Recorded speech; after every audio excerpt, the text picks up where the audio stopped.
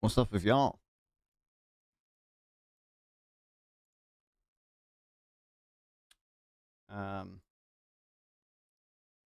Based not fun?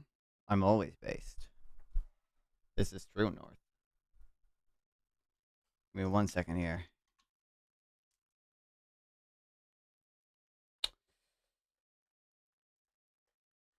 Yo, for real.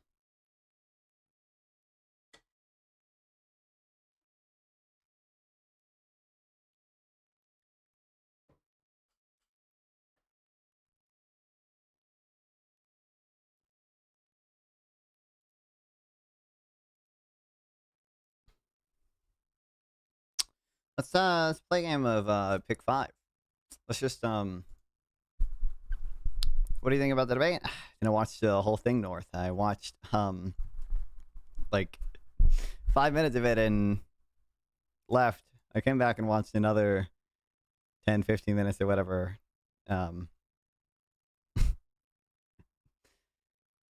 would his son put a shock collar on his shrimp? I don't know. Unbelievable to him. I mean, whatever you think of his son, $5,000 for the Shrimp Welfare Project. We'll call it even. Did you watch me crash out? It seems like you were crashing out decently consistently towards the end. So I guess.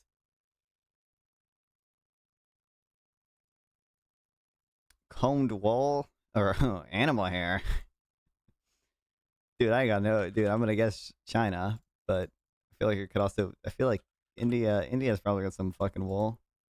India does not have that much wool, apparently. Oh shit! If you put that on and we can't dono to zap you, what the fuck is going on here? You could, of course, you can't zap me. This is a vibrate. This is a vibrate only collar. It's vibrate only. Not on King Street. I don't know you guys. I don't know you guys meet. Bro, nobody has a vibrating king. Well, I guess vibration actually. I mean, that is. Regardless, it's vibrate only. Don't yell when you leave the camera, bro. What?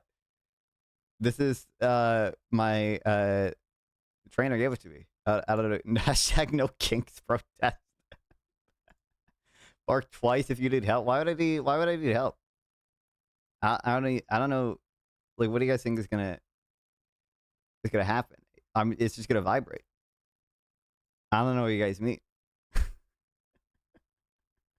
You just noticed that, really? Bro, I don't know. I'm gonna guess the US. Dude, how do we have none? I think for every $10 we donate to the shrimp welfare fund, we shock you. Dude, I have no clue how bad the shock from the sticker actually is. I'm pretty sure Ludwig did a stream along those lines.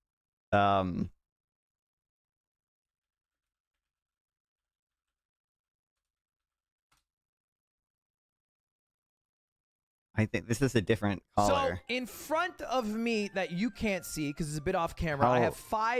I don't know how bad it is. Found out. But also, it's vibrate only. Dude, it is crazy. This is like almost exactly the same one Hasan has. I don't think we know for sure which one he has, but this is like almost identical. I took the prongs off or whatever. There are still screws, and it looks like he tried to cover them up with tape. And I don't know, you can kind of see maybe some round stuff there or whatever. I know Hutch was saying that or whatever. Guys.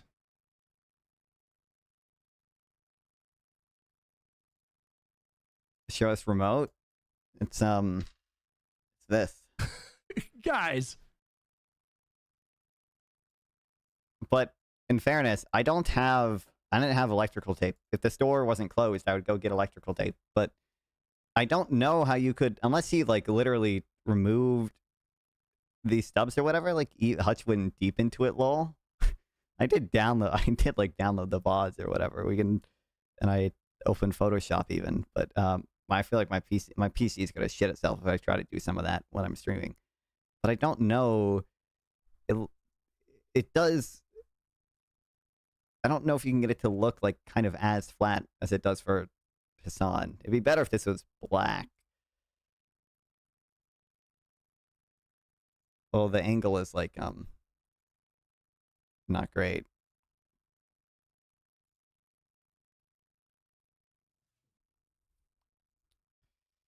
You can I do frame by frame on Twitch? I don't know if you can. This is the one that they saw.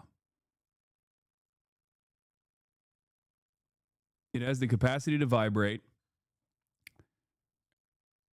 But I mean, you can tell this is it's almost exactly the same thing. I'm pretty sure it's for sure it's the same brand or whatever. They're all the same, the Educator, whatever. Oh shit, I dropped it. Bullshit.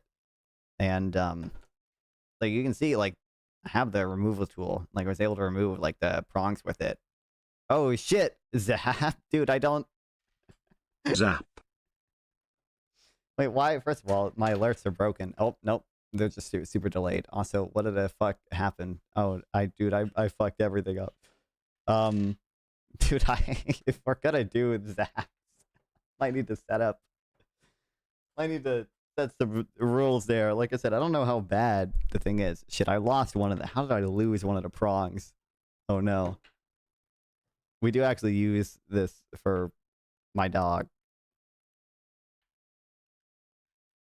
So I kind of need to not break the collar by being stupid with it.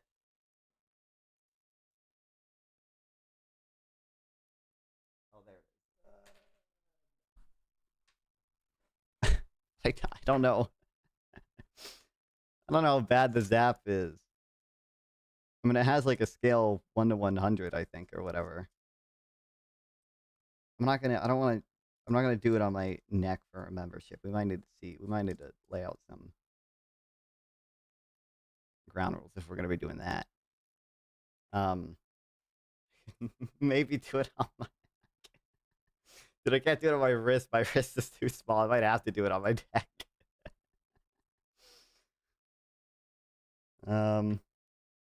This is, like, you can see, also, it's not turn the light on as well. It is, like, the same exact style, and you can see the green flashing, too. There was a video, before he pulled out the collar, people, like, were looking through his old VODs and found the, like, green flashing thing. I don't even know. There is this not. How do I turn down the thing? It's just this staying at 65, it says. Which one is up? Which direction is up? Which one is down?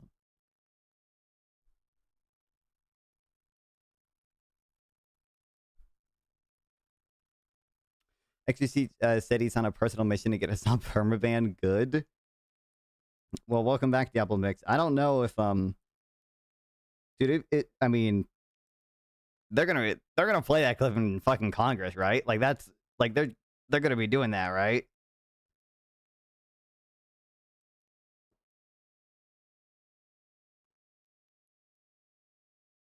Oh, okay, wait. Okay, I'll put it at 15. You can't really fucking see it. It's at 15. It goes up to 100, or I think it goes up. I think after 100 is high. It goes from 0 to 100 is high. It's just it goes from 99 to high. There's no way 15 is that bad, right? And it does. I think it. Oh, there's two. I don't even know how to use this thing. Why am I blue? What the fuck? What happened?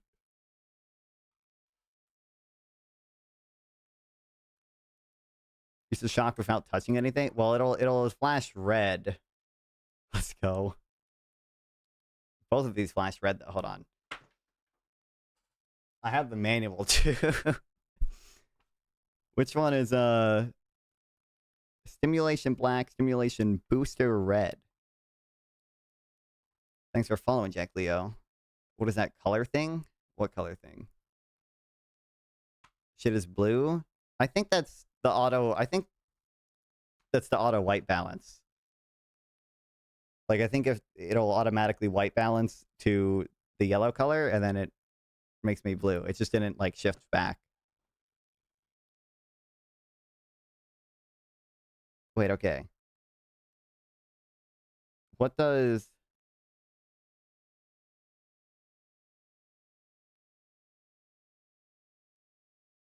button functions? Okay.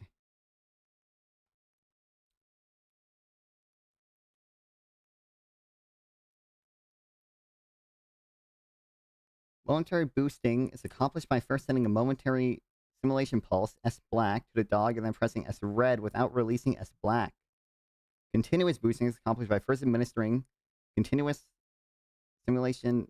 There's stimulation S red to the dog and then pressing S black without releasing red. Can I just tap the black one?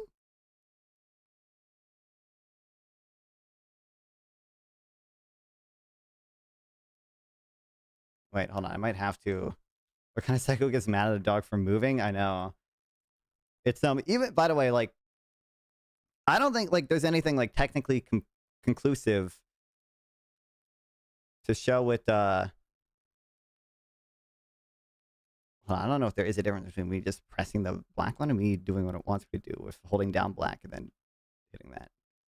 Okay, well, we're gonna find out. But I feel like like the fact that one, his reaction was like so mad in the first place, and two, that the response has been like, I think so bad. Like you would think if he didn't do it, I feel like if he didn't do it, well, I'm gonna record this. Well, I mean, I'm streaming it. You would think if he didn't do it, like he'd be like, this is the model number of the thing. Do it on your wrist first, not your neck, please. Dude, my wrist is. I was joking. Well, someone gave remember. It wasn't you. It was Dylan, I think, right? Even if it is a shot caller, which it was, we should scold him for not loving his dog like he should. Real. No, but I need to open my OBS. Much easier for me, I guess that makes sense.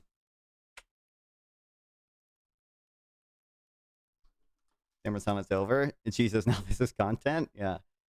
I'm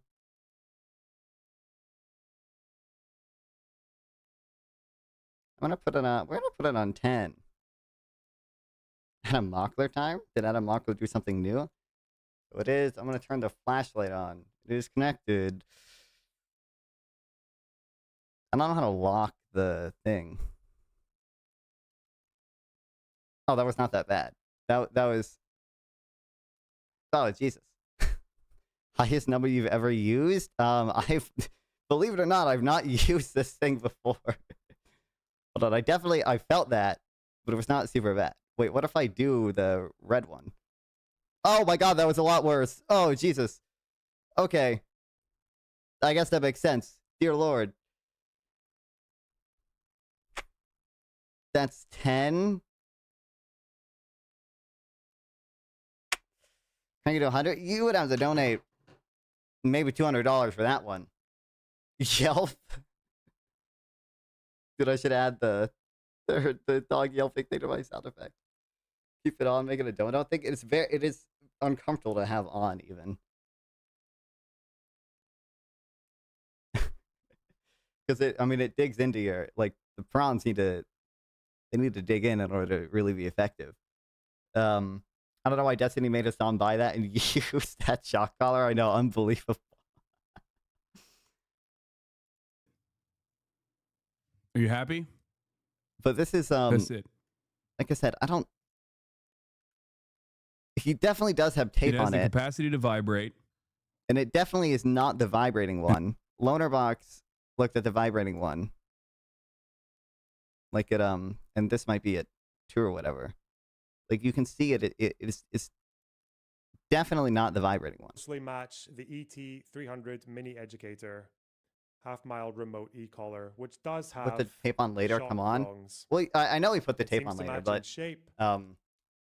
which by the way, like again, I feel like if he didn't fucking do it, like this would not be his response. His response would not be showing the collar, not like saying the brand name or anything. Well, people have to do this crazy guessing game. People have to do this like weird, crazy thing about why there's tape on it. But there are, and people have shown the manuals for this as well. Like you can screw and unscrew the little like caps on. Hold on, let me just. Oh my God! Like there are the little prongs or whatever, and they're the screws, and you can screw and unscrew them on. And there's a tool to do it more easily. So you don't really need it. And you can see that's what they're looking at. But the screws are still there. The screws are not as high, but they're still somewhat high. The charging port. And before Hasan eventually has a baby, puts shock collar on said baby and justifies it to his followers. This one with the much more curvy light than the one Hasan has. This one, which is vibrate only. Like this is the vibrate only one is so much smaller and doesn't have like any of the. You can see even the like charging port is in a different location. Has its charging point on the side. The one Hasan has the charging point in the middle, much like the shocking version, where the prongs that could deliver the shock are simply removable. You can just remove them. Or apparently, maybe, plausibly, ostensibly, cover them with black tape. That seems to be where we are now. Okay. Closely match the ET300. Like it's yeah. You can see it has the bump, the shock collar, the vibrator one doesn't have it.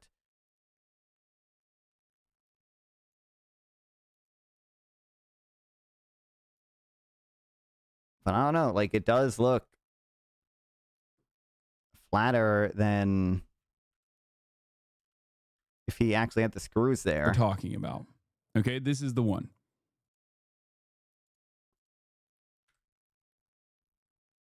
Dude, I need to do maybe I need to open Premiere Pro. Because you can do frame by frame of that. I don't think you can do it on you can't do that on Twitch. Maybe there's an extension to do it, but my PC's gonna fucking shit itself.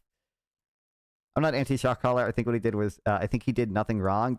I like even if you're not anti-shock collar in principle, which I mean I guess I don't think I've ever shocked our dog. Or I think I have once, but I felt bad afterwards, even though it wasn't even on high or anything.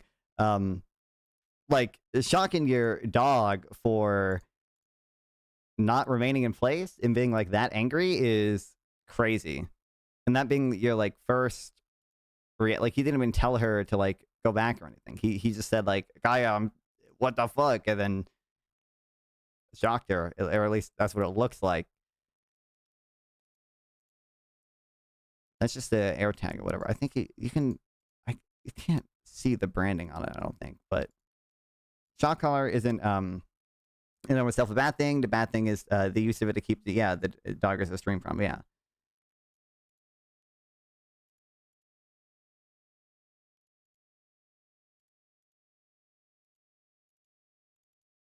You can see there's text there. You can't really make out what it is, but there is like on these collars the domain. I think it just says collar.com. What does that say? ecollar.com.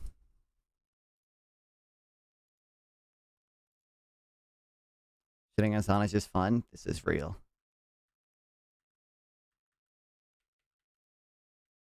Has a tracker on it.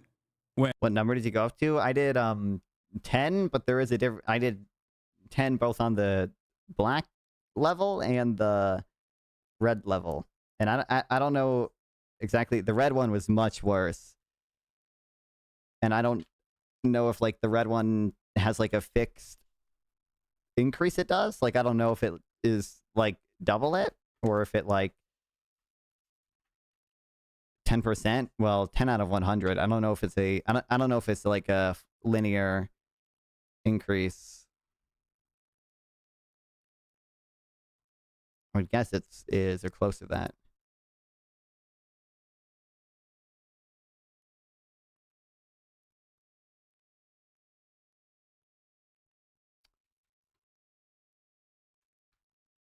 What's up, Vermi? 2 things America has 0 patience for: messing with innocent animals or children. when she gets lost, if she were to actually, You know, there is the Americans eat a lot of meat. I don't know.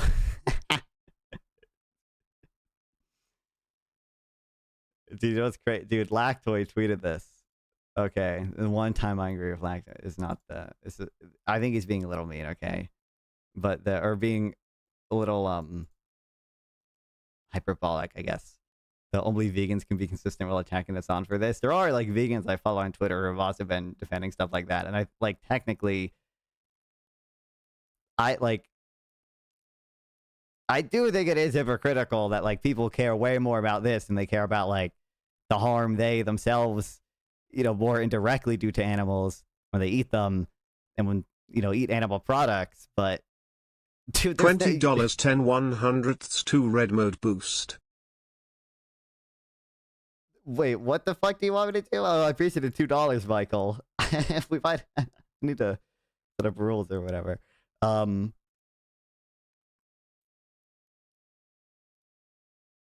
But, like- Antifa is a domestic. you know, I guess like you can, like technically you can be just consistent by saying like I give more value to dogs, and for some reason I don't to all the animals we eat or whatever. Like if you just want to say like, hey, if you want to commit yourself to some claim about like cultural practices or whatever, like, oh, that's just culturally seen as really bad in the U.S. to harm dogs, and it's not the same as pigs or whatever. Like I think that leads you to insane reductios or whatever, and it's not very coherent, but it is like consistent, I guess. But listen, I just wish people would take the same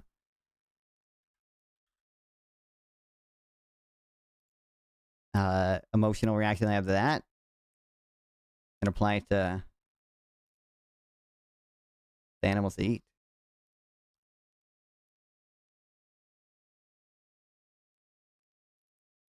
But I can't really, I don't know. These are like too like wide to just be the screws, but he could have put something on top of them to make it like less obvious, maybe. The first thing Americans love messing with, unfortunately, yeah. That was reward for your bravery. I don't like watching others hurt themselves. Well, apparently you're in the minority. Dude, I don't know what cost I should have it. I don't know what I should have it be. I think I might, I mean, I could do like, I don't want to do like $1 per intensity. Because I feel like 50 or something could be like really bad. I don't want to fucking pass out on stream. I don't know what size dog these are meant to control.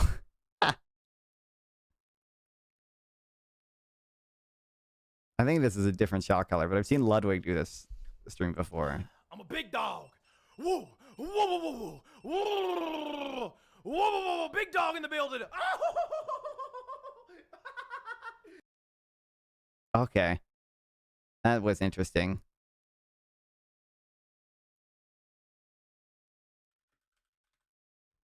Dude, yeah, Hutch has a 90-minute video on it. What the fuck?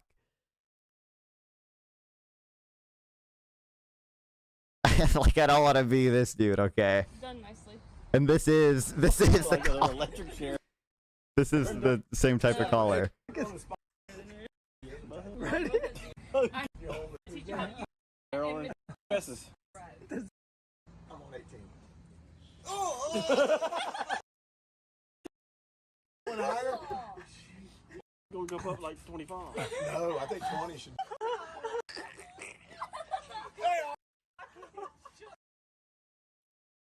Yeah, I don't know. So $20 for 100% and $40 for 100. No, it'd be more than there. It would have to be more than that.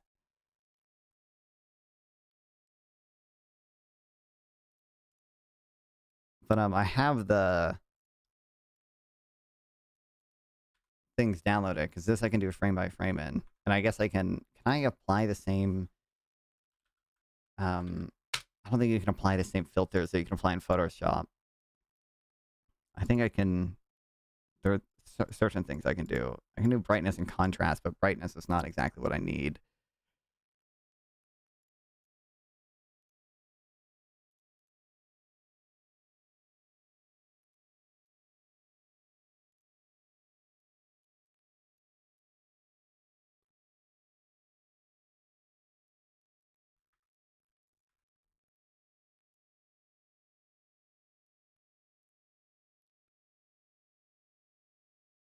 Like it doesn't. Okay, like here.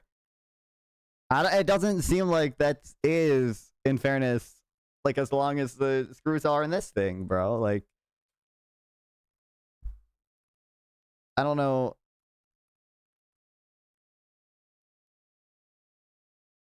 I can't tell, like, if it'd be possible to hide it as much. I don't know. I feel like that's cutting close to TOS, especially if you make it a pain thing. I don't think so.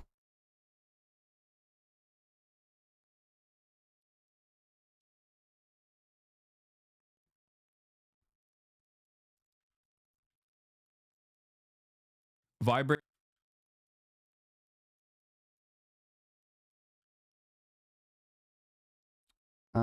There's not a better angle. Dude, but that for sure, you can't read it. But that for sure is the fucking same thing, right?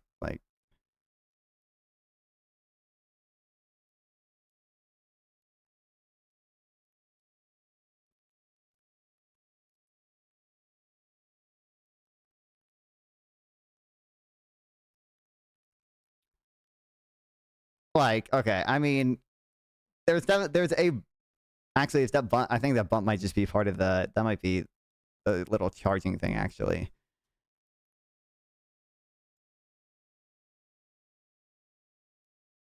Okay, I can't see any like bumps there. But also, like, this is definitely not the vibrate one. Which again, if he didn't fucking do it, I feel like the response would not be this bad. It wouldn't be easy enough to like just prove that this is not the fucking vibrating one. This is definitely the shock one. And even if it doesn't have the prongs there, it's probably just because he fucking took them off and then, or like sawed them off or some shit and put tape over it, because there's definitely tape over it.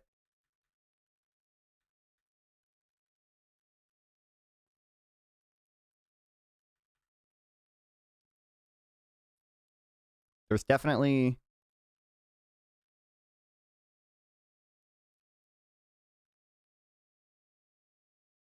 a bump there. It doesn't seem high enough though, and I don't know how you would, and it seems too wide. Like, look at the radius in this thing, bro. That's not equivalent to the one I have, at least. Or any of the ones I've seen.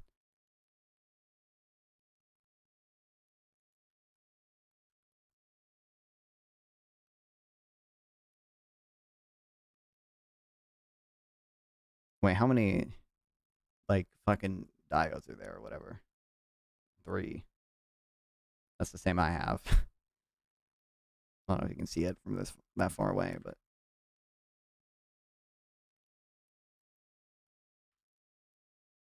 Bro, there's gotta be. I'm pretty sure this is like the exact same fucking thing too.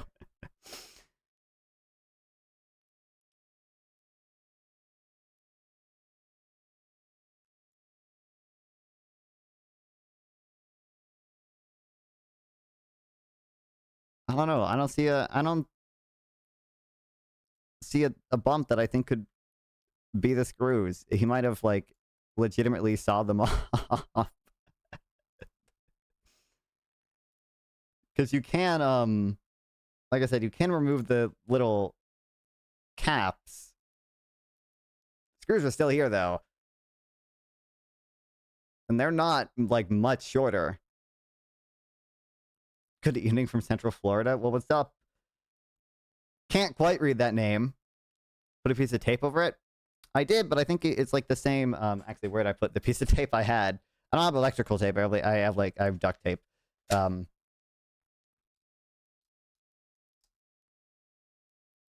And, I mean, you can make it look better.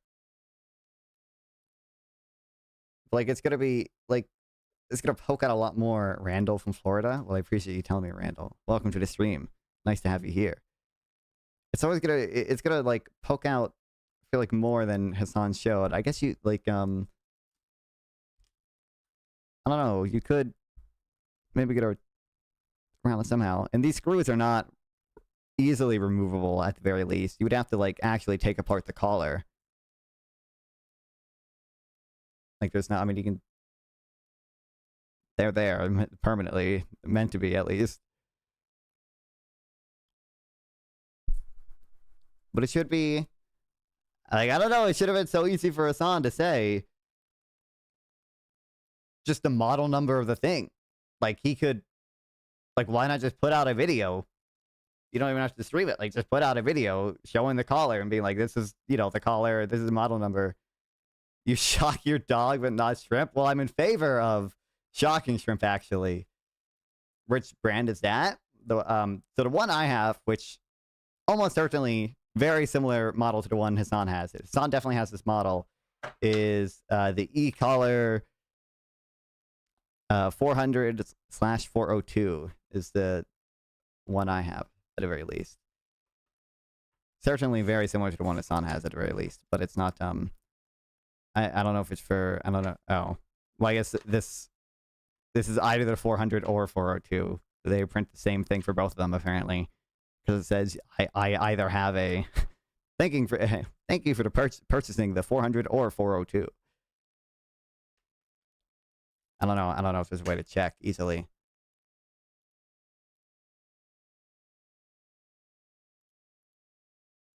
But bro, oh, it's the shock collar, yeah.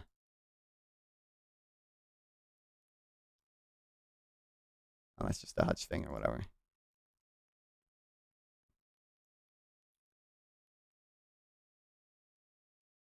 That's the one we looked at already.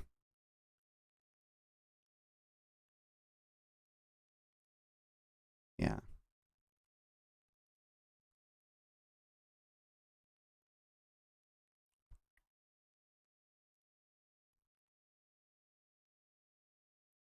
%100% is the fucking shock one. And if he's willing to lie about that, then why wouldn't he be the, why wouldn't he, you know, be willing to lie about it either? Or willing to do some shit to the screws? I've seen other people mention this, but I don't know.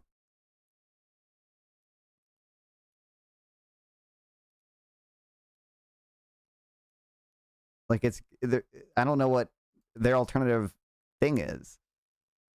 Or how, you know, like, I don't know what else they think he would have done.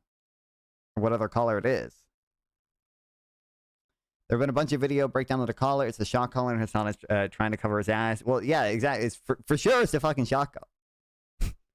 And if it wasn't, why doesn't he, like, just say the model number, bro? Like, read out the fucking serial code of it, okay, bro? Like, we got a, like, you can, I don't know if you can tell from this for sure. They have a, you know, number on the back of them.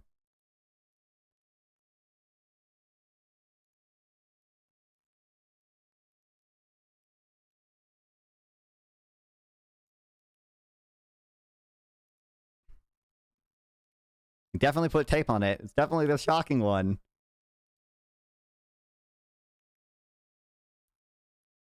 Like, I don't know what this dude thinks it is.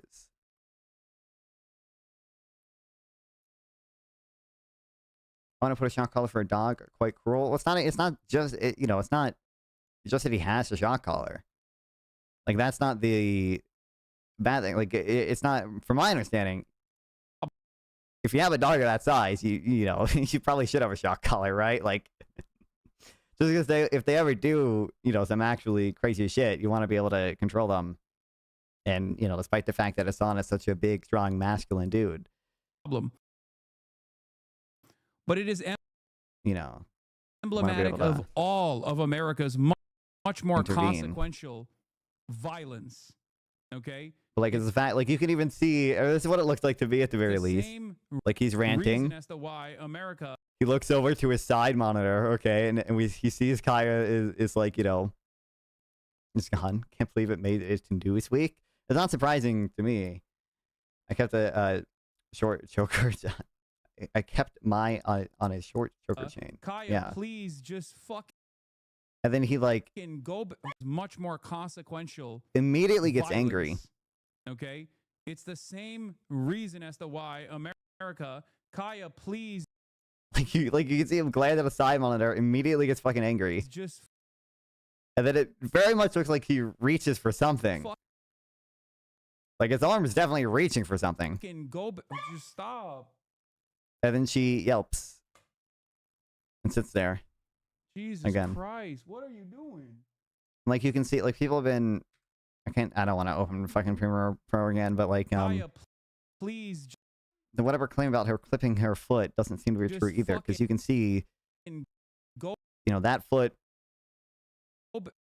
is on the bed, and this foot has not left the ground much more when she begins her yelp. Violence, okay? Like it's hard to do on Twitch again, but same reason as to why America. Kaya, please just fucking go. Like you hear the. Like you heard the first little bit of the yelp there, and that foot is like still on the ground, and this foot is like all the feet seem to be normal. I don't know what the fuck else would have caused it or whatever. Stop.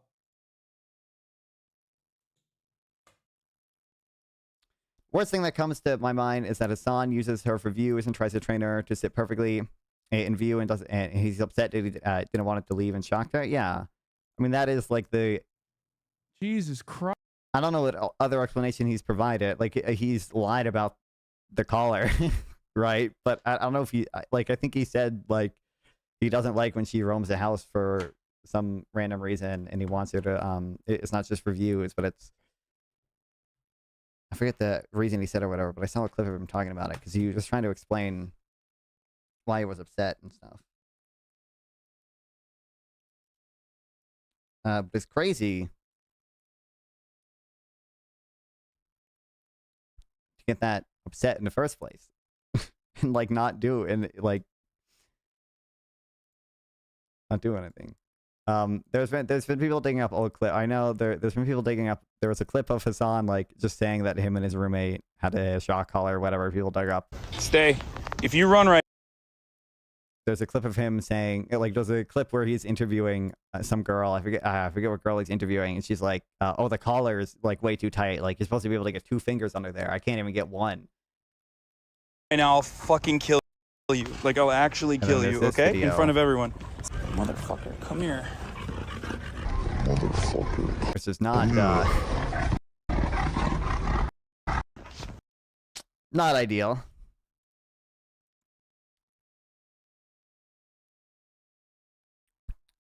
Then there was one other. I think there was one other video like people dug up or whatever. Oh, it was just. I think it was just him saying like, "Oh, I don't give a fuck if my dog can't breathe or whatever. It's a dog, bro. It's a dog, bro." Fuck, I don't know where I put it. Dude, I don't know how Hutch got 90 fucking minutes out of this though. Check out what they put at the end of What to Know. According to a report released by the Council of, on American Islamic Relations, discrimination and attacks against Muslims and Arabs in the United States is a record high. Wow. Incredible. He's stuffing poor dogs out. Indeed.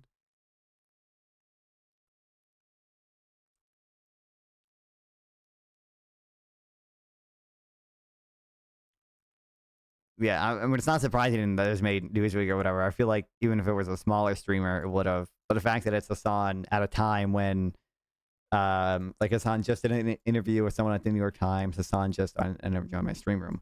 Hasan, plausibly is going to be in Congress soon testifying about all of this shit. Like, yeah, it makes sense to made it mainstream media.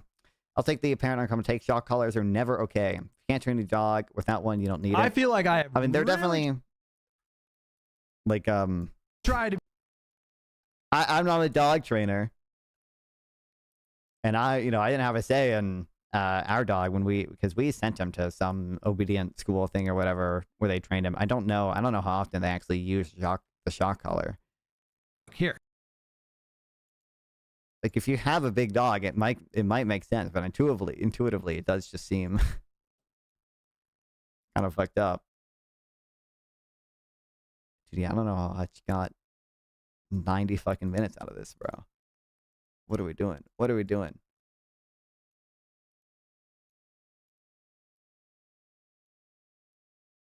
Sense. But I have no clue what it could be otherwise. Hold on.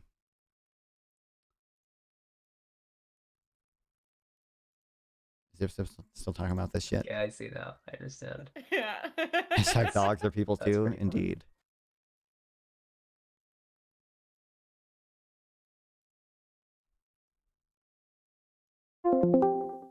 I haven't. It's not fun. It is. Oh, hey, what's up, dude? What's up? Hi. Where are you at with did you see the collar or whatever? Yep, we covered it all. Dude, I'm earlier. pretty sure I have the exact same collar.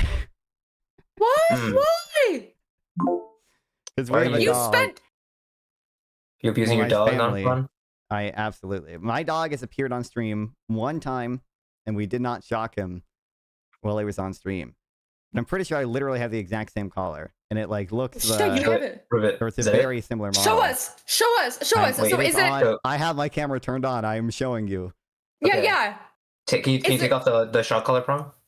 Yeah. This is the one thing. Like, Hasan definitely has a very similar model to this. It's definitely not the vibrating one. He definitely has tape on it. But you know, there are the immovable screws or whatever. I've seen a few people mention these on Twitter, but Interesting. But like, I literally don't know. I haven't seen anyone show a collar that looks remotely similar that is only a vibrating one, or you know, has the screws being removable. So I don't know if Hasan like literally was able to somehow hide them. Interesting. Or if he was able to like literally cut That them makes off you or some wonder. shit. But Wait, I have a question. Why did you spend so much on your collar? Those things are like $200. I think it came. So I think my parents just sent him to my dog to some obedient school thing or whatever. Okay. I think it just came with that. Okay. They just gave us it at the end. Wow. I don't know how much that was in total. Fair. Yeah. So I definitely Cool. I have no clue. Wait, what are your odds at Zip Zip? Have they gone up or down? What do you think? Why don't you just answer? Well, I because don't it's a know. stupid question. Obviously, what- the odds have gone up. What do you So, mean, bro? could It just could have ask the been first part, could have what been are the your odds? vibrating one, bro. He showed Exactly. it. Not very high because, as was demonstrated, they look different, Yeah. and it And looks also, more like the rough one than the vibrating you would one. think if it was actually like the vibrating one or anything, he would just tell us the model number. Just say it. Just like show the model Yeah. number, show the manual, show anything. Have any proof That's my at all thinking. that it, like yeah. And he's almost admitting, like, okay, so are you saying that you would like make the vibrate happen if your dog was getting off of the bed? Like, what is that even? Do you know what I Yeah. mean? Like yeah. Yeah. Like, why are you disciplining your dog Pretty for weird. leaving the bed? That's awesome. Wait, so okay, yeah, that confirms it for me then. Wow, you have the same color as the sun. That's crazy. You should expose him. Expose them. I think I've exposed him as much as I can. Well, fun. Is it on your Twitters? I'll follow or I'll repost.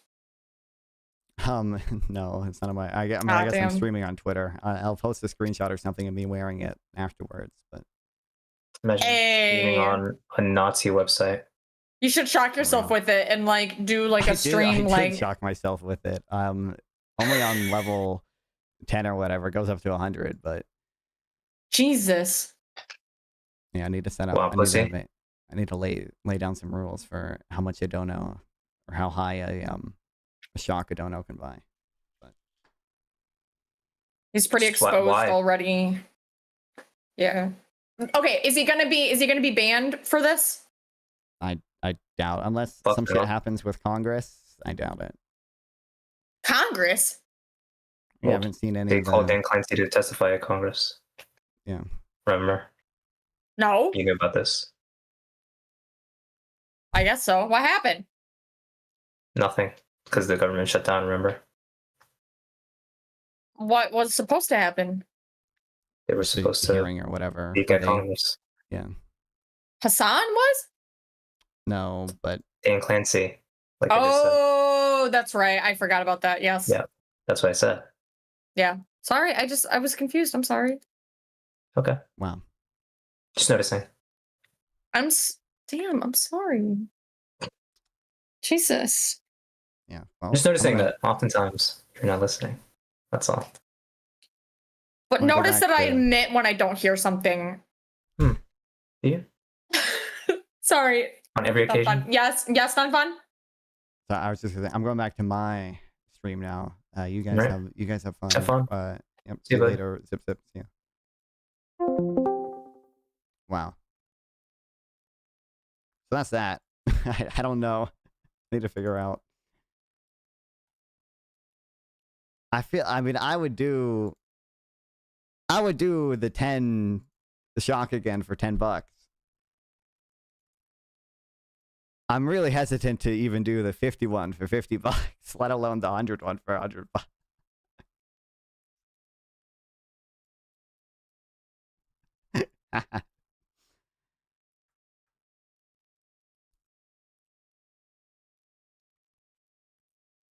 By the way, I don't know if any of my Econ bro people are in chat right now. I need fucking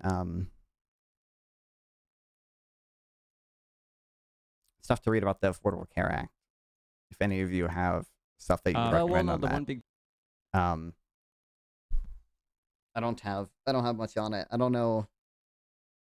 I know the broad strokes about it, and it might be worth just before even reading about the ACA specifically, just reading more broad, like healthcare economic stuff. Although I have some of the broad strokes for that as well. I just need to, like, I don't know what exists out there with the ACA shit. I know there's studies on like Medicare expansion, and I've seen a few of those. There's the one thing I have listed in there is like or I have the Nicholas Decker tweets I've seen about it. Just the one part of it that goes over the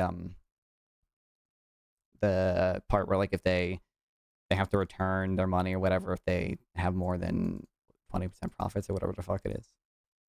I'm definitely sure that's the case. But all I can think is it worth the mental effect of it? But yet again, I'm a major hypocrite.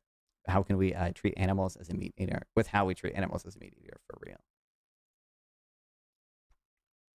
I mean, you know, I don't think it. I think I've memed about it a little on Twitter, but although I do think it is hypocritical, I don't think it's probably not in the best interest of vegans. Which, by the way, what's up, vegan? To constantly rave about that. What's up?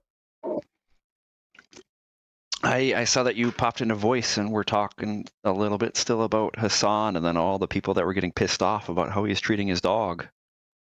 Well, yeah, I'm in my stream room because I'm streaming about it, yeah. Yeah, so I was like, oh, I can tune in here. Yeah. See if my opinion would be of any note. Well, what do you... Okay, so... I don't think we're really going to disagree. I don't know if... What I said, and you might have seen me say this in stream when I was like finishing up reiterating some of it as you joined or whatever. You know, I do think it like it is crazy. People have this like huge moral objection to this, and they just don't think about the harm they do to animals by eating them, or they like actively justify it if they do think about it. But I don't know if it's I don't know if it advances the vegan worldview much to just do what most people view as just annoying vegan shit of saying, oh, you think X abuse of animals is bad? Well, have you considered that your own abuse is worse? I think it is effective because a lot of the time these people have never even thought about it before. And so they're just accustomed to their cultural upbringing. You know, primarily the Hasan viewers are Americans or Europeans.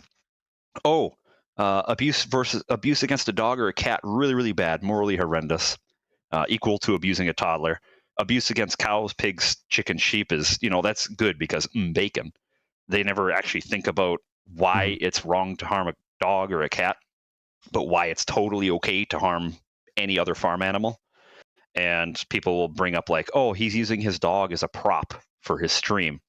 And then they go the next stream over, they look and it's like a cooking stream. Here's how we make our chicken, yada, yada, yada. Yeah. It's definitely a large gap in like actually thinking about the topic. And so the annoying vegan comes in. And unfortunately, in Hasan's case, since he's vehemently anti-vegan, anybody that's in his community is going to look at any vegan take and only view it from Hasan's lens, where he has like his 3 shitty anti-vegan rants that he goes on, which aren't well thought out. And so a lot of his viewers will look at the vegan coming in and saying, hey, have you thought about it from this metric as well? And they'll kind of shrug him off. But there are going to be people who look at that and actually think about it. They might not, you know, have an immediate reaction or an immediate change, but it's planting the seed for potential future change, I think, is how I would see it. And it's when it comes from a left-wing streamer, people are not primed to like be thinking rationally when they're just looking at videos of Hasan doing shit, and they like are just like emotionally like, oh, this seems fucked up, and you know, culturally we just, you know, because we have dogs as pets and everything and see them in cute movies and stuff, like people just care about dogs more. Like I don't people are not primed to think rationally when they're thinking like that, and I think you just push, like when you even if you try to make some rational argument and bring up like a valid point or whatever, like people are just gonna be like, oh my god, annoying vegan actually think is like, you know, they won't say justifying the abuse of the dog or whatever, but they'll be like, oh, you know, this vegan's attacking me for saying animal abuse is bad and stuff like that. Like, I think that's the issue. I can't disagree that there will be some people that think like that because they are, you know, being emotional and irrational. And that's going to happen in literally any case that you could bring up veganism. Like any time that veganism could come up in conversation, you are going to have people like that, no matter how gently it's brought up, anything like that. But it will affect other people because there is a lot of people who, you know, don't say anything, but they still tune in to whatever's going on. Mm-hmm. And it's a matter of reaching the people who will actually listen versus, you know, every single person, because there is no way to approach any topic and have the vast majority agreeing with you. That's not going to happen.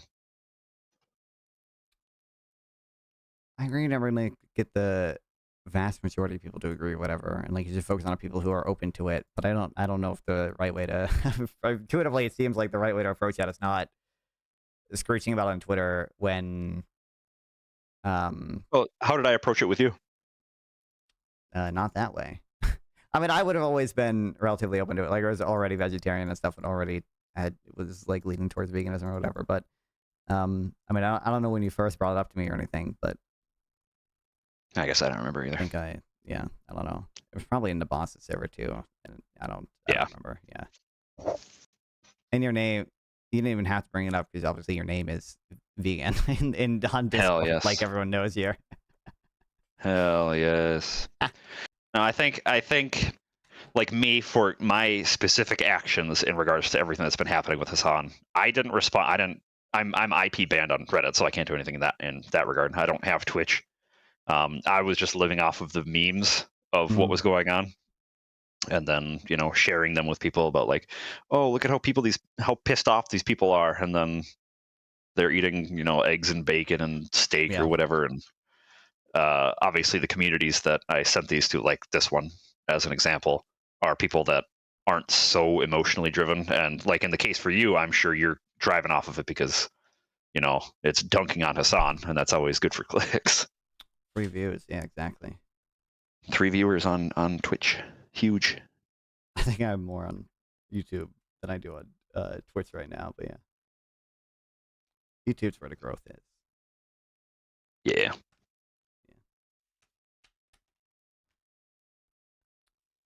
But I guess it's also like, for me, emotionally a catharsis of some way, where it's like I finally get to like internally laugh at these people that are, you know, foaming at the mouth over something that they partake in things that are far, far worse than they're complaining about. Oh wait, this says when your dog first perceives the stimulation, usually between 5 and 20. How do dogs not feel it until 20? I mean, I guess they have fur, and I'm just like directly on my skin, but. All right, since you read that, crank it up to 20. I'm not. And realize that some dogs don't feel it till then. $40. No, you read that. You read that though, so you got to do that because that's what you read. Well, hey, revealed preference, Dylan. You are chatting on YouTube despite your Twitch sub. I don't think that's how that works. I don't think that's how it works. I try to convince you, and I wasn't. And donate $40 via the link, not through YouTube Super Chat, because they take a stupid cut. Okay, you get half the amount if you donate through YouTube Super Chat. All right, because not only do I get less, but I have to wait for YouTube to pay me out, and it takes forever.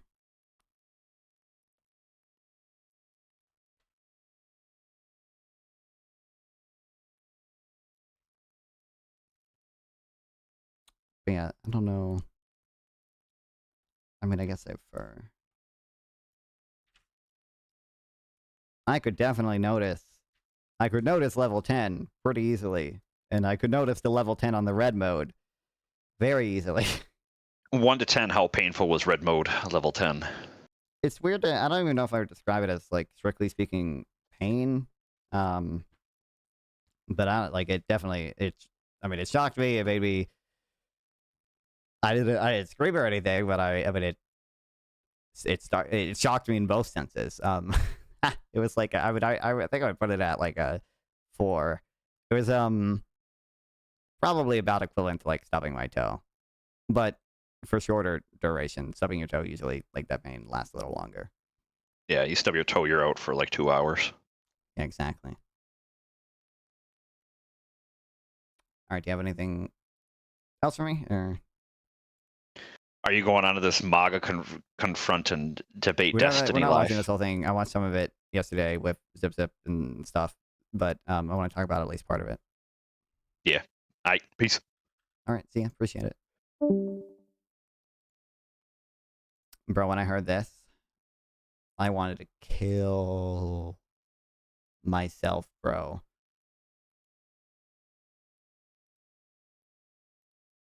Oh my god.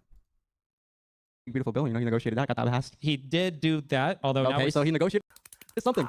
he did, but it was a betrayal of all the things that he promised. Like, How is it a betrayal? because he promised that he would find waste, fraud, and abuse in government, cut it. That never happened. Doge was a complete Doge, I mean, Doge yeah. was a flop, but it was good. a total flop. And then the one big beautiful bill had a massive increase in the debt ceiling, and it's more deficit spending and more borrowing from the treasury. Well, let's see how about, I guess, you know, it trickles down when you have these tax cuts. We do the Trump's big successful negotiation or something is fucking the big beautiful bill. Hey, what? It trickles down when you have these tax cuts. Yeah, that's called. And then we do it trickles down when we have these tax cuts. Kosher Caddy joined the Discord waiting. Yeah, I saw. I was about to ask her about it, but we do this unironically, I guess. Keynesian economics. And then Destiny's response. You know, it trickles down when you have these tax cuts. Hey, what? It trickles down when you have these tax cuts. Yeah, that's called Keynesian economics, and Republicans champion against that for years. They don't like deficit spending by the government.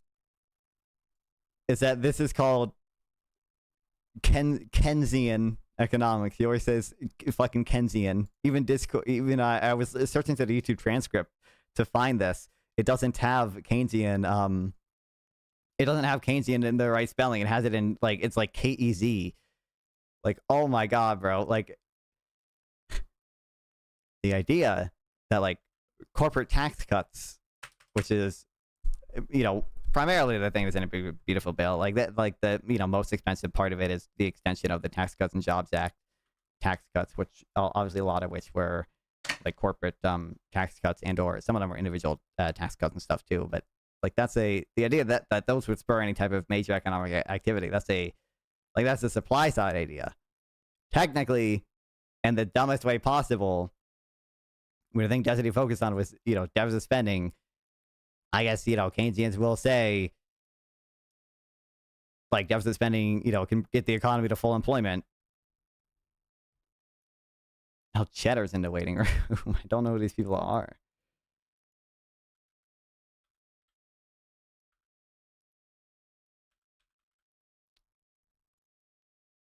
Wait, Cheddar's like the same. What the fuck?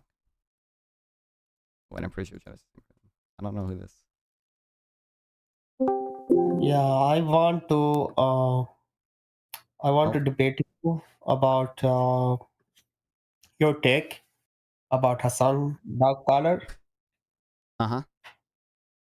So you said it's not abuse if you use e-collar, right? It was not obvious that it was e-collar. Abuse. That I think I said it's not obvious to me that a shock collar in of itself is abuse. I would call what Hasan did with the shock collar probably like abuse. Like, why is it abuse? What he did? What did he do that is abuse? So he has his dog sitting on their little bed in the corner of a stream for typically hours on end, and when she gets up, before he even does anything to like just like tell her to go back or whatever, like he just immediately gets angry and then supposedly at least shocks her harsh enough that she yelps. That's pretty bad. Thought e-collars can't shock this hard. I don't know. I'm wearing one right now. I put it on level 10. Okay. It was pretty bad. Okay, do it right now. Let me see. You can pull up my stream. You can go back in it if you want. I have incentives I set up don't so know people how can far donate I to. can go back. It's 1 hour. What? Sorry. How do we know that you are not faking your response? I showed on stream earlier. You can see the like I can press the light button right now, and you can see it activate the light or whatever. Okay, do it. I just did. If you pull up my stream, you can see me pull up the lights, bro. Yeah, you are not reacting or anything, so it didn't even affect you. Yeah, because I don't want to shock myself again for free. But you can go back in my stream if you want and Yeah, that's look what I'm at, saying. If I go back on stream, how do I know you are not faking your reaction? because if you look at me before I did it, How I would was I like know? holding Just up. looking at you. How would I I know? was holding up the thing to the camera and showing that it was connected. I know, like- but how do I know that it actually didn't hurt you or anything? Do you? It worked. I'm not saying it. You didn't press it or it didn't work.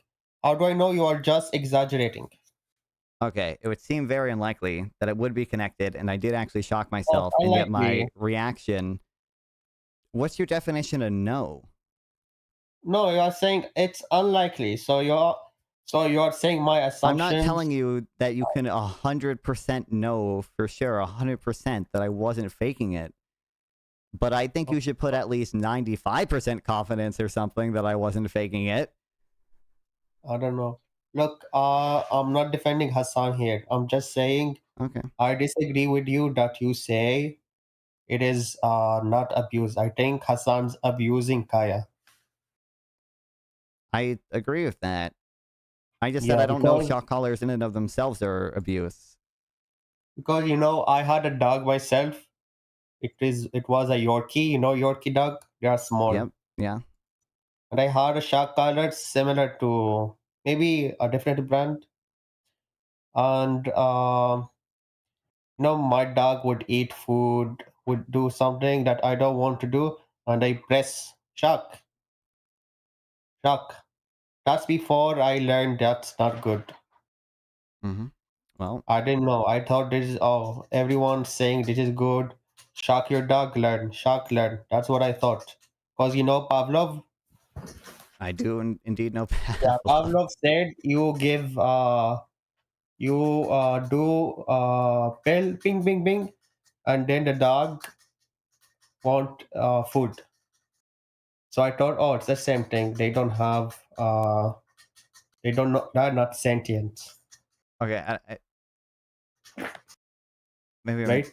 misunderstanding you. Repeat the last part of it. I'm saying at the time when I used to shock my dog, I was thinking, these dogs are not sentient. It's just a quick reaction, and then they forgot. Okay, I don't think we disagree then. I You don't think animals are sentient? No, I do. Okay, because I had like a dog. His name is Cheddar. Yep. And I used to shock him all the time. He was a Yorkie dog. His name is Cheddar. Probably QQ. Yeah. I named him Cheddar because he loves cheddar cheese. I give him a lot of cheddar cheese with every meal. I don't That's know why I if named cheddar him cheese is good for dogs either, but all right. What's not good for dogs? Cheddar cheese. I don't know for sure. Maybe it's fine. Like Why it's are definitely you dogs. saying that? You are making me worried right now. What? Repeat that. You are making me worry. I mean, obviously, I don't know how Cheddar is doing. Is Cheddar doing fine, or the Cheddar? No, Cheddar is like he has kidney problems, but I don't know if it's related. I would doubt it's related, but I don't know. Who knows? I don't know. The ChatGPT. vet never told me don't feed Cheddar. Well, yeah. I never asked him if I should or not, but he never told me don't feed cheddar cheese, so I feed him cheddar cheese. Okay. Was that all you wanted to tell me? Is that you think Hasan is abusing his dog? To which I agree. Yeah. No, least but there's you one- are one saying instance. he's not really abusing. I think you said it's fine. Like, I don't think. Like- I think the only thing I said is I don't think a shock collar on its own is always abuse. I think I said I think I also said if you have a dog of that size, it might just make sense to have a shock collar because it's hard to control dogs of those size sometimes. But I think that's all I've said on Hasan's No, but side. you are like how fat are you? Like you are maybe 50 pound or something. Yeah, Like I'm weighing yeah, more than if you 50. shock yourself, you have skin. You don't have hair on your right. That's true, indeed. So the effect is different for a dog. Yep. I think he has I'm it aware. higher than you. Oh, he Show me definitely your had it card. higher than me. I had it very low when I did it. I had it at only 10, What is the highest? 100. Okay, do 100. Let's see. I'm not doing 100 unless someone donates for it. Well, how much donate? Right now I have it that each level is $2. So Oh my God, if you you want are to do, asking for too much. That's $200. Are you well, that's if you want, serious? that's if you want to And kill we me. don't even know if it hurts you at all. You might be faking it. You might like, oh, and it doesn't hurt at all. I did level 10. So level 10 with there's two different like modes or whatever. There's a black button and a red button. The red one is quite a bit worse. Level 100 on red, I'm pretty sure would fucking kill me. I'm pretty sure it'd be over for me. Don't you kill you? They will not be selling it if it's gonna kill you. I don't know. I'm not as big as some of these dogs, bro. No. Okay, what's the voltage on it? What's the voltage, the maximum voltage? I have no clue. I don't unironically think it would kill me. I'm being I went hyperbolic, to but it would engineering probably. school. I am engineer, so I know if you give me voltage, I know what kills. Okay. I don't think it would actually kill me, but I think it would be quite painful. It might burn me. Because But it's obviously 400, man. Come on. You know, police use taser. Taser that 10,000 voltage, and you are saying 400 kill you? I'm being ironic, brother. But Are you? Where are you? Are you a DGGer? I don't This is the think I first would. time I see your stream. Someone sent it to me. Said this guy is sweeping for Hasan. Go debate him. I was not. I don't know who said I was sweeping for Hasan, but I don't. I was not Maybe sweeping for they Hasan. do I a don't think I prank would on me. You know prank? know who. I said maybe they are doing prank. You know They prank? probably were. Yeah, I don't think. I don't think I would consider myself a DGGer, but I'm like a liberal and like a Democrat, and so I'm gonna be I feel aligned with like I destiny. saw you before, but maybe I'm mistaken. Maybe someone looks like you. Are you the guy? I don't know. You were on WIC TV panel. I've been on a few. Yeah. Oh, that's where I saw you. Right. What was the last time you went? What were you doing? What was the topic? I think the last time was when I talked about the big beautiful bill. I think. Oh, it was a Or no, it might have serious been the Shrimp Welfare Project. When was the last time I was on WIC? I remember when I saw you there was like you and a bunch of guards. Yeah. I think that was the last time actually. Yeah. That was during my Yeah. shrimp stream. Yeah. I think it was me. What getting was dating that about? advice. I haven't watched. I just saw like a little bit. And they It were wasn't like about that harassing much. you or It something. was about giving me dating advice because WIC wants me to get laid. WIC is WIC in a relationship? I don't know. I don't think he discloses. I have seen him like say inappropriate things to Pixie. You know Pixie? I do. I He know was of singing Pixie. to God, Never spoken to her Pixie, or I anything. want you are my word. Something like that. I don't know, but he was singing to her.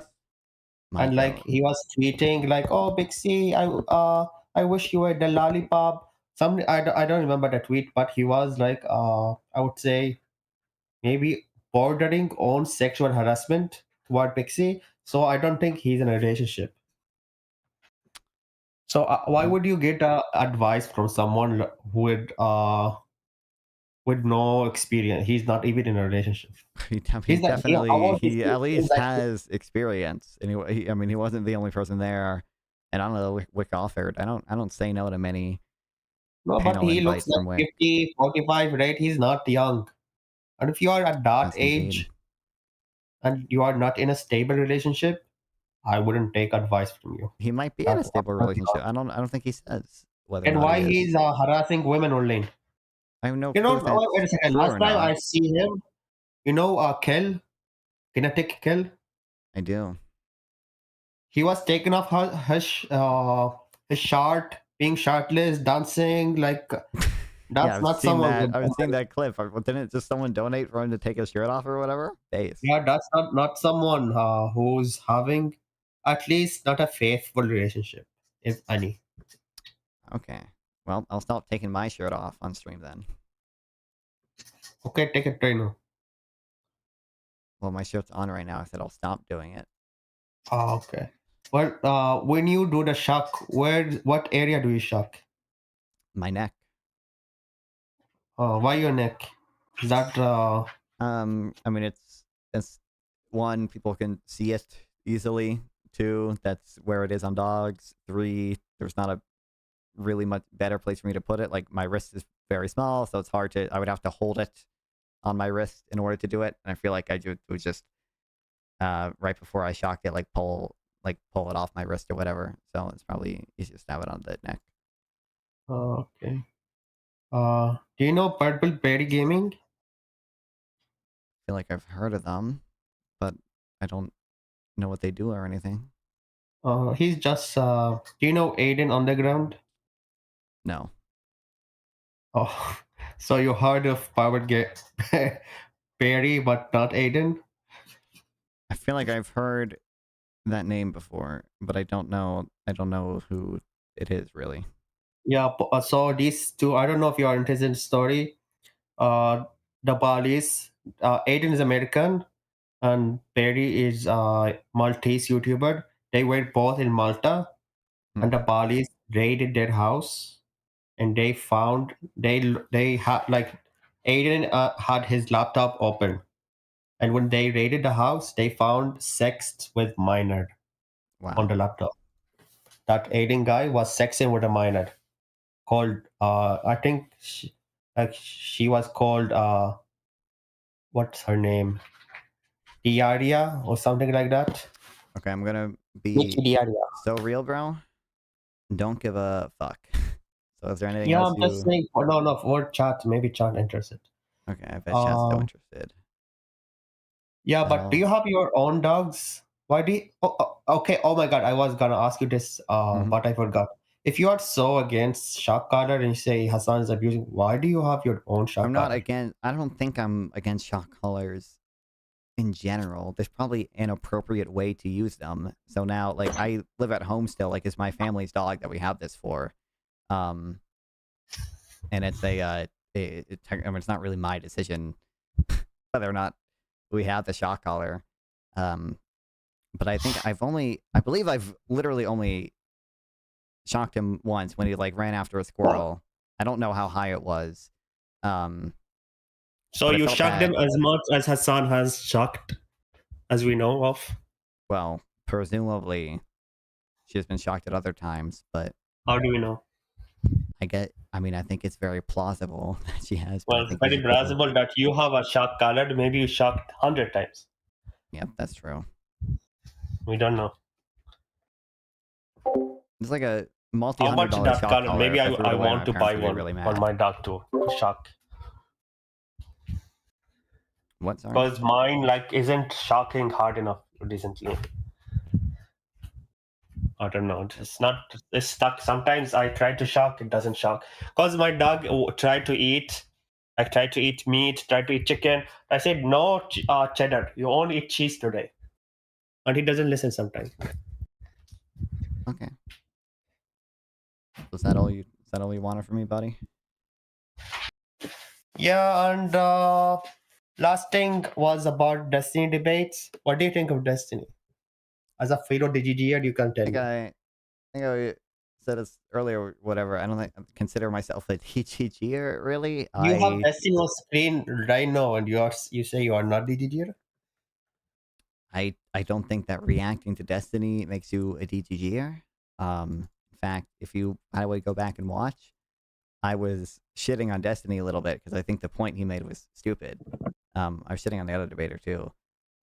But well, someone in chat said they want to debate me. You know, someone one of my mods who is morally superior vegan. He's a vegan. I don't know what debate one is. Well, you can go. That's- Don't worry, I'll move you there, buddy. I'll move you there in a second. But yeah, I don't think I consider myself a DGGer, but I'm a liberal. Okay, but have you so I'm gonna ever be- sent the emote DGGL? I don't believe I've ever sent the DGGL emote. Were you on DGG chat? Not very often. Okay, so you are on DG chat, you are DGGer. Okay.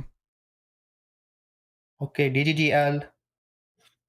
Yep. Okay. Go talk to this dude. Wow. DGGL true. What's up, Simoso? CMO. Yikes. Yikes. What? That was interesting.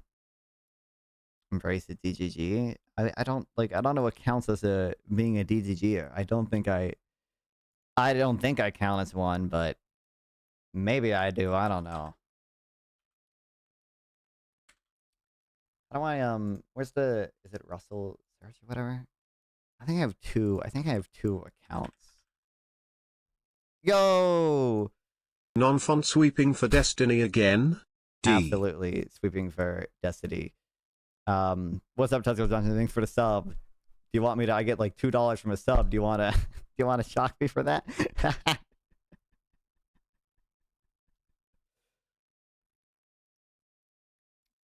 I guess I have a decent number of messages. I don't believe I. Oh, some of this is from Darius, though, I guess. So I don't know if we want to count that. Oh, hell yeah, Bark. Listen, you get, I think I get $2.36 from a sub. I'll be generous and give you 4 intensity. You know what? I'll give you 5 intensity, okay? Testicle Johnson, that's what you deserve. Despite it, you know, you're a 5-month resub, okay? So I'll give you 5 intensity. 5 is not that bad. Oh, I did not feel that at all, actually. Wait, let me press the red one. Okay, I can feel it on 5 at a red one. It's not that bad, though. Like, I did it a few times. What a great idea. It's a wonderful idea, yeah. Wait, I feel like... Okay, it's definitely got to be non-linear, because 5 on red is, like, nothing. And then, even if I do 10 on the black one, it's like, I'm scared to even fucking press it. Like, it's... like, it sucks. 10 on black's not that bad, not that bad. Maybe I should make it $1 one level. But I feel like, oh my god, it's like someone would just donate 100 and have to do 100, I'd just be fucking dead.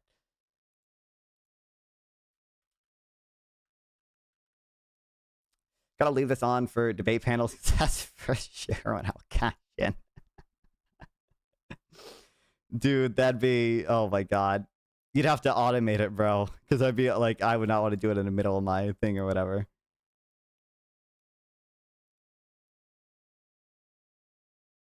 But there has to be a way to automate it, really. I'm sure there's a plugin somewhere someone has made. I'll fucking do it. I'll be nice. I'll be nice. Okay. $1 per thing or whatever. Okay. Because it's not that bad. It's not that bad. Not that bad. I'll survive.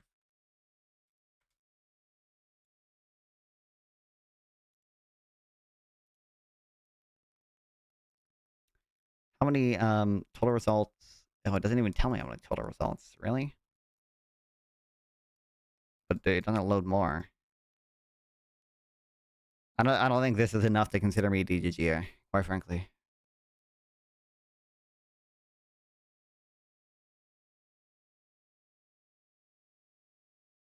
But who knows, maybe. Anyway, back to shitting on Destiny as a DGGer, which I obviously am. Because I think it causes inflation. And I don't think it's deficit spending. I think they're cutting some resources so they can allocate it to different stuff. But when the government spends money that it doesn't And then I don't know. have. I know what it.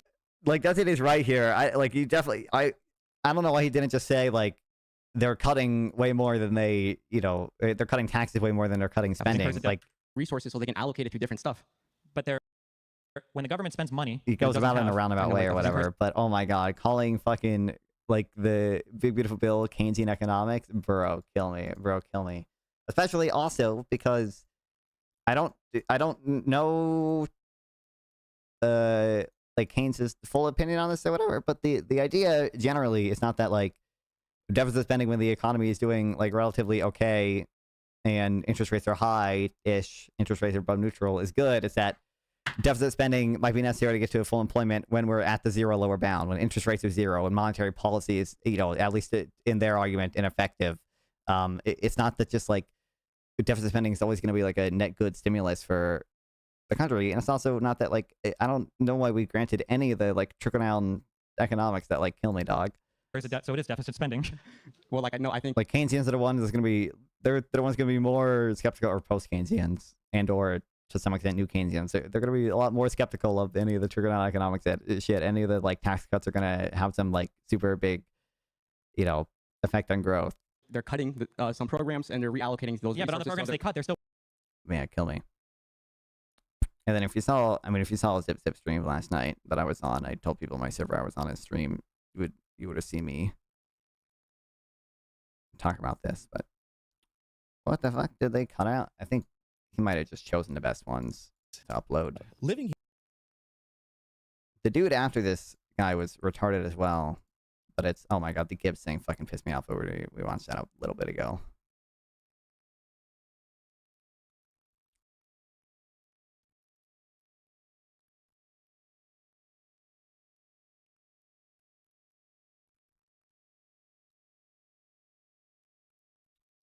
This is from Fuentes.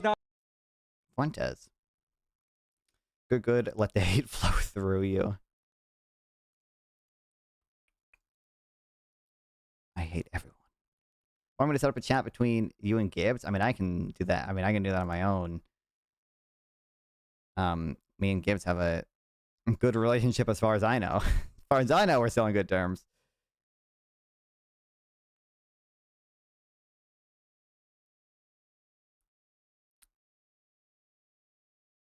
Near the end of this guy's thing, they talk about manufacturing or whatever. And How many countless people died because of that? That is not good, and that's because of the right more times, and we wouldn't care. Like the government was so bad that I understand this. like, They so- were worried about this. Well, we could have just bound together. Like we did have the political will behind it. You can't have political will. It takes 5 to 10 years, which is one of the issues with a lot of economists that said with Trump's. Yeah. Bro, you want to know what's crazy? I was, last night, because I wanted to have a thing prepared on this. I started writing up like a notes thing or whatever. Dude, some of the data, I can't get right now, or I can't get the most updated data because of the government shutdown. Like, notice, due to a lapse in appropriations, this website is not being updated. It's not if I'm wearing the, ET300 educator model. Well, I'm wearing the ET, 400 educator model, actually, but very similar thing. Actually, 400, so it's better. But yeah, it is like a very similar model, indeed. I don't actually know if it's the 400 or 402 because they print the same manual for both of them. I don't know if there's a way to tell.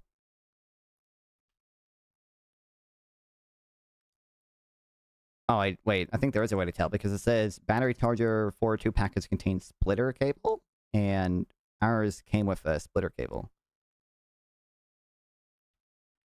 College receiver, we're strap 402 package includes 2 receivers and strap. I don't know if we got that though.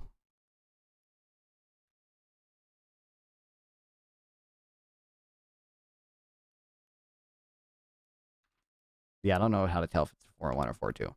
Regardless, very similar model to the one that Hasan was using. But you can see the NIFA tables. You can't access the most recent types of them, or ones of them. Did you already have the collar for your dog? Yeah. Or, I mean, my family's dog, but yeah. Okay, actually, this is... Which one could I not access?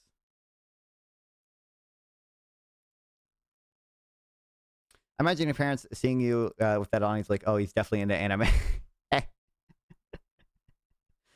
Well, ideally they don't see me with this on, but you know, the only two good things about me, okay, are that I don't play League and I don't watch anime. Okay, I played a single game of League in my life, and it was some custom game between me and my buddy Isaac for like challenge stream we did. Played for like 10 minutes and uninstalled the game. Okay, and I don't watch anime. The only anime I have seen, technically, I guess, is season 1 of Pokemon when I was like under 10 years old. But that's literally it.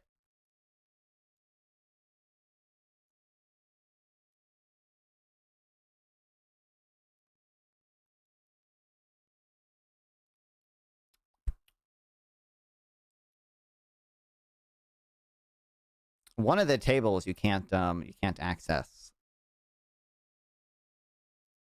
But I remember, I mean, I found a table you could access. But it was like, oh my, it's like, bro, the one time I need it, bro.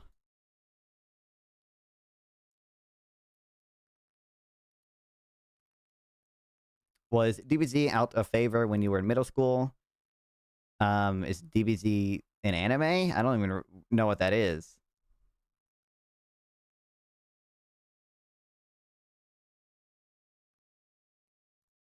These are PDFs or whatever they can look at. Okay, kill me, guys. I'm lying.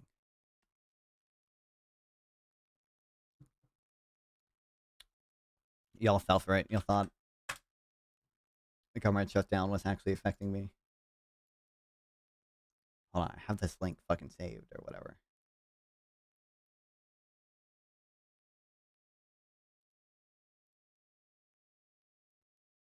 Okay, or not. Okay, I'm lying. Never mind.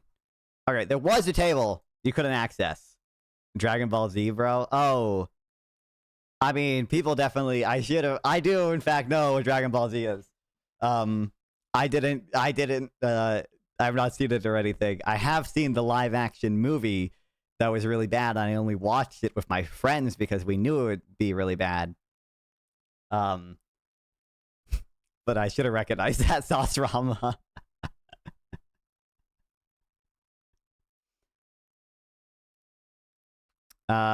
People talked about it. I don't know how popular it was really, but regardless, I was just trying to look for essentially factory construction. I still need to figure out what the difference between these Fred series are, because I don't really, or like this is, I think probably the more important one, because this is data from the BA. This is looking at whatever non-residential, yeah, private fixed investment in structures by type, and it's just the manufacturing section. So this is what's actually included in GDP. But then there's this series measured by the Census Bureau, total private construction spending manufacturing in the United States, which is also down/stagnant. But it's different. But I couldn't find the exact definition of how they differ. The Census Bureau does provide its definition somewhere, but I couldn't figure it out. So I need to do that, because I think I might, if I'm gonna have this updated, or like write a blog post about it. But course, which is something Destiny didn't know. Destiny knows, he knows the one thing, okay, which is good enough, which is that if you look at, usually VA gives definitions on their website, they do have a, like definition section. I just need to go digging through it or whatever and find it. But I was lazy. I went to bed. Well, he knows the one good thing. He said the one good thing was just like, oh, if you just look at like industrial output, like that, you know, that's been going up. Like that's higher than it was in the 90s. That's higher than it was, you know, when we supposedly had all this great manufacturing sector or whatever. But he doesn't know the rest of it. Okay. Like a state couldn't make its own currency. I don't think okay, that like well, yeah, no, okay, yeah, like I'm a talking state about, like California couldn't say we're not selling. I misunderstood what you're talking about. Okay, sure. Here's the Okay, reason. can I ask a couple basic questions? Do you think that if we bring when I say that's what we're talking about, that's important. it's just it's a little difficult when like morally reprehensible things are being done but aren't quote unquote. But there's considered different crimes, procedures for addressing right? Oh those my things. god, this shit pissed me off too. But I don't want to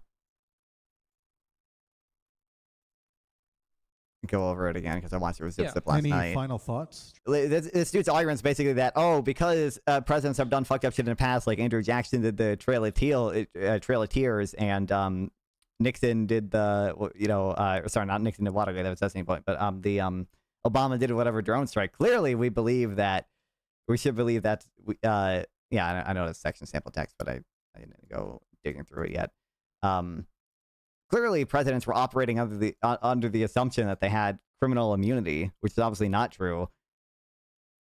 Check DMs, white boy. I did, buddy. Tristan? I guess like can I briefly touch Stephen on Mercer takes a fucking manufacturing? annoying. Oh, does he say them here or whatever? Okay, do you I didn't see those. Sure. Okay. Is he like super pro antitrust or something? Does he have the normal cringe position?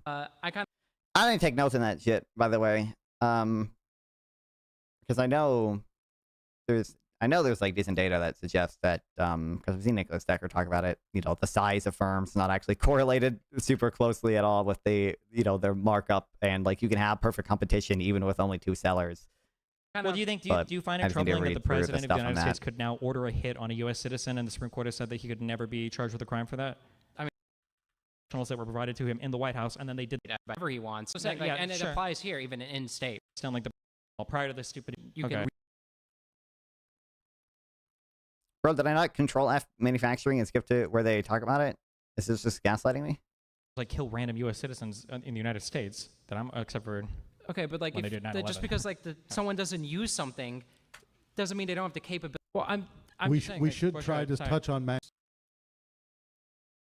just to clarify, I'm not Bro, trying this to guy off as a bad pissed faith. me I the hope I'm fuck not. off. I'm trying to get like really into the nitty gritty details because that's how I prefer to like run conversations, debates. I hope you. They're gonna get super nitty gritty. No, I don't necessarily do. I just think if you want to get into the nitty gritty detail, we're doing the immunity thing right now. It's just, the immunity rule is just crazy. Yeah.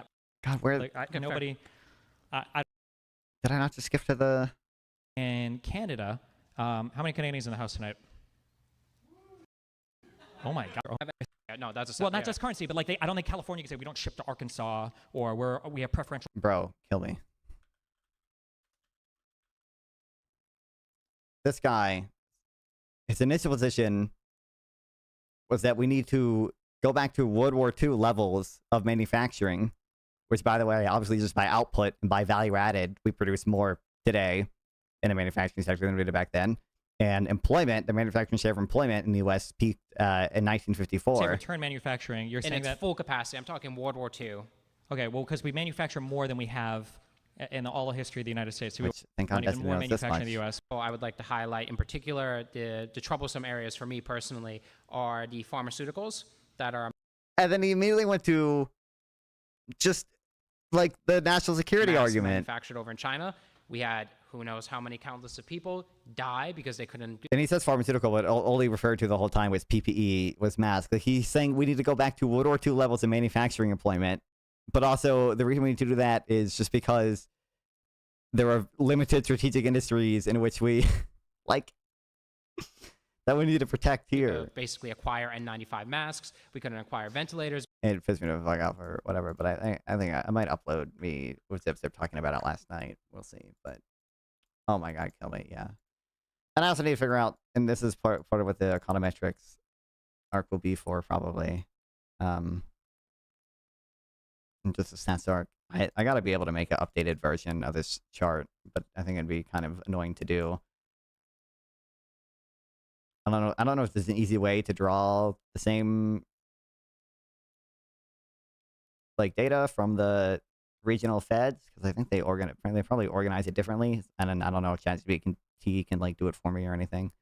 But I need to update a version of this chart. But I do have linked just all the, all of these regional feds do their own surveys and manufacturers, and like none of them say they're doing particularly well. I think the Philadelphia Fed is the most optimistic one. But even that, like, it's not like they're doing outstanding or anything. It's just that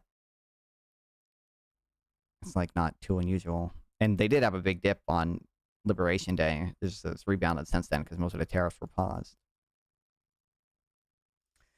They do a bunch of precursor chemicals used in the medical industry for making drugs, if I remember correctly. I mean, I'm sure China exports some pharmaceutical shit or whatever. Although I do know we also get a lot from Europe.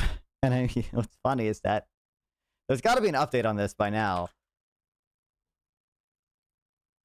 Because Trump keeps on threatening a bunch of tariffs on like totally random shit, like all their dumbass quote unquote deals he signed, which as far as I know, none of which are legally binding still. Like the one with the UK, are like at just risk of falling apart because Trump at 2 a.m. on Truth Social announces some random new shitty tariff on the most random shit ever. Like, remember when he just went on Truth Social at 2 a.m. or whatever and announced like tariffs on fucking cabinets and ceramics because he said other countries were like dumping them? Wait, what the hell?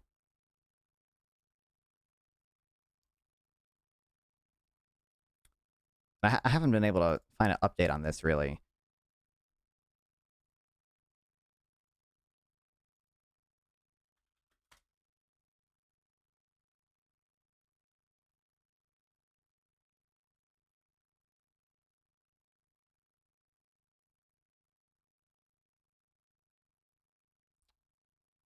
I don't know. Yeah, I don't know what happened to it exactly, but we'll see.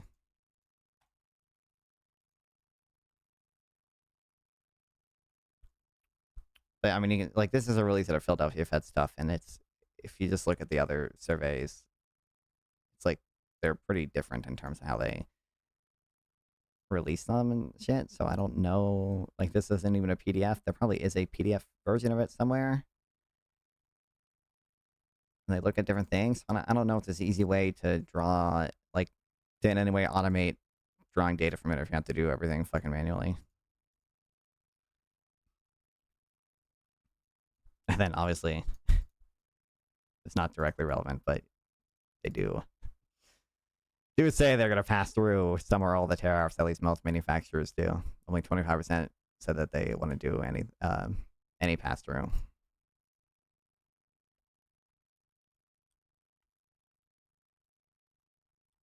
Yeah, none of these metrics are good. None of these metrics are what you would like.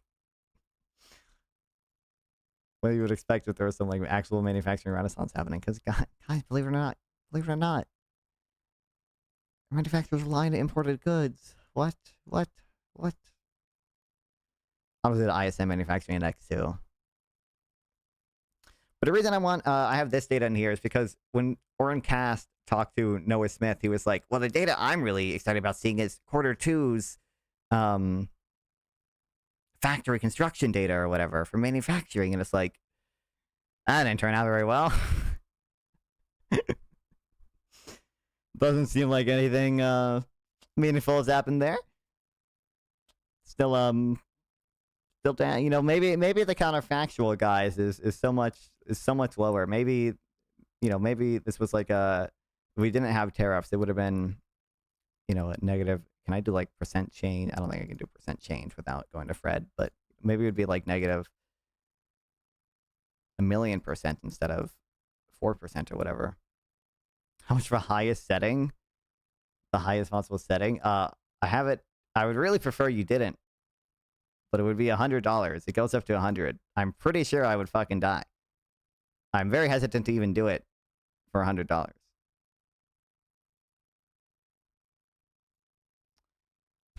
I'm finding mixed numbers. Oh, yeah, I don't know. U.S. pharmaceutical imports from China. Does it compare to Europe? I thought we got more from Europe, but I could be wrong. I'm not giving you $100, bro. You know, like I said, I'm hesitant to even do it for $100, even if someone gave it. But I mean, I would do it because I've committed myself to doing it. But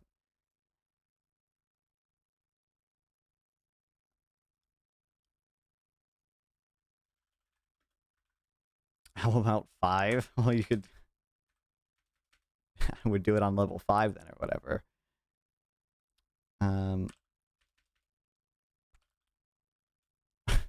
What about $99? Pharma imports. by country. Also, what's up, Legalanius?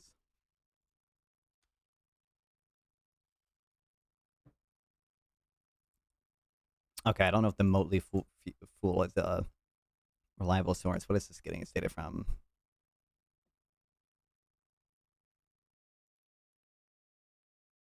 What up, but not much. Oh, it's just OEC. Imports. Wait, oh fuck. Can I even see by import origin? Yeah, Ireland, like there's all Europe. China is not even the biggest in Asia. We got fucking India and Japan and shit. And Israel.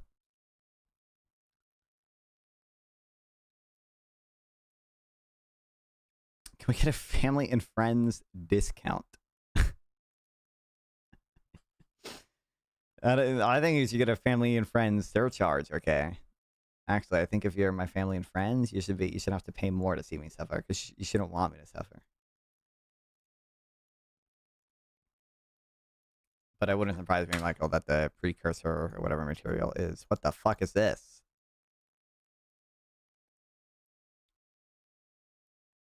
Comes from China. But I also don't know how easy it would be to substitute away from... Like, I would imagine, you know, it makes perfect sense that there'd be economies of scale, especially because I imagine what the hell is this? I can't believe what you're wearing. You look like a tramp. What would you like for Christmas? White Thanks for the ladies 10 bits, Kyle. Smell like graham crackers. No one can have that much power. It is too much, too powerful. I must destroy it. No! What? I'm gonna be butt ass naked for the women to be hitting my balls and shit. Okay. Yeah, I appreciate them best guy. Dude, how'd you even find that shit? Dude, it's gotta have like 50 viewers on YouTube. It was uploaded 20 years ago, bro. Like, but anyway, yeah, I would imagine you would have you know, these precursor chemicals or whatever probably are only used for a few specific things, and it would make sense that, you know, people would specialize in producing them, and there'd just be economies of scale from one country or even, you know, one region within a country producing a lot of them.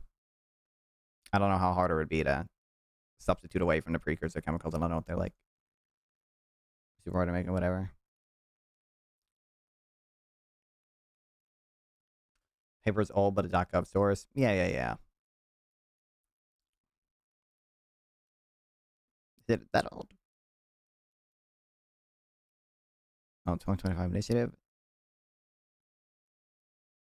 So it might be. It has data up to 2018. Yeah, we get a lot of medical equipment and supplies from them. This is what the dude in the debate was talking about.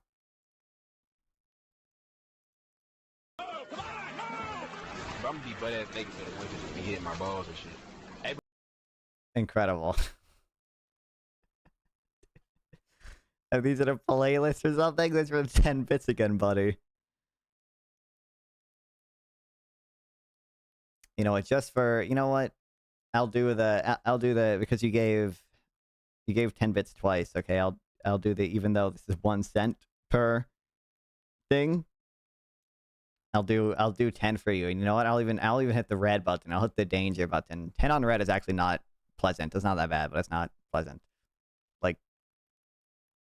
you don't have to do that. It's not that bad. Can you manually do it? I feel like I would show the remote when I did. Did I not? It might not have been fully in frame. I feel like I showed it. I tried to.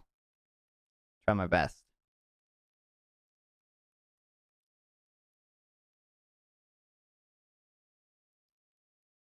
Okay, wait, what was it? This is just looking at graphs for this. API manufacturing facilities. I don't know what that means.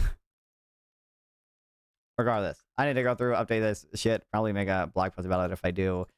I need this dude, by the way, is gatekeeping the chart I need. Okay, he has a chart that does half of what I want to do. it aggregates the data from all the regional feds. Put a collar on your cat? I'm definitely not doing that. No matter how much money you give to the Shrimp Welfare Project, bro. Emotionally, I couldn't do that.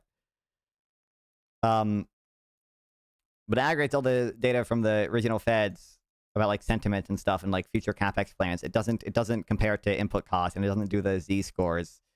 But he gatekeeps it behind a like. It's something like this, except it's for just manufacturing that separates out future and current or whatever. Behind like $100 a month subscription, like, yeah, literally $90 a month. What the fuck we doing, bro? Maybe I can email him and say, "Hey, I'm a streamer. I really need access to this." I feel like it'd be worth it just to learn how to do it myself, rather than paying $90. Let's play Fortnite, bro. We're not playing Fortnite. I got shit to cover still, bro. I'll get a victory royale, dude. I mean, it's not that hard to get a victory royale if you end up in a bot lobby, which I probably would be in.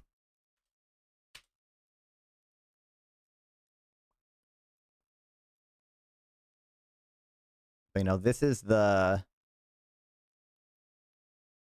ultimate question behind the entire Trump administration is the fucking incompetence a bug or a feature? Like, does Trump... Oh, shit!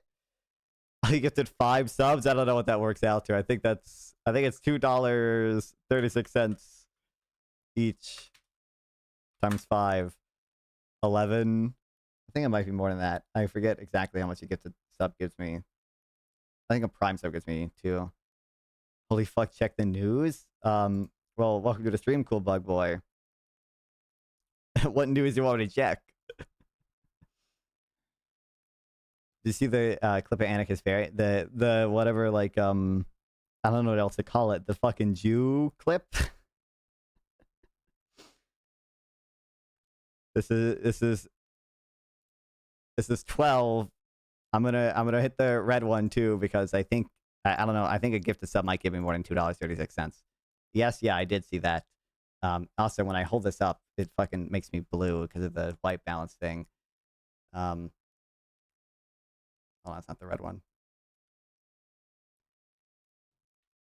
Not that we're you know, when I'm not yelping yet. I ain't yelping.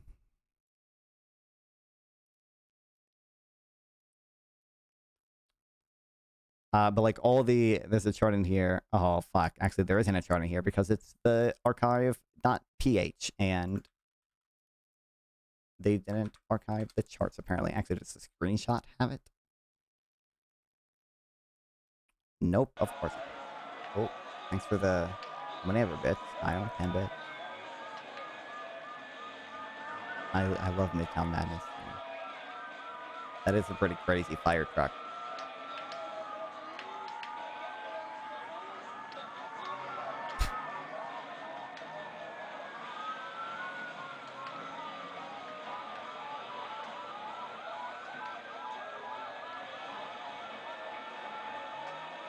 Is that you 20 years ago playing that shit, bro? I keep saying 20 years ago. Would have only been 10 years ago or so. But yeah, it's hard to tell. Does Trump know that the tariffs are super, or at least people within the administration know tariffs are super bad, so they do a bunch of exemptions for shit? Or like, does Trump truly just want a bunch of companies like sucking up to him and giving him golden bars to get exemptions? And this is the same thing with the like H-1B stuff? Or does he like wait to see how the market reacts? Because it seems like that when he first announced H-1B1 policy, nobody knew anything about it, and it was like totally chaotic, and they had to come out and clarify stuff. And like, if you didn't see as negative of a reaction to it, would they have like not clarified it, or would they have said it does actually apply to people within the U.S.? But yeah, the comments from this article, I wish they just had the chart here. But I go over why tariffs haven't been super catastrophic like the liberals said. Okay, And believe it or not, it's just because he hasn't followed through with half of them. I think you can officially add sub to your Tinder profile. I'm sure there's a Dommy Mommy out there for you, bro. If we give you a $15 where you double it to 30, sure, dude.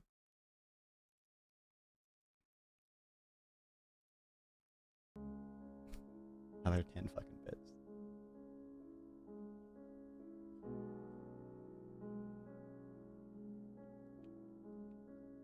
6 months on, the full reckoning is not arrived. There is no runaway inflation. America's economy, because everyone definitely thought, to be fair, some liberals thought it would be a thing, but tell me, America's economy grew at 3.8% at annualized rate in the second quarter. The Atlanta Fed expects something similar in the third quarter. Consumers are spending, firms are investing, and the stock market booming.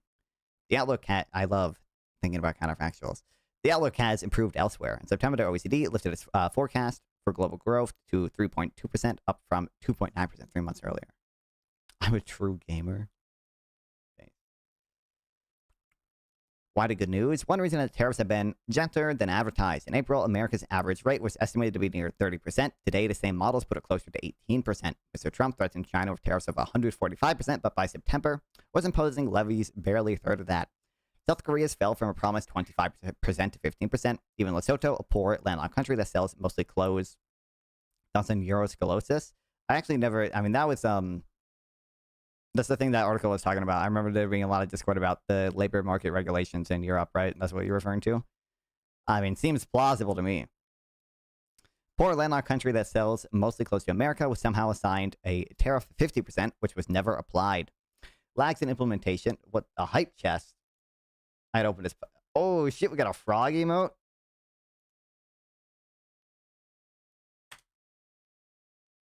Incredible.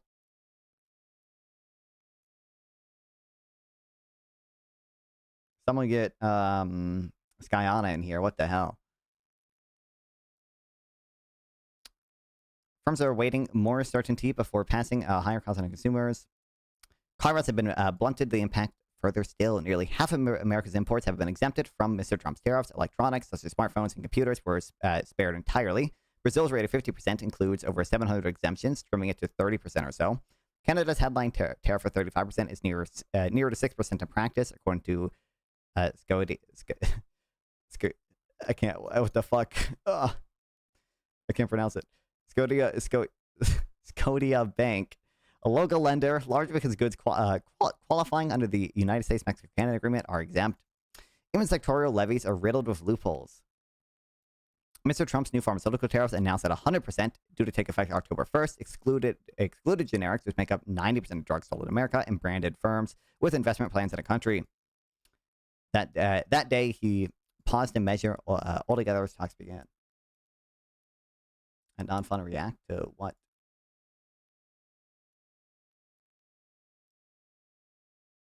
Somebody used to work with Katie Porter, sent me this clip from a train wreck interview and said, now imagine what she's like when there aren't cameras of California around. voters who you'll need in order to win, who voted for Trump. How would I need them in order to win, ma'am? Well, unless you think you're going to get 60% of the vote. You think you'll get 60%? Everybody who did not vote for Trump will vote for you. That's what you're saying. In a general election, yes. If it is me versus a Republican, I think that I will win. The people who Wait, she's in California though, right? So. did not vote for Trump. What if it's you versus another Democrat? I don't. Oh, I guess she's talking about. Wait, sorry, she's talking about president, right? Yes. Actually. If it is me. Everybody who did not vote for Trump will vote for you. That's what you're saying. In a general election, yes. If it is me versus a Republican, I think that I will win. The people who did not vote for Trump. What if it's you versus another Democrat? I don't intend that to be the case. So how do you not intend that to be the case? Are you going to ask them not to run? No, I'm saying I'm going to build the support. I have the support already in terms of name recognition. And so I'm going to do the very best I can to make sure that we get through this primary in a really strong position. But let me be clear with you. I represented Orange County. I represented a purple area. I have stood on my own 2 feet and Is that really a purple won area? Republican votes before. That's not something every candidate in this race can say. If you're from a deep blue area, if you're from LA or you're from Oakland, you don't have an experience. But you just said you don't need those Trump voters. Well, you asked me if I need them to win. So you don't I think feel like this is unnecessarily argumentative. What is your question? The question is the same thing I asked everybody, that this is being called the empowering voters to stop Trump's power grab. Every other candidate has answered this question. This is not And I said I support it. So, and the question is, what do you say to the 40% of voters who Orange County is voted purple? for Okay. Trump? Oh, I'm happy to say that. It's the do you need them to win part that I don't understand. I'm happy to answer the question as you have it written, and I'll answer it. And we've also asked the other candidates, do you think you need any of those 40% of California voters to win? And you're saying, no, you don't. No, I'm saying I'm going to try to win every vote I can. And what I'm saying to you is that Well, to those voters. Okay, so you. I don't want to keep doing this. I'm going to call it. Thank you. Oh my God! What the fuck? No You're not shot. gonna do the interview with us. Nope, not like this. I'm not. Not with 7 follow-ups to every single question you ask. Every other candidate has answered. I don't care. follow-ups. I don't care. I want to have a pleasant, positive conversation in which you ask me about every issue on this list. Has she done what a horrible answer? Yeah, she done you're this going to make up a before follow-up too. question, then we're never going to get there. And we're just going to circle around. I am an investigative have never had to do reporter. this before, ever. You've never had to have a end an conversation interview. with To the end an reporter. interview. Okay, but every other candidate has done this. What part of I'm me? I don't give up Katie I'm running for governor Porter at this all. year. So I am going to make. So you're not going to answer questions from reporters? Okay, why don't we go through? I will continue to ask follow-up questions because that's my job as a journalist, but I will go through and ask these, and if you don't want to answer, you don't want to answer. So nearly every legislative... I don't want to have an unhappy experience with you. I don't want this on camera. I don't want to have an... This is a kind of voice hero sad. I would love to continue to ask these questions so that we can show our viewers I feel like what every yeah. candidate feels about every one of these issues that they care about. And redistricting is a massive issue. We're going to do an entire story just...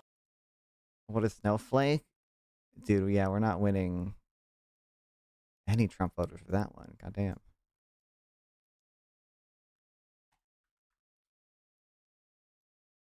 Why do you keep like the 5th dive?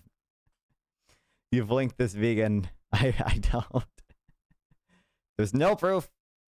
I have autism. Okay, certainly not this autistic. Okay.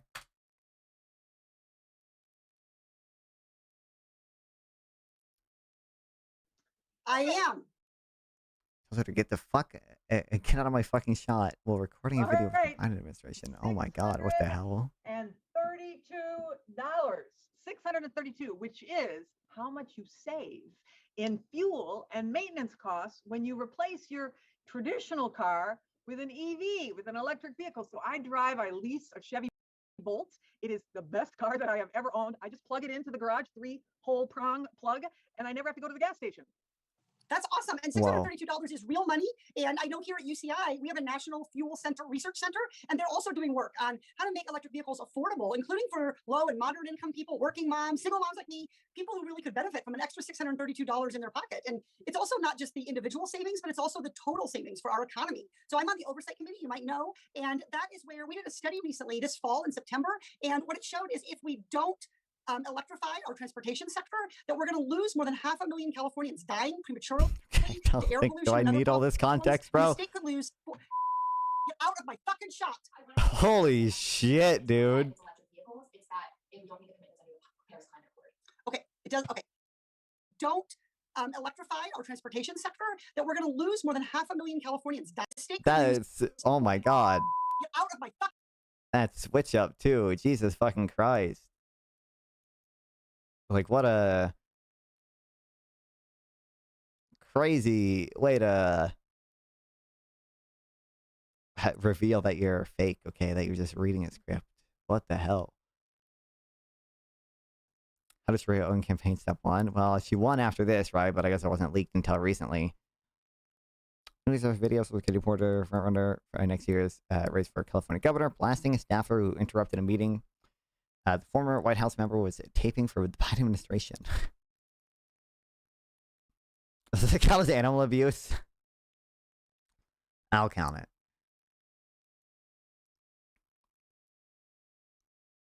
Staffer who Politico is not identifying out of privacy concerns, who is not the source of the video, declined to comment. Oh my God. Bro.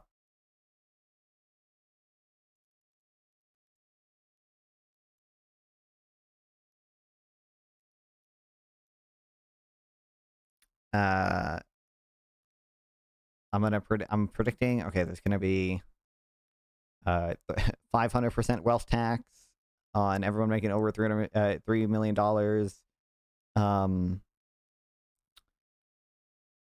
And the genocide in Gaza. What else is gonna be in the issues page?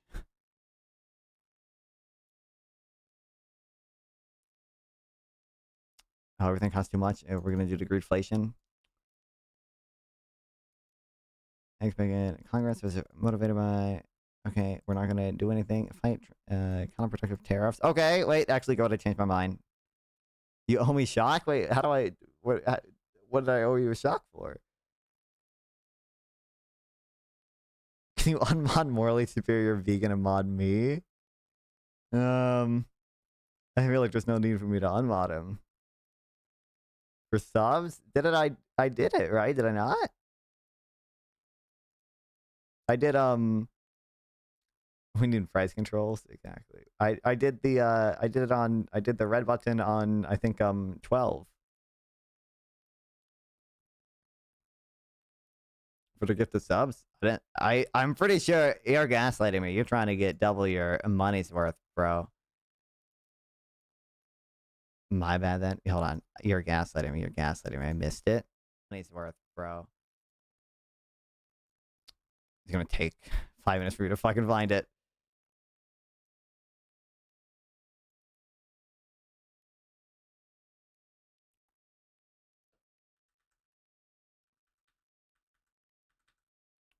ACA price controls and everyone loved it. Real.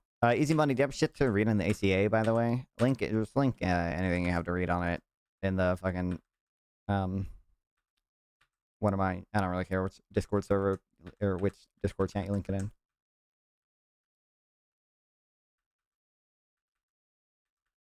Chelsea doesn't remember. It was before this, right? Was it before this article? Oh yeah, there it is. So you gifted them. I'm gonna hit the red one too because I think I don't know. I think a gift. I did the math. Might give me more than $2.36. Yes, yeah, I did see that. Also, when I hold this up, it fucking. Oh, that's not the red one. There, you can see. I did it. As long as you learned your lesson. Not that we're you know. Oh, would I say no to Fortnite? Real. Dude, I probably have to update Fortnite too, man.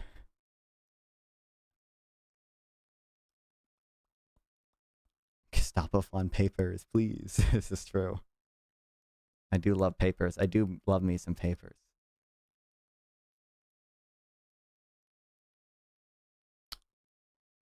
In fact, I mean, the ACA price controls, in theory, were offset with the subsidies on the back end, though, right? Like, the price controls were just about the front-facing costs for the consumers via the exchange market, right? And then and supposedly there was offsets with the risk pool subsidies, right? That's my understanding. Although, it's also my understanding there were administrative issues with that. Or not even necessarily administrative issues, but just issues of cost. I keep my papers on my sleeve so the authorities can easily see. Thanks. ICE has not come to North Carolina yet. I'm still safe. Plus, I'm white. Why do you identify as liberal? Why not progressive? And can you source or define your interpretation of neoliberal? What was up, Zoo or whatever? I don't typically brand myself as a progressive, but like, truthfully, I don't I wouldn't necessarily like reject that label. I kind of don't think that like neoliberal is not a super meaningful term to me, realistically. And certainly there are some people who would brand me as a progressive. Like okay with that. But basically by neoliberal and liberal, I just mean I have a pretty heavy presumption in favor of markets. Generally speaking, I'm generally going to be against things like things I view as inefficient taxes, like wealth taxes or whatever.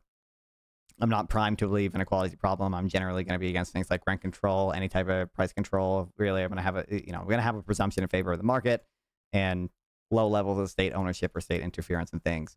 The state interference I do want is typically going to add time, run the ad. Let's go. If I can run the ads on Twitch, I can't because the ads just ran.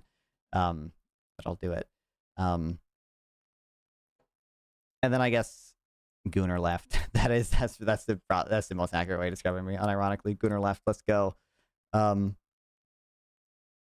don't think about social issues that much, but I guess technically social issues I'm probably like, moderate liberal, milquetoast liberal stuff in. So even for essential services like electricity or water, I'm like a little bit mixed on that, but my presumption is going to be in favor of the private market. It's to the extent that we want to ensure some amount of equitable access to things like water and electricity or whatever. I think you should probably just do cash transfers to people who we really want to get it to.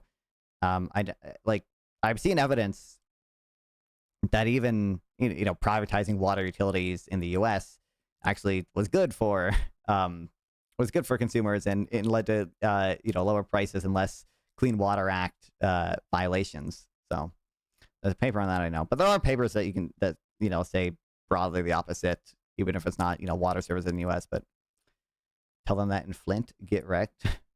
Real. I don't even know if Flint's issue even that it was privatized. I don't know if that was Flint's issue or not. It could have been, but if we didn't have centralized electricity services, solar would be so much more popular. Nuclear, especially here in the South. What do you tell me to look at, non-fun? The thing that you sent, or the thing that Tesla Johnson said? And meanwhile, these guys are fighting you, Mr. O'Brien, every step of the way as you try to get some basic representation for their workers, for their drivers. Tell us about what you've been facing from this company. I'll get this right at one point. Amazon is probably the largest violator of the NLRA right now. And they have grown significantly, to your point. Technically, can't they even violate it anymore? Okay. NLRB is, or NLRA/NLRB, probably not, half of this shit's probably not constitutional under at least Trump's Supreme Court's interpretation. So they focus on 150% turnover ratio in their workforce. They focus on distressed communities. And the #1 violator of OSHA, they've got the most violations last time we checked. Now, we have a model. Is that, what does he mean, #1 they're also probably like the second largest, third largest employer or whatever. Is that like, is this OSHA BS? This is union BS. Okay. But is this proportional, or is this just in raw numbers? It's a similar company that employs similar workforce at United Parcel Service, 340,000 Teamsters that are part-time and full-time. Those part-timers earn full-time benefits, health and welfare and pension. They earn, wage workforce at United Parcel. They've got the most violations last time we checked. Now, we have a model that's a similar company that employs similar workforce at United Parcel Service, 340,000 Teamsters that are part-time and full-time. Those part-timers earn full-time benefits, health and welfare and pension. The pension stuff is not even fully funded, right? For the Postal Service, that's not like a real... There's not a pension you can rely on, right? I don't think that's... I don't think the PS's pension is in any way solvent.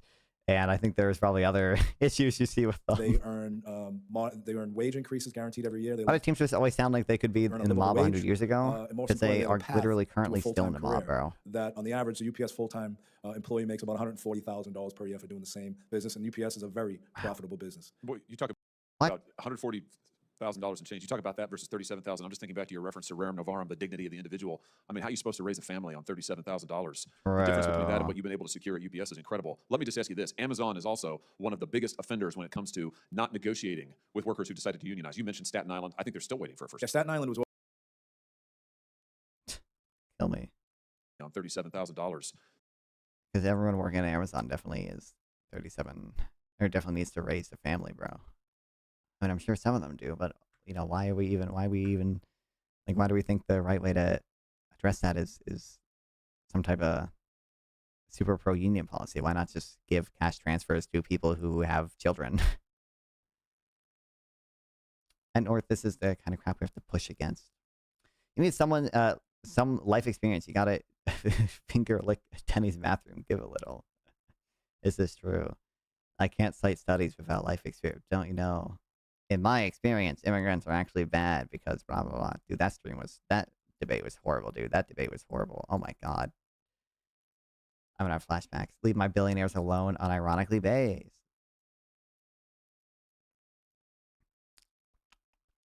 I am the biggest bootlicker of the millionaires. So I had to explain it to him like a toddler. Dude, I know it's crazy. They talked for so long about that too. I'm still pissed off about that. It's been 3 days or whatever. I'm still pissed off about it. Okay. They like talked about me for like 20 minutes while I was just backstage. Ugh, kill me.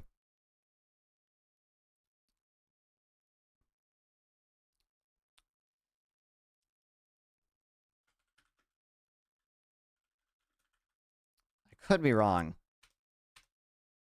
I feel like this is not a fully funded pension, and I feel like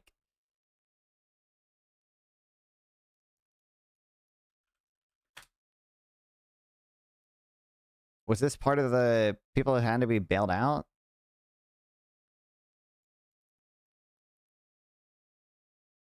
my experience, people who appeal to personal experiences are clueless. Indeed.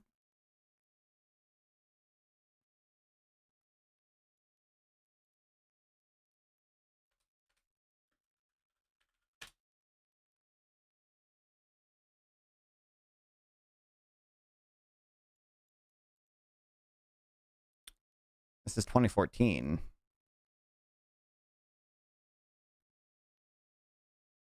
Wait, does even I don't know if this went through or not.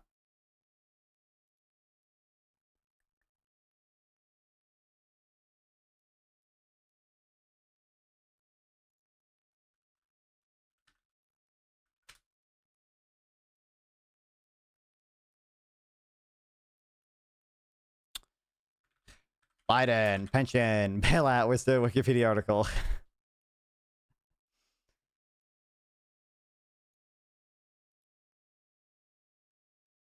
I mean, that's the same guy, is it not?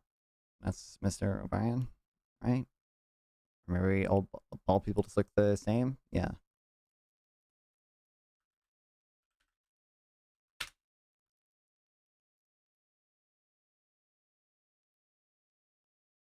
What's up, Dolphin? My Dolphin 69. Welcome back.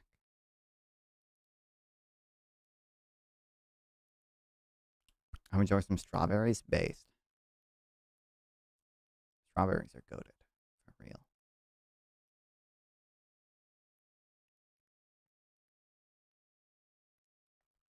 Okay, kill me. Whatever.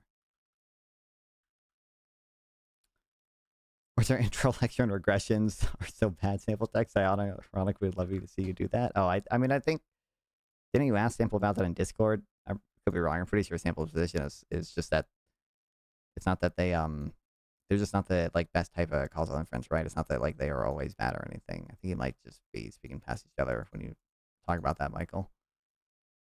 Not that they aren't, like, a useful tool, but... Okay, anyway, yeah. Oh, gee, what's up? Yeah. Oh, what's up?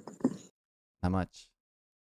Michael wants you to give your take on regressions. I don't know. Or why linear regressions are bad or whatever. Yeah, I mean, it depends on what they're for. I mean, if your goal is just to predict something, then linear regressions are okay. But if your goal is causal inference, which is what they're usually appealed to for, then they're not that good for many reasons. One of them is just selection bias, you know? Another thing is, I mean, of course, if you control for a lot of stuff, then, maybe confounders are no longer a concern, but, that's another thing. It's endogeneity is a big problem. Mm-hmm. It doesn't take time into account, really. It's not longitudinal. I don't know. I thought the Nicholas Decker piece on SCMs was really good. I thought it was good. I thought it was good stuff. Also, what's CSM? Shut up. The synthetic control method. Yeah. Oh, I'm sorry. SCM. I'm retarded. I'm sorry. I didn't sleep too much. Sure? Well, that's a lie. I just woke up. Okay. No. Okay. Whatever. Either way, I got the FBI API to work finally, so now I can get access to monthly homicide data from all the U.S. cities, which is awesome. Now I just have a couple of things to get figured out. Keep posting. And then I'll wait 3 months and I'll do a synthetic control about Trump's deployment. The only thing is I want to use monthly data, but I don't know of any good controls that I could include that are monthly. Unless it's stuff like other crimes but that's not good. I probably don't want to control for the crime. Maybe police per capita, that might be a good thing to control for. But yeah, so I'm thinking, Wait, what was the maybe thing, by the way? I saw Hamsters mention this. What was the thing between you and Prax Ben or whatever about violence on the left and right? Oh yes, the political violence. What happened was Prax Ben uploads a video. It's like the left is more violent than the right, y'all. Okay, you should watch that video. It's so ass, bro. It's so ass. Well, kind of. So he's like, what? Oh my god.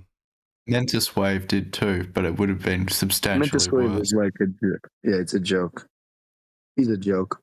Either way. So Ben was like, look, the left is more violent than the right, and they appeal to these data sets or whatever, and they're wrong because they actually unfamiliar with the underlying data, something like that, just posturing as if he's like super high IQ, right? Mm-hmm. And so I'm watching the video, and then he's like debunking the fucking some data set, but not even debunking, just saying like, hey, this data set is made by like some far lefty professor lunatic who does justify violence, so that's not reliable. I'm like, okay, maybe. I never heard of that data set, so maybe I don't care. Like he was like the professor was talking about like anti-colonial resistance violence is justified and moral and like just sorry, okay, bro, whatever. Yeah, probably not the most sane person to get data about violence from. Okay. Then he was like, the ADL data set is bad. And I'm like, yeah, sure, I've heard bad things about it. And he's like, also, now we get to the Cato data set. And I'm like, what is he going to say about the Cato data set? He's like, first of all, like half of the right-wing violence is the Oklahoma City bombings. And that's not made up. And that's, no, it's the Oklahoma City bombings. And that's not clear from the. And they don't make that clear. And I'm like, what? Why would they make that clear? Like, what was there to make clear? It's just one source of violence. Like, I don't know. So whatever. I thought that's a dumb point. The other thing is like it just measures killings, bro, but not attempted killings. Like imagine you have two groups and one like gets one murder, but the other one tries, but like gets 5 attempts, but no murders. Who's more violent? Clearly the second one, right? I'm like, yeah, maybe, but like, so he's like maybe it's just leftists are like worse at getting people actually killed. I'm like, maybe, but like, don't you have the burden of proof now? Like, obviously, there's going to be some strong correlation between the death numbers.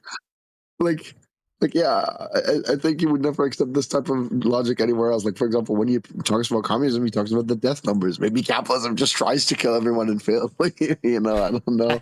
That's one thing. Second thing, like, I don't know. You don't. I feel like you don't get to say that and then cite the Economic Freedom Index. Which is like so. There's just a lot of things that it shouldn't. Wait, So where is the where's that? Wait, but then we get to the. Is it on his Instagram? It's on his TikTok. It's on his TikTok. It's on his TikTok. Yeah. But then we get to the final meme. I didn't see it, but okay. Then we get to the meme. Okay.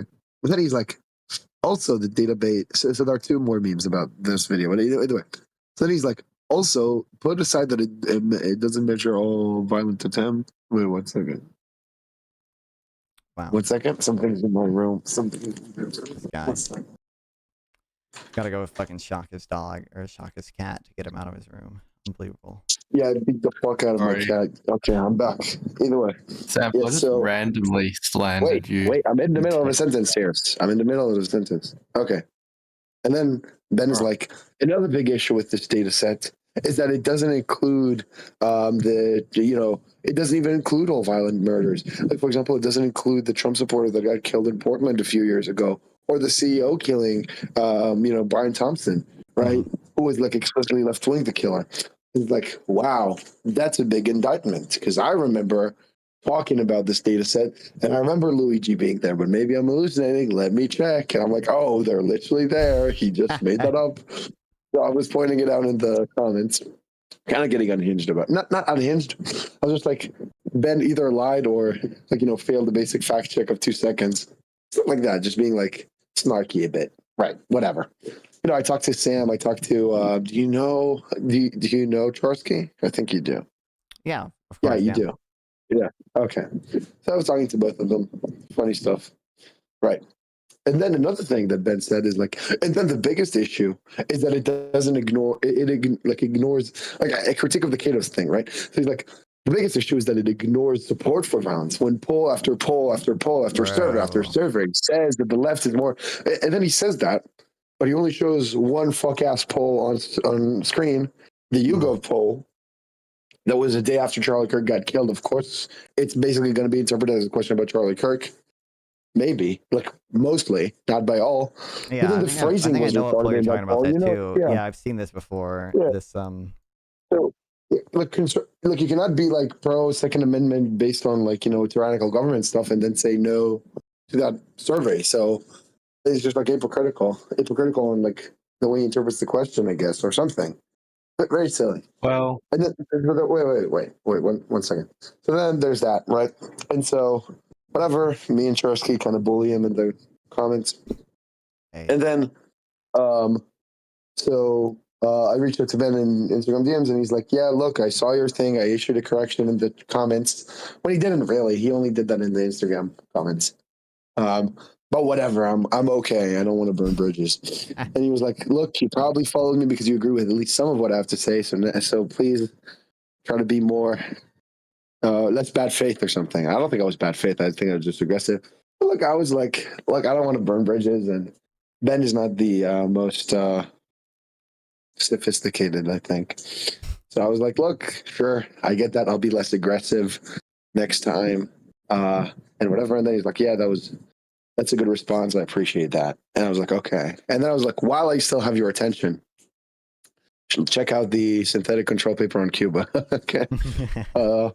Yeah, it's not replied. But one last thing, Tires. I know you're dying to get something out, but and then he was like, in the comments, he was like, yeah, so I got it wrong. I confused. So he confused it with another data set that doesn't include Luigi and the guy who killed some Trump supporter in Portland, but the Cato one does. But then he was like, yeah, so that was a mistake. But also, I think my critiques still stand on as a whole. And also, the Cato data set falsely counts National Socialists as right wing. It's like, bro, really? Really, bro? And then, like, the moment you push back on that, he's going to be like, well, the Nazis were left wing. And that's kind of maybe, like, in some interpretations, it's true. But, like, no one's talking about old school Nazis, even if you think you're correct. People talk about neo-Nazis, right? It's American modern violence, not Hitler. So obviously right wing. Under any interpretation, Nick Fuentes is a right winger. No one thinks he's a fucking left winger, bro. What the fuck are you talking about? So I just think very low IQ video.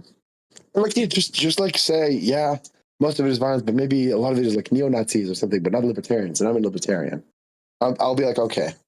Oh, another thing, like, if you think all socialists are left wing and the National Socialists are socialist, he said Trump is governing like a socialist when he did the tariffs thing. So, true. Is Trump a leftist? I just need an answer on that. But yeah, I just think Ben fell off, or maybe he never had it. I don't know. Okay, what do you want, Terrace? Well, I would just say I think Ruck's been using the fact that X% of leftists support political violence sometimes. Obviously, a vast majority of those leftists aren't thinking of tyrannical government. So I think it's a fine piece of evidence to use. I don't think so. I think that's no. I don't accept that. It was a poll a day or two after Charlie Kirk got shot, right? So like immediately, like very much not representative of what conservatives would say, because all of them are going to interpret it about Charlie Kirk. It's all for them in the head, in their minds about Charlie Kirk, right? And it wasn't like a small thing. It was like national TV story for like a week. So of course, that's what's on everyone's mind. So conservatives are not representative there. And liberals, the question was phrased in a way that I would definitely think it's suspect. It was like, is it ever okay for citizens to use unlawful violence or something? Like, they even use the word ever. So I would not think it's not plausible to think a good percentage of them thought of tyrannical governments. Yeah, do you think it is ever justified for citizens to resort to violence in order to achieve political goals? Like that's that was never, ever. Like what he said, even ever. if the government is killing everyone, never take up arms. Ever, even if it's yeah, exactly. It's like, oh, thank you, Ben, for showing us that like 90% of conservatives are retarded. Like, okay. Like, look, of course, political violence is wrong in like almost every instance. Certainly the Charlie Kirk instance. But like, that's just a bad poll, man. I just stop citing that poll, and that's not the only poll. And other polls show the opposite. So stop saying poll after poll after poll after survey after survey, and then show only one thing on screen. Like, don't you feel a little bit of shame? It's like if I said study after study after study shows that Citizens United was awesome, and then I'd like only show the one NBR working papers. Like, that's probably a little stupid, you know? I don't know. Sample. Yeah, what do you want? I said this in On Fun before, but this is a great thing. The rational. You know how we have the rational ignorance of voters as to why they don't choose poorly? It turns out most voters think their votes matter. So they're just irrationally ignorant because they're stupid. They think their votes matter, even though they don't. And then they don't do research, even though they think their votes matter. Yeah, that's funny. That's funny. It's like double irrationality. So it's what? It's like irrational. It's like irrationally rational, or like irrationally irrational, or something. Yeah. Just wrong on everything, but somehow coming to the right self-interest outcome, even the wrong way. Yeah. Yeah. Well, Trump is, I'm sure both of you have probably seen this by now. He is literally a socialist, okay? Because he's buying stakes in a bunch of mining companies, right? Gold mining companies? It's not just gold. I think it was multiple things. It wasn't. I don't know for sure if it was gold at all, but it was like steel and aluminum and shit like that. You know, I heard a very good argument the other day from Robert Mundell, and so far as I'm not an ANCAP, I think this is pretty decent, is that whenever you start digging raw materials out of the ground, and the government owns the mineral rights below the ground, which is true in Australia, but not true in the US, or at least some states in the US. Whenever you're doing that, you're substituting below ground reserves for above ground reserves. And that's the best argument you can have for a sort of sovereign wealth fund, is that you don't want to run down your reserves because they are somewhat finite. Yeah, but why do a sovereign wealth fund when you can do a DBCFT? This isn't even this is like direct, like active ownership too. It's not even like, I guess the sovereign wealth fund can do active ownership too, but like this isn't just like this is completely unrelated to the Trump thing. This is not an endorsement of that. Oh yeah, truly no socialist has ever gave me a good answer. Like, why fucking do sovereign wealth funds? Like, there are two different. So DBCFT is equivalent to a domestic uniform sovereign wealth fund, right? And passive. And I'm like, okay, to the extent your sovereign wealth fund is not domestic, I just don't think that's socialism. Right? So, like, imagine Norway controlled all of the economy of Denmark. I don't think Norway would be socialist. I think Denmark would be. They would be like under foreign government control. But like kind of how America is zogged, right? Who was the economist that wanted Switzerland to run Honduras or something? I don't know. Very famous. I don't know what that reference to. You would like contract out a successful government to run unsuccessful countries. Yeah, that sounds awesome. That sounds like a good idea. I know. Switzerland wasn't human capital. Have a market for like government. Just have a market for government. But either way. So I just think to the extent your sovereign wealth fund is not domestic, then that's not, you don't have the claim of socialism. Right? Like, I would think you're socialist when your businesses are controlled by collectives. So it's either by workers or by governments. It's either your government or foreign government. But if your government doesn't own your businesses, then your economy is not socialist. If foreign government controls your businesses, then it might be. But certainly not if you control others. If you control others, then they're under a socialist mode, maybe. Plausibly. Either way, so the passive stuff, that's just like going to be whatever makes socialists relevant. Okay. Second thing, uniform. Yeah, I don't think we should have the government pick winners and losers. You may say, oh, but government is like motivated by different things or whatever. And at that point, I'm going to be like, yeah, you just can just align incentives in the market with taxes. You don't need like a bureaucratic body to do whatever the fuck.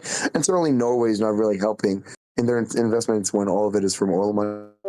It's not that heavy lifting, and VAT is I don't know if VAT is fundamentally better than a sales tax. I mean, a VAT is just a type of consumption tax, right? But I mean, VAT is the reason it's probably preferable is because you avoid any type of tax pyramiding with essentially sales tax accidentally taxing business-to-business transactions. In the U.S., you have a decent amount of that. That's not typically what you want, but in an ideal world, sales tax and a VAT should have the exact same like net outcome. But VAT probably is better at achieving the ideal outcome, basically. But it's the way DBCFTs and VATs would be calculated, like administratively, is different. But a DBCFT is just a VAT plus a reverse payroll tax, a wage subsidy. I feel like VAT encourages verticalization. Not, I mean, maybe there's an administrative cost, but you get rebates on intermediate goods for VATs. Boring it is if the US aid projects, they build like a steel mill in India and it costs $1 billion. That sounds far more impressive than giving each Indian person $1. So you got to consider how good we look doing stuff. Truth. Right. So, Yeah. This is my. Well, just give like 1,000 Indians $1 million, right? yeah, that sounds better than $1 for 1 billion Indians. I think it was literally Prank Ben who tweeted out once that like the LED lights and shit that China puts on their cities is like just a example of government waste because of the central planning or whatever. But like capitalist propaganda would just be so much better if we had cities like that, bro. Like this appeals. Well, capitalist propaganda or like statistics. Yeah, I agree. I agree. We got to win the low unit capital war. Same with the voters, but I kind of gave up on voters. They just look so dumb. Like truly, I'm giving up. It's like impossible for me to comprehend how stupid people are. But yeah, I mean, I don't know. I just care about the stats, man. I just care about the average, like the aggregate utility. Yeah. Okay. Yeah. Anything else, Terrace? Wait, what? He's saying I'm running. What is the? Oh, this is from a week, like 2 weeks ago. Okay. Yeah. Also, wait. Do any of you follow the ceasefire thing? I didn't. A little bit, not a ton. I've just seen like Trump's Truth Social post on it. I was gonna go over it like right after you guys left, really, but yeah. Right. Yeah. I'm gonna beat the fuck out of my cat now. It is the one thing I'll say. It's frustrating when the headlines is like that Hamas has agreed to Trump's deal or whatever. In a dumb way, that's true. But when a week ago the headlines were Trump announces his new 20-point plan or whatever, and in that plan was the total demilitarization of Gaza and Hamas agreeing not to be the government of Gaza anymore, and Hamas has not agreed to that. Like, it's silly to say that they've like agreed to his plan or whatever, because they have not. They've not agreed to that. What they've agreed to is the phase 1, just releasing hostages for Israeli withdrawal, basically. But I see. Interesting. Okay. That's my only. Yeah, I'm gonna. Yeah, I mean, on Hamas, you should probably just like, I guess, electrocute your dog. That's what I would do. Yeah. What is your P shocker? It's gotta be. I'm imagining it's. I'm not following, but I'm not following, but I want to believe. I just think it's funny that also, like, yeah, Hamsters was right. Like, I would take it if people are inconsistent, but they like champion a good cause. But like, it is depressing that people are like, oh my God, he electrocuted a pupper for 2 seconds and then like shove a burger down their throat. Like, I okay, don't know if bro. we know the details yet. Okay, bro. That's kind of dystopian. That's whatever kind of Hamas really proposed. bad. That's kind of really disgusting, but okay. Real. Okay, you get to virtue signal about animals and then kill them. That's cute. Oh no, but it's for like human needs. It's like, okay, yeah. Libido is a human need. I'm gonna rape a dog, and you're not gonna complain. I don't know. It's just very low IQ. Very low IQ. Ben is one of the types of people who are like, posting fucking example when it's like, yeah, awesome. I'm not vegan. Awesome. It's like, yeah, shut up. You're retarded. It's like, yeah, I'm not gonna have an argument for anything. I'm just gonna call you like retarded and the F word. It's like, okay, bro. Awesome. Either way. I'm gonna fuck off. But not fun. Do you when is the econometrics arc? When is the econometrics arc continuing? Yeah, we've been doing a little bit. I've been doing a little bit, yeah. You know what I read today. I think read, you should read the cause for the brave and the true. I think it's pretty dope. Okay. Not all of it is like immediately relevant, but like also you can. I guess it's really Python based. So maybe if you don't know Python and coding, you should. Yeah, I don't know. Also, you said something about data on Substack. Something. I said what?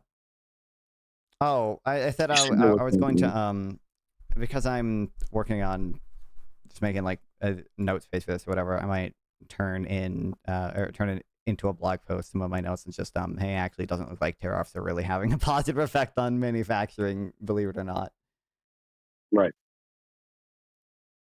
Yeah. But hopefully the causal inference there is not just going to be look at my two graphs. Look at my Don't worry. It I mean, I have written down in there like obviously, we can't really say for sure that maybe the counterfactual is even worse. Okay, maybe manufacturing employment would have gone down even more or whatever. But I don't know. The relevant thing is that like one is certainly not the boom Trump promised, and two, the fact that we have studies historically that do have causal inference that show tariffs and intermediate goods have had negative effects in manufacturing.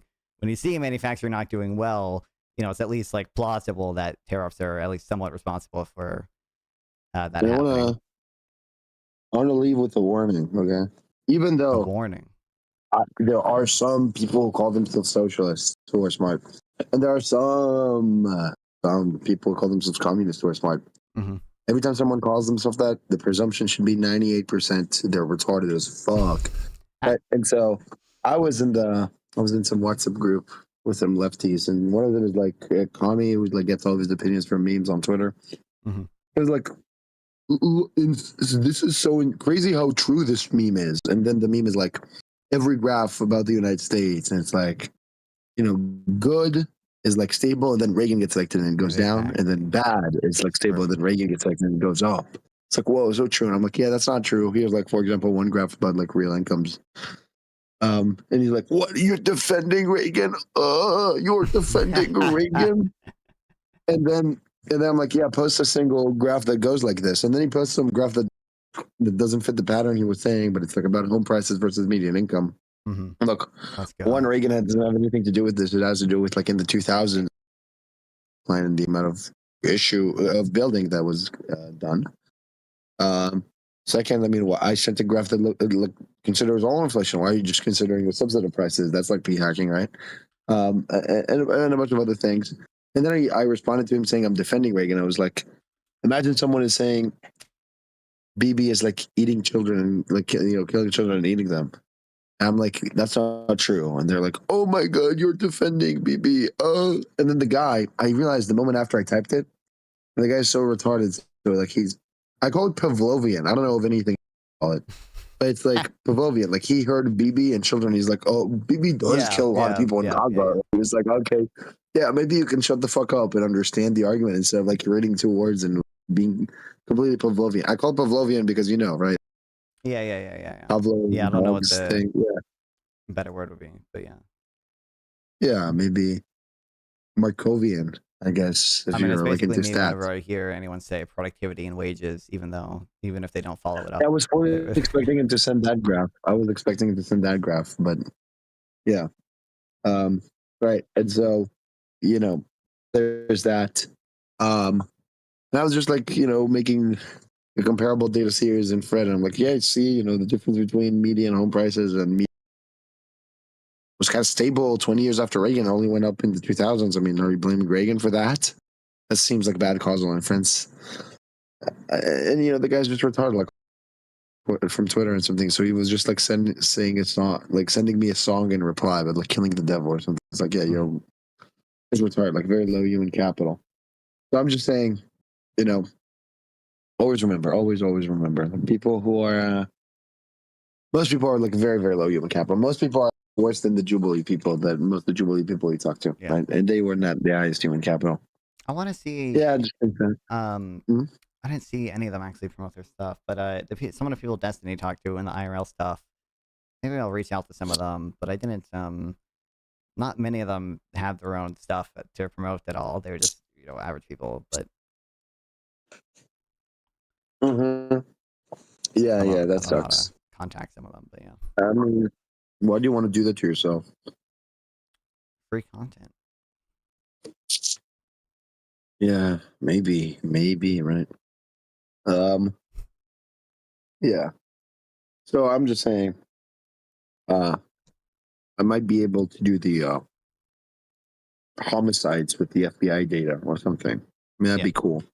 Now that said, what Quick Thoughts worked with was daily data, which is cool. And so you can do it even more. And I don't think his analysis was that awesome, but you know, it's whatever. Yeah, I've seen it. The problem is just I need controls, right? And so I'm thinking maybe I go monthly and then I add controls and maybe they're yearly and I just interpolate them. So for example, if like, you know, No, I know let's add you've control for described like, you've described the problem before and stuff. I know, and I know the Quick Thoughts thing as well. His data that he looked at. no, I'm saying, no, I know I described it. I was saying, let's say I want to add controls, but my data is monthly, but the controls are like yearly. So I get, let's say I want to control for poverty rate, and I only have poverty rate yearly, not monthly. What do I do? Well, I might just convert the yearly poverty into monthly poverty by just like drawing a straight line in between values. You know what I'm saying? And then picking the value that matches that. Yeah, I don't know what I'll do, but either way, maybe I'll just wait 5 years and just do. I wish you luck with it. Shut up! Shut up! Just say you're not. You don't care. No one in chat cares about the exact issue. The yeah, no, nuanced issue you're right, having with assigning developing controls for your DC monthly crime data. Like, look, what I would do just before I go, what I would do if I were to write a Substack article about Trump and manufacturing, is there are probably some papers out by now, so maybe look them up. Yeah. Other than that, yeah, I don't know, man. I need you to be able to explain instrumental variables by next week. Okay, let's make progress with the causal inference stuff. Okay. Okay. Okay. Yeah. I can't explain. I don't think I'd be able to explain instrumental variables to you, but I do know. What I do know is that there's an exclusion restriction where instrumental variables are only supposed to affect what is the dependent variable or whatever through one channel. Wow. I know the Arthur David Horn and Hansen paper, or not David, it's David Arthur, right? But Arthur Dorn Hansen, they probably violate that, exclusion. Right. Yeah. Right. Yeah. Every time you see an instrumental variable paper, Rose sent me an instrumental variable paper about like private equity and buying hospitals and the mortality impacts and something. And I was just like highlighting in the abstract, like, hey, it's an instrumental variable paper, opinion dismissed. I think it's fun because like a lot of instrumental variable papers in practice are not that awesome. Yeah. I like, you know, personally, like the idea is also not the best. As far as I know, it doesn't track randomized controlled trials as good as, you know, it should. But I like SCMs a lot. They get hate. I mean, they do. I don't know. I need to read the myths paper. I was aware of it, and then Becker discussed it, and that seems like a good paper to read. So I might read that. But I don't know. I'm still not convinced they're not pretty damn good. And either way, no matter what it is, instrumental variables, the idea. Always remember, this is better than 99% of content out there. Right? So yeah. It's just like, whatever issue I have with Quick Thoughts, it's just infinitely better than anything else, you know, so can I even complain, you know? That's what I'm saying. But either way, yeah. All right. Thank you for letting me up. Bye. Appreciate it. Talk to him. Yeah. The best way to know you know is to teach. This is real. I need to get my old econ teacher. My old econ teacher, the way he would do things, yawn, so real.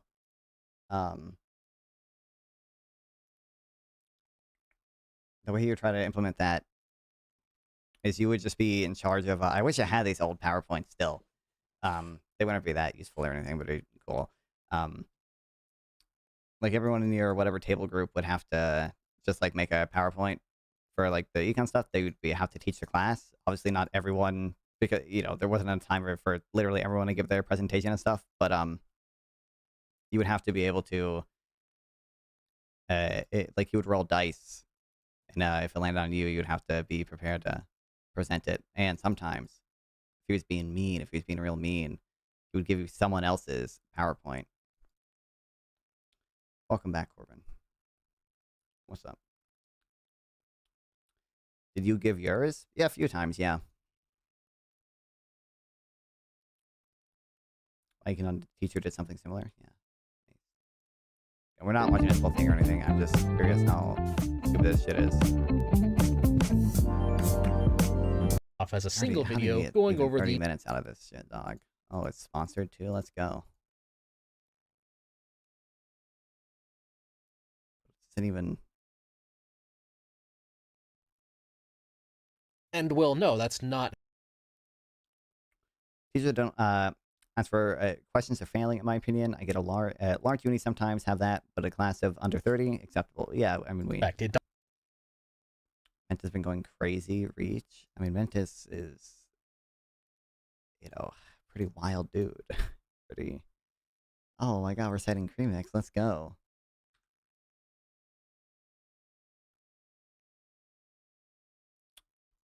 Yeah, it's just the same memes. Let's go. Incredible. Of being happy about an What even is this from? Chart by Cream. Where's the data from? opponent's death. Oh, source. It's the YouGov full, of course. People who think it's always or usually acceptable are mostly on the far left, and the people who say it's really effective. Like this one, Silver Line, kind of looks at this from like able to punch not. Yeah. Okay. Wow. Wait. Wait. What the fuck? Can I say to 2017 poll? Really? Nazis. And this, of course, is in relation to the typical far-left scam rhetoric, where they will basically get away with calling for political violence on a lot of big tech platforms and remain fully monetized, unlike... Incredible. Also, Destiny did not even remain fully monetized. I guess he probably wasn't just talking about Destiny, but Destiny was literally demonetized for 90 days at least. Regardless. Oh my god, kill me. Is Easy Money even still here? I mean, I follow Micah, so I know his DNC posting stuff, but... I want me to say something about it. He will never address the racial opinions of Hoppe. Dude, I don't even... Is there lore there? I don't know that lore. Aren't you pursuing career economics or just something you're interested in learning? I mean, I don't know exactly what I'll do, but I plan on getting an econ degree, which would likely, lead to a career in some type of economic field. I don't know. I don't know what it would be or anything, but it's hard to imagine me doing something not totally econ related, or totally not econ related. Like, it'd be something. I will never forgive Rush Limbaugh for giving away the base label of the liberal left. Crumble, crumble. Wait, what? What do you mean he gave it away?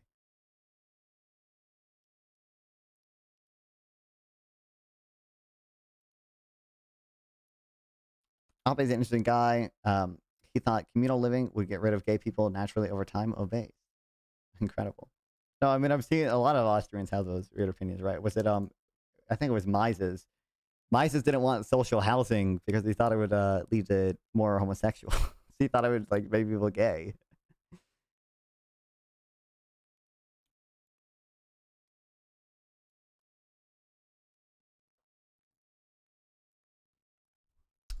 Okay, anyway, yeah, briefly, we talked about this, right?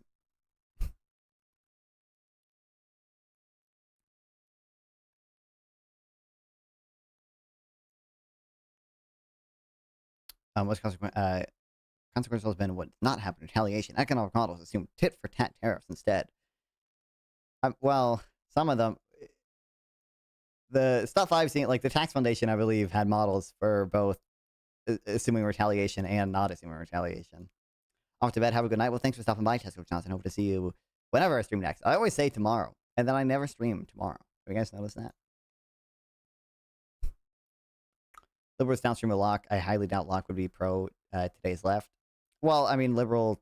It just depends. I mean, like, I don't think Locke would be pro today's left either. Although, who the fuck knows? Okay, maybe he'd scroll Instagram Reels for a bit and become a fucking ultra leftist. All right, maybe that would. Maybe they would change his mind. Okay, he'd watch the Jubilee 20 Socialist video and become a socialist. Okay, hard to know what he would think in today's environment, as with any dead person. But I mean, like, there's a difference between liberal capital L and lowercase l, right? Like, you know, he'd be lowercase l liberal still, right? Just like most capital L liberals in America are as well. Fear big enough to inflict real pain in America by themselves, and there's been little coordination. That might be because America matters a lot less than it once did. At the turn of the century, it accounted for a fifth of global imports today, closer to an eighth. Brazil sends only 13% of its exports to America, down from 26% in the early 2000s. Even where dependence remains significant, as in Southeast Asia, countries have little incentive to retaliate. Many have rates around 20%, ensuring few lose out relative to their neighbors. There have been, I mean, I think the way countries retaliate is also probably different, although not, well, actually maybe not that different. You know, like China's, who knows if, you know, China directly is given to, or the CCP directly is given the orders for these things or whatever, or what restrictions they have, like the soybean shit, you know, that's not retaliation by placing tariffs on us, but that is retaliation by not buying our goods anymore. Which might be because of whatever tariffs they have on us, to be fair. I don't know what the restrictions for soybean imports in China look like right now. I agree. I think Locke would have been totally stoked with the last 200 years. I mean, I think he would love Instagram Reels, bro.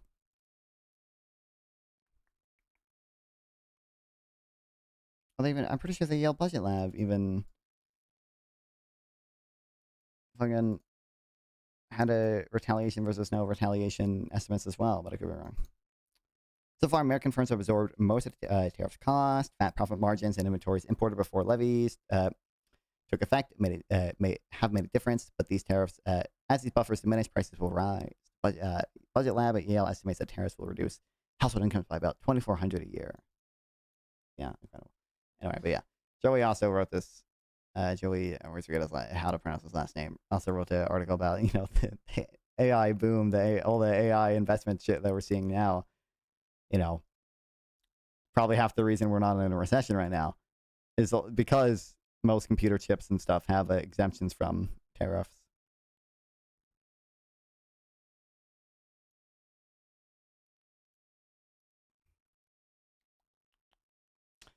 I think he would have had a stroke when he learned about the Eisenhower Plan and global trade dopamine overdose. Maybe.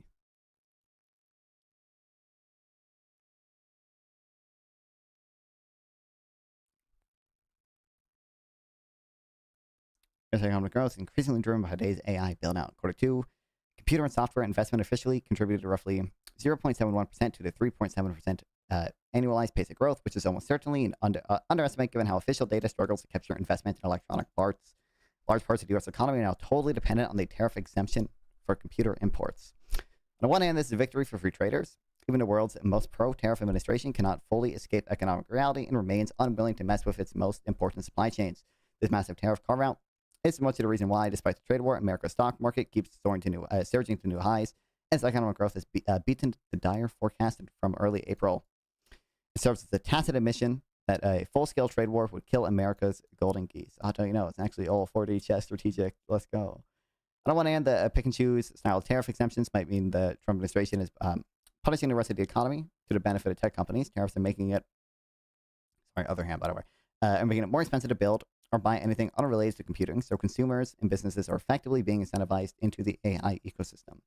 What is making a giant gamble on artificial intelligence as the future of the world's economy, and if they're wrong, America will have wasted tens of millions of dollars that could have gone to more valuable investment. But yeah, there's a good article that goes over that stuff as well.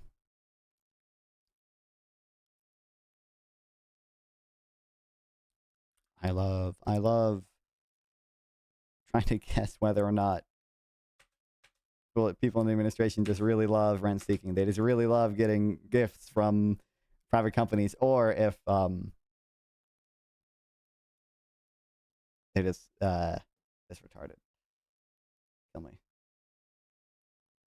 Someone in chat mentioned this. I think they're probably gone by now. I didn't see the IRS layoffs happening. I knew Trump was starting to fire some people and like threaten people. He probably, it wouldn't surprise me if he went through with this. And I don't know exactly what he's gone through and hasn't gone through with, but threatened to not have back pay for the workers who aren't working right now because the government shut down, or are working and not getting paid, some of them. But I don't even know if he can do that legally. But I didn't see the IRS stuff.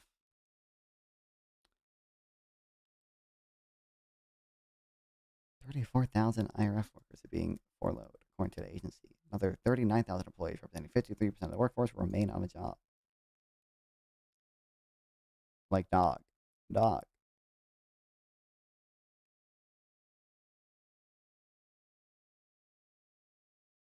What are we doing?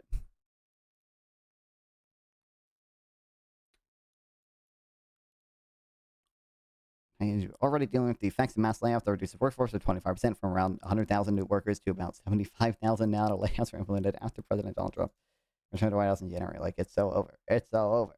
It's so over. You know, the U.S. has a very high, actually, I don't know if very high, you know, it has a high to standard voluntary compliance rate for, you know, developed countries, but you know, who knows? Are we still going to see 84% voluntary compliance when we have so many fucking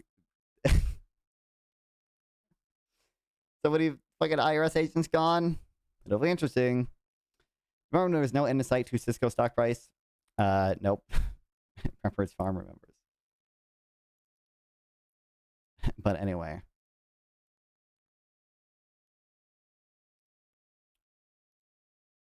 The Gaza stuff, which, like I said, I don't even know if we don't know like a ton about yet.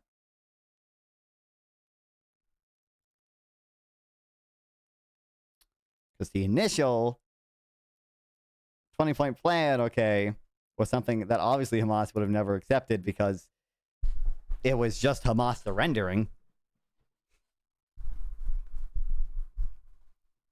Like it was, I don't know where it says it, but it was like Hamas will agree to have no, other factions will agree to not have any role in the governance of Gaza directly or indirectly or in any form. All military, terror, and offensive infrastructure, including tunnels and weapons production facilities, will be destroyed and not rebuilt. There will be a process of demilitarization of Gaza under the supervision of independent monitors, which will include placing weapons permanently beyond use through an agreed-upon process of decommissioning. Like, this is, like, we're just not... That's just a surrender. Like, they're not going to agree to a basically unconditional fucking surrender. The only thing they got is, like, Palestinians who... or members of Hamas and other military organizations who like want transfer to a third country and declare themselves to be peaceful or whatever would get it. Everyone is freaking out of this nothing burger deal. Yeah, that's what I'm saying. Like, all the fucking headlines are like, they agree to Trump's deal, and this was initially Trump's deal, and it would be, you know, a big deal kind of if they agree to that deal, but they didn't. They agreed to almost exactly. They agreed to phase 1 of a much more diminished deal. And when Trump says phase 1, Israel and Hamas have both signed off on the first phase of our peace plan. This means that all the hostages will be released very soon. We'll see, and Israel will withdraw their troops to an agreed. Also, what the fuck is truth social just this laggy that it shifts everything around when I like? Okay.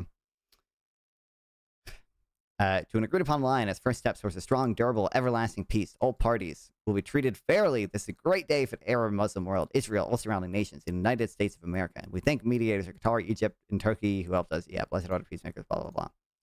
So are the tariffs happening or not? Well, a lot of tariffs are happening.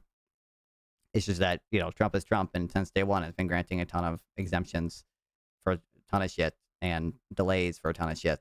And, you know, because of that, the effective like the effective average tariff rate is like lower than, obviously most of the tariffs that Trump has at least initially announced. I think that's the thing. But it's like the deal.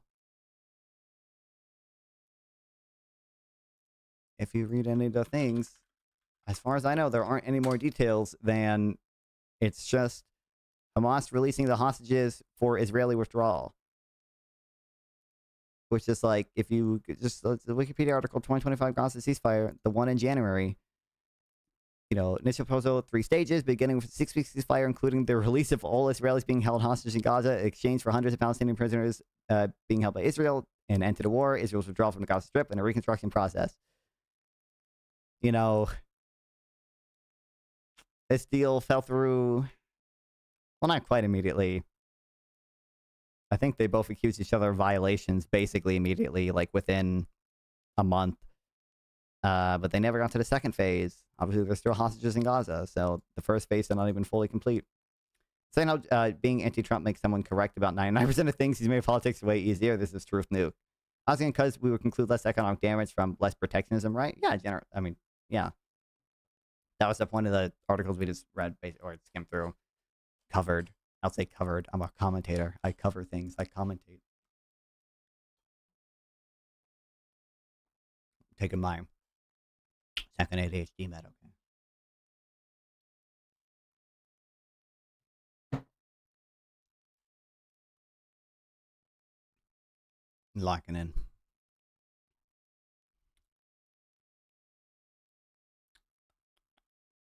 First phase, U.S. brokered ceasefire framework to allow for the swift release of all hostages held in Gaza. Israel withdrawal to agreed point in a release of some Palestinian prisoners. Like, this is like the same. And maybe it'll work out better. Maybe at least this time, phase 1 will go through all the way. But,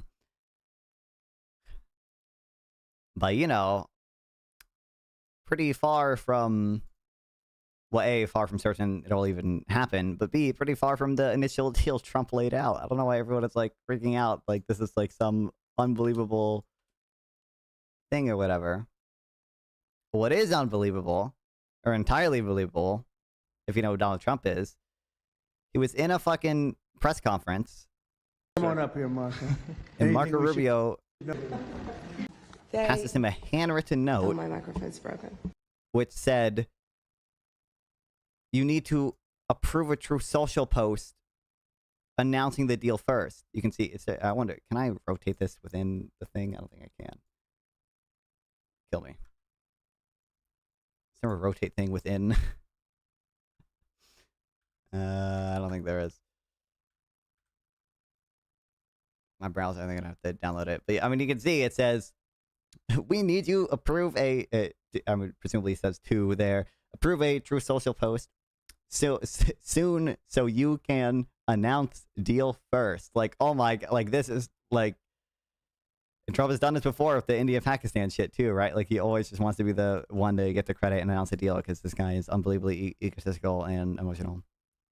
I mean, you can describe 4 terms and the 4 terms. I don't even know. I don't necessarily even know what you mean by terms. Might be. Come on up here, Marco. Anything we should know about the Middle East? That's what we're hoping to talk to you about here, Mr. President. Pam, go ahead, please. Well, they're smart, but they're not smart enough. Like, bro. Oh, my microphone's broken. They're smart, but they're not smart enough. They have been covered by these liberal cities for so many years. And that's why we're all working with Treasury, with all these different departments to find the criminal conspiracy. Okay. I'm just giving... I was just given a note by the Secretary of State saying that we're very close to a deal in the Middle East, and they're going to need me pretty quickly, so I will take a couple of more questions. I have to go now to try and solve some problems in the Middle East. It was the same thing. Also, it's just like... Although I'm very well represented by our Secretary of State, he could probably do an even better job than me, but who knows? We don't... Real. Probably. I ain't no Marco Rubio fan, but I'm, I might agree with you on that one, buddy. In terms of elements in an algorithmic expression, yeah, but you just mean, like, obviously, did you just mean, like, what the variables stand for, or just what the the fucking lines and the fucking lines. I don't have I mean, I guess you might call them terms. When you have B of A, like the line representing the, like the of, or like, or if, yeah. Like those shit. Like not, like the not term.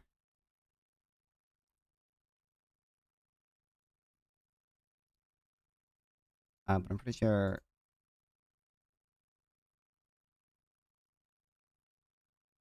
Gaza's, yeah, current media office as of February 12th, Israel committed 200, like literally,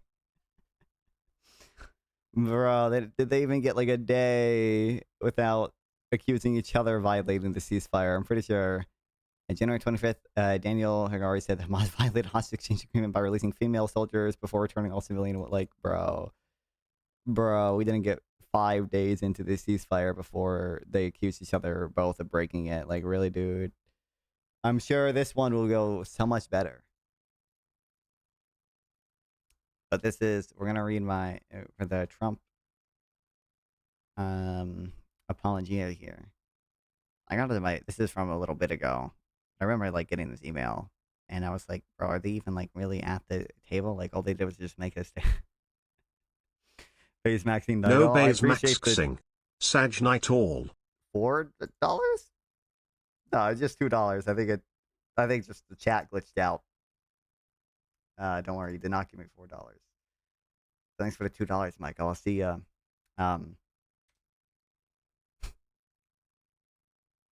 Oh wait, sad night. Are you not even leaving? Sorry, you said sad night, and I kind of interpreted that as leaving. But I'm now just realizing I don't even think you mean that. But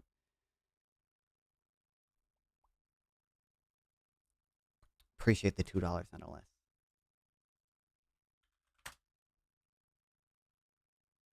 Yeah, I don't know why I showed it twice.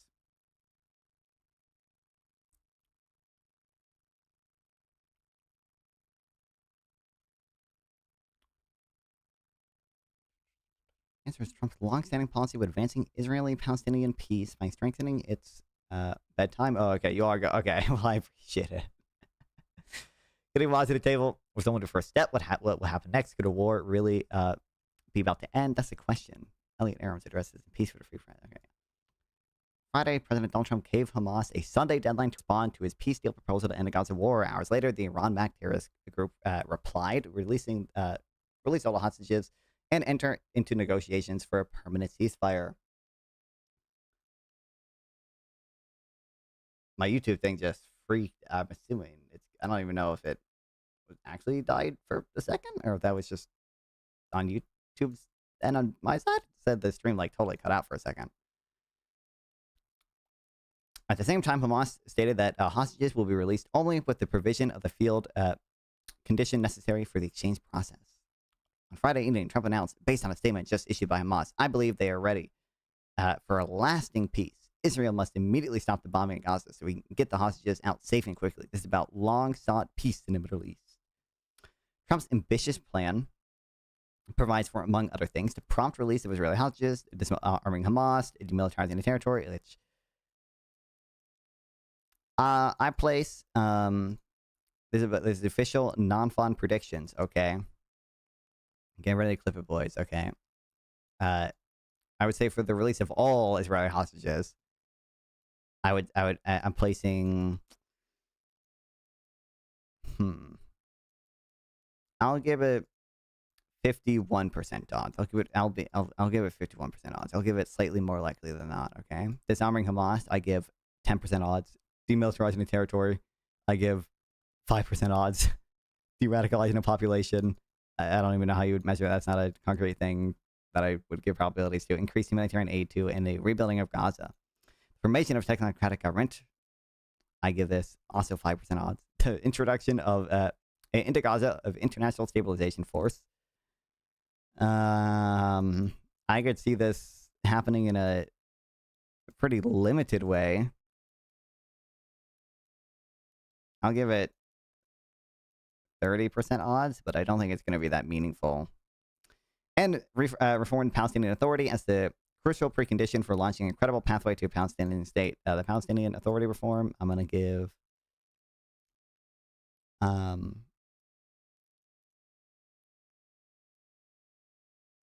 I could see something happening. Because I remember Biden trying to do shit too, and maybe... maybe Biden wasn't strong enough, okay? If Biden wasn't able to get it done with the fucking Palestinian Authority, I bet Trump will be able to. I'll give it 20% odds, or less. Yo, wait, Food Shops, thanks for the raid. Let's go. Appreciate it. Shout out Food Shops. If it has the raid even actually... Usually the chatters alert me. YouTube actually gave the alert on time this time. I know what's up, Kabila. Hold on, maybe I'll switch to slop if now I have viewers. I guess not. It's partly slop, but it is stuff that I also actually want to watch with Soy Pill and Wick and Erudite and stuff. About crime.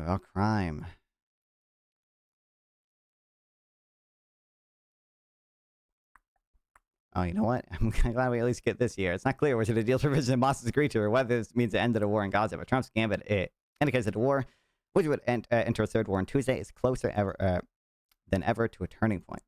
We'll see. Okay, I put decent odds on, like, the...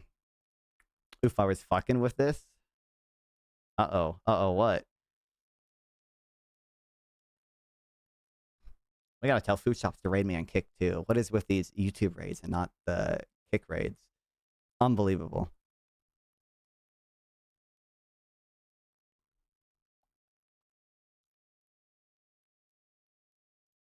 But yeah, crazy. I'm so glad we got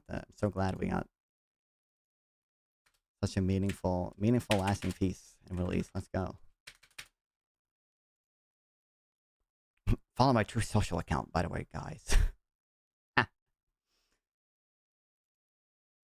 Oh, shit.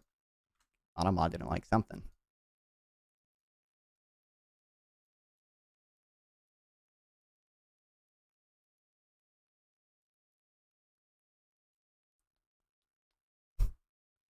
I don't know if North is here.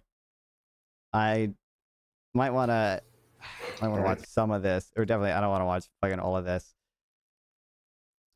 I do want to watch probably most, at least, of the Soy Pill. Yeah, I'm not so... Lactoid, and I don't know who this other fucking dude is. With the crime stuff, because I bet it's going to be absolute AIDS, cancer. I'm guessing this is to save the shrimp guy. You're guessing? Of course I'm to save the shrimp guy. Bro, you see my shrimp costume back there? I'm glad that's what I'm known as, okay? But oh my god, dude, Gibbs is like... I can't tell if Gibbs is, like, just like... bad faith in this shit, because he's smarter than this sometimes. Or if he's just like... is debating... if maybe he is, like, unironically just stupid. Hold on, I need to be able to look at the fucking transcript. Where this is on North channels too, right? I don't know if I want to be able to skip to the fucking dumb, unbelievably dumb shit. Oh my god, the transcript's not generated here either. One of the first thing I talked about was fucking whether Trump was fiscally conservative, and this unironically, Gibbs's argument was, and he did this in like the span of 2 sentences. Tax cuts are fiscally conservative for some reason. I don't know if he ever got around to a justification for that. But also, not only are tax cuts fiscally conservative, tariffs are also fiscally conservative, even though they are a tax, as North pointed out. And then Gibbs's position was actually tariffs aren't a tax because they're all just a negotiation tactic.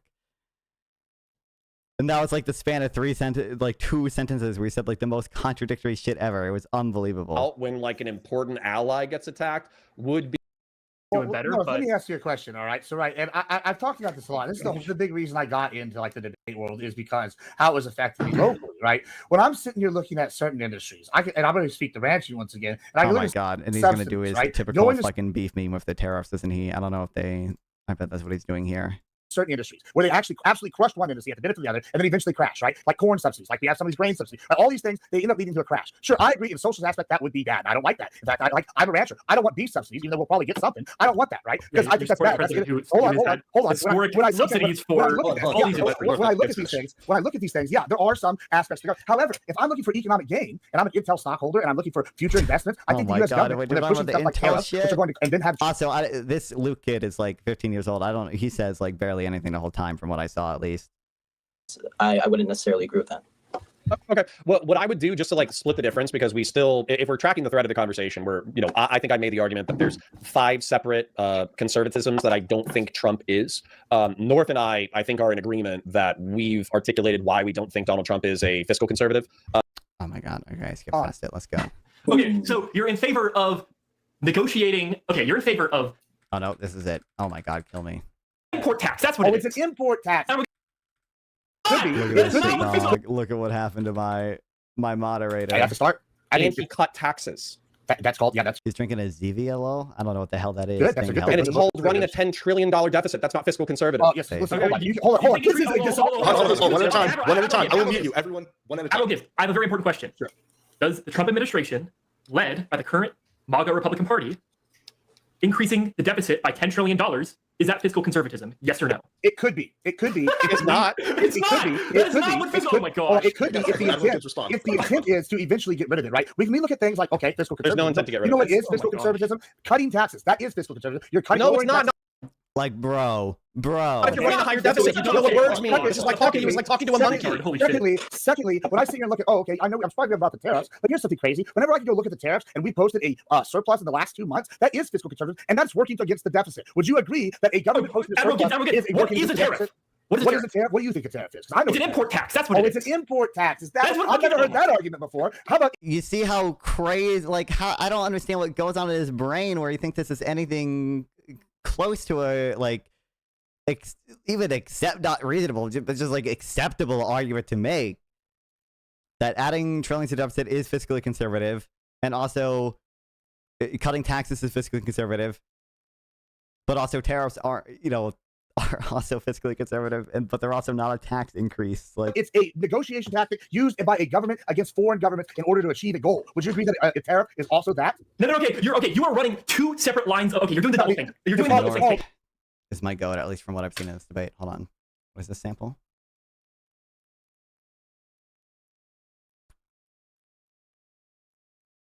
This sounds we socialize normal returns too. Conceptually mistaken objection. Stock price. Wait, why? What? Does Conor think a sovereign wealth tax would socialize normal returns as well?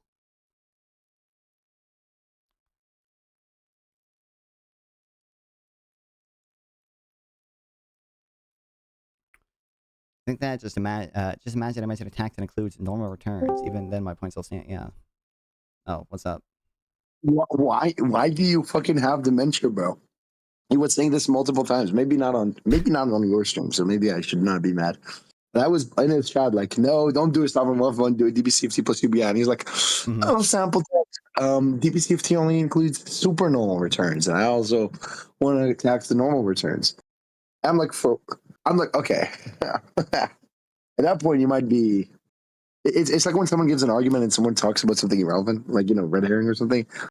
First of all, the argument I gave had nothing to do with supernormal returns. I just gave you like a logical argument every time I argued, like cash flow. Stocks are net present value of cash flows. That's what you tax. That's equivalent to owning it, right? And he's just like talking about supernormal returns. But like, yeah, so you should like my comment. I'm very insecure about that. But what I'm saying is, yeah, he was arguing against my point by saying no, DBCFT is only super normal returns, as if it's by design, right? As if he thinks it's like that it taxes super normal returns. No, it's just because it lets you expense investment that it taxes super normal returns, because then investments would give you the normal return, and then you only tax the super normal returns, right? And so, like, literally, you're just taxing the rent, and that's equivalent to a sovereign wealth fund. But either way, even then, I make this point, and I'm saying, like, hey, look, this is not even my wonky, crazy idea that I might be wrong. No, this is like established fact. Even Auerbach, explicitly makes this point, and even shows you, like, in a fucking cute box that details like company finances, how like that's true. Like, he's not making that point consciously, but he did make it as a side comment. But like, you can see that it's equivalent. Like, that's if you were to draw the financial chart or whatever for a table for a company, but by trying to figure out the stock price, that's exactly what you would do as well. So I'm saying that Econo but then even then, let's say, you know what? Let's say Econoboy somehow is smarter than Auerbach, the guy who came up with the BCFT and wrote like hundreds of pages about it. Let's say Econoboy is smarter than all of that. Even then, let's say he's right. And that's the last paragraph in my comment. Let's say he's right. Just do a DB60 that includes normal returns then, right? Like, that's just like so simple, right? Still don't do it. Still sound awful. Like, my point had nothing to do with DBCFT specifically. It had to do with the fact that, Nicholas was saying, oh no, you have agency problems, right? I'm like, yeah, the taxi don't. So that's why Econoboy is wrong. And he will never concede this. He will never ever address this. He wants to be. He wants it for the aesthetic. That's why I have Econoboy fatigue. Is that he's not good faith. He's just there for the aesthetic. I'm brain broken. Econoboy's wrong. All of us socialists are wrong, and I'm correct. And Econoboy is not rational. He's not responding rationally. Okay, that's very sad. It's very sad. And yeah. True. But I'm saying. Did you like the comment? I'm very insecure about that. The comment. I did indeed like the. And did you follow me on Substack? I did, like, yesterday or whatever when you told me to, or 2 days ago. Oh yeah, but it said it's subscribed. Did you press follow? I believe so. There's a difference between subscribing and following, I think, on Substack, right? Like, subscribing is like. I don't have subscribing to the publication or whatever. I thought no, I am following. Yeah, I don't know. If I click here, there's an unfollow button. Yeah, okay, that makes sense then. Okay, that's awesome. Yeah, okay. Thank you. So either way, Econoboy fully owned like you want, or fully taxed, okay? I taxed Econoboy. He got taxed. And yeah, that's right. He got privately taxed instead of publicly owned. And that's awesome. I think that's awesome. But yeah. I wonder if DBCFT would hit land rents as well. Does it? I don't think it. I'm not sure. I'm not sure because Auerbach says it's a tax on consumption that is not labor or wage financed. But I don't think it would include land. I mean, whatever. Yeah. Either way. He kind of owned. That's right. Wow.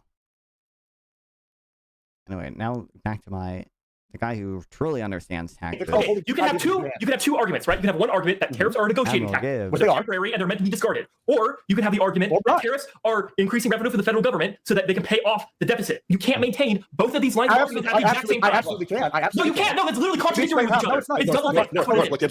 It's not double think. It's real simple. It's called situational awareness. I know that's something that you're confused about, clearly, right? So if I have a situational problem, well, hey, I put a tariff on a country, and we renegotiate trade deals, and then we leave the tariff there, or we have a reduced really, I aspire to be like this dude. But it's higher than I'm just gonna start playing Subway Surfers in all my debates. Was before. Guess what? We can. Well, actually, unironically, I don't play Subway Surfers in my debates, but I do like sometimes just scroll Twitter during my debates when I'm bored. Negotiator deal, and then B, we can lower the deficit if it stays in place. Those are two things that can absolutely happen at the same time. And if you're saying that's not happening, then you're just retarded. Okay, so you're in favor of obviously of the relevant thing. And if you're saying that's not happening, there's a trade-off between those two goals. It's not that like you can't strike some balance between them, or like you can't have one country where you leave tariffs in place, another country where you don't leave any tariffs in place because you reach a deal with them. It's just a trade-off between these things that you should recognize. Then you're just retarded. Okay, so you're in favor of negotiating. Okay, you're in favor of tariffs, or you think that it should be a crime to have kids listen to Gibbs. I'm glad he's playing. Tariffs are being used as a negotiation, but in the end, you also want the tariffs to be increased. But is he playing Clash right? Oh, yes. Oh, no, that is what you said. You said that in the end, the tariffs will be increased on our side. That is what you said. Nope. No, that's Yes. So you love taxes. Yeah, Taxes you are love, good. you love taxes. No, what I said once again was Taxes it's are awesome. situational. It's once Fiscal again, I say conservative, by the way, situational. loves taxes. It's It's amazing. One at a time. Everyone one at a time. No, everyone one at a time. I'm going to let Connor go, and then Gibbs, and then I want to see if Luke wants to comment on anything. Dude, you don't need to. Like we don't know what words mean, okay? Fiscal conservatism does not mean running a $10 trillion deficit. Fiscal conservatism does not mean increasing the largest consumer tax increase in probably a century. That's not fiscal conservatism. So we're not even, we don't even agree. Like, dude, we can't have a complex conversation about policy because we don't even agree what words mean. Yeah, I mean, this is funny. I love the idea that this is funny. Yeah, it's funny. I don't know what fiscal conservatism is. It's funny. Raising taxes. Raising taxes is fiscal conservatism. I'll mute you. I can't respond. I mean, I'll tell you what's funny. I will tell you what's funny is this great Mensa candidate over here sitting here with his great background in, I don't know, being a basically glorified UPS driver in the military. And notice we're not going to engage with any of the substance. We're just going to deflect this shit. It's going to explain to me what fucking words mean. That's fucking hilarious. It's a goddamn retarded is what it really is. And I'll tell you another thing is virtue conservatism, which Connor sat here and tried to argue many, many times, is basically just progressivism pretending to be conservatism. Like, so I don't want to sit here and hear anything about what words mean from a duplicitous liar who does actually try to get Democrats elected down ballot that are not just that are not just, oh, I hate MAGA. So when you're going to sit here and say this bullshit, like, at least I'm impressed you can say it with a straight face because it's honestly a very good lying tactic. I'm very impressed. Good job. Okay, am I muted or no? No, you're good. I went to. Okay, so hold on. So to summarize what was just said, I'm a liar, but fiscal conservatism is cutting taxes and adding $10 trillion to the deficit over the next 5 years. And fiscal conservatism is raising the highest consumer taxes. I don't know where Connor's getting that number from, though. It's not 10 trillion over the next 5 years. It's arguably, it might be the big beautiful bill under like the least favorable assumptions. And if you don't include tariff revenue, like might be 5 billion over the next 10 years. I don't know where he's getting the other stuff from. Century. That's fiscal conservatism. No, fiscal conservatism. First, fiscal Gibbs, that's the dumbest shit I've ever heard in my life. Before anyone responds to anything, I want to give Luke a chance to butt in here because he hasn't spoken much yet. Luke, do you have anything to respond to anything? What? I got fucking Subway. How is Trump fiscal conservative, Luke? Well, I mean, as I said earlier, he sticks to a lot of the core beliefs. While he does stray from a lot of ideas, and he's not typically 100% with the path. One thing he this kid is, oh no, he's just gonna try to sound smart by doing by fucking using not even big words, but you can tell, like he's trying to reach an essay word count right now. I mean, you guys feel that, right? He sticks to a lot of the core beliefs. While he does stray from a lot of ideas, and he's not typically probably just multiply everything because Trump is such a bad business leader. 100% with the path. One thing he has done that a lot of conservatives have done throughout the years is he's trying, man. Really bring. I don't want to be. He is 15 or whatever. I mean, I'm. You know, you guys know how often I get to say that. How often I'm not the youngest one on the doing shit. Let's go. He's on the right path. Voters, Republican voters, like out to vote and really encouraging them to vote, which is one thing that we can all appreciate as conservatives. Okay, hold on. How is he a fiscal conservative, Luke? Well, as I said, he sticks to some of the core beliefs that I mentioned earlier. What the fuck? He's not answering the question at all. He's repeating himself. Well, hold on. So can you respond to the fact that I told you a moment ago, you said that he cut federal spending. What I came back to you with, which I did not add an addendum to, I love this addendum, he cut, okay, Doge said they were going to cut $2 trillion. That's 33% of the federal budget. Doge ended up recommending $150 billion to Congress, which while, not as big as $2 trillion, it's a fuckload of cash. We can agree with that. What ended up getting passed, though, in the rescissions package was $10 billion, which was 0.16% of the budget. And not only that, he might have just messed up. He might have, did he mean 10 billion for only the rescission package? $5 billion of this package is projected to kill 3 million people over the next 5 years. Yeah, I think he probably just misspoke. I think he probably said trillions, but he meant billion. Okay, that makes a lot more sense. Hold on, that's not even getting into account the fact that the shit is everyone shut up and let Luke respond. Yeah, I'd love it. I'm just curious to where you got the idea that's going to kill 3 million people. Bro. In fairness, Connor shouldn't have. He should have just held him down to the fiscal conservative point because now they're able to deflect to. Actually, people in Africa is kind of deserve it. They're not even Americans. I don't give a fuck if they die. We're not gonna focus on the actual fiscal conservatism point. Then they're never gonna answer for, are they? Ask me a question. Ask me a question. Okay, let the chimpanzee talk, and then I'll go after him. As soon as he's done. Okay. No, I'll wait for the chimpanzee. Go ahead. No, Connor. Okay, that's fine. I'll be the chimpanzee. Am I the chimpanzee or I'm the chimpanzee? The Mensa UPS driver is called me a chimpanzee. So what I'm sitting here talking about is when he's talking about, what's fiscal conservatism? Connor's complaint is Doge didn't do enough, and so therefore it's not fiscal conservatism. That's fucking stupid. At least it's a start, right? As opposed to what Connor likes to vote for, which is, hey, I don't think that was Connor's point was that one, they lied. It was a failure. And, you know, that alone probably doesn't prove that they're not fiscally conservative, or at least not attempting to be. But the fact that they failed to do that, lied about that, and also, like, I don't want to say exploded is harsh, but increased the deficit with the big beautiful bill in the rescission package that he mentioned. That's the stuff. I'm back. I was up north. Took a quick nap. We started watching some of this. Luke's just saying rhetoric will filling a word count. It does, like, I'm sure it's you know, haven't seen him on stuff before. How goes the analysis? Well, I skipped to like 12 minutes in or something where you guys started talking about the dumb fiscal conservative tariff shit. So I haven't watched much of it so far, but kill me. I honestly think Gibbs might be like, that's obviously such a bad faith argument Gibbs gave. I like, there's no way he's actually that stupid that he like, we shift from tax cuts are fiscally conservative to actually tariffs are fiscally conservative because they're tax increase, but also they're not a tax increase because they're a negotiation tax. Like, there's no shot we're doing that, bro. And as the chatter just mentioned, it does feel like when Luke talked, it did feel like he was just he was like a high schooler trying to reach a word count. That is what it felt like when he said, like, well, I think that Trump, you know, attacks it, or still holds these core principles or whatever. He does the double think. Hold on to your pants, pigs. It's way worse. Oh no. 6 billion. I like his strategy though, being on his phone. That's what I just downloaded Subway Surfers. $1 to, I don't know, let's drag queens like doing dancing in Haiti or some bullshit. That's what he thinks fiscal conservatism. What a real When I'm stream talking about fiscal conservatism, I'm not done. Is the abs even done yet? When I'm talking about fiscal conservatism, we're going to use Nazi buzzwords. They will keep ignoring anything we throw at them. Yeah. No surprise there. But anyway, when I'm sitting here talking about fiscal conservatism, I'm talking about changes that benefit the economy and shrink government, right? Which DOGE absolutely does with the intent to shrink government under the Trump administration. I'm talking about, oh, yeah, he's made trade deals and he's sitting here put tariffs that are going to benefit us here and cause local prices maybe to go up initially and then drop after we build the supply chain locally. Just like the big grocer HEB, the #1 grocer in America, the Walmart model. Now, if Connor actually understood economics, he would understand how this works. But since the man's biggest economic thing is working for Uncle Sam, he doesn't fucking know shit. People were saying my mic was too loud. On your end or on this guy's end? On your end, it kind of was. Okay, now that the orangutan's done, Luke. On this guy's end, I think you did peak at points, but so I know PEPFAR cost $6.5 billion per year. It was passed. Although I like, I'm so USAID filled and everything, and I do think it's relevant to bring up and stuff. But oh my god, I don't know why Connor.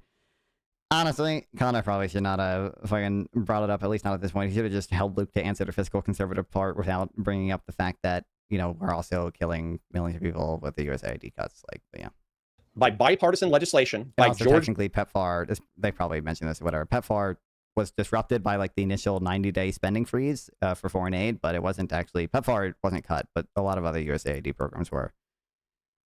W. Bush in 2003. Turn me down after one of my crash PEPFAR outs. provides retroviral medication for HIV and AIDS. That way, women in Africa who have HIV will not pass on HIV to their kids, and then also people who already have HIV won't die from the disease. This is credited with saving 25 million human lives over the past 20 years.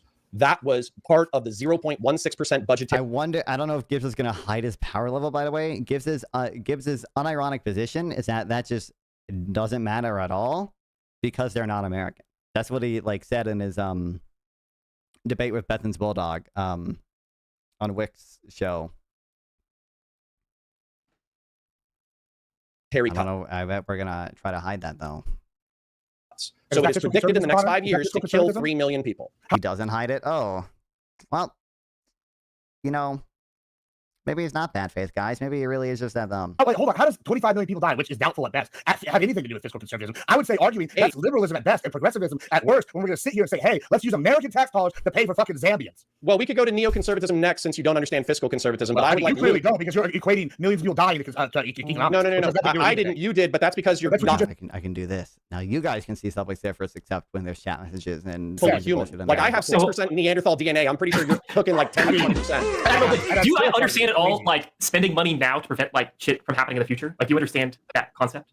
Yeah, I absolutely do. I mean, I'm definitely familiar with the so idea of you the think- I'm familiar with the idea of the pain now, Okay, and you there's the think pain that it later. might- When I explain Because how the fiscal tariffs You think that it might be? to be established here, versus if it Shut the fuck up while I'm talking. Hold on, you asked me hold on. You asked me a question. I gotta answer the question you just asked me. If you're gonna ask me if I understand how this works, Corbin needs his mic to be louder, bro.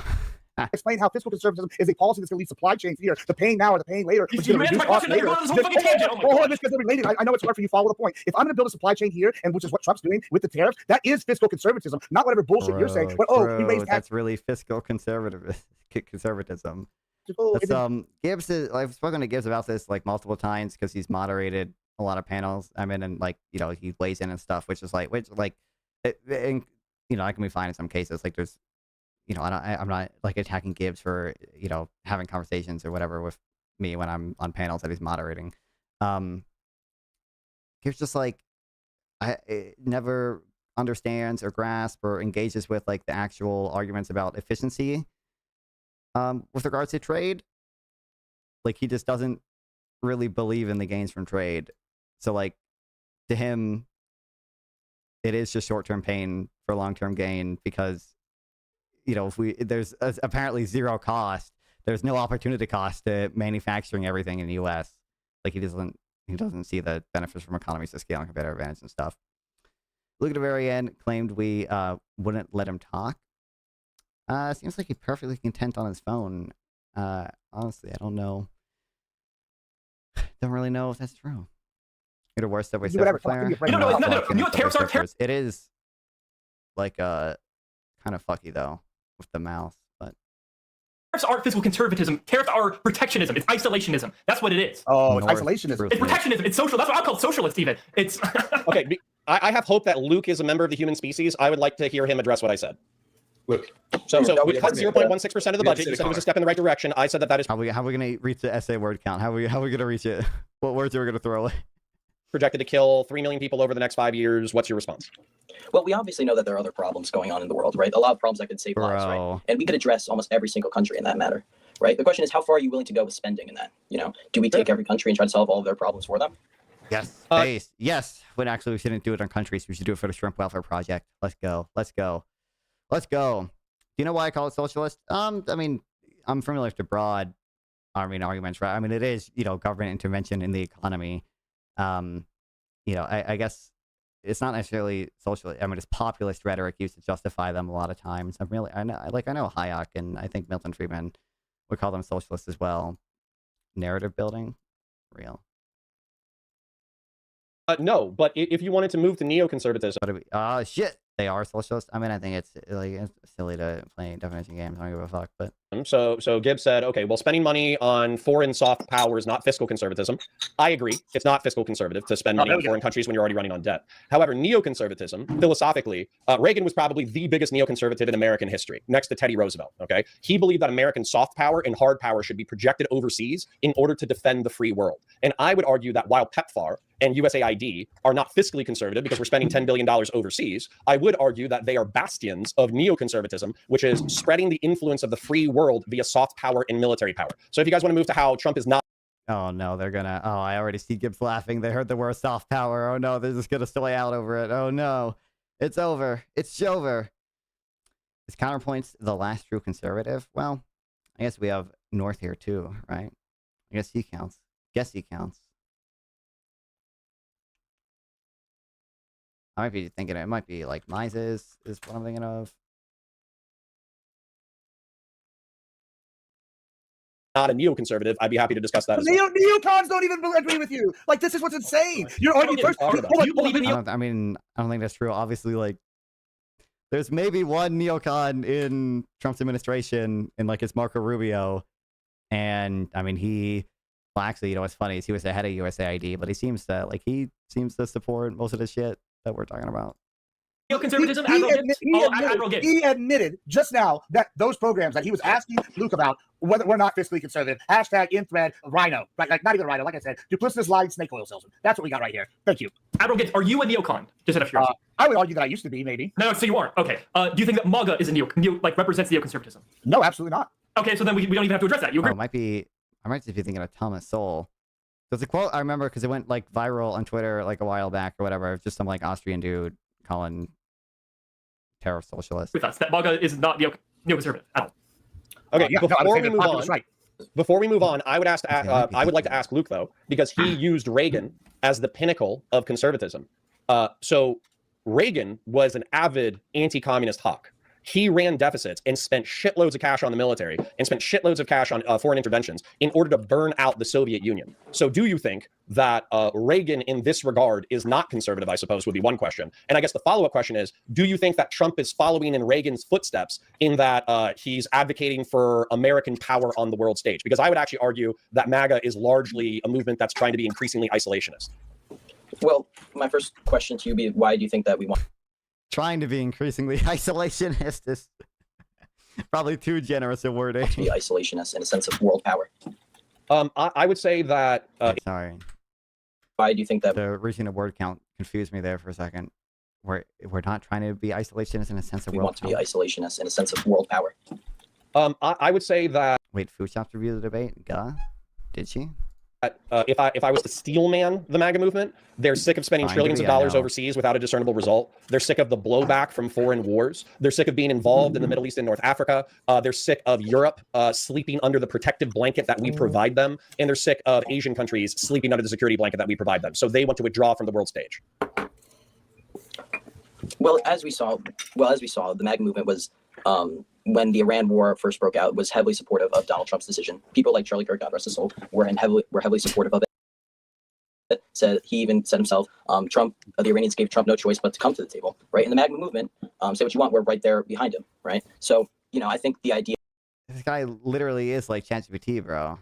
If you view it as flop instead of politics and finance related, well, this is flop, is it not? Yeah, that Americans want to be removed from the world stage is, I wouldn't say is entirely true. Also, Trump was the first one to meet with Putin in a while. It was the first one to meet with Putin since the Russia-Ukraine war broke out. So we're obviously trying to get our feet in the game here.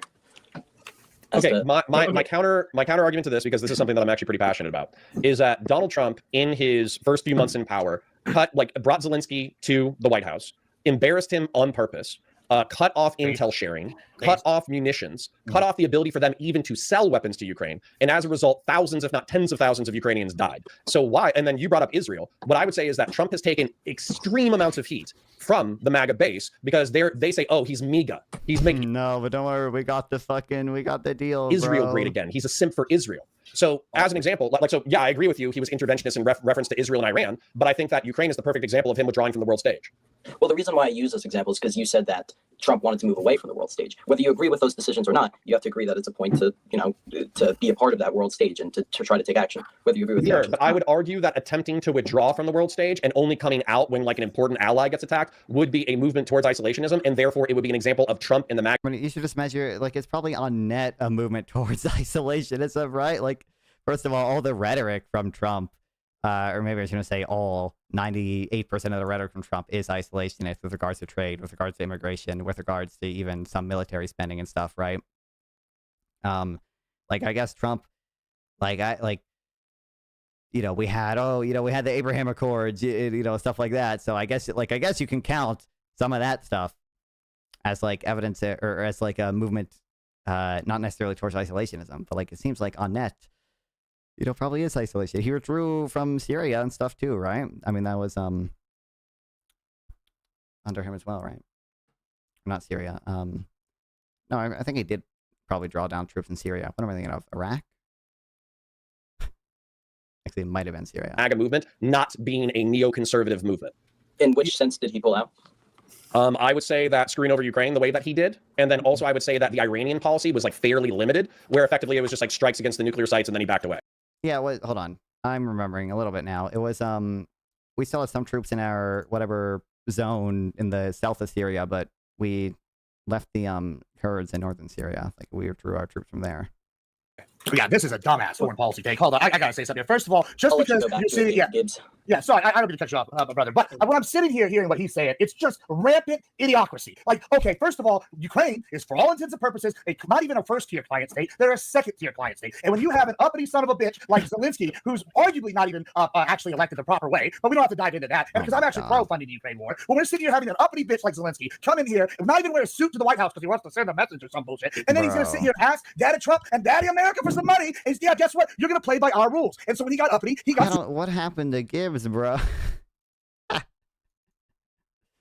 Last I heard, Gibbs was relatively, or not last I heard, but Gibbs used to be like relatively pro-Ukraine just on the basis of like wanting to destroy Russia's military and counter Russia's influence. And he makes this argument all the time, like he doesn't give a fuck about like who we support. Like he doesn't give a fuck if we support like who people would consider evil people, as long as it's like in America's foreign policy interest. Like, I don't know why we're, like, trying to... It gets way worse. There's no shot. Like, I don't know why we're trying to like, virtue signal about, like, Zelensky not being elected the right way. Like, motherfucker, like, Gibbs will say, like, we should support genocidal warlords in Africa if they advance their foreign policy interests. Like, what are we doing? Slapped like the little bitch ass he was. And now, guess what? We just opened up even more funding and even more weapons just within the last week, like the Tomahawk deal, more than Biden ever gave. We also negotiated a mineral rights deal with Ukraine. These are all expanding American power under the neocon principle. We can look at Iran. You know what's expanding American power? When we go in there and bomb the fuck out of them with using our old tech that's getting replaced by the B-23 Raider, B-21 Raider, and we had the B-2 bomb. We're getting old tech going in there and dropping bombs on them. And guess what? They have no idea what's happening. And then we have Israel handing all our weapons. I don't even... Okay, so... The B-21 Raider, whatever new shit we're making, none of that is because of Trump. That's been in development for a while, as in not. Second of all, like, the B-2 is old tech, right? But that's just because it, like, but it's not like we have newer tech that's ready yet. It's still the, like, newest, whatever, long-range bomber shit that, can only do, you know, that does whatever the B-2 does, and I'm not a military guy. I don't know exactly what the B-2 does that's particularly special. I only know it's like a long-range bomber, stealth bomber. But I think this was only first flight 2023, and like this is probably like a test flight or whatever. B-21 is goated, like initiated 2011. Like now it's not because of Trump. When was the last B-2 built? Manufactured to 2000. So I mean, you know, 25 years old. The newest ones, at least. Long-range stealth bomber? Yeah, but I don't know. Presumably, there are other long-range stealth bombers other than the B-2 that we have. I don't know if they're not as long a range or can't carry as big of bombs or whatever special stuff the B-2 does. If they're not as stealthy. I can briefly talk about it. We can say whatever in chat. I don't need to continue watching the slop, but... Why would we deploy U.S. troops to the Middle East where it's just a quagmire? Instead, we can just let Israel whoop their ass for us effectively. And then finally today, it looks like Hamas has capitulated. So it looks like, once again, Trump dubbed, crying baby back bitches here, zero. So hold on, is MAGA neoconservative or not? Yeah. I mean, in some respects, they can be. It's all once again situational. It doesn't matter whether or not it's actual, traditional, exact neoconservatism. But remember, we are more to the right than what you are proposing. You're proposing for socialism. That's not that's not conservative at all. So I don't know. I can't speak to that, but I know his positions, and they're socialist, borderline national socialist. No, Admiral Gibbs, I can say that you're the socialist here for supporting Donald Trump, especially with when it comes to Trump literally taking over parts of U.S. companies. You think Trump buying like 10% of Intel stock? You think that's not socialist at all? Do I think that Trump? Sure, I would argue that it is somewhat socialist. It's somewhat socialist? Yeah. Guess what? Every big government is somewhat socialist. I mean, I don't want to turn into Fabian Liberty. Big government. Yeah. Hold on, I thought Trump was shrinking the government. What's this whole big government thing? Hold on. It is shrinking. However, when you're talking about economic gain, and Trump's an economic guru, you know what? Guess what? If they decide they're going to invest in stock and stimulate the American economy, I'm not going to sit here and pretend. Okay. I'm a libertarian. Yeah, it is a little bit socialist. There are some socialist aspects to the United States government in general. So if they're going to buy stocks in order to increase our economic benefit, I'm all for that if they can actually see it work. How do you think Intel is going to go down in cost as we sit here and have supply chains built and chips built here? No, absolutely not. Instead, what we're probably going to do what my concern about is wait, hold on. Economic benefit. I'm all for that if they can actually see it work. How do you think Intel is going to go down in cost as we sit here and have supply chains built and chips built? Oh, wait, does he mean the stock price? Here? No, absolutely not. Instead, what we're probably going to do I think it might mean the stock price. I think you might just mean it's a good deal for the U.S. because as Intel builds stuff here or whatever, like the stock price will go up, so it'll be a good deal. I thought what he was saying, and I don't know for sure this isn't what he's saying, is that like the cost of producing here would not go down, which would be directly contradictory to the argument he gave earlier about tariffs being just short-term pain for long-term gain or whatever. But I think he was just saying the stock price is not going to go down as they build out here. But also the Trump purchased the stock, or the 10% equity stake with money from the CHIPS Act. like Intel's not really getting those, CHIPS Act subsidies anymore. It just all went to like a one-time upfront purchase of Intel stock, and we'll see if that's in any way effectively managed. About is I'm a promoter of free market economics, and I don't like it when the government is interfering with our free capitalist market, because that's what they're doing right now. They're creating a conflict of interest, and you can argue that they're maybe like artificially raising the prices of the stock, but that doesn't actually do anything for like the economy at all. It just makes it look like better superficially. Like if you like technically, it probably wouldn't necessarily artificially raise the value of the stock. $15 trillion into the economy, right? That doesn't mean the economy is going to be doing better. Like maybe on paper you could say it's doing better. Let me ask you a question, all right? So, right, and I've talked about this a lot. This is the big reason I got into like the debate world is because how it was affecting local.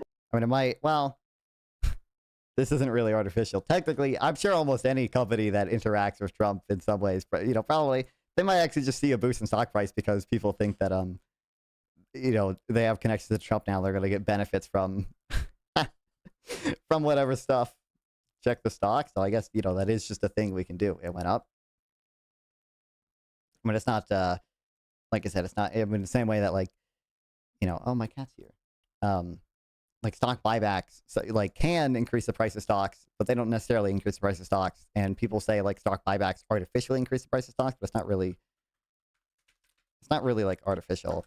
I guess to some extent you could say, like Palantir stock is going up so much or whatever because they have connections to Trump and people know Trump is going to be using them for whatever bullshit he wants. So whatever data storage stuff he wants. So you could say the same thing with Intel. Like Intel can get whatever tariff exemptions they want if they have these connections, right? But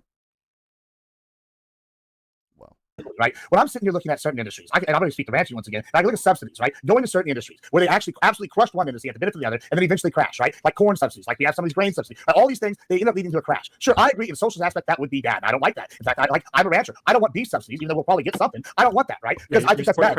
Hold on. When I look at these things, yeah, there are some aspects to go. However, if I'm looking for economic gain and I'm an Intel stockholder and I'm looking for future investments, I think the U.S. government, when they're pushing stuff like tariffs, which are going to and then have trade deals with Rwanda for rare earth minerals, I think, yeah, it behooves us in situational circumstances to maybe play the game. I'm not a full-on libertarian unless you're a full-on libertarian. Bro, I mean, maybe I'm gonna be owned here.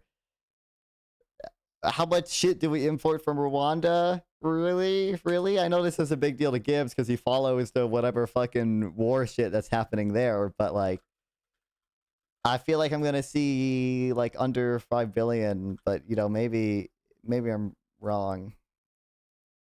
You also believe in some sort of 30 million in 2024. Yeah, I was gonna say under 1 billion, but I was hesitant because I was like, maybe Gibbs knows something I don't or something, but shouldn't have assumed that. Government control over certain areas, and this is one of those times where we're going to have benefits to them doing it. So then you're a libertarian or what? I believe in free market economics. I think the less you have a more prosperous capitalist economy, the less interference the government puts into it. Like, is that not?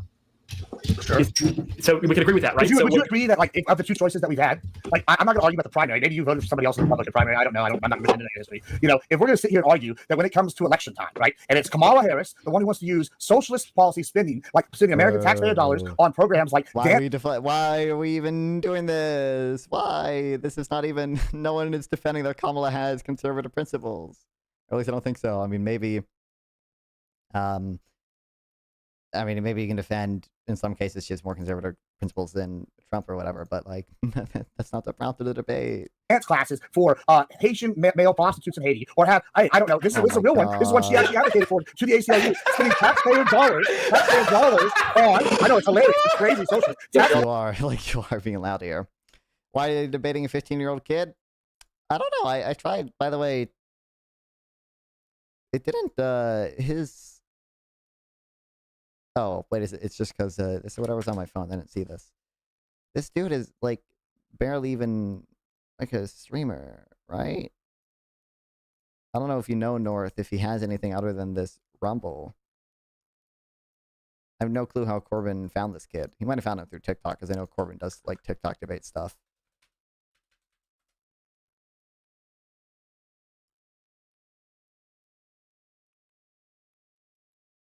$1,000. Can you say that one more time, please? Yeah, this is a real thing. You can look it up. Asian male prostitutes Yeah, this is a real thing. transgender surgery or something? No, that's not what I'm talking about. That was illegal aliens. Illegal aliens get transgender surgery. That was actually a policy she advocated at ACLU.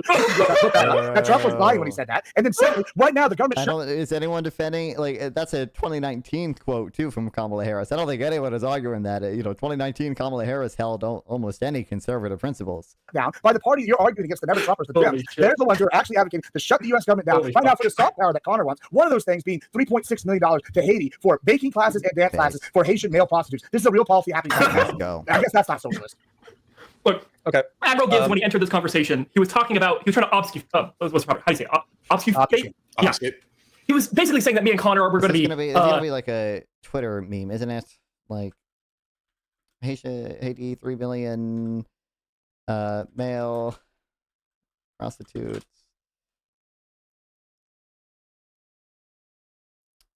$3.6.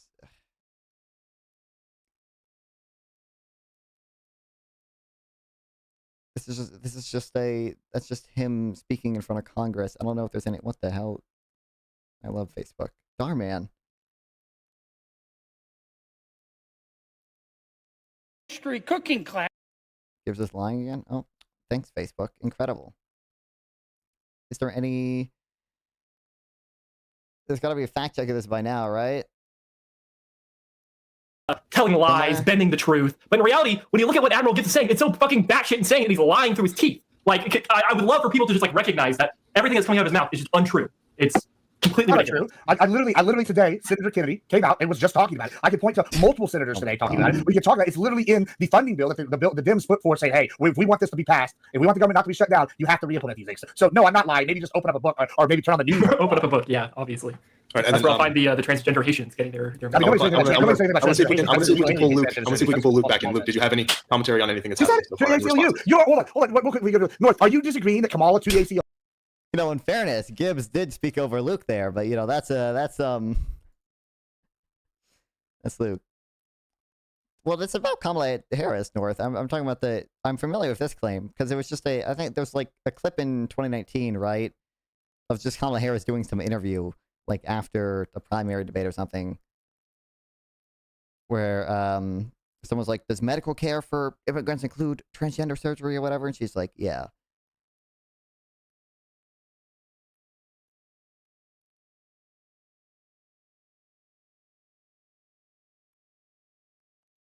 So I mean, I feel like what I think is pretty decently fleshed out within the Twitter post. I think that the right is going to be resistant to any solution. I think maybe I'll preempt.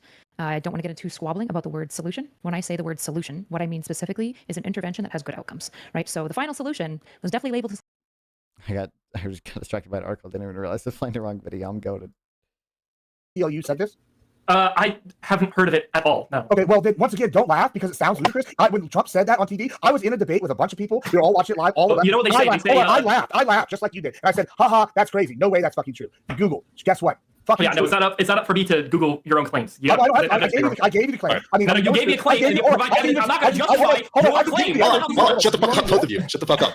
All right, you guys had your little spat. Luke, did you have any response to anything that North or Connor may have said? Okay, what are we're gonna do the ChatGPT word count again. Okay, we're gonna do that. Obviously, I'm so curious. We're not gonna engage with any of the substance, right? So, what are we gonna bring up? What are we gonna bring up? Ooh, I don't know. It's hard to guess. Yeah, I kind of want to go back to what me and Connor were debating about. Whereas Trump doesn't want to be involved in the world main stage. Well, you gave arguments about how things he did were wrong, which we could talk about all day if you'd like. But how he wants to go away from the world main stage is I wouldn't necessarily agree with that. Okay. Well, what I would do just to split the difference, because we still, if we're tracking the thread of the conversation, I think I made the argument that there's 5 separate conservatisms that I don't think Trump is. North and I think are in agreement that we've articulated why we don't think Donald Trump is a fiscal conservative. I think that's relatively clear. For neoconservatism, I'll split the difference with you, and I will say that as an example, Trump's talked about abandoning NATO, right? He's talked. I mean, if you use a virtual audio cable. I mean, I just had I think the limiter. I mean, the limiter just maxes out what can actually register. I think you can still kind of peak and you can still clip, but it fixes things a little bit. I mean, but a compressor is probably you probably already have some compressor, but the compressor can limit how hard it is for you to peak, basically.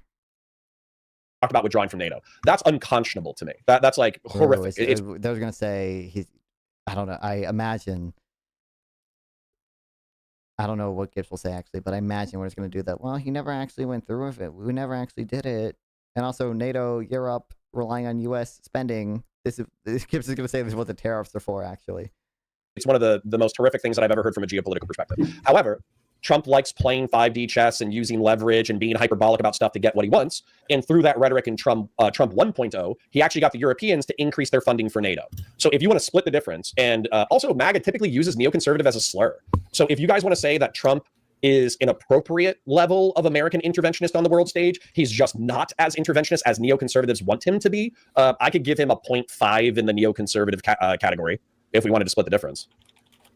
Well, talking from a very objective view of just being involved in the world stage better than previous leaders, as you might say. Reagan, obviously, during the time of the Cold War, Bush during the time of the Iraq War, obviously played a much bigger role than he is playing right now. But I think from a standpoint of him being the most involved through a foreign conflict view and through an economical view, he is very involved in the world main stage, which is...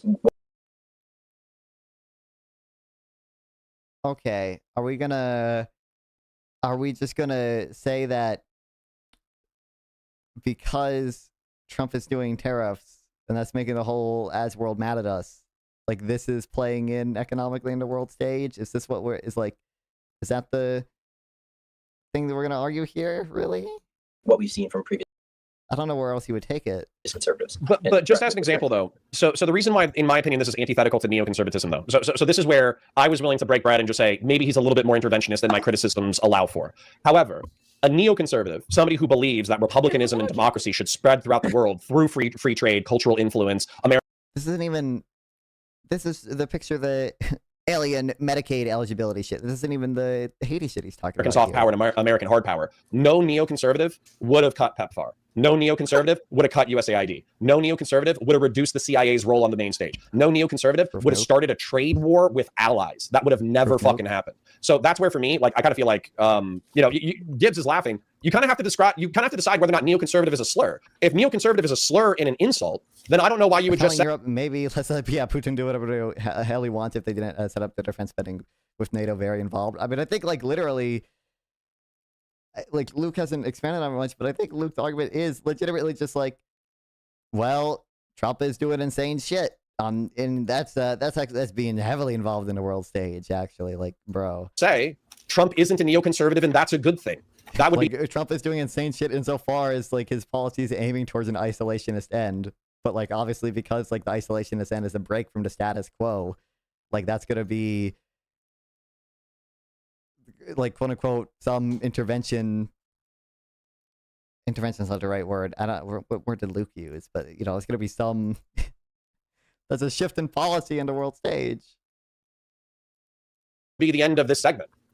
And okay, Admiral Gibbs talked about before saying that he doesn't think that MAGA is neoconservative, for one. And for two, what was Trump's foreign policy talking point when he was campaigning?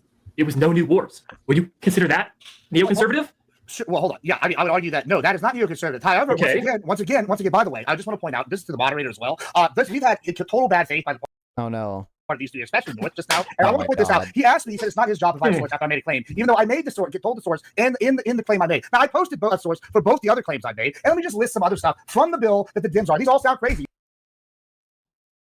He's gonna read off this list, isn't he? There's gonna be some other bullshit thing. I don't even know where this is in a bill. None of these things link to the bill, and there's no reason to believe any of this shit is true. I don't even know how to debunk this. This is what they were sitting there pushing out. The lawmaker listed out nearly $20 million in foreign aid funding that he alleged Democrats had their eyes on, including $4.2 million for lesbian, gay, bisexual, transgender, queer, intersex people in Western Balkans and Uganda, $3.6 million for pastry cooking classes and dance focus groups for male prostitutes in Haiti, $6 million for media organizations for the Palestinians, and he's just reading this shit. $3 million for circumcisions and vasectomies in Zambia. Now you could argue maybe under the soft power principle that hey, it could be neoconservative. However, even a neoconservative who wants to cut government spending would absolutely cut funding like things for $3.6 million for pastry cooking classes in Haiti. Secondly, the other thing I said which was the ACLU thing. I posted the fucking link in there. This is from CNN. If he doesn't like the one about I just posted from Fox News, because CNN is notorious for being extremely far right. They are the ones who admitted that Kamala lied during their presidential election campaign and said she didn't say this after Trump claimed she did do this on the national debate stage. And guess what? That's not even... I have the source, and she did fucking say that. And here's a cool quote from Kamala. This is our comparison. If I have to pick which side's more conservative, Trump or, hey, the populist righty, who's maybe not a neocon, but he's a populist righty, or the left socialist leader. Hold on. Who says, I have the source, and she did fucking say that. And here's a cool quote from Kamala. Maybe I'm misremembering. I don't even know if, I remember people bringing this quote up to Kamala Harris and stuff before. I don't know if she ever denied saying it.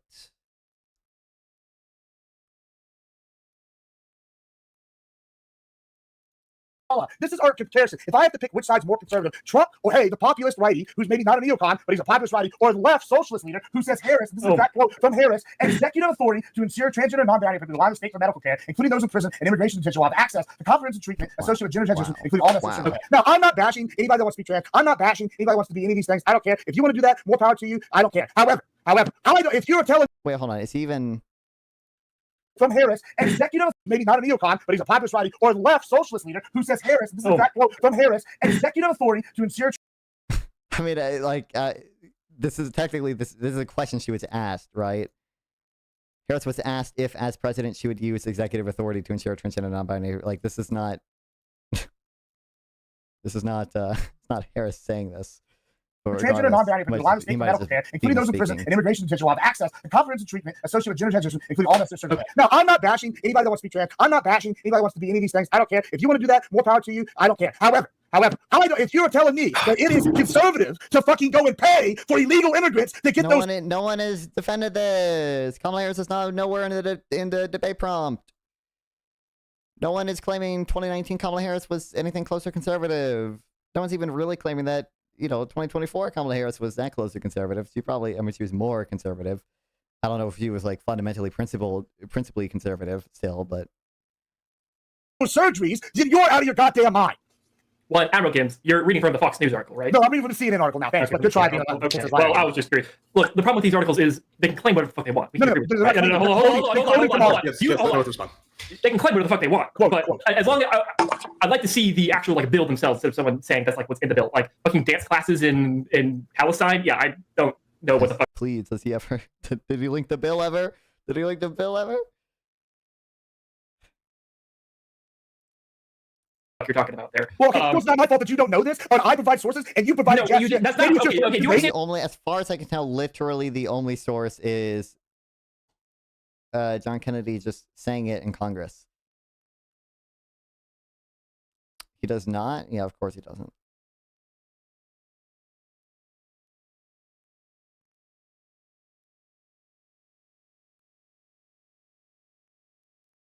Say the difference between a primary and secondary source. Don't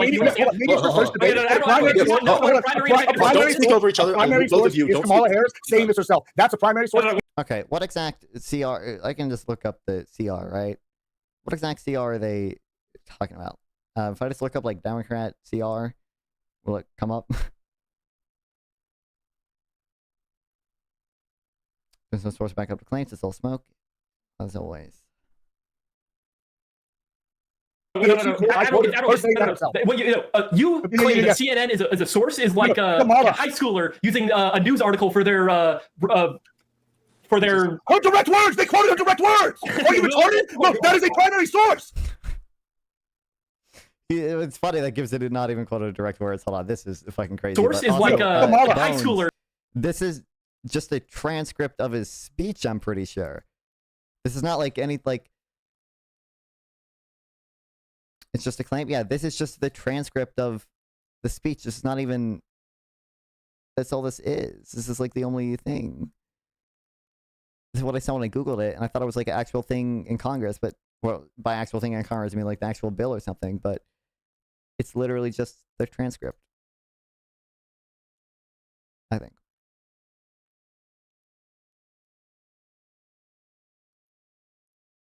Okay, I'm hoping if I just look up Democrat CR, I think I could find it. Not that. Using a news article for their for their direct words. They quoted her direct words. Are you retarded? Look, that is a primary source. Or is the person talking about? Is the Kamala saying XYZ and them quoting that? Is that a primary source? Yes or no? It's a secondary source. No, it is a first source. Oh my God! It's a private. And you are goddamn. Bro. Link me Kamala and say this. Link me Kamala saying this. They're both in the chat. You put it in the private chat. I mean, maybe read a book or watch the news because you're sitting here showing it's your first time debating with the big boys. It's crazy that you're going to call out me for sources I provide. Wait, this is his first time debate with the big boys, really? And When you he's purported talked to Destiny? Bupkis. Let's see here now. Okay. So what do you guys want to do in reference to neocon? Because I think, Luke, my argument would be that Trump is substantively less committed to neoconservatism than a neoconservative. I think Gibbs, despite going on a rant, would probably agree. He would just say that that's a good thing. Because neoconservatives love... Where's the thing that conservatives cite all the time? It's the Democratic CR where it says, because there's like one line in it that says like alien Medicaid use or whatever. They're like, oh my God, Democrats want to fund... Democrats want to... Hold on, do your parents this isn't the worst part? How does it... There's no way it keeps getting worse and worse. There's no shot. I appreciate the teasing, Duck Festity. What's wait, how is it not just this or whatever?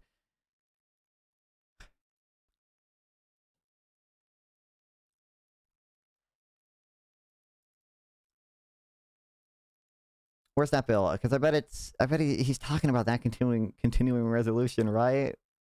They love foreign intervention. They love spending money internationally. They love trans drag shows. They fucking like Colombian streetwalking trans prostitutes putting on an art show for the Colombian embassy. Neoconservatives fucking love that shit. So I'm assuming that Admiral Gibbs would say that's cringe, that's fucked up, we shouldn't do that. I would agree that spending money would be on foreign wars and expanding American influence through war would be a neocon position. Sure. Yeah. However, I would argue that yes, that's bad, right? I would argue that if we're going to argue from a neocon standpoint, because I would say I used to be one, I would argue that the neocon standpoint would be doing effective things when it comes to expanding American influence. Like, direct action against military targets. That would be an effective use of American power. That's going to increase our influence in the world. Holding territory. Ensuring free shipping, safe shipping lanes overseas. Yeah, that would be a neocon stance. However, a neocon would not be in favor of ineffective things like 3.6 million going to Haiti or for something like this. Okay. I mean, I think descriptively, even if we disagree on like whether or not these things are good or bad, I could just accept that. But then this would get into... I'm misspelling alien or something? I would say, well, let's do like let's do the spicy, non-spicy, and then spicy. So social conservatism, okay? I think that social conservatism is promoting, religious values, virtues, family, getting married, having kids, being loyal to your wife. I think Trump is one of the least, he espouses social conservatism. He got conservative justices elected. They're just going to say, the only thing I've ever heard people say to this is just that I don't give a fuck. I have no clue what the fuck they're going to say here. To the Supreme Court. I think that he is the least socially conservative individual who has ever represented the Republican Party, probably in the history of the country. What? I think that Donald Trump is the least socially conservative human being who has represented the Republican Party in the history of the country. The worst? Oh, no. Worse than John McCain?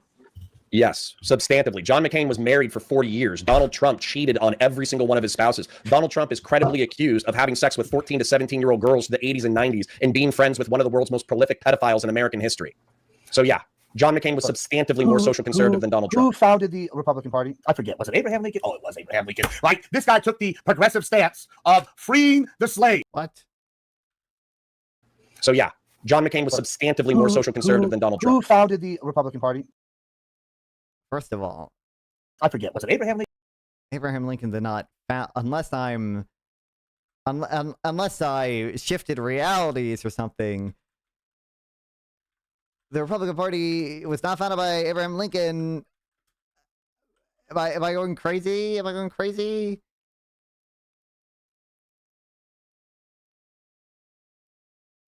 Lincoln. Oh, it was Abraham Lincoln. Like, this guy took the progressive stance of freeing the slaves. I got to say, and that's a good thing, but if you're going to argue that, hey, he's the most non-social conservative in American history, maybe once again, open up his... Wikipedia doesn't list him, like... Do you think slavery is socially conservative? I guess the Republican Party didn't start until Lincoln. I mean, you could say, if you want to say, like, Lincoln was instrumental in some fashion to the Republican Party, I get, like, that's definitely an argument you can make, but I don't think he's in any way classified as a founder. When I just look Control F Republican in the Republican Party Wikipedia page.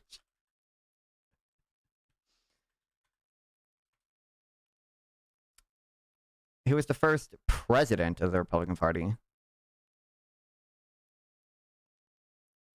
Conservative? I would argue that at the time, yeah, if it's established within, it's economic conservative, that's for goddamn sure. If you're going to sit here and say, oh, with tradition, hey, yeah, that's also going to be a conservative standpoint at the time. Are you arguing this is why I define terms before I talk about them. I say that social non-fun fees freeze to sprint from pain. Indeed, I do, by electrocuting them before they are killed in a horrible, painful way. Okay, provide them with immediate and painful death. Okay. I'm like, oh no, out of inception, Republican Party supported protective tariffs. Oh, why didn't we deploy this argument? You guys know you can, for only $1 per intensity level, you can electrocute me using the very same dog collar that Hasan was using for his dog. I don't know for sure if it's the very same. Very similar. Electrocute shrimp, not dogs, not fun 2025, indeed. Same brand, same, I don't want to say same model, same general, you know, the shock type, not the vibrating type. You can define it all you want, but you're defining it dishonestly. Okay, okay, tell me if this definition is dishonest. Social conservatism is reinforcing religious principles and values, and also reinforcing the virtue and value of family, marriage, and staying loyal to your partner while raising children. That's social conservatism. Was that a dishonest social conservative definition? Sure, let's use that definition. Let's just for funsies. I'll play your game. Here's the problem with that: if we use that definition, we use that definition, and we compare the two candidates, and then we compare down ballot. Which one represents that more? Maybe the leader might not represent that. Hey, but Vance, that's my argument. However, when I sit here and see policy, I mean, you're talking about MAGA. Obviously, I guess there are other people than Trump in MAGA, but Trump is obviously the founder of MAGA, one might say. With the air tag for us tracking you in case you wander off somewhere. Of course. like that were going on the left, none of that is advocating for social conservatism. And your argument is a never Trumper. So you're going to argue against anybody MAGA, and then you're going to say, hey, let's vote for Dems that are going to push more far left socialist policies. And why are we? Was this part of the prompt or something? That this is relative to Democrats at all? I thought it was supposed to be never Trump Republicans versus Trump Republicans. Why are we talking about Democrats? More far left progressive anti-conservative policies, and then you tell me. So I'll follow you, Gibbs.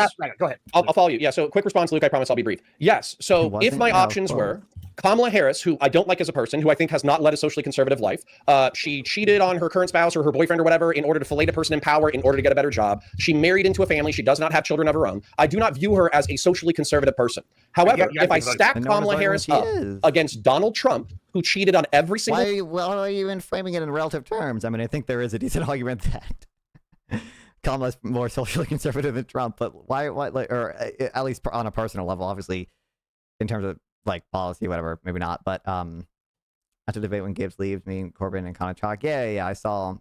I didn't watch it really, but I saw you and him were still streaming. There was just the three of you, but yeah. I mean, Connor was probably streaming too, but I didn't see it. One of his spouses, including Melania, and who also had sex with underage sex trafficked women. Then we don't even need to defend this. Like, we don't even need to defend that, like, relative to Trump. Kamala Harris is socially conservative. You just, like, it's about whether MAGA is socially conservative, or whether Trump meets, it meets some minimum threshold. I'm gonna say that Donald Trump's not even like particularly like anti-abortion or anything either. He's anti-trans. He flip-flops on abortion, and he, hasn't done anything pro-LGBTQ since holding up the gay flag in 2016. But he's not even outspoken on like that stuff. Kamala Harris is a fundamentally other than trans issues, I guess. But better person than Donald Trump. Williams, what are you talking about? If you're going to talk about social concerns, you can't talk about someone who's a known cheating slut. This is crazy, bro. Donald Trump's a cheating slut. Wouldn't you agree, Gibbs? Do you think being a pedophile is worse, or do you think being a slut is worse? I don't know. Why don't we ask your bestie for Destiny? But hey, that's neither here nor there. Go ask him. I'm pretty sure he'll say being a pedophile is worse than being a slut. I'm asking you. I don't know. There's a lot of I'm asking you. What's He's not going to answer the question. He's not going to answer the question. I would love an answer. I would love an answer, Gibbs. What's worse, having sex with a 14-year-old sex-trafficked girl or being a cheating slut? Well, anything what's worse? Anything they're convicted for, that's going to be what's worse. I would like you to answer the question. And the answer is anything they're going to be convicted for, that's going to be what's worse. And I've not heard Donald Trump. No. The question is, if he was actually doing this, if he was actually doing. I'm gonna game it myself. Why in the last 4 years when the Dems had having sex with a 14-year-old girl worse than cheating? All we want getting released, but guess what? They released more of that information in the last 6 months than we've been released in the last 4 years. If the Dems actually had the claims you're making, they would have released them. All you got is baby back bullshit. Go ahead, Luke. Gibbs, I would like an answer to my question from a descriptive standpoint. Is being a cheating slut worse than having sex with a sex-trafficked 14-year-old girl? Yes or no? In a pure hypothetical, it would be. However, in a real world scenario. What? Well, we have evidence of one. I'll take a hypothetical. That's enough. We don't have evidence of the other. So, Oh, we do. Oh, he's like talking about evidence. Oh my God, bro. We have firsthand testimony from one of the sex trafficked girls. We also have a 2003 letter from the Jeffrey Epstein estate where Donald Trump writes the most prolific pedophile in American history, a love letter talking about how they both have a secret. Wow. So yeah, Connor, you and I have a secret. What's that? That you're gay. I mean, look, see how easy it is? I can just make up anything when I say we have a Bro. secret. Nobody knows that he's not. That means What's up? Bro, I can't. I hate the Gibbs. I hate Gibbs. I can't listen to this. I can't. My blood pressure, bro. My blood pressure. I can't do this. He's like, we both have a secret. Are you okay? What did you fucking send Connor a letter with like what looks like an underage girl being naked? Like, I don't know. Use your signature. What are you doing? Bro, again, you know what makes my blood boil? It's not that he's saying it. It said, if it was a Democrat, you would already be hung by now. Oh my God, bro. What the fuck, man? Oh, fuck me. I hate this. I hate this schizophrenia that like half the country is infected with. What the fuck? Yep. Just like so evil. It's just like so evil. Like he knows he's being evil too. Like there is no place for doubt. Like he knows he's being bad. Yeah. Someone could be like, we fucked a little. Like Trump could literally write to Epstein, we fucked a little girl together. Remember? And he's like, well, no. Fucked could mean like you screwed over. Like maybe maybe he invested in some project and that made like some family become poor. And that's like they had a 14-year-old. So they fucked. I can say like he fucked a little girl together, Connor. Like it's. Yeah, I could say it. It doesn't make it true. Here, Connor, we fucked a little girl together. That doesn't make it true, right? That doesn't make it true. So, like, what? Come on, give me evidence. Like, bro, I can't. I'm gonna explode. Oh my God, bro. Oh my God. Wow. Bones DMs me. Gibbs makes me want to game into myself. Same, Bones. Same. This is awful. This is bad stuff. Econ Boy is also not making me happy. He's like, we should keep the airports publicly owned. Dog. These are not on the same No, level. they are. Econ Boy's worse. Econ Boy's worse. I agree with you. Econ Boy's like, we should not privatize the airports. That's worse than defending pedophiles. Because, Trump is like one pedophile, like whatever. Okay, that's bad, but like it's like very local effect. If you don't privatize the airports, like that's hundreds of thousands of people over a decade being negatively impacted. That's just like so much worse. I don't know if there's research or stuff on this at all. Is there like No, there is. There is. You just ignore it. When did he go? Wait. When did Econ Boy? I'm sorry. When did Econ Boy ever talk about any causal papers ever? The guy is just like pure theory. The guy doesn't give a fuck. I've seen him talk about a little bit only because only when I link him stuff and ask him his opinions about it, like he'll say, "Oh, I don't think the study is that well designed or whatever." That's the only time I've seen. But then he'll be like, "Yeah, we should like fucking socialize all the economy because like Econ said one thing in like Norway, bro." Yeah. Like this guy, man, never any empirical stuff, nothing indigeneity approved or anything. This guy doesn't give a fuck, bro. This guy doesn't. If I said econometrics, he would quiver in fear. Okay, so Econoboy is worse. He's advocating stuff that hurts people more than like a pedophile or two. Okay, Econoboy's evil. Econoboy's evil. I stopped having Econoboy fatigue, and now I'm reinvigorated to destroy him again. No more Econoboy fatigue. Now it's like saying I have Hamas fatigue. That's not really true. It's like I want them gone, but like forcefully. No. I'm saying shit. I'm saying shit to say shit. I don't mean any of this. I don't mean any of this. Unbelievable. Add it to the list. Go into the hog. Okay. I don't mean any of this. I actually love Hamas, but Econoboy I do. Despite no, I'm joking.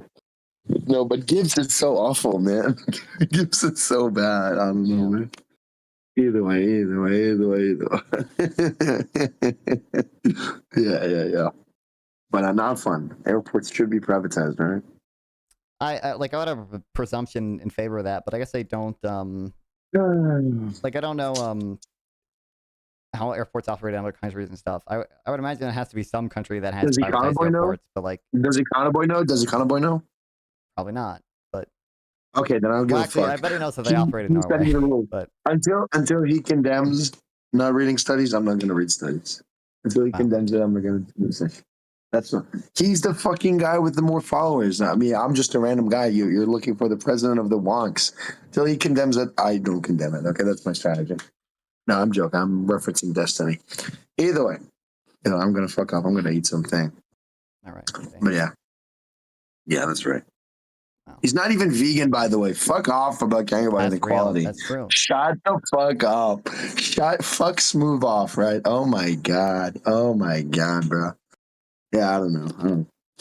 That's so bad. Either way. My body is a machine that turns food and water into Econoboy hate. Okay. No, I love the guy. But as a person, I love him. Either way. I'm waiting for the debate. He said in November we're gonna have a debate. Yeah. So, It'll be not me and Econoboy. He's gonna host a debate between two people, and I'm waiting for that. That sentence came out wrong. But either way, yeah. See ya. All right. Talk to him. This is one study.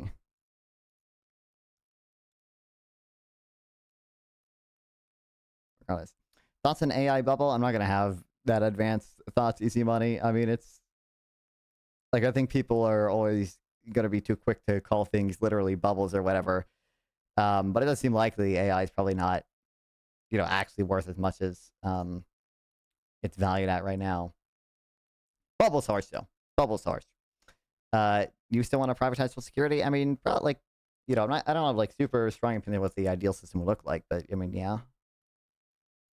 You're denying. That means not a bubble. AGI isn't coming anytime soon. Yeah.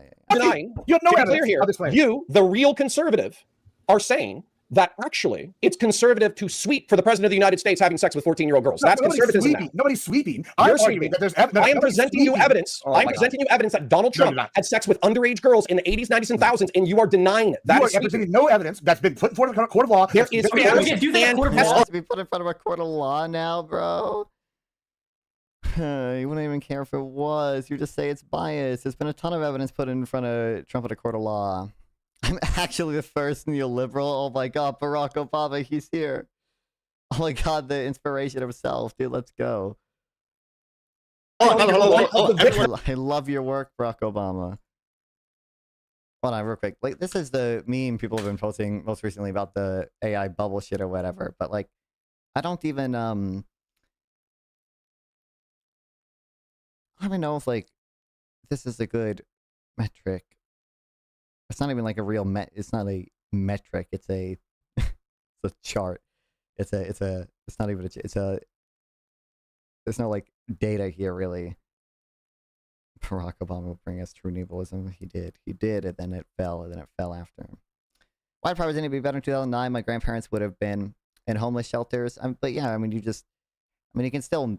So for one, you would mandate savings. Now I understand if you're mandating it into, some investment account that's going to be tied up in more in riskier assets. Could be the case that when a stock market crashes, you would have you know, you would have people retiring with nothing or whatever. But I mean, you know, you just, I don't know if you could mandate this or whatever, but like you should probably just have, like you can still buy bonds. Like you just have like a risk adjusted portfolio. But like I think like the Nvidia being worth 4.5 trillion and shit, like that might be a little weird and crazy or whatever, but like I don't know if it's just like bad to have like companies making these connections or whatever. Or sorry, not bad, but like representative of a bubble necessarily. And what are these arrows even? Nvidia agrees to invest 100 billion in OpenAI. Is that the purple or blue? What is this from? He doesn't link it. Oh, hardware, software, investment, services. This is True North. Basically, all of it is fake. But I don't even know if that's what the chart shows. Yes, and it can comment on the recent revelations of Joe Biden was in fact sleepy at times. This is real. This is Truth Nuke. Especially crazy because, again, Democrats are nowhere in the prompt of this debate. And you guys aren't even, I mean, I think you guys both voted for Democrat. I don't know for sure if you voted for Kamala Harris North. I feel like you said you did, but I don't know. I know Connor did. I know Connor worked with Progressive Victory and stuff, but kill me. So they're reinvesting in themselves and stock goes up, market cap. It doesn't even, well, kind of. You know, like obviously NVIDIA and OpenAI are gonna have a lot of relations that were, you know, it's good to have vertical integration, horizontal integration. It's not even the right term because it's not like within one company or whatever, but you're gonna, like, it's probably good to have just mutual investment within each other. Like it's probably beneficial for both of them, but Everyone shut the fuck up. Everyone shut up. I will mute everyone. Shut the fuck up. First and foremost, we're going to kick it over to Luke here in a second. Second of all, everyone in chat, make sure to like and sub, please. And then third of all, this is real. You guys know you can like and sub to my channel as well. This is goated and based. When I came on to you, you told me that you were an indie. And you can shock me as well, and that's goated. It's dude, what the fuck? Right, try again. Try again now. Corbin, you're a very handsome man. I'm just actually not into dudes. Damn. Come on. All right, look.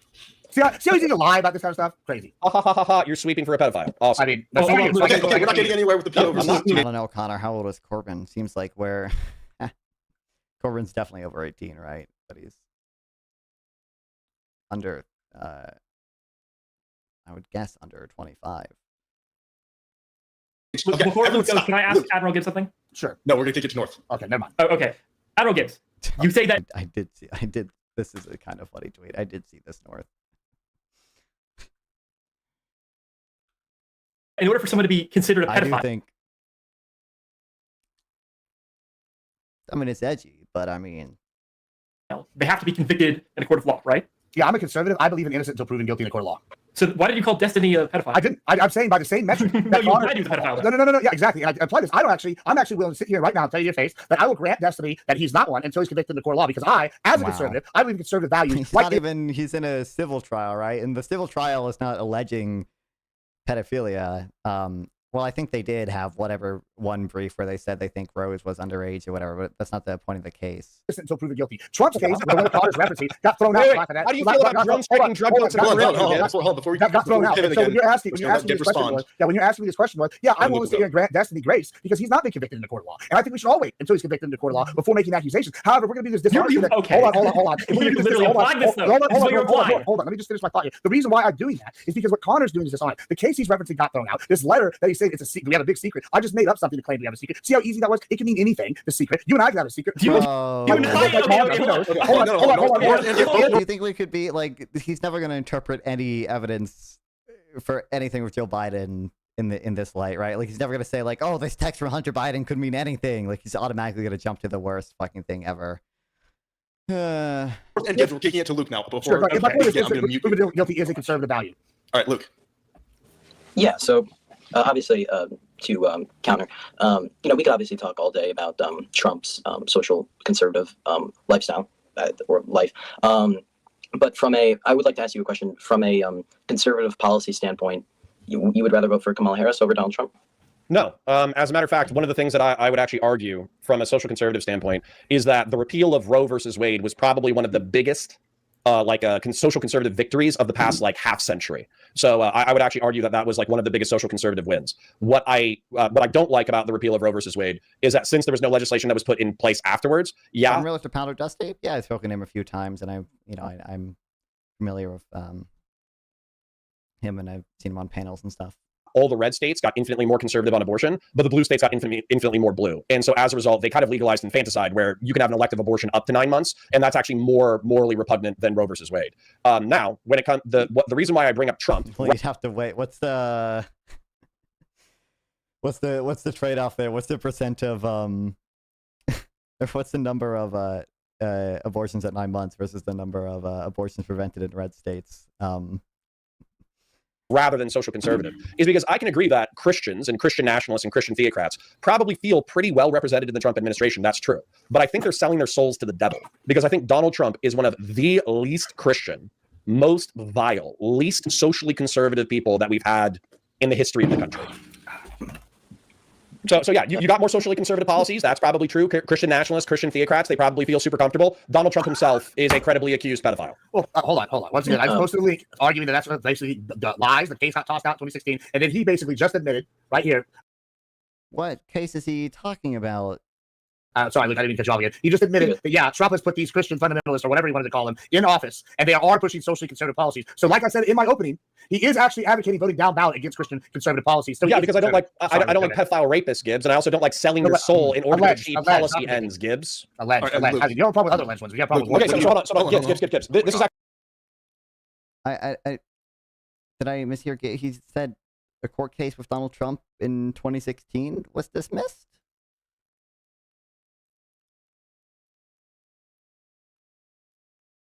Something that I'm going to force you to contend with. In the 2003 letter, with a secret that they both share, the outline behind the secret love letter from the 2003 birthday book is a woman with small breasts. In that same birthday book, there is a drawing of another fan of Jeffrey Epstein handing balloons to 10-year-old and 8-year-old girls, who are then in the next frame seen massaging him 10 years later. Okay, so it is known, not only that, but Donald Trump, his primary accuser, I could look up her name, but his primary accuser said that girls in flyover states were flown in for beauty pageants and modeling agencies from age 13 to 17. They were brought to Jeffrey Epstein's penthouse, where tons of rich and powerful people were partying. Donald Trump was there, and they had... What, are they gonna fix the case? Dude, I don't follow that shit almost at all. I mean, I see sometimes on Twitter whenever new stuff happens, but I didn't keep up with it much initially even, and I don't keep up with it now. From the stuff I've seen, it seems like Pixie's lawyers are probably not the best, and it's likely that the case is gonna be dismissed unless last I heard, the Abby MC girl is not going to testify or whatever, so it's probably not going to actually go anywhere. Enough of him. Donna gets hate now because he dared call Madrino and Cuban leader dictators. He's accused of punching left. Well, yeah, I saw people getting mad at that little, fucking bad empanada. Getting mad at that. Had sex when she was of the age of 14. I think his song got mad of it too. That's not socially conservative, friend. There's nothing socially conservative about banging sex-trafficked 14-year-old girls. There's nothing about that. Mm-hmm. Well, once again, it's alleged, not convicted, innocent until proven guilty. You just gave away the game. You're ignoring the evidence in front of your eyes. Well, I'm not the judge. I'm not the prosecutor. I'm not a defense attorney. I'm not going to sit here. I'm not a jury. They didn't convict him. None of this stuff really matters. It's not convicted. Well, sure, you can argue that. I mean, once again, by your own metric, you're sweeping for the same person at the same time. No, I don't. I'm willing to just throw both of those arguments out the window for the sake of civility. However, we can stick to them if we want. I would like to go back over to Luke, though. I just want to point out that you did admit that down ballot, Trump has put social conservatives in that push the agenda, push policy, and your biggest complaint is he's personally a piece of shit, and yet he's still going to push conservative policy regardless. So next person, once again, not a conservative. Sorry. Here's another thing. Okay, Connor, before you go, Dude, I'm gonna game it myself. None of them are actually engaging with this at all. I don't know why Gibbs keeps bringing it back to Democrats, and Connor's being too nice, even being too nice. And then he's saying well, yeah, I do think, Caballero has had less socially conservative policy or whatever. I just have these issues away. You shouldn't even who gives a fuck? Why are we talking about Democrats? Before you go, I've been trying to kick it. Connor, before you go, I've been trying to kick it to Luke for the last 5 minutes. I'm gonna let him have the floor. Wow. Oh yeah. So I mean, yeah, as I said earlier, we could talk about his, social conservative life. Maybe he didn't really live like the perfect Christian life. He was obviously, you know, there's obviously a lot of things that that has been funneled into the air. But one of the main things that I view when I look at him is his policies, right? You know, obviously I can't vote for the guy, not old enough to vote yet. So that doesn't. So I'm not going to be able to really. Lavon, do you care about the Epstein cover-up? I don't give. Maybe I should care, and like apparently this is politically salient to people. I don't give two fucks about the Epstein shit. Beyond having to care a little bit about it because other people do. This is like just so much maybe I'm evil or whatever. Like it's just not an issue. Like I don't give a fuck. Like it just feels like, I mean, it literally feels like the equivalent of the like Destiny drama shit. I don't give two fucks about either. In the real world political space, like kill me. We'd still vote for politicians who are voting to prevent client lists from being released. Probably. If you don't care about protecting kids, what do you care about? I don't think the release of the release of the Epstein files is not like part of the protecting kids shit. It's part of it's like people having some weird conspiracy about shit. I would care if Jeffrey Epstein's dead. If they weren't being like prosecuted and stuff, right? But these are all documents that like internal to the FBI and stuff that they have because he was investigated and prosecuted stuff.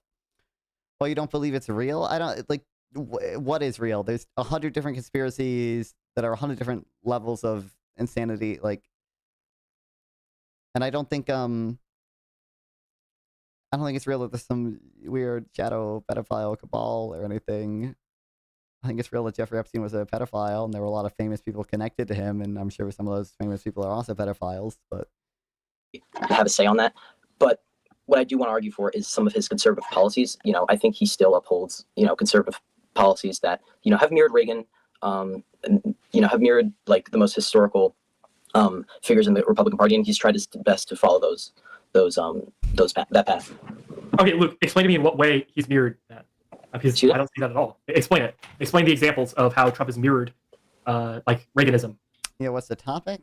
Well, they're debating whether Trump is a real conservative or not, whether MAGA is an actual conservative movement. Oh yeah, well, we got there's two Never Trumpers at Northern Counterpoint going up against Luke and Gibbs, who are two MAGA Republican people. I guess Luke counts as that, but Luke is.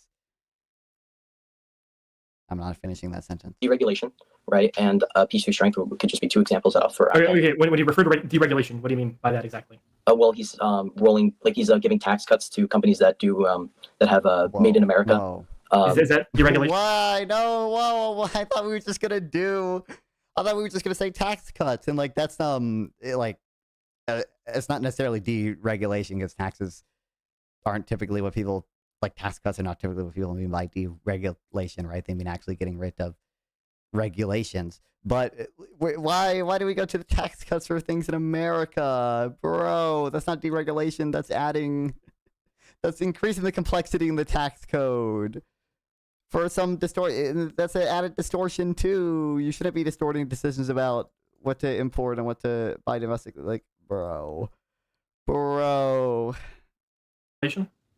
In a sense, yes. You know, why is that? Why what did he say? Is that deregulation? In a sense, yes. You know, why is that? Why is tax cuts deregulation? Because it can help made in America companies thrive. That's bro. Do you okay? If I were to ask you to define regulation and deregulation, what would you answer? Rolling back federal regulations on businesses. Okay, so that's. Okay, when I ask you what deregulation is, you say, well, this is rolling back regulation. That's a circular definition. What do you think regulation, deregulation? Well, I'm asking Luke because he's saying that Trump is deregulating. Well, yeah, rolling regulation back on businesses be deregulating, yes or no? But he's claiming that deregulation is giving a tax cut. I don't think that's deregulation. Well, in a sense, I would mean limiting the government control on businesses.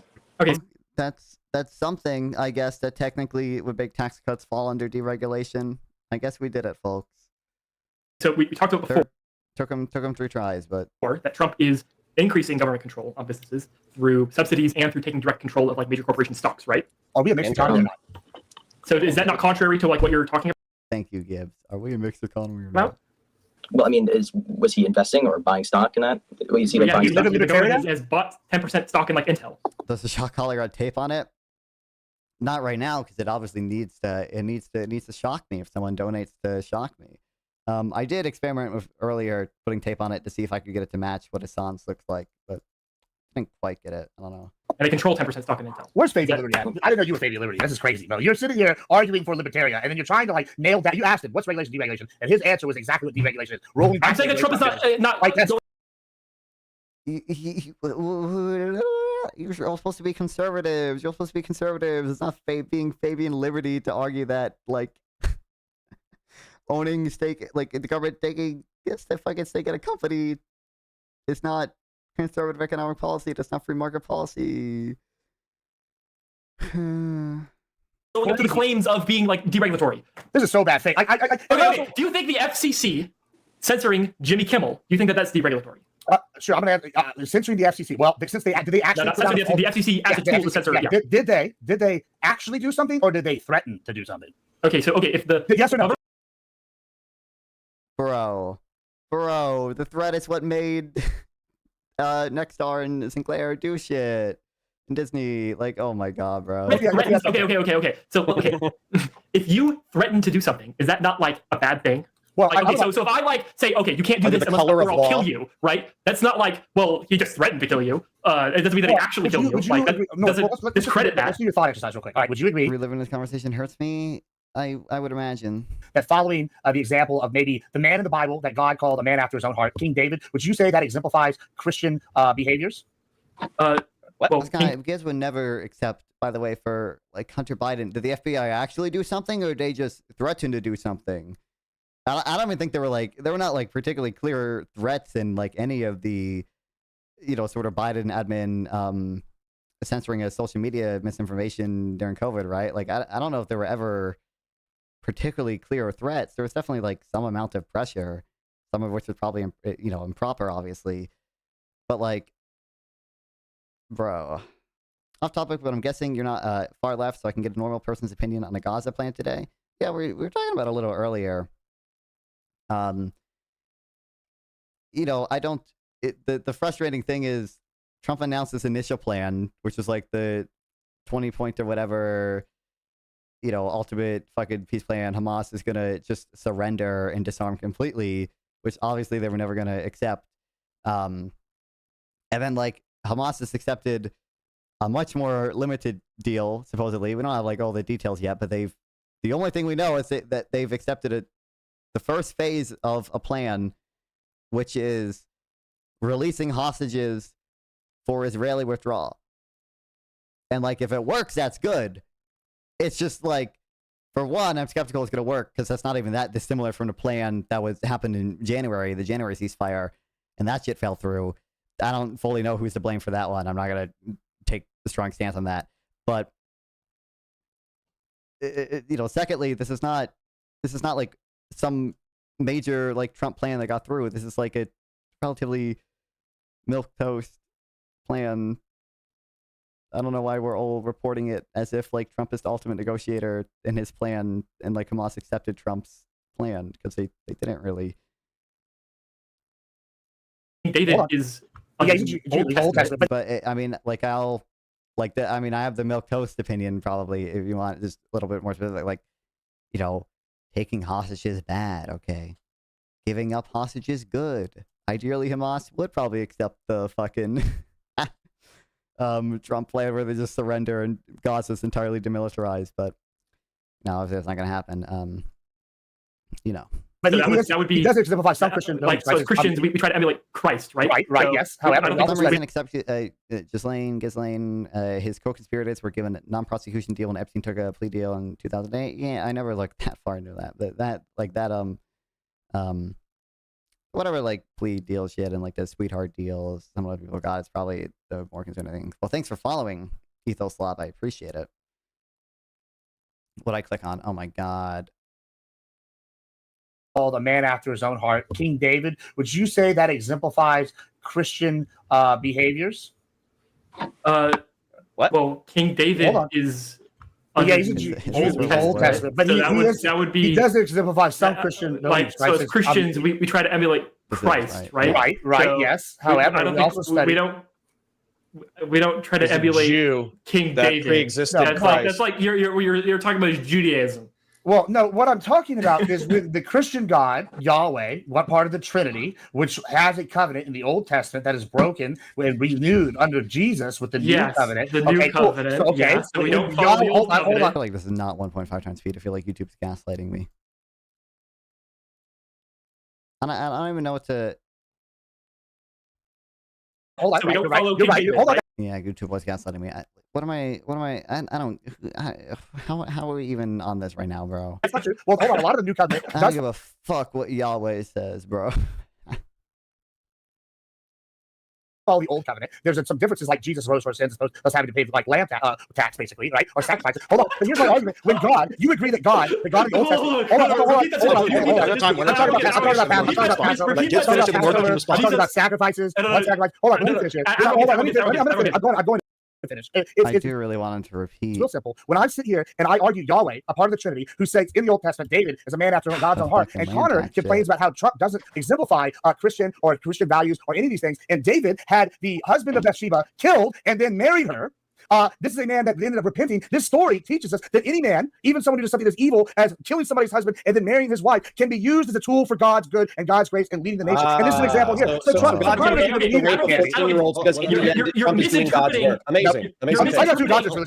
Advocate, you're misinterpreting the point of that story. The point of that story isn't that, oh, well, David did a bad thing, and it ultimately was a good thing because it helped David learn a lesson. That's not the point of the story. The point of the story is David did a bad thing and God punished him for years. That's like I think another example. How about Paul? You know the Apostle Paul? Let's use New Testament. Why are we not even responding to that, bro? We're just gonna shift to whatever other story. Let's go. I let you walk right into this one. Paul was under the name Saul, was sitting here killing Christians. He was stoning them to death, and then God. That wasn't a good thing. That was a bad thing. That was a bad thing. God came. Better Lord for. And showed him the way. And God came and showed him the way. Hold on, God came and showed him the way. God came and showed him the way. I let you speak. God came and showed him the way, and he used Saul, who became Paul, as a tool. And part of what that message is, part of what that message is, it's clear that I'm more theologically knowledgeable than you are. Part of what that message is that God can use any man. No, I'm not particularly theologically knowledgeable. I know, like I guess I was technically raised Christian or whatever. I listened to whatever kid Bible audiobook they gave us, so maybe I'm not the most qualified to judge, but if I had to guess, North is probably right here. Ain't gonna lie, folks. If I had to guess, that'd be where I put my money. Speaking of money, like and sub to help the channel grow. Exclamation point GTS, yay! He said nothing about hygiene when he had the chance. He instead deflected by talking about good moral behavior. North almost died. God can use any person, whether you agree with what they've done, whether what they're even child rapists, right? They can use any person and sit here and spread the word of God and become a tool of God. And when Connor admits that they're sitting here putting social conservatives in office, and he just doesn't like Trump for Trump does not spread the word of God. I mean, I guess Trump.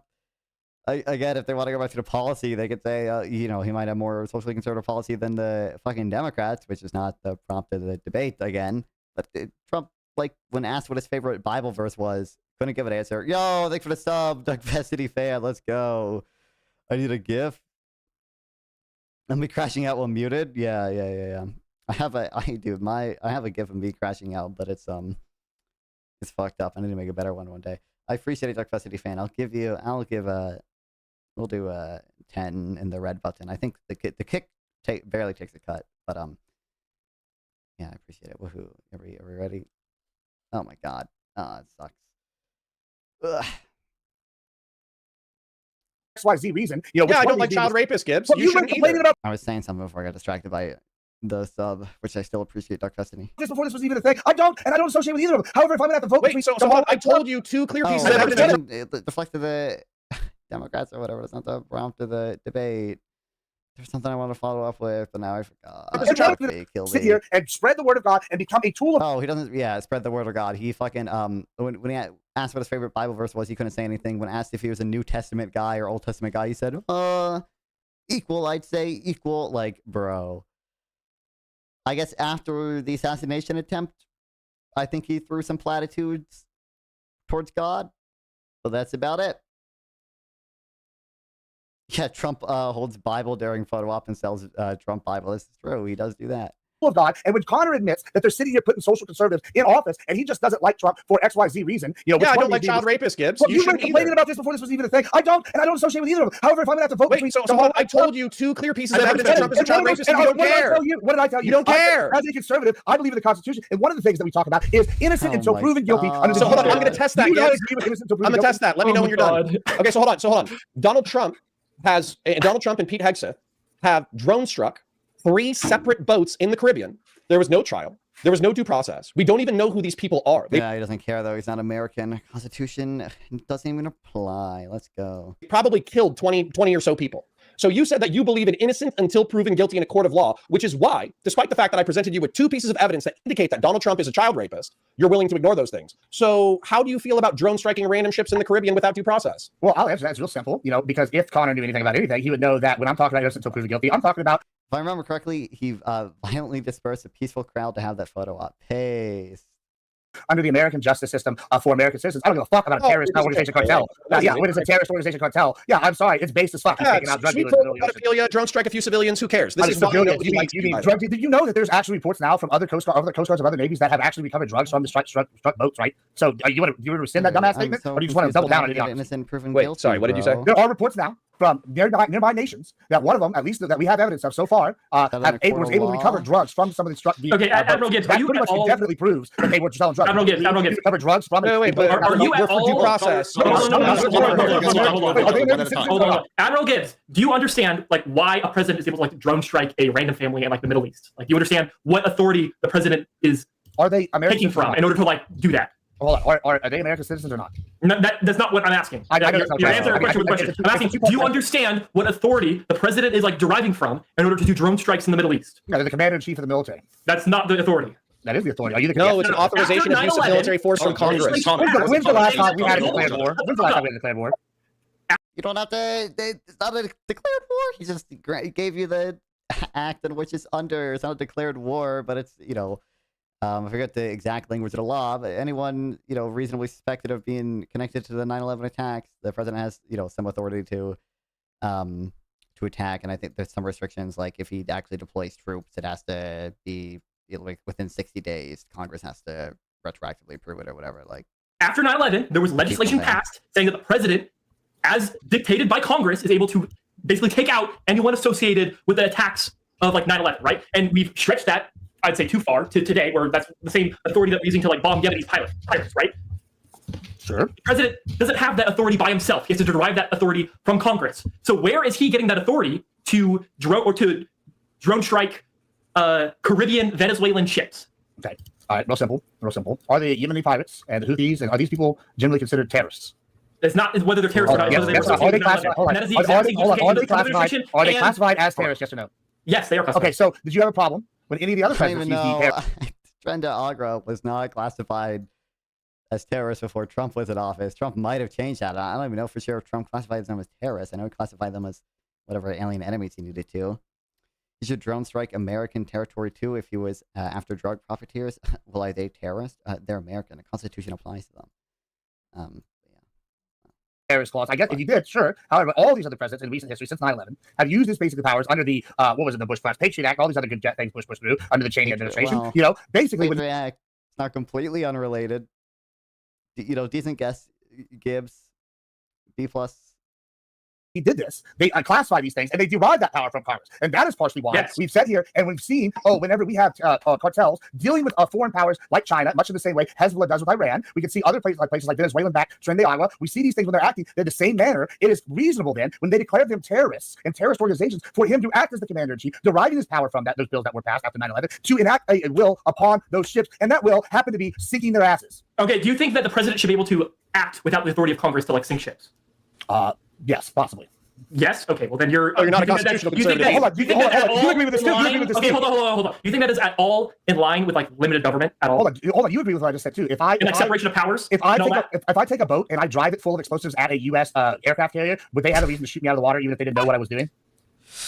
Yeah, they would. Oh, so they would do that without the You're president's giving me literally an entirely different circumstance. No. Yeah, I would agree that they will be able to shoot it out. That's, you're literally even if I literally- thought blowing up civilian vessels in the Caribbean. I don't know what the test is, but there are like court cases broadly about these issues, right? I don't know what the test is for how exactly imminent like a threat has to be for the president to be able to take action as commander in chief without like needing congressional approval or whatever. But presumably there's already a test for that somewhere in the law.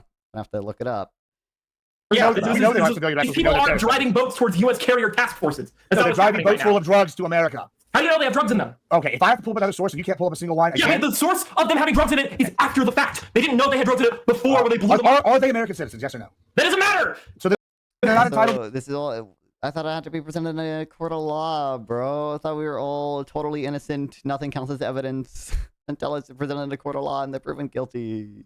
What happened to that? What happened to that? I'm not going to Google like how imminent threat has to be before a president can drone strike. Like I don't know what the search would even be. The same fucking rights under the Constitution as American citizens. Trump was declared the organization. That's You're actually completely hold on. understanding what I'm saying. No, North. I just want to make this clear. So the Constitution actually does specifically articulate citizens and people when it's referring to citizens and people, and therefore people. Gibbs like has, Gibbs will give infinite credit to, or not credit, infinite leeway to Trump and the secrets he shared with Epstein. Gibbs will, without like almost any evidence, just jump to like the worst possible interpretation of things when he's when he needs to. So any evidence at all that Trent Agra has ever had any interaction with the Venezuelan government in any fashion, Gibbs will interpret that as like Trent Agra are terrorists working on behest of the Venezuelan government, and that's obviously a threat to national security because they're trying to fucking invade America and kill us all with fentanyl. Like that's what we're gonna do. Are entitled to due process under the United States law. And so as an example, you're just showing us that you don't actually believe in the Constitution of the United States, which is fine. That's fine. This is insanity, bro. Like Either that or you don't understand it. You either don't understand it or you don't believe it. You don't understand because y'all are just I gave a scenario. No. You just said that people who are not citizens are not entitled to due process. So you don't understand. If you declare a terrorist organization under U.S. law, you're not entitled. If you're a foreign power, a foreign combatant war, you have things that you are. If you're under the jurisdiction, you are, right? Obviously, domestic terrorists are entitled to due process. If a terrorist is in the jurisdiction of the U.S., they are. That's why we have Guantanamo Bay for a reason. It's because that doesn't count as being under the jurisdiction of the U.S., right? That's why we are able to fucking torture people there and do whatever bullshit. Like, you are not entitled to every right of due process. And if you're a terrorist organization, you're an enemy combatant, and therefore you're not beholden under the people thing that you're just talking about to having any kind of due process. I hate to break it to you. This is once again we have a UPS driver fucking trying to explain what legal theory. Also, technically, under international law, it's not due process, but you can't be reckless. You can't shoot into a building or whatever because you think there's a 10% chance that the dude that's in it, might be a terrorist, right? Like, you gotta be more careful on that. Good stuff. Try again. Gibbs, but this is where you're unironically so stupid you weren't able to track the conversation. So what North was saying was that in the war on terror, we had the authorization for use of military force in the Middle East and North Africa, and we also did additional AUMFs from Congress that authorized Obama, Bush, Trump during ISIS, in order to authorize them to do drone strikes against jihadists in the Middle East and North Africa. Was Bush in the Caribbean? I'm almost done. Thank you. In the Caribbean, we don't have an equivalent thing. What happened was the executive branch unilaterally invoked the Aliens and Seditions Act in order to label Tren de Aragua a terrorist organization, and then they started drone striking civilian vessels in the Caribbean, which is a clear departure from anything that happened during the war on terror. The fact that that's not alarming to you it should be alarming to me, but it's no longer because I've had like 3 or 4 conversations with you. So let me ask you this. I expect this out of you, unfortunately. Once again, let's just remember, we're talking about conservatism. All right, guys, once again, let's just use Connor's own metric, right? He argued that Trump's not a neocon, and then arguably the peak of the neocon movement is under Bush Cheney, right? Depending on which form thought of neoconservatism that you like, right? The arguable peak is under Bush Cheney, and guess what? They're the ones who absolutely would agree with Trump over here bombing terrorist organizations or using the Patriot Act to do stuff. That's the authority he's deriving from. So by your own metric, he's being a neoconservative. Again, and you're advocating for policies that are not conservative. But good, thank you for agreeing. Once again, Trump is upholding the conservative position. You can be a neoconservative within powers granted by Congress. Okay, communicating with you. Yeah, I don't know. I don't know for sure what their position would be, but I don't think it's a entailment of being a neocon that like you're okay with any sort of intervention, even if it's against the constitutional powers granted to you. Like, okay. Is like communicating with an orangutan, because neoconservatives, they want to spread specific values across the world. They don't want to spread McDonald's. Drugs? They don't want to spread having sex with kids. What they want to spread is republicanism and liberal democracy and free markets. So when you have somebody invoke war powers during a time of peace in order to unilaterally slaughter civilians, that's actually weirdly enough something that like neoconservatives would not advocate for. Weirdly enough, it goes beyond what neoconservatives advocate for. So the fact that you don't understand these words, again, Gibbs, let Connor finish. Well, I mean, all I had was an insult. It's like trying to talk to a different species. It's really frustrating. Once again, if we're going to talk about peak neoconservatism, arguably it's under Bush and Cheney, and I don't know, 1 million plus Iraqis died, so you clearly don't know what the fuck you're talking about. No, I do, because I actually like read the history of the Iraq War, and it wasn't 1 million. It's around 200,000. But you know, like I said, you're not the same species as me, so I'm not surprised we're having communication difficulties. Damn. Yeah. One of us is intelligent, the other one's a dumbass. That's a different species, and I'm the intelligent one, clearly. I'm happy you needed to clarify that at the end of the sentence. Yeah, I did, because, you know, the way you're seeing here going and being duplicitous and perfidious the entire time. I want to ignoring a conversation and talking to chat. That's the goated move. That's the goated move.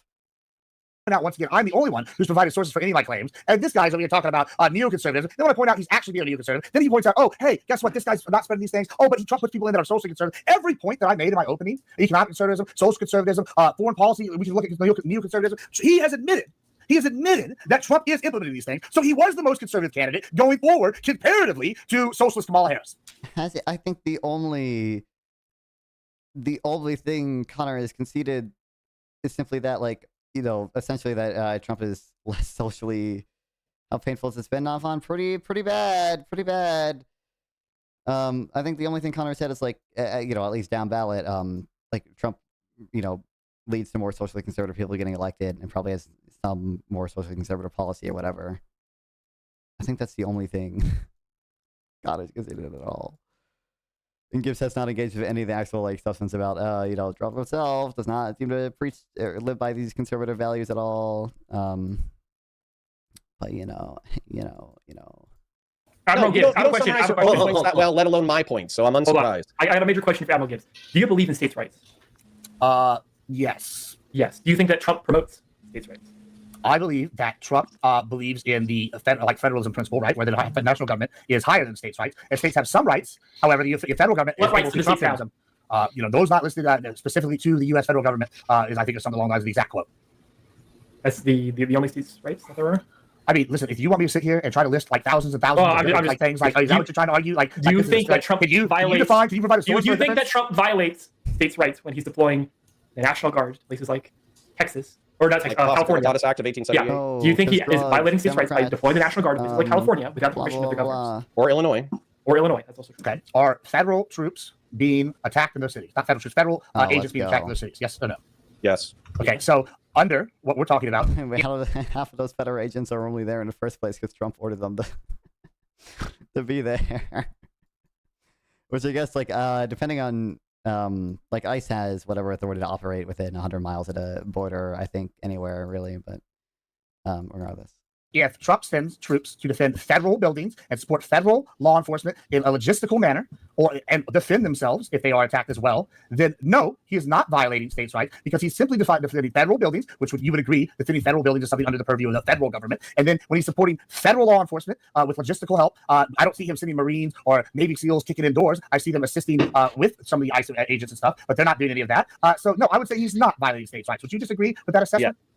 Okay, well, I would say that you would be violating so there's realistically like 3 more that I would want to get through, and so the boring one that I think we can do really quickly is Connor, before you go on your thing, I wanted to ask Luke. Luke, did you want to kind of intervene on any of these state rights topics that we're hitting on at the moment? Yeah, I mean, I just want to say there are some a lot of state right things that Trump has supported. For one, he decided to leave abortion up to the states, which is one of the biggest ideas, despite what you want to say about it, on conservative viewpoints on it. That's a very conservative belief of leaving a lot of things up to the states. I mean, I would agree with that, and but that's it. Trump didn't decide that. I guess it's a Supreme Court appointee, but I guess it's who you want to give credit. He's only, I don't know, percentage responsibility to assign Trump for the Roe v. Wade stuff, but, you know, Probably maybe 40% or something. And then while listen, if you like. Hold on, because I'm not like abhuman, I can like understand multiple concepts. So I think that states that are conservative have passed incredibly conservative abortion laws. But I think with the repeal of Roe versus Wade, in reaction to incredibly conservative abortion laws, I think it's Colorado, California, and I think even like Wisconsin or something. It was something crazy. They've passed effectively elective abortion laws up through like past viability. They've effectively said that you can get an abortion all the way up to the 9th month. Now, the argument from pro-abortion advocates is that, like, well, this is such a statistically small amount of abortion, who gives a shit? But in my opinion, that effectively legalized infanticide. Well, the real thing about that is, well, that is terrible. My views of abortion are very similar to Charlie Kirk's beliefs. But what I would say is, like, can you right now, can you right now pass any legislative federal stances on abortion? Probably not. There's not going to be sufficient agreement to do it. So the only real. Wait, that's also probably depending on this current Supreme Court would probably find that to be a states' rights issue, and that you wouldn't be able to even ban abortion federally.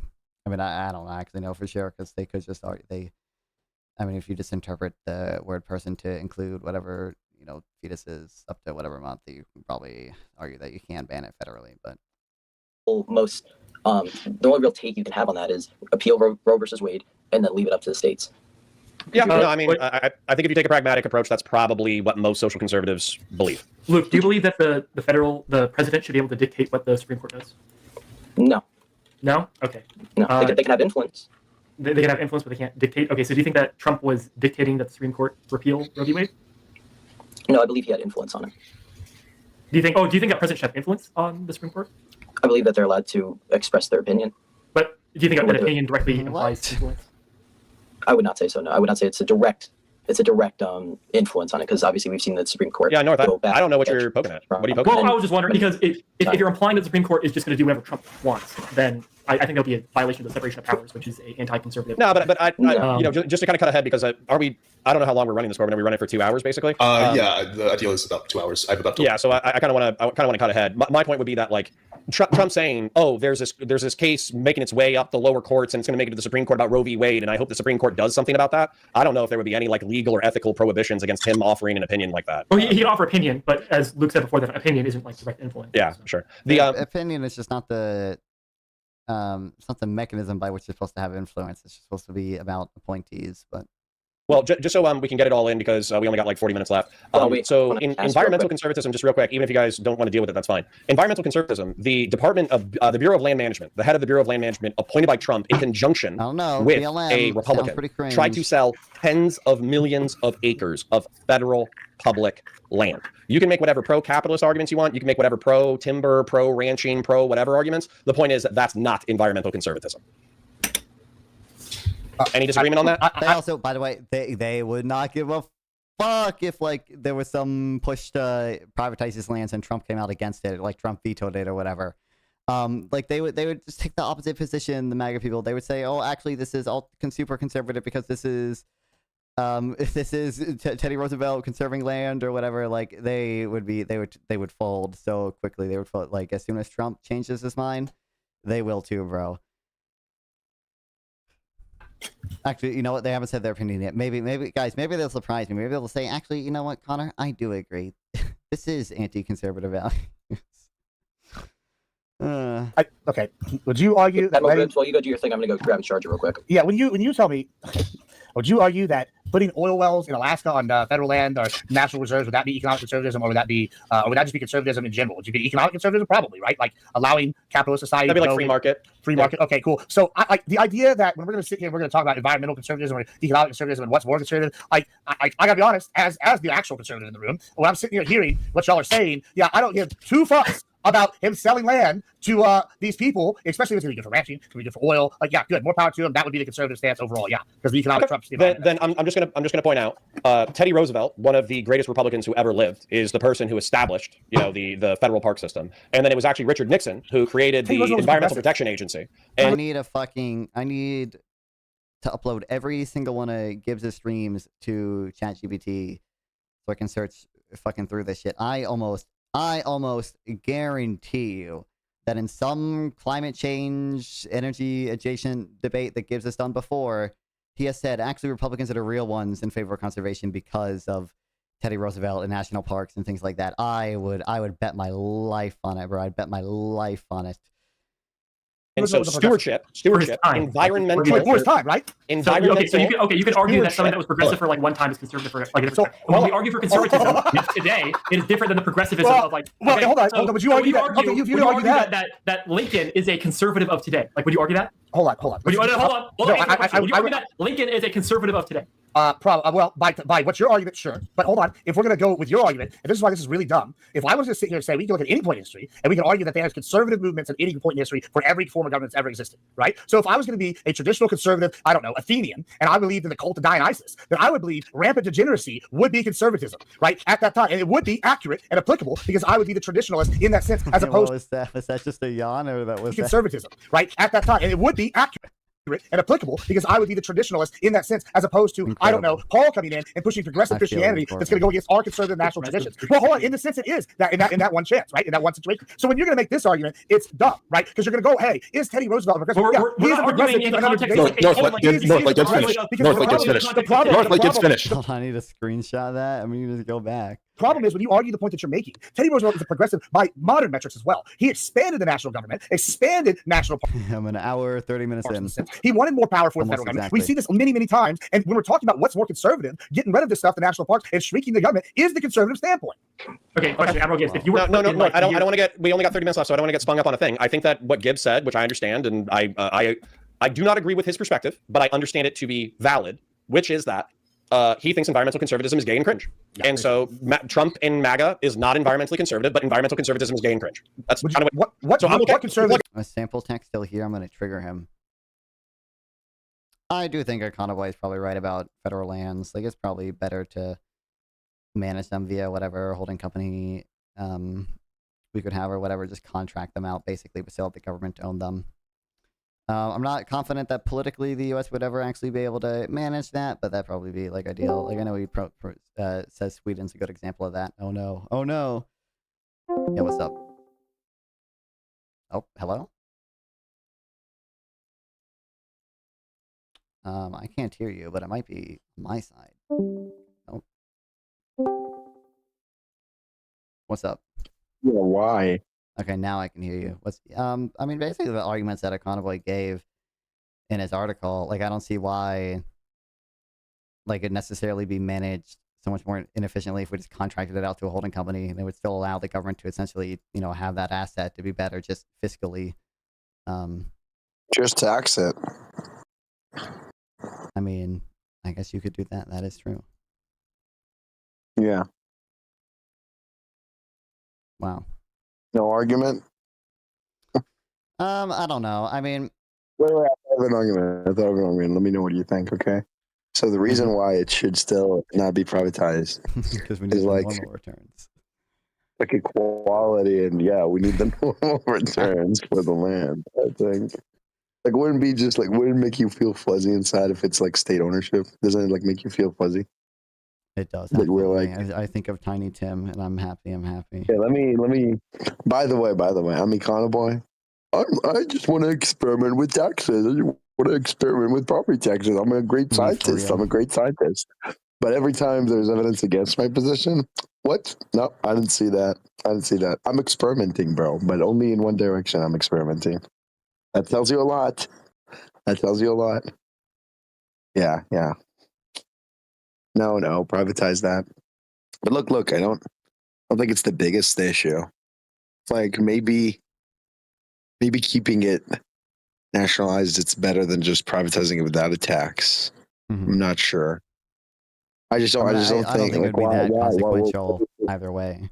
But no, I'm just saying, like, where's all the amazing benefit we get from having federally owned land? Like, I don't see it.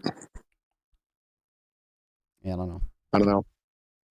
But I mean, yeah, there are like, what are the market failures here other than like, you know, inelastic supply? I just don't. Should we nationalize everything within an inelastic supply? No, I don't think so. But yeah, I don't know. I'm PPG now. I believe that we should do. Yeah. Maybe. Either way, whatever. That's not a high confidence belief of mine either way. Yeah, either way. Bye-bye. All right, talk to him. This is true. You could always text it. I think he...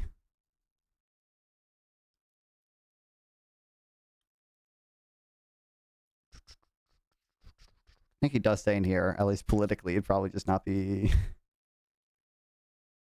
feasible, whatever. Oh, yeah. We can't expect the government to figure out independent holding corporations, so it's more realistic to sell off public land, public wealth instead. But this is an optimal policy to advocate for. Clearly puts U.S. in a worse state financially.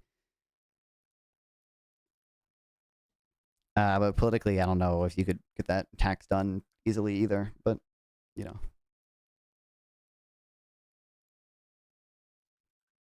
This is an awesome screenshot. Someone DM this to him right now. Actually, I'll DM it to him. Look at the recent, like, hold on. What conservatives in the recent, like, 20 years, 30 years, since the 90s, like, have ever thought environmental conservatism wasn't gay and cringe? Richard Nixon. Okay. But Richard Nixon. And Richard Nixon and Teddy Roosevelt, two of the greatest Republicans who ever ran for office, but that's not a problem. I mean, Nixon's not There's no way to... There's no easier way to fucking play that video in browser. I fucking hate it. It's stupid. We don't need to get spun up on this. So what I would argue is, I want to tell Luke about Edmund Burke real quick, but realistically, that could go along with constitutional conservatism as well. So Luke, can you hear me okay? I can hear you okay. Okay. So a guy, I'll try to be as brief as possible. There's this guy named Edmund Burke who was an English... I wish Michael was here.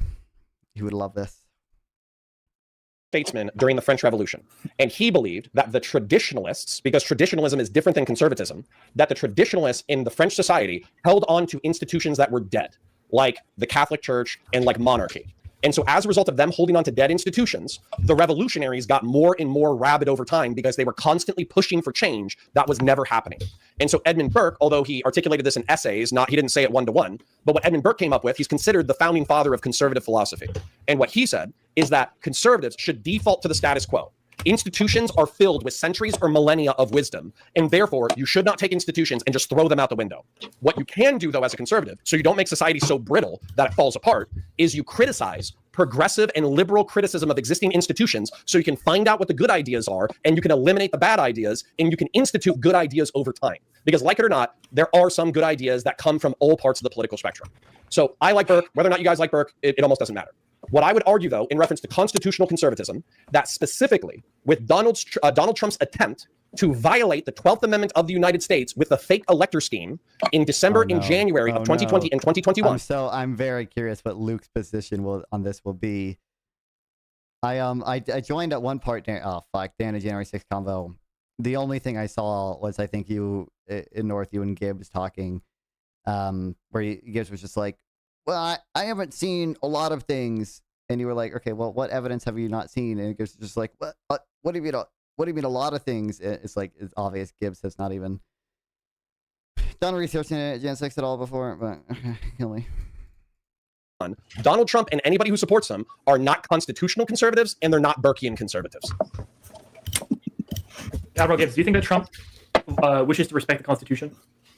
Yes, I think he respects the Constitution. Do you think that January 6th was an... here we go. Yeah, January 6th. Yeah, he's trying to overthrow the fucking Republic of the United States. Yeah, here we go. Do we know, we've seen right now something like, what was it, 200, like 90 or 200, some crazy amount of FBI agents undercover were there. We have videos now that have been released of I love how he does not answer the question and immediately shifts to a big fucking psyop, apparently. 200 plainclothes FBI agent he has to at least know that even Kash Patel came out and said, like, hey, these are people who went there, like, after the violence and not some, like, weird instigator or whatever bullshit you guys think it is. Like, Gibbs at least has to know that much, right? Right? The FBI agent. Hey, Connor and North. Hold on. Allegedly, he's lying and spreading misinformation. We have this. I'm sorry, it's not lying misinformation. Once again, I'd like to point out the only one who spread misinformation is you two, because I posted the sources. The host can verify that, and all the sources are direct primary sources, but they quote the people themselves saying it. That's important here. And so once again, if we're going to talk about who's lying, spread misinformation, I think that's important. So when we're going to sit here and go talk about January 6th, right? The argument that there are not people when Trump's running on the Palm idea in January in his first term to clean out the swamp, that after appointing people after 4 years, that he's going to undo the last, I don't know, 2 administrations, right, of people that he thinks have been corrupt and that are going to work against him is crazy. And that's why we're seeing so much more change now with this administration, because now he's finally been able to clear out some of that rot because they weren't able to recover all that bullshit over the Biden administration because they were inept, thank God. And, President Autopan in the House. And when we go and see Trump come in here, he's able to implement a lot of the changes he wants by getting key staffers. And now we're uncovering the duplicitous nature of these undercover operations the Dems are running and all these things. So when Connor talks, I don't even, we're lumping like 20 different conspiracies in this rant, bro. I don't even, I don't even, it's so over. We're so screwed. What I love about the conspiracy theory is that Trump was still president when J6 happened. Yeah, I know. So when you say it was PSYOP, you infer it's Trump PSYOP? Well, no, because the deep state. He's talking about the deep state. It's the deep state from the previous administration. Talks about the fake electorate scandal, and how long did I hear about how the Russia collusion thing was a hoax, and now we hear it's a true fact statement. It's basically clearly a scandal. How often did I hear Autopen wasn't a thing? That's clearly an issue. We'll find out more and more. We'll find out there was even alleged bribes for Autopen, right? We're gonna keep going down the list. So what's the source for that one? That's new. I haven't heard that one before. Talking about all this bullshit. Yeah, I don't want to hear that you're advocating for conservatism. And I just want to point out one more thing. If Connor actually believed in birthing conservatism, which I still question as actual conservatism, the idea that whenever he says, hey, Trump is going to appoint social conservatives, and they are going to push social conservative policies, which he admitted is happening. Well, guess what? That would, even if it's not the type of fucking appointments he's talking about, but okay. He hates Trump, still uphold the values of Burkean conservatism, because they're going to be pushing for more social conservative policies, like a return to church or community or in local level politics. That's something they would push, and they would push a slower, gradual change. So Connor's throughout this debate admitted Trump has done the things that he wants more. Gonna keep going if you don't. Well, I mean, I'm done, but listen, okay. I'm sorry that you're having a valid point. Do you think that January 6th was an inside job? Like, I don't know. I'm ready to find out more. This is about where I joined, but I only watched like 2 minutes or whatever before I left. And you're talking about undercover actors, that's what you're implying, though. Instead, it's an undercover job. It seems pretty interesting. I want to see more about it. No, well, hold on. The head of the FBI said that you're wrong. So you mentioned like a court of law. Like, do you think a congressional committee is say equivalent in credibility? No Republicans. The witness tampering. What else? What is it? Bias, deep state, lawfare. No. I mean, there was also. I mean, there was also evidence, not just in the Jan 6 committee, but the Jack Smith indictment too. But do you think they're equivalent? Like, I mean, have you seen some of these committees? They have people up there and they just scream at each other. You think that's like an actual investigation? So you would never use a congressional that's committee? Not even, were there people like screaming at each other in the Jan 6 committee? That's not even. What do we mean? Ascertain or I didn't say that either. I mean, it's one of the tools. Go ahead. Let's see. North, were you finished? Well, I was just wondering if he believes. Do you believe in electric plot? Like, do you think that was an inside job, or like people are lying about that? I don't have enough information to make a determination. What do you know about enough information? You say talked about it before. Have you done no research at all into this? I have done research. I have not. I don't feel I have enough information to make a determining decision. What? How? Especially because when Gibbs complains, and I believe he does complain even in this debate, that it comes up all the time. He hosted a whole panel, I think, about was it Gibbs or was that someone else? I'm pretty sure it was Gibbs, about why people still talk about January 6th. I remember Soy Pill was on it. Yeah, I'm pretty sure it was Gibbs hosting it.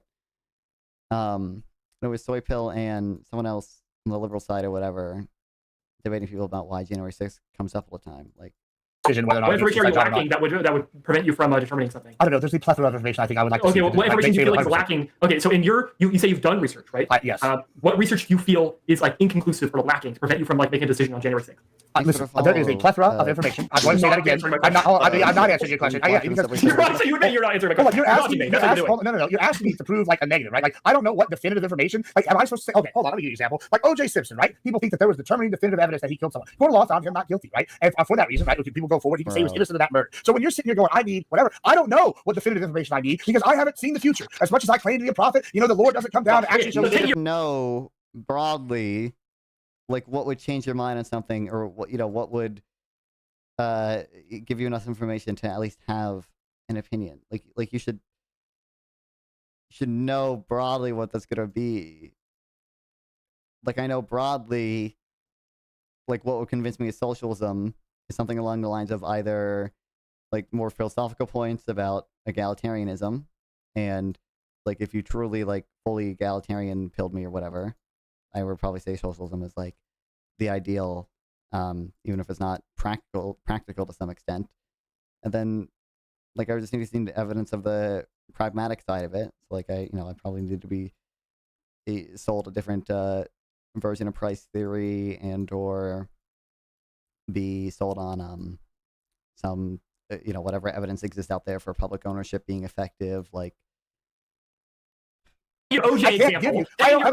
Right? So like evidence that you would like might find lacking would be like, oh, there was literally there's like a recording of OJ like killing his wife. That might be like evidence that you would like find lacking. So like sure, I can make guesses if I saw them actually. When you look at the January 6th information, what information do you find lacking? Bro, are you want me to list a million hypotheticals? Is that what you're asking me? Oh my gosh, you literally said to me, okay, we're making a hypothetical with like OJ, so I can't make a hypothetical with like January 6th. What information are you lacking to make a definitive? There's lots, bro. I'm not going to just sit here and list 20. I think you know research. You know what? I have that. Oh, that's cool. You can think that. I've debated January 6th about every fucking panel for the last 2 goddamn years. If you so then you should have information to make a definitive opinion. Maybe, possibly.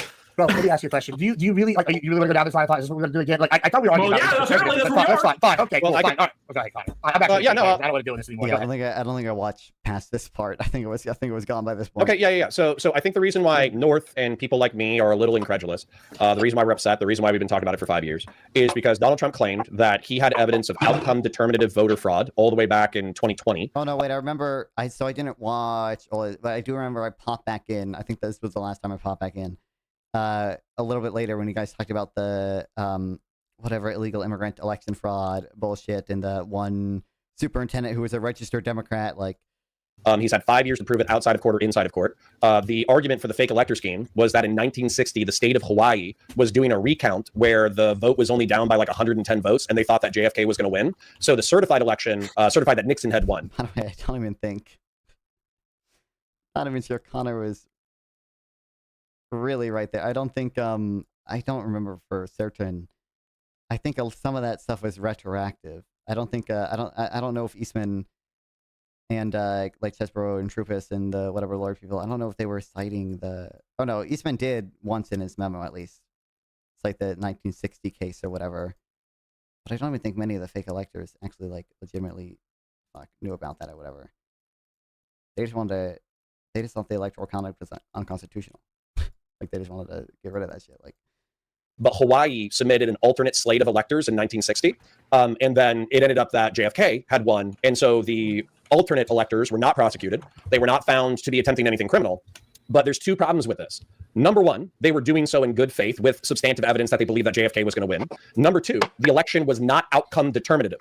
Neither of those are true in the 2020 case. What happened was, somebody would have to remind me of the name, but there was a lawyer that was... And the Hawaii slate was later certified. The Trump slates were obviously never certified. Working for Trump, who said that using Hawaii in 1960 as a model, what we can do is we can go to all of the battleground states where we believe there to be fraud that they've never substantiated, and we can go ahead and send our own slate of electors. And Vice President Pence, based off of the 12th Amendment, can actually vacate the vote. And if the Democrats try to challenge it, then the electoral act of whatever year effectively pushes it down to the House of Representatives. So not only could Vice President Pence unilaterally declare Donald Trump the winner of the 2020-2021 election, but if he fails to do so, the House of Representatives could choose Donald Trump as the president of the United States based off of Republican loyalty. So we came within a hair's breadth of Donald Trump and his lawyer, I think it was Eastman, of stealing the election of our republic. There is nothing Burkean about that. There's nothing constitutional about it. And it's fucking wild that 5 years from now, Donald Trump not only promised that he was going to prove the fraud, he's had 5 years to do so. He's failed to do so in or out of court. It's true. So please tell me where I'm wrong. I will tell you right. Once again, this is the problem I have with this, because you're sitting here saying all these things, and I think it's corrupt. All these descriptively true things. Hold on, I'm about to list some descriptively true things too, right? I'm going to sit here and list a few things. Kim Paxton has just filed a list right here with a ton of illegal immigrants on rolls as alleged voters right now, right? We know for a fact right now, I don't know if you've been following the news recently, but there was an illegal alien that was caught being a superintendent of a school district, right? Guess what? This person is actually registered as a Democrat voter. They were illegal because they overstayed their visa, but they came here legally. And it, like, obviously, and Gibbs can have whatever issue he wants with he wants or whatever, but I don't know for certain. Maybe I should look this up or whatever. I think like different localities and states will let immigrants of either legal or illegal status vote in their like state and local elections. I think only a few localities let illegal immigrants vote. It's like fucking New York City and LA and some of the fucking woke places or whatever. But they're I think, a few different states that let legal immigrants vote, at least in local and or state elections. So when I'm sitting here going, hey, I see examples like this, I go, hey, there's smoke, there's probably fire. And so when I see us going, oh, we're going to the fight the Dems are doing with redistricting, how they're sitting here trying to rig things, how they want illegal immigration, how they want us to fund, and this is once again, I posted the source, fund illegal immigrants getting health care for certain things. And this is a policy they've advocated for on top of that with the Kamala. And so when I'm sitting here seeing these things, and I see the game seems to be rigged, and you go, can you prove there's no fake electors? And I go, well, I'm seeing examples of illegal aliens voting. That would also be subverting the American election. Even evidence he voted while he was an illegal alien? And did he ever... I don't know if there's any evidence, even if he did vote, I don't know if there's any evidence he voted to begin with, other than the fact, well, I guess the fact that he's registered is like evidence or whatever, but any proof that he did vote. And I don't know if they, like, is there proof that it was while he was illegal and for federal office?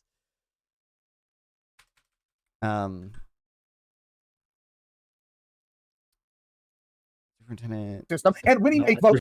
If I see smoke, it's probably a fire. Whatever happened to that? A legal means. There is hold on. Are you arguing that we don't have right here? I can give you a specific name of an illegal immigrant that was a superintendent that's a registered Dem voter. Are you telling me that didn't happen to him? You can say that, yeah, I'm sure there is so then your next probably argument a superintendent who's a registered Dem voter. And that doesn't mean that illegal aliens stole the 2020 election. There's nothing been proven that's been happened. You're making a... Hold on, we're finding examples of evidence of social Gibbs, let North finish. security Gibbs, let North finish. Gibbs, let North finish. I will mute you. You're making a claim, right? Like, okay, you say that there's a single superintendent who's a registered Democrat, right? That does not mean that the 2020 election was stolen by like the Democrats. And sure, you could say, sure, you can. There's been. I don't think you even can claim that there's been voter fraud because there's been no evidence of voter fraud. Hold on. If he's an illegal alien, no, hold on. Is that voter fraud? There's no evidence. This State Board of Elections says Iowa Superintendent Ian Roberts never voted in Maryland.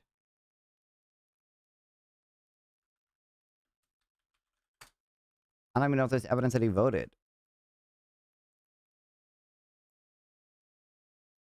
Of outcome determinative. In Arizona, they claimed that they had outcome determinative voter fraud, and they asked Arizona to recount. What they ended up doing is they added more votes for Biden. Yeah, crazy, because it's totally not like Exxon investigated itself for its own oil leak or some shit. But hey, that's a good point. But like, you know, 6 years later. But hold on, what is that, buddy? And they asked Arizona to recount. What they ended up doing is they added more votes for Biden. Yeah, crazy, because it's totally not like Exxon investigated itself for its own oil leak or some shit. But hey, that's dog. Good point. But like, you know, every swing state Trump won, by the way, apparently. Old deep state controlled. I don't think I don't know how many other states literally recounted everything. They all, like, I know even in Georgia they played the fucking video, the OAN video, the ballot stuffing shit for the state legislator. They played the full uncut version. Not the like spliced OAN video that lied about voter fraud, but kill me. 6 years later. But hold on, my point was Connor and Gibbs, don't talk over each other. Connor and Gibbs. Arizona had a third-party audit, right? Like a lot of these, there's been a lot of third-party audits. I don't know. I'm pretty sure AP did their investigation. I don't think that was like formally of any government's cyber ninjas or something. Like I don't know the specifics of, you know, every, like there's so much evidence that it just was not outcome determinative voter fraud. You can't even be informed about what every fucking thing is, like. Yeah, or at least the one county did. Connor makes a good point. Connor made a good point here. He said he admitted that what North is not willing to admit, because I guess he's either not knowledgeable, he was willing to admit, or lying. Counterpart is making there's no evidence of established outcome determinative voter fraud via illegal aliens. However, under what I was told by the Dems and people on the left, like Connor and North here, I think AP did they did like a big investigation into like all the claims or whatever. I think they found like 500 or something across the country, like votes or whatever that are probably illegal. I was told there was no illegal aliens. It didn't happen. It wasn't a thing. Didn't matter. And then when I go and look, I see, oh, we're seeing examples. More and more coming. Yeah, fewer than 475. Now that the Trump admin is looking into this, and Republican governors and their staff are looking into it, we're seeing more and more examples of illegal aliens being registered to vote as voter fraud, to the point that it may soon show that there is outcome determinative voting fraud, at least in local elections. And we have a case that actually proves this in Connecticut. There is an example that they've now been have a recall vote, and they've had to redo things because there's literal examples of Dems going to the ballot box and stuffing it full of fake votes. And we know this. We know that was outcome determinative at a local level. And my argument is, I want to see more investigation, because if we're seeing it at the local level, it's prime. We've already seen a million different investigations. Trump investigated. Trump had his own voter fraud council investigated. All the states investigated it. He had every fucking right-wing media organization saying bullshit lies about it. I shouldn't say every. Fox News and OAN and stuff. Like, for the federal level.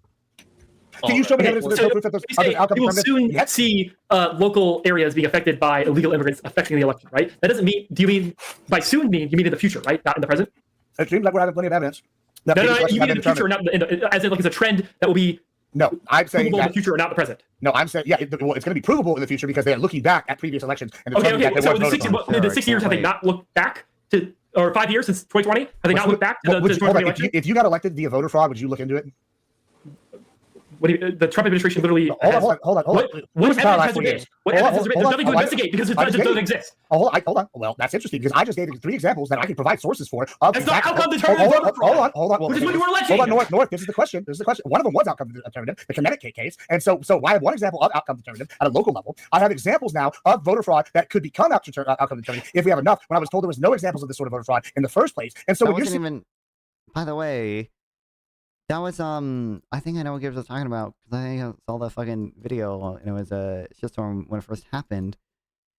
That was not, like, that was not outcome determinative, or, in a sense, it's outcome determinative voter fraud, but that was caught before they were inaugurated and stuff, right?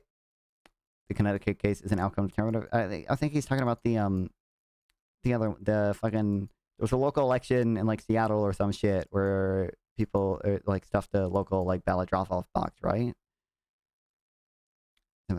City, you're saying. Hold on. Which is what you were alleging. Hold on, North. This is the question. One of them was outcome determinative, the Connecticut case. And so I have one example of outcome determinative at a local level. I have examples now of voter fraud that could become outcome determinative if we have enough. When I was told there was no examples of this sort of voter fraud in the first place. And so when you're sitting here saying every liberal's claim there is 0 voter fraud in the 2020 election. Oh, hold on. When you're saying, even in the Connecticut case, did they actually inaugurate the person who won or whatever and only catch it afterwards, or did they catch it before they were inaugurated? I would guess that they caught it before the election even concluded, and like they probably didn't even inaugurate them. They probably just held a new election or whatever. But I don't even know. I guess if I could just Google Connecticut voter fraud, it'll probably come up, right? When you're saying in the last 4 years, why are we investigating it? Well, if you got determined, I think it's a pretty no-brainer. If you got elected via having illegals vote for you, would you sit here and investigate that thoroughly? No. Trump has been in office for an entire year. Why isn't Donald Trump, after he's been in office for an entire year, not investigated this bullshit? They are, and that's why we're having evidence of hearings. Trump is willing to provided 3 examples. Comey over I have provided 3 examples. Bullshit I have provided 3 examples, and there's more. I provided 3 examples, and there's more of them finding voter fraud running at a rampant level to the point it could become determinative in the last previous election. And you're sitting here going, they have nothing. Well, when you say nothing's come out, and I give you examples, that's something, isn't it? Wait, isn't this? Am I misreading this? Is this what I'm talking about?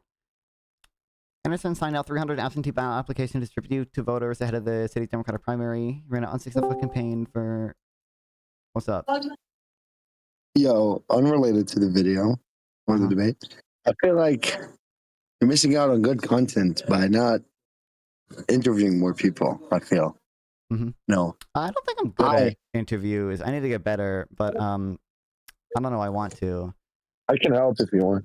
I can suggest some people, and then I'll let you know some questions I would like.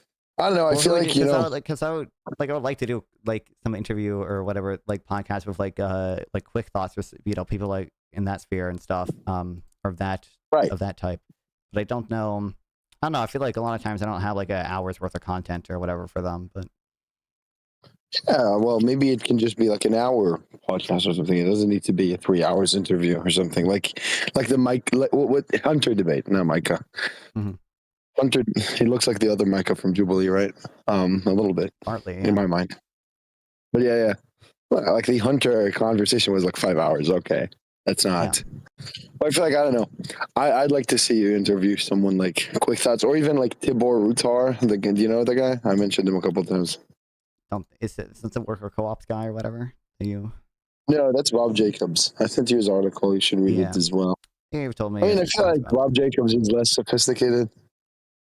I mean, I don't know. He just posts like some stats and he's like very progressive. But whatever. No, I was saying, wait, oh no, Tibor Rutar. He's like, some think from Serbia. Think. Some guy. He writes a lot about neoliberalism, capitalism stuff. I think he's like a social democratic guy, but he loves markets and global trade, whatnot. And his focus is mainly, he used to be a Marxist, not anymore. So he wrote about that. I feel like that's an interesting conversation. And he also, replied to Ben Burgess about like economic freedom, all that. So I think that's a very interesting guy to read. Like you should, I can send you his Substack. He's very fascinating. I feel like he's very smart. So I don't know. I'm just saying. I feel like the 100th Admiral Gibbs slop. Fucking I don't care about anyone if they're not American. I don't care about Trump. Look, the president, bro. The Constitution doesn't protect non-Americans. The president can literally rape some African random woman, and that's okay because he's not American. Is this true? Okay, bro. I don't know. So yeah, that's my thoughts. Just my thoughts. Just my quick thoughts. Some would say. Wow. Some would say it's my quick thoughts. Some would say these are my speedy fascinations. Some would say that. But yeah. Either one. That's right. Wow. Based. I'll talk to her. How's it even gonna do indictments? Wait, I don't even. I think. I could be reading this wrong. I don't even think this is the type of voter fraud Gibbs is talking about. This is just some dude fucking granny farming, right? Illegally possessed absentee ballots of others were legally present when voters filled their ballots and misrepresented absentee ballots rules to voters.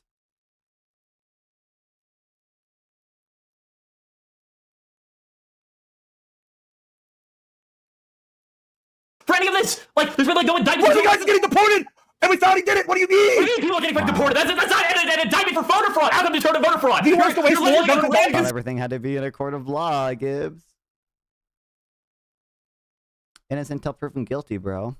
Conspiracy. There's been nothing in the court for any of this. Hold on. Once again, you're not a conservative. Once again, you want the government to waste dollars on approving an additional clause. Yes, I want the government. If you are alleging voter fraud, the government should investigate that. We already have cases. I literally gave you a specific case. What are determining voter fraud? Not investigate the apparently massive fucking claims that the 2020 election was completely fraudulent. Valid crash out. Justified crash out. Investigating it now, aren't they? Well, you're saying they shouldn't investigate it because they're going to be wasting tax dollars money. Apparently, that's not what I just said. Oh my gosh, it's fucking ridiculous. Lying through your teeth. That's what you're doing. Making sure you're lying through your teeth. That's what you're doing. Holy shit. One was the term. And what I just said, since you're confused, I said in the case of the superintendent. Wait, hold on. It says the judge ordered a redo, but did the person actually? Did they? When they inaugurated, I think they were. It says 2023 is when they did it. Where they found evidence he was a Democratic voter. Well, I don't give a shit if they add another charge. I just want him gone, and I don't want more money spent in the court. Let's just get rid of the guy, and we'll deal with the other. I pointed a definitive case in Connecticut. I pointed to a definitive case in Connecticut, and we have several thousand now people in Texas. Tim Paxton's already found, which definitely was. Yeah, Corbin did. I Thank you. Yeah, okay. Holy shit. Okay, so you're clearly not We're encroaching on the about 2 hour mark. Do we want to go ahead and go to closing arguments or closing statements? Do we do it the same order we did before? Sorry? Same order we did backwards. before? Do it backwards. Or so Luke. Backwards. The application order. We'll do the same order. Connor, shout yourself out and give a closing statement. Okay, yeah. My name's Connor. I'm a science fiction, politics, and philosophy nerd, Marine Corps law enforcement veteran, a never Trump Republican. If you enjoyed any of my takes or analysis, then go ahead and type in Counterpoints Politics into your search bar. You'll find my YouTube channel. If you're into Warhammer 40K, Star Wars, or science fiction, okay, yeah. Get to the closing, buddy. The movement by sweeping for Donald Trump are not Burkean conservative. They're not constitutional conservative. Otherwise, they would care more about what we just talked about in the past 5 to 10 minutes. In reference to social conservative, I will concede a part that Donald Trump is emboldening Christian theocrats and emboldening Christian conservatives. However, how far he emboldens them could actually be arguably bad for the country. I do not think that Donald Trump himself. That's not even a concession. That's what that's it. That's what counterpoints came in to the debate saying, and they didn't have any substantial pushback to it. himself as a social conservative. I think he takes God's name in vain. I think he's a wolf in sheep's clothing. I think that he is credibly accused of being a pedophile rapist, and it embarrasses me that social conservatives are willing to sweep for him. In reference to neoconservatism, I don't think he's a neoconservative. I understand that you guys said he's hawkish on a few things, but I don't think that really the way that he's hawkish is in the most stupid and incompetent way possible. He's absolutely not a fiscal conservative. I think North and I, even if we disagree with this as a panel, I think North and I demonstrated that pretty clearly in the beginning of the panel. And then he's not an environmental conservative, which I would argue Republicans, Teddy Roosevelt and Richard Nixon, were both environmental conservatives. And so there is an argument for environmental stewardship in the conservative movement that I would like to see conservatives return to. So it sucks. I hate the state of the country. But, it is what it is. So thank you for having me, and I had fun.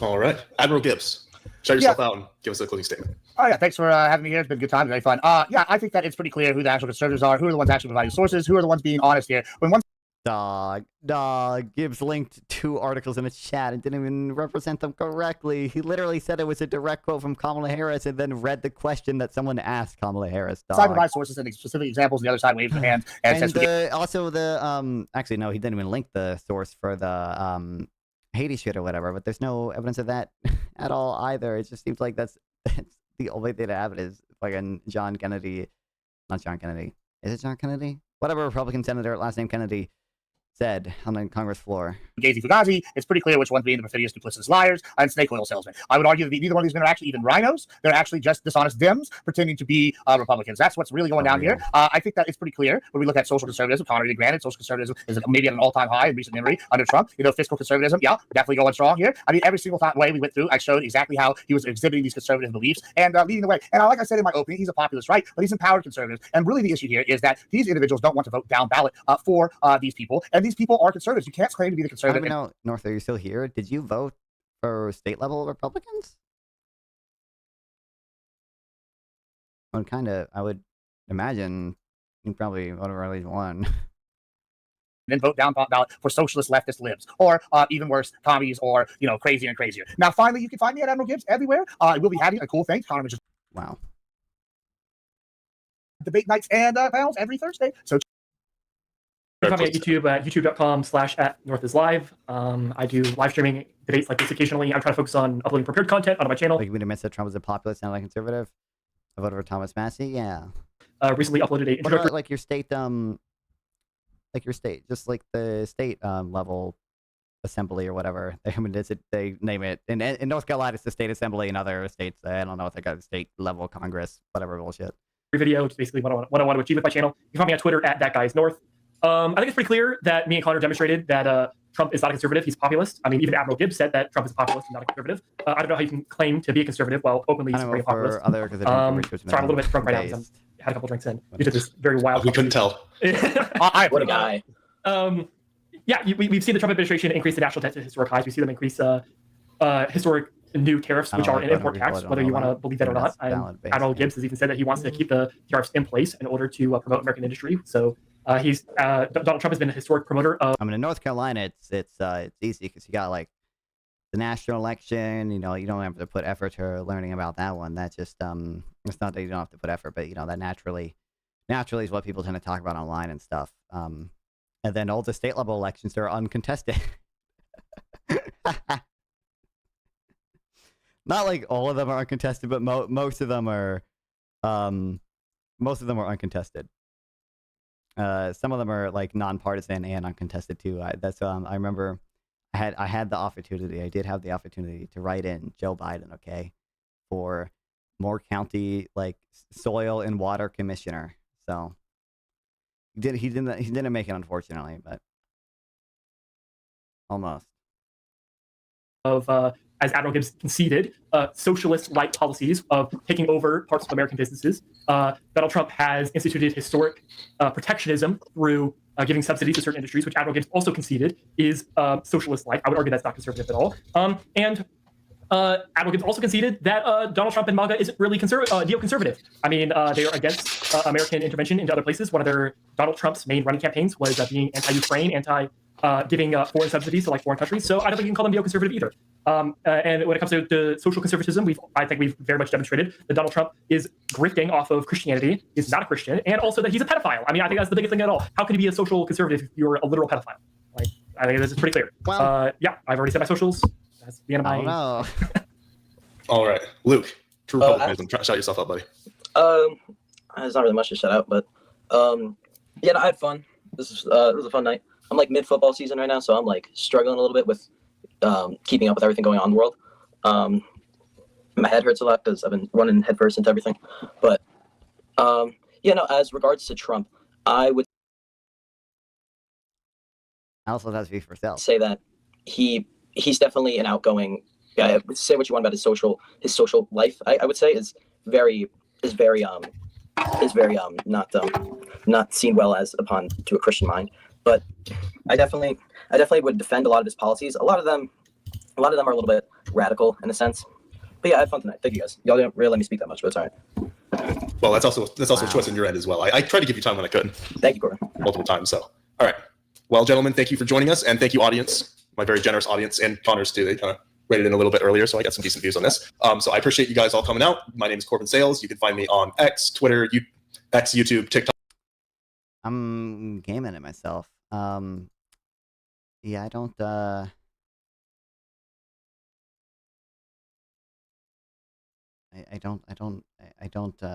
what to make of it. It's so over. It's so over. It's like Gibbs is the median voter in 5 years, unfortunately. What's up? Wow, this guy muted. Unbelievable. What's up? Hold on, can you hear me now? Okay, sorry. Yeah. Because my stream, because my virtual audio cable goes through like my microphone and all that with like Discord. If I don't have stream elements open, Yeah, you know. Yep. yeah, it doesn't let me talk. That conversation, holy shit! I'm reliving painful memories. It was only just a little bit ago that Is that the we did that the debate. first time you talked to Gibbs? This is the first time I've talked. We've probably I've interacted with people who've interacted with him, but this is my 1st time ever doing like a debate with him. Holy shit! I didn't expect it to be this bad. Like, Dude, I feel like even he's Gibbs is not lying through usually his like teeth. It's like this holy level shit. of bad. Usually he's pretty bad, but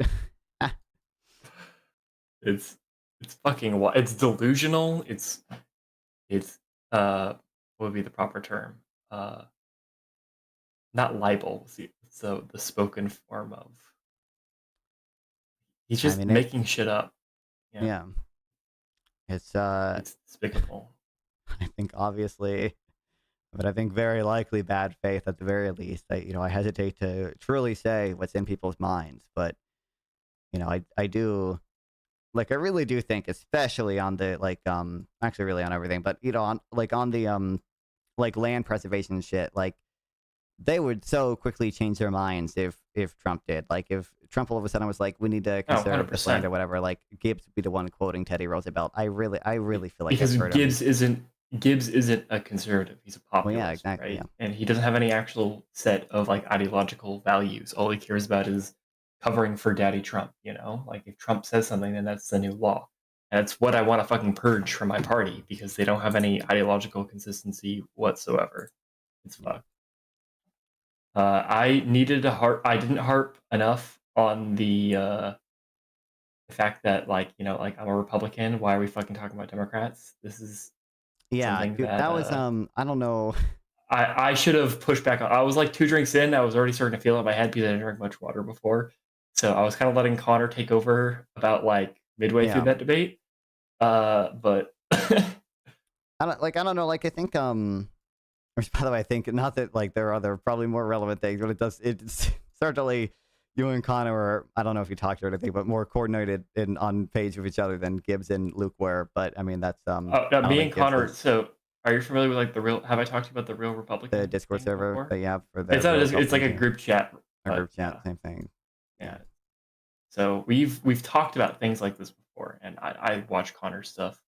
And I think we watch like the same people, and we all do like the same research as well. So I think we're all pretty much on the same page when it comes to all this bullshit. I white pilled Connor into continuing to fight within the Republican Party. And do you have an include of how Corbin met Luke or how Corbin found Luke?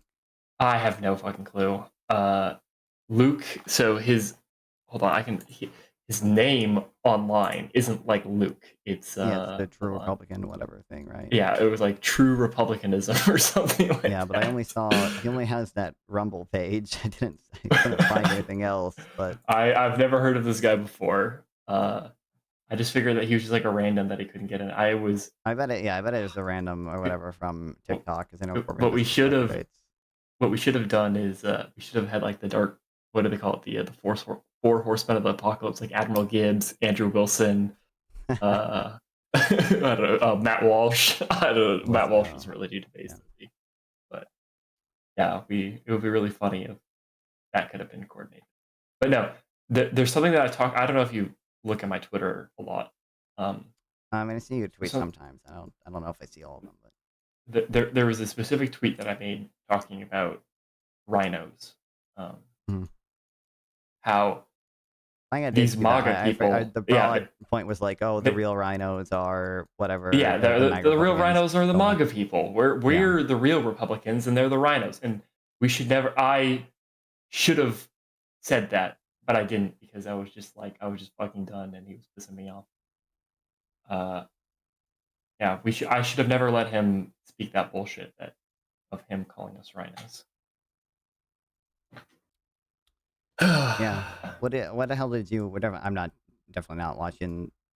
Fucking hour you three talking or whatever. But what did you and Connor and Corbin talk about? I think it was Corbin said that I was probably the most difficult debate panel person he's ever had to manage because of me like interrupting and getting mad and being loud. We were talking about just basically how bad faith Admiral Gibbs was, and then we talked briefly about like alcohol and all that.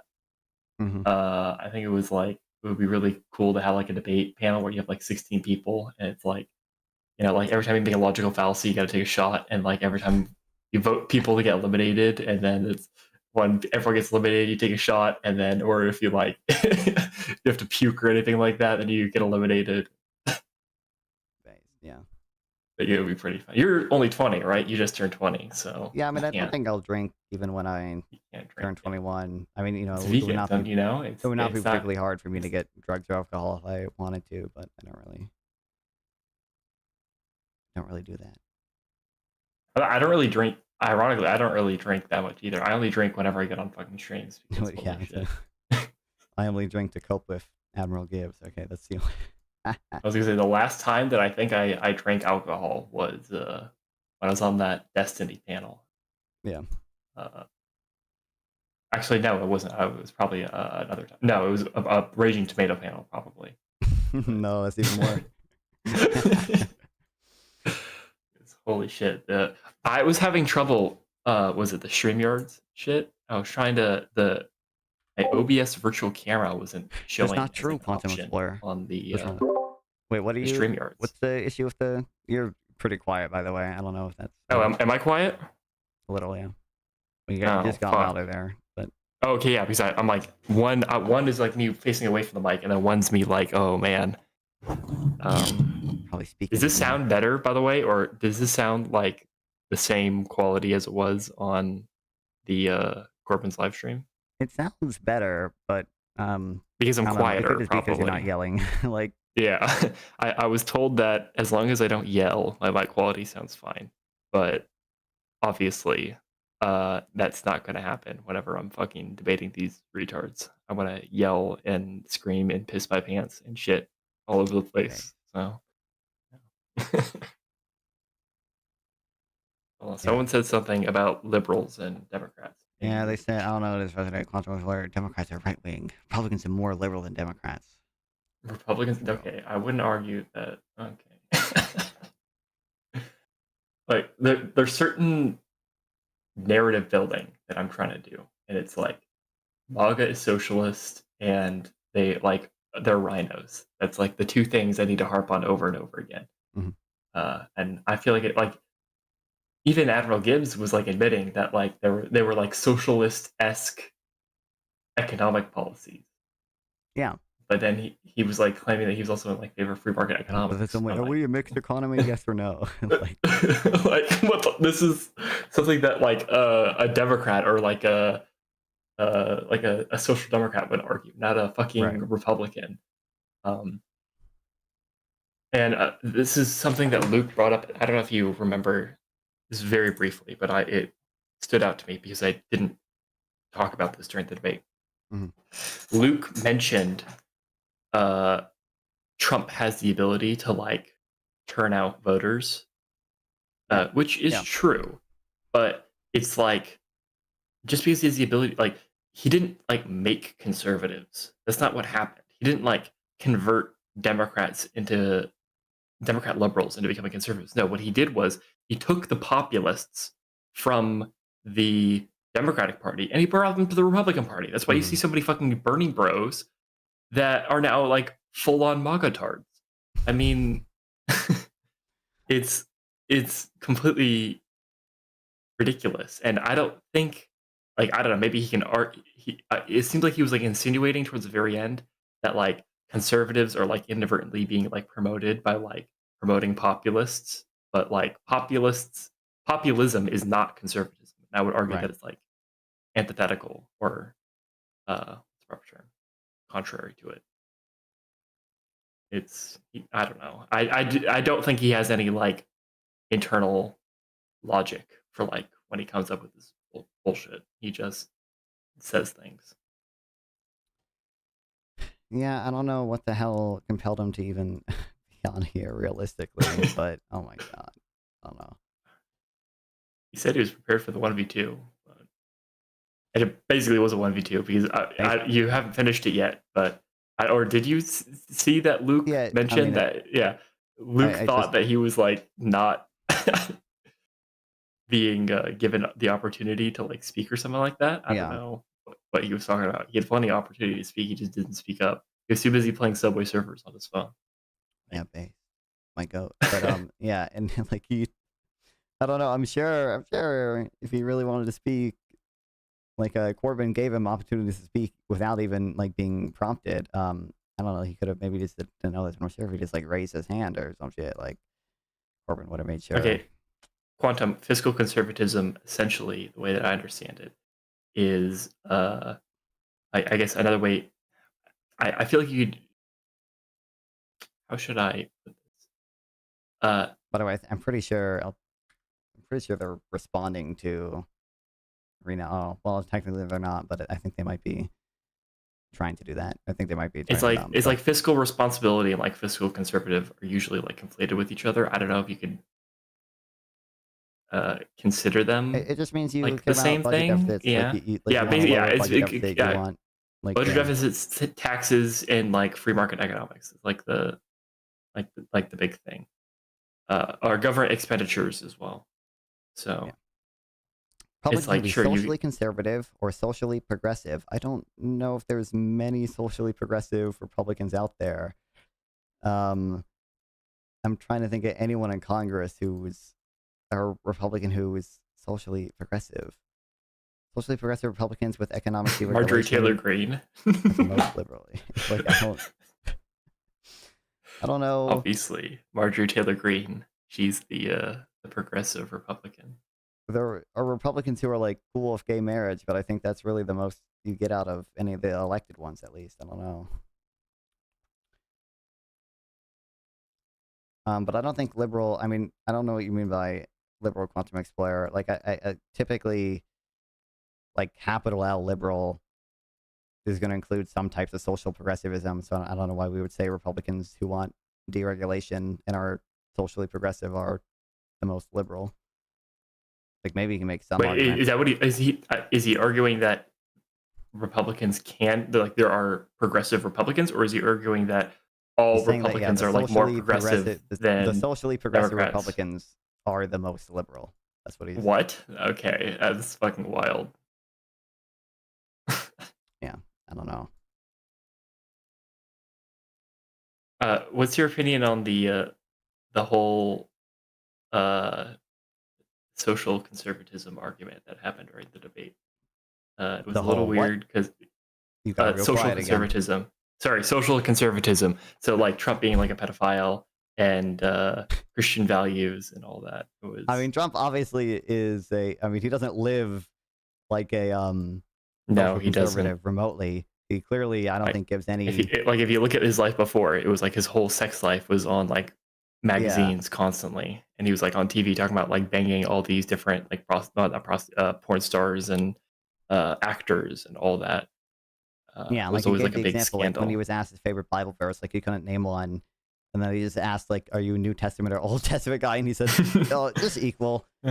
It's like I don't think he really cares about any of that stuff. I mean, I think, and I mean, Connor mentioned this, and like he's probably right that like just on policy, like you're probably just gonna have some more socially conservative things or whatever. But I mean, I'd argue that's fair. I mean, on policy, like I wouldn't say that Trump is completely like opposed to every single conservative like value. Like there's obviously some things you could argue that he proposes like conservatism, but like as a whole, he is completely antithetical to like, or not complete.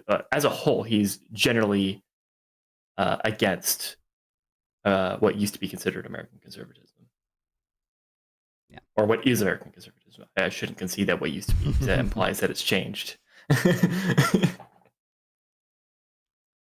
Yeah. It's kind of fucked. The thing is, does Admiral Gibbs even have like a big audience? Like I checked out his Twitch channel, but I don't even know how many views does Admiral Gibbs pull? What do you mean by big? Bigger than me? Like how many views does he pull? Like I was averaging like between like 6 and like 9 viewers between like that entire stream. Mm-hmm. So if he does debates, sometimes I mean he'll usually get like he can get above 50 pretty easily a lot of times on Twitch. Okay. I think he does multi-stream to YouTube now, but I doesn't get many views on YouTube. I was gonna say like there's certain battles you need to pick, and like sure you can do the whole internet blood sports sort of thing where you like try to kill the 50 viewer streamer or something like that, but there's bigger fish I want to fry. It says average 52, but he gets less when he's gaming. Like if you when he's like gaming versus when he's okay. At least we know he's not botting. It's not like actually this doesn't. This says this can't be right. It says just chatting 27 average viewers, League of Legends 17, Apex Legends 21. But I feel like usually he gets more when he's doing just chatting stuff. Is that peak or is that average? That it was. That's average. Why does it matter? What do you mean? What? Oh, the reason why it matters is like okay, so I could argue with a 2-viewer Andy, right? I mean, I'm a 2-viewer Andy, so this applies to me as well. I could argue with a 2-viewer Andy, and sure, maybe I'll like completely destroy them, but ultimately my goal isn't to do online bullshit. My goal is to have actual political change. Starting with the media landscape. That's just like the easiest way to like get into politics. Yeah.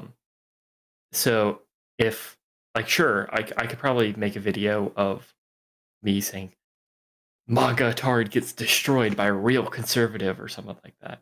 And I might get like 50 views by like people who are like already watch me. But I want to get onto the people like Andrew Wilson or Ben Shapiro, or obviously these people aren't gonna like or like Tim Pool. These people aren't gonna indulge me yet. But my goal is to like get into these more MAGA media spaces and draw as many people away from them as possible. My because is actually going to ultimately need a shock collar. As much as what Admiral Gibbs likes to claim, my goal is not to appeal to liberals. My goal is to appeal to conservatives and to save conservatives from the MAGA mind virus. Highest degree of liberalism would be socially progressive plus economically. I mean, you're just repeating yourself. I don't know. You're not saying anything new there. And I also don't, okay, Democrats have many sock Dems so far right economically. They're not liberal in any, I don't think they're. What is this guy talking about? I don't think I wouldn't argue that Democrats are like right in their economics at all. I'd argue that MAGA and Trump are super far fucking left with their economics. Maybe it's like we have different interpretations on like what is right and left, like economics. But I don't know. Like, obviously, I think I mean, like, to the extent Democrats aren't liberal, it's usually because they're economically too to the left. Like, it's because they're like just socialist at that point. Like, it's or democratic socialist or sock Dems or like whatever shit. Like, it's not like no one considers this economically right wing. I don't know what possible definition you're using to get there. I remember another thing I probably should have brought up more in the debate. The Comey indictments. Oh. Yeah, it's like I because I didn't bring it up, I don't actually know Admiral Gibbs' opinion on it. I'm assuming he's going to think that the Comey indictments are like the most I'm assuming he would base say basically the things same ever, thing for right? right. Yeah, I mean, he would say like, well, there was lawfare against Trump, and he's got to uncover all the deep state stuff, and there might be no evidence now, but don't we see evidence in other places where lawfare has happened? So don't you think we're going to find something like it'd be? Yeah, but what happened to the it needs to be proven in a court of law? It's sort of bullshit. Dude, I know that was such an unreasonable standard that like he just totally abandoned for everything else. But yeah, I don't know. He's fucking wild. Of course. Wait, I need to entertain my chat for like 30 seconds or whatever because I need to go put this shock collar back upstairs so my family can actually use it when they need to actually walk. Okay, well, have fun with that. All right, I'll be entertaining the chat. Yeah. What in the world can I talk about? What have I tweeted about? That's kind of funny. Let's see here now. Yeah, Trump continuing to literally make like Admiral Gibbs is talking about the fact that like, oh, it doesn't matter if like MAGA is, or if the Trump administration is like blowing up a Venezuelan ship because they're not American citizens. The problem is that we're literally seeing the Trump administration weaponize the National Guards, certain National Guard groups against American citizens. And he's literally also going to call that like the most base thing ever. So I don't think if he was really pressed on something like that, he would actually consider the national or the whether the fact that it was like U.S. citizens or not to be like the critical determiner whether we can like deploy military assets against that or not. Because he's willing to do it against American citizens, and he literally calls it like the most base thing ever. Like he was defending that in the debate, talking about defending the federal buildings and like federal land. It was just completely fucking ridiculous. Which I think, yeah, Nalfon made up a great point. The only reason why like Trump directly caused the Trump was the catalyst for these people to attack these like federal institutions. I disagree with people attacking these federal buildings and all that, but he is the catalyst. Like it's undeniable. Welcome back, Nonfon. Yeah, I've returned. Did you? Hold on. You only got like one donation, right? To I legitimately, if it wasn't for the fact that I was broke right now, I would have tipped you. Wait, how do you do that? No worries, how do you pin that? But, pin that message. On what, YouTube or Twitch or? On YouTube, yeah. You just I mean, in your chat next to a message, you hit the 3 dots and there's like a pin thing. I should have done. I use Streamlabs. I use the Stream Elements, and I set up tipping on there. And one, I don't actually know how to like withdraw the money that people tipped me. So it tip me. You use Stream Elements? Chapringo or Chapingo. I don't know how you fucking say it. Yeah. He donated me $20 on my stream. And I don't know actually how to fucking like withdraw that money. Well, does it not just did you say you use Stream Elements or Streamlabs? Stream Elements. Not sure. Oh yeah, I don't know exactly how it works in Stream Elements. Streamlabs just goes to my PayPal. I mean, they take like 3% cut. Or like whatever, okay, so I've linked like my bank account and my PayPal, right? But there's no like I don't know if it's like an automatic withdrawal or if it's like if there's something I have to click in order to like withdraw the money from like an account set up within Stream Elements. Well, I mean, have you checked your PayPal? I did. Well, actually, no, I haven't checked my PayPal. Is it on? Have I So made it could just money be in on your PayPal? Hold on. It could be on my PayPal. Maybe I'm retarded. No, my PayPal balance is 0 right now. So obviously it is not my PayPal. Damn. Oh wait, it's on fucking hold. What the fuck? Okay, so it is actually on my PayPal.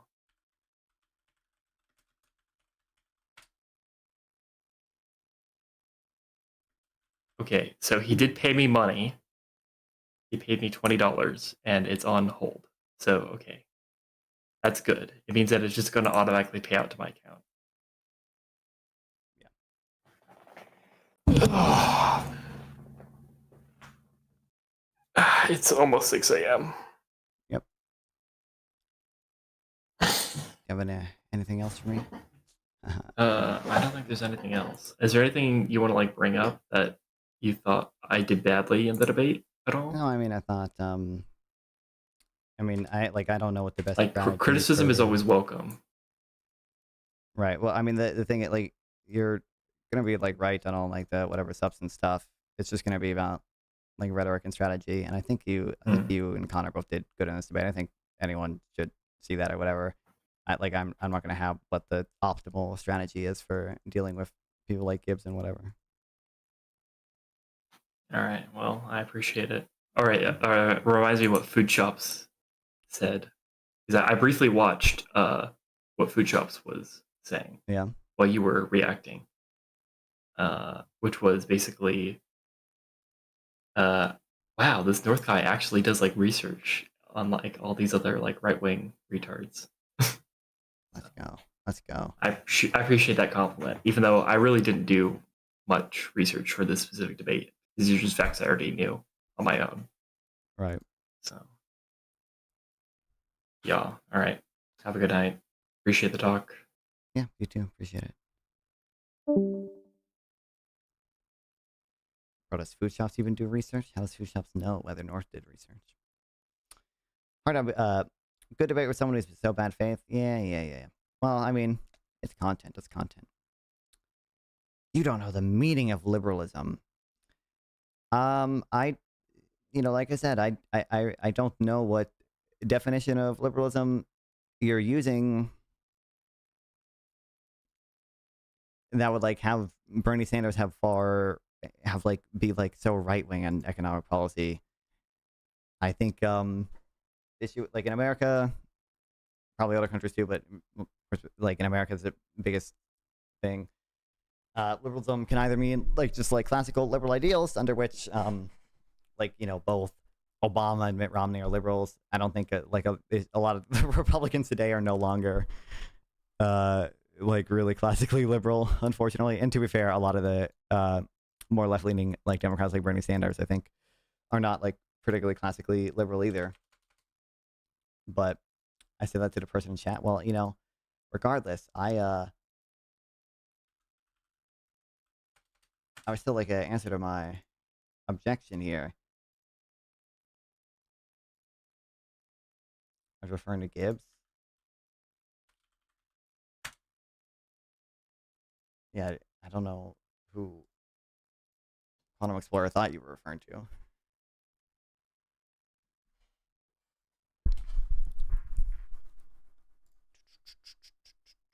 Let me just remove from the title the pay to shock me.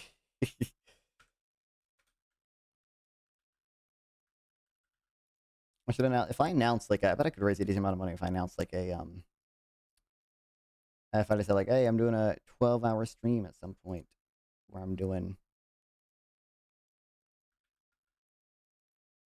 you'll be able to pay to shock me, so people actually knew and like had time to plan or whatever.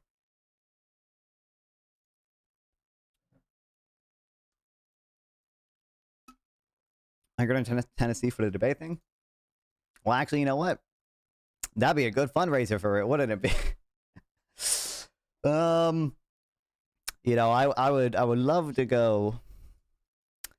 We'll see if I can make it work. We'll see. I would not put good odds in it. If you want to say what housing comes into Kentucky, I don't pay for my own housing as of now, but I probably would have to pay for my own housing when I went there, though. I don't know if I'll pick you up at the airport, drive you down. You can stay at my apartment base.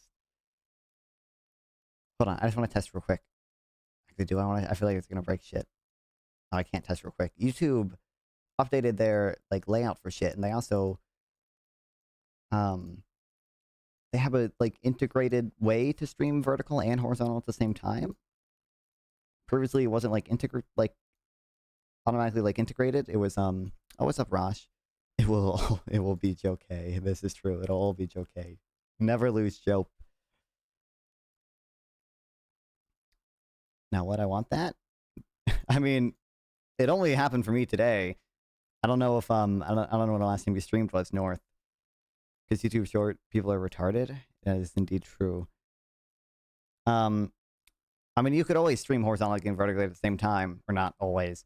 But since they introduced vertical streaming, because you can just set up 2 streams, but like it's integrated now.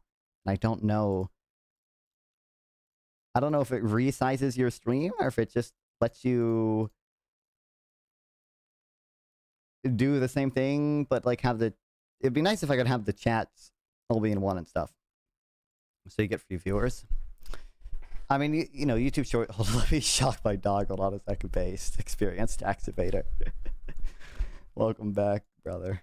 Or welcome. First time chatter, actually. My bad. Done. Based.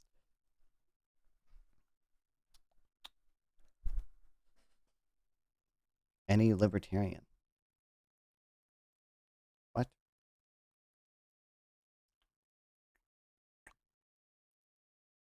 I was gonna say something, but I got distracted by the stupid chat stuff. Oh, the YouTube Short stuff is you can get lucky and then like it'll promote your stream to like 500 people in 20 seconds. But a lot of times what'll happen is you'll have like 20 concurrent viewers on YouTube Shorts for like 10 minutes, and it'll be like a constant like different 20 or whatever. But then it'll just like die, and you'll just have like 1 or 2 concurrent viewers. Actually, wait, it just saw. He left as soon as I saw him. What does PPG want to talk about?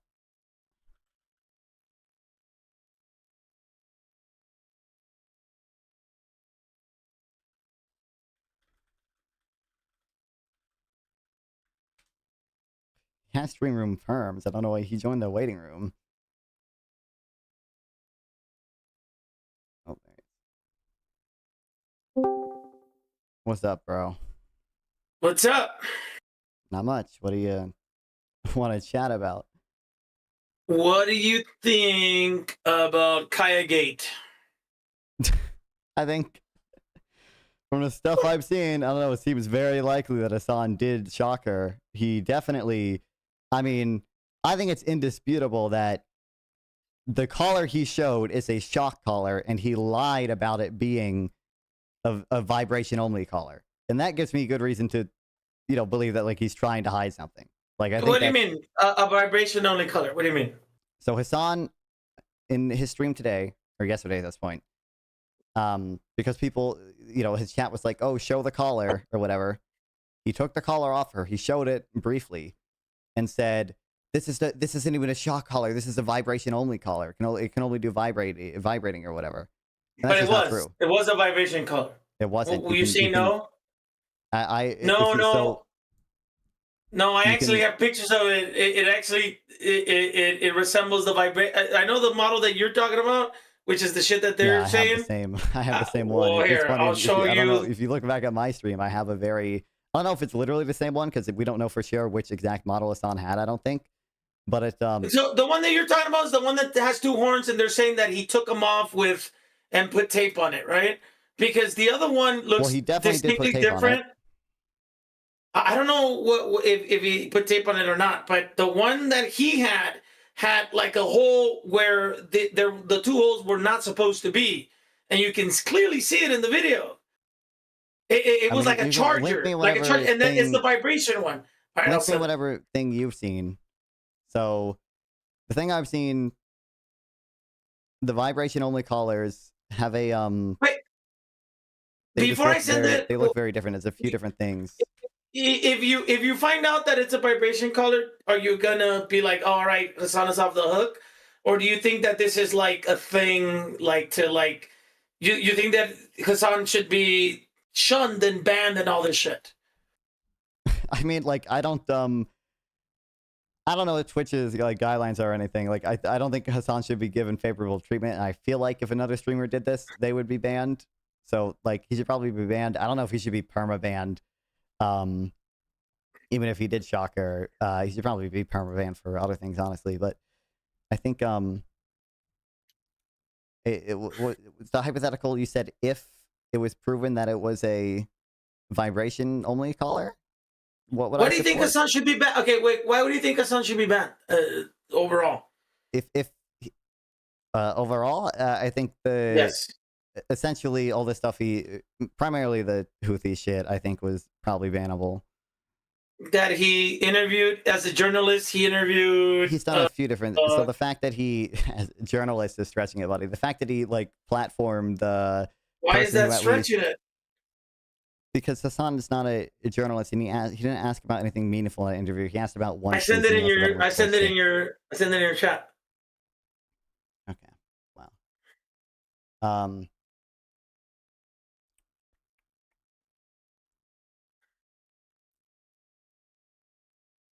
No, this is what? This is evidence. First of all, you can see in the vibration collar. This is one of the things is that the like charging pointer, the like screw or whatever is black. I don't think that's the case for the shocking version.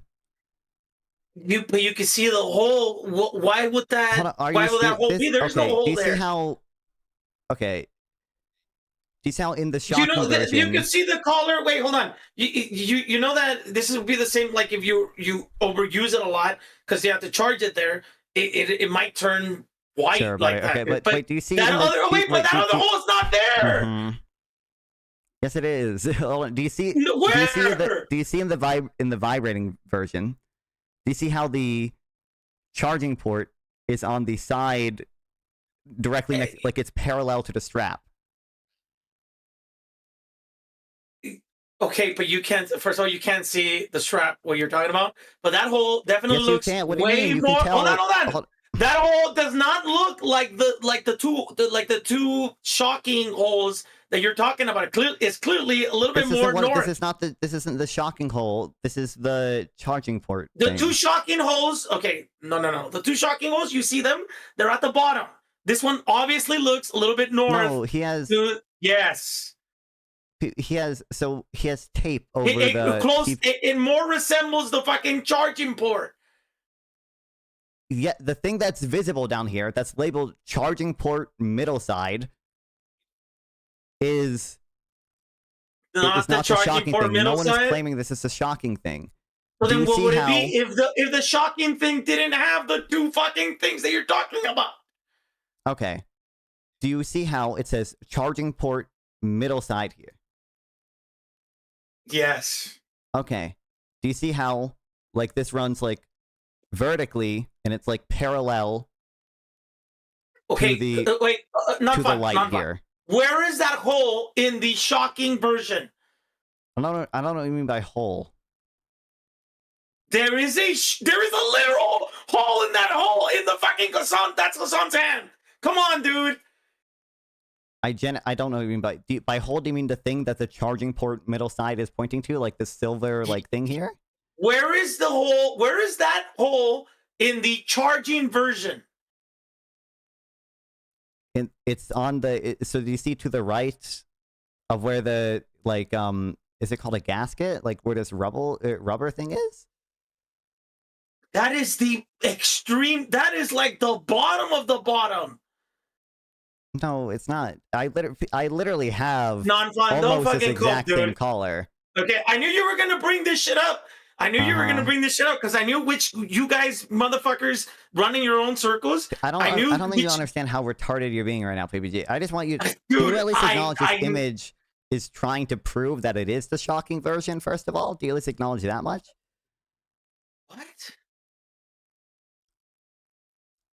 What? Okay, can you repeat what you said, please? Do you at least Because acknowledge that this image hole is is not in trying... the shocking version. Those are the two. No, because I know you guys kept bringing up that model, and there is that model that Okay. company or whatever the fuck has answer a my hold on, has a question. shocking version and the other shit. The other what is it? What is the name of it? Lukewarm, or what is it?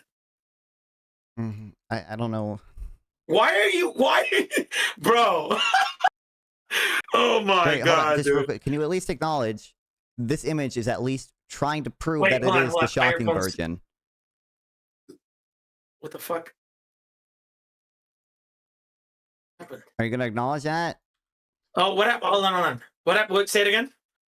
Do you at least acknowledge the image that you linked me is trying to prove that it's the shocking version? No. Okay. So do you see where it's you agree the bottom image is showing... Well, can you show us? Can you show us what he had? Because that's a picture of what he had. That's a picture of the vibration option and then the shocking option, which has the 2 ports that you're talking about. Do you see the label here that says charging port middle side? Yes. Okay. Do you see the label on the shocking version that says charging port middle side? It's that one is right on the middle at the bottom. If you look at the one in Hasan's hand, it perfectly resembles the vibration. No, it port. doesn't. I don't know. It literally does, dude. No. Look at the way he's holding it. Yes, dude. Don't go. Come on. Please. I don't understand how you're being this retarded right now. I don't... Okay. Not fun. Why do you think Hasan should be banned from Twitch, aside from this? Wait. I don't... Dude, you clearly are fucking... I don't like to push people when they're like this, dude. I want you to... I don't understand what you're seeing here. Do you see how, like in this image, it's a little bit more clear. I can pull up other images too. Like the charging port here is parallel to the light. And it's not parallel to the strap. In the vibration version, the charging port is parallel to the... It's parallel to the strap. Like it's vertical, parallel to the strap. In its shocking version, it's horizontal, parallel to the lights. And you see it horizontal, parallel to the lights in Hasan's version. Not fun. That circle that is in that picture and in Hasan's hand does not exist in the shocking version, and you know this. Yes, it does. You can see it. I have the... Oh my god. It does. Obviously, it's in there, but it's not in the same position where Hasan's hand is in that one. Give me... I'm getting my...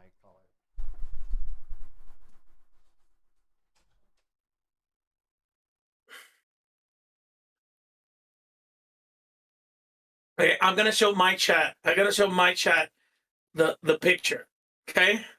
Because I knew they were gonna do this shit, dude, and I had already seen this fucking picture. Here we go. Look, chat. Look, chat. Look. You can see the charging port here, dude.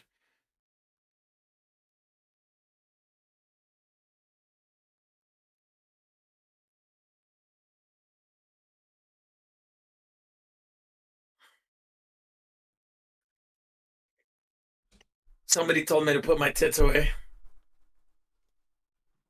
Okay, wait. I'm gonna Wait, is this the same one that you have? Like the same version? Hold on. I want you to... Can you circle, like, just what you mean by hole and what Hasan is holding? What? Can you just, like, circle? Do you know, like, do you use snipping tool? Hold on, let me... well, I'm gonna do it for you. Okay, I sent this in general. Do you see the last image I just sent? What this green circle is covering? Is that what you mean by hole? You think that's hole? Yes. Okay. I'm gonna stream you. I'm gonna turn my camera on. So what that is this screw that you can see. Show this on your stream too, so they can see. I'm looking at it. There's nobody here. There's nobody in my stream. Chat to see, buddy. There's 4 people here. Okay, well. So this is what this screw right Is this here, the model that you're talking about? Is this the vibration or the shocker? This is the shocking version. Why do you have the shocking version? Because we have a dog that uses this. And do you see how, like, this is at the bottom here. This is at the bottom, and it's parallel to the light. Both this is horizontal, and the light is, like, horizontal too. In the vibration-only version, this is rotated 90 degrees, and it's parallel to the strap. You can see, even in the picture you sent, the charging port is horizontal, is at the bottom, it's running to the light, it's not parallel to the strap.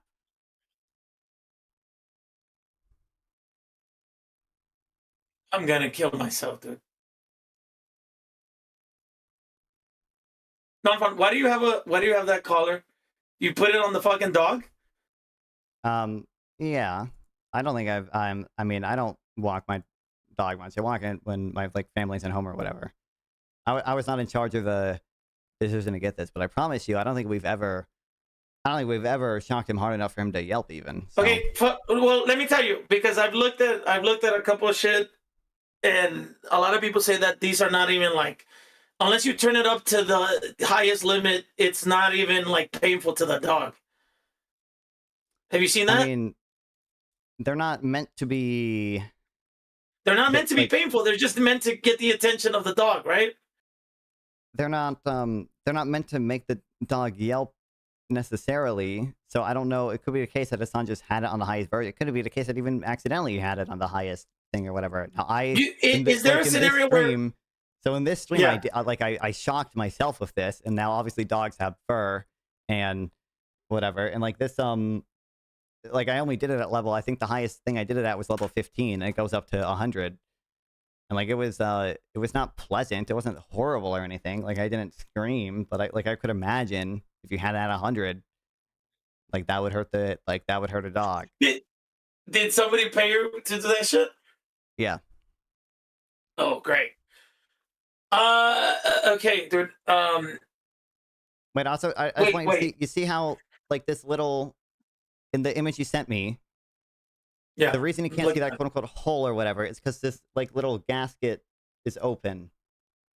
Like this cover, because it's like waterproof. Like this covers the charging port, and when it's open and the charger's in it, you can't really see the screw. It could also be there are a few different like versions of the shocking thing, but it's much closer. I mean, look, it could be that. It could be that, right? It could be that there. But the one that I'm looking at clearly looks like the vibration. Yeah, I'm looking at the same thing. It does not look like the vibration no, but thing. listen to me. The image that you sent me. Another one that gives it out. Hold on. Because the other one that you can see, look at the white screw at the top, which what the shocking one doesn't have. You see it? What? Wait. Okay. The white screw at the top here. I don't know what you mean by white screw at the top. He's holding it with his fingers, the white screw at the top. That's not a screw. That's just. But you can see it in the. Whatever. What? That's just a light. You can see it in the vibration one. This is not the light, no, dude. You can't. Hold on. What You the can fuck see the thing the that you were circling. edge of it. Edge of it right here. You see it? Right here. That's it. That's not even. There's not even a screw there. What is your motto? Because everybody's debating this shit. Can you tell me the name of your to motto? be clear, I don't think we can tell exactly what model Hasan has. So I have the. We're never gonna know, dude. E-collar company, which by the way, I think if Hasan didn't do it, he should just say the model number. He should just come out and say the model number. Like this should be so easy for him. I don't know why the fuck he doesn't do it. I agree. He doesn't like to give air to his haters. Like he's like that. He says, he's "No, why way more air to his haters by not saying it." What do you mean? I believe he should. You think he fucking shocked the dog? You think that's 100%? I would put. I don't think it's certain or anything, but I would put above 60% odds that he did. Yeah. Do you think he should be banned for shocking the dog? I don't know why you keep like running away from this shit. No, I'm saying I'm not running away from Can it. you look at the other images I sent in general PPG? In my general, your general. My general. Like you can see the shock collar has like a, square section for the lights. Vibration one is round. There's like a little nub that the shock collar has. That's circled in red here. Do you think he took off the little post things and then showed the shit? Put tape on it and showed the shit. He definitely put tape on it to cover something. Now tape this might be like an old collar, dude. Like he might not even give, you know what I mean? Well, he put tape on where the contacts are. Yeah, well, maybe you're right. Maybe you're right. Wow. Who said that? That was sample. Oh, great. I go. No, I see what you're saying. It does. That actually does look a little clearer, dude. Yeah, like it's the stuff I've seen is I haven't seen any vibrating collar that looks close to this, and he definitely has tape on it to cover something. I don't know. He should have come out with it if it wasn't the vibrator color. No, you're right. It does look. Yeah, this one in this angle here, it does look a little more. Yeah, there's that, and also just the fact that like he got so angry in the first place immediately after she moved, and like it looks like he reaches for something as well, like and the fact that like we have old videos of him dragging his old dog by the tail. The fact that we have that one is because I had a big dog too. I used to fuck around with the dog like that, dude. I didn't drag it by its tail. No, and I saw the video you're talking about. He dragged it like 2 seconds and then pulled it and hugged it. I used to do that. He's not torturing the fucking thing. He's not torturing. So what is the point of showing that video? That he's the type of person to, at the very least, be careless. Wait, you said you used to what your dog? Sound like jerk. I just want to get on that. Wait, is it true that you're bald and retarded? I'm bald, but I'm not retarded. Oh, and he left. What a cunt. Debatable. All right, non-fun. You win this one. The second picture does look pretty fucking. It does look like that model that you're talking about. Yep. There you go. And I think the second picture. I had not seen this have you seen, fucking the picture. Interview clip where the girl says like the collar's like really tight, and she can't even get a finger under it. The lady says that the collar's really tight, but then again, a lot of big dog people say that the dog has a lot of neck skin or whatever. Right? Have you ever had a big dog? You say you have a big dog, right? It's not as big as Hasan's dog, but decently sized. But you know how when you take them out to walk, these motherfuckers get out of the fucking collar. Like you think you have it tight enough, but they get out of it and shit. I have not had that issue before. I've had that. Well, I don't have a dog anymore, but the dog has never got it out of the leash. Not when I was walking him, at least. All right, non-fun. Well, it might have been a shocker, dude. I don't think Hasan should be banned at all. Do you think if it was the shock collar that he should be at least temporarily? I think I would say stop using the dog shocker. That's pretty fucked up. But I would not ban him. I mean, dog shockers are not. I wouldn't perma ban him for that alone. I would. I think he probably deserves a temp ban. I feel like if any other streamer did it, it'd be a temporary ban at the very least. There's been people that have thrown around cat. Like there was this Asian chick who literally threw her cat. No, she didn't get banned. Banned for 3 days or whatever. Which one are you talking about? I thought Alinity. Alinity is not. First of all, Alinity is not fucking. Alinity literally got banned. Alinity did get banned. I'm talking about. Okay. Alinity. Okay, well, Alinity is an example of someone who did get banned. So, what about that? She got banned for 3 days. So you want Hasan to be banned for 3 days? Well, for that, yeah. I think for other things he said. What is the other things? You want to talk about the other things? Open support for the Houthis. Hello. The Houthis are what?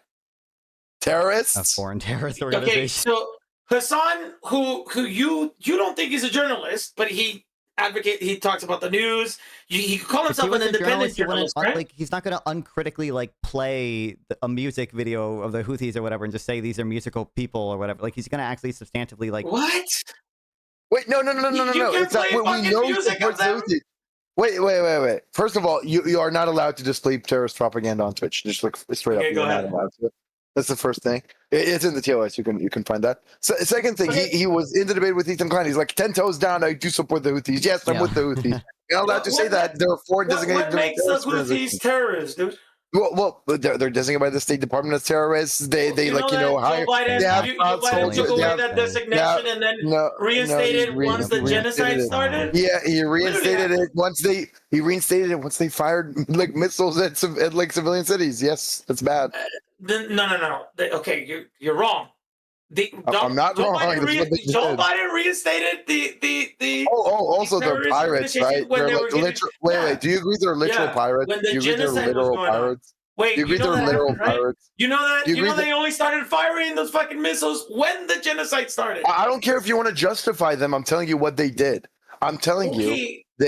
So wait. Did they or did they not take hostages from pirate, like they're literal pirates from trade ships? They're allowed to just shut down trade. Yeah, they didn't want to do that. Terrorist. They were not doing that before the genocide started. No. Who gives a fuck? The debate was after. The debate was after the war started, dumbass. Okay, well, again, we don't have fucking freedom of speech. Hasan is obviously a journalist. It's not freedom of speech from the government. You can say, wait. Fox News, who props up, the Israeli government and plays does fucking dick-sucking propaganda, they cannot interview Bibi Netanyahu, who has been declared a war criminal. I'm sorry. No one's talking about the law. No one's talking about the government. We're talking about Twitch's explicit TOS. Only by Twitch's standards, he should be banned. A million other things, too. Okay, well, you actually make good sense, because Twitch, if you're going to go by that, Twitch is a private corporation that cares about profit and I didn't say. I think I agree. Hasan is bringing them profit. I didn't say I think wait. I think if Nick Fuentes was on their platform, they would bring them a lot of profit. I'm saying that he should be banned according to their own guidelines. Okay, what guidelines would that be? I gave you the guidelines. You are not allowed to display terrorist propaganda. You're not allowed to display terrorist propaganda. No. He interviewed a. He was in the. That's not the thing that we're talking about. You don't even know what you're talking about. You don't even know. Yeah, by the way, he did. Wait, to be clear, two things. One, he explicitly thought. Let me finish. He explicitly thought the Yemeni kid was a Houthi before that, but that's not even what we're referring to. We're referring to him playing uncritically. By the way, you're not even allowed to critically display terrorist propaganda, but he just uncritically played a music video from the Houthis to his normie friend there, and he's like, "Yeah, they're awesome people, bro. They're like so heroic and resistant." They were describing the. And by the way. We have. Yeah, you get banned for that. You get banned for Twitch, that. Right? No, you don't. No, you don't. People do that shit all the time. Well, they should. It's in Twitch's TOS. You should not do that. People who have been banned for similar things. Who has been banned for that? I'm sure. If I go on right now and I play an ISIS song, I'm gonna get banned. If Not Fun right now opens stream and plays like an ISIS song, he's gonna get banned.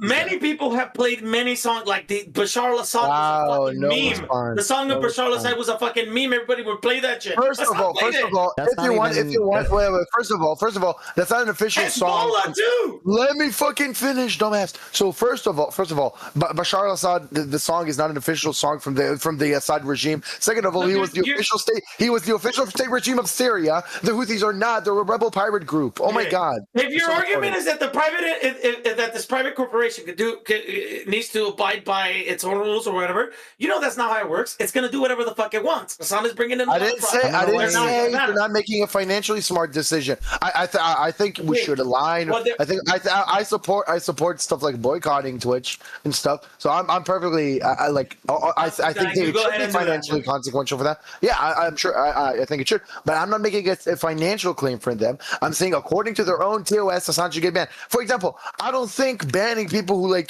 kick their dogs on a stream is necessarily going to be financially not profitable for Twitch, but I still think they should do that because it's not good to encourage stuff like that. Well, that's a good opinion.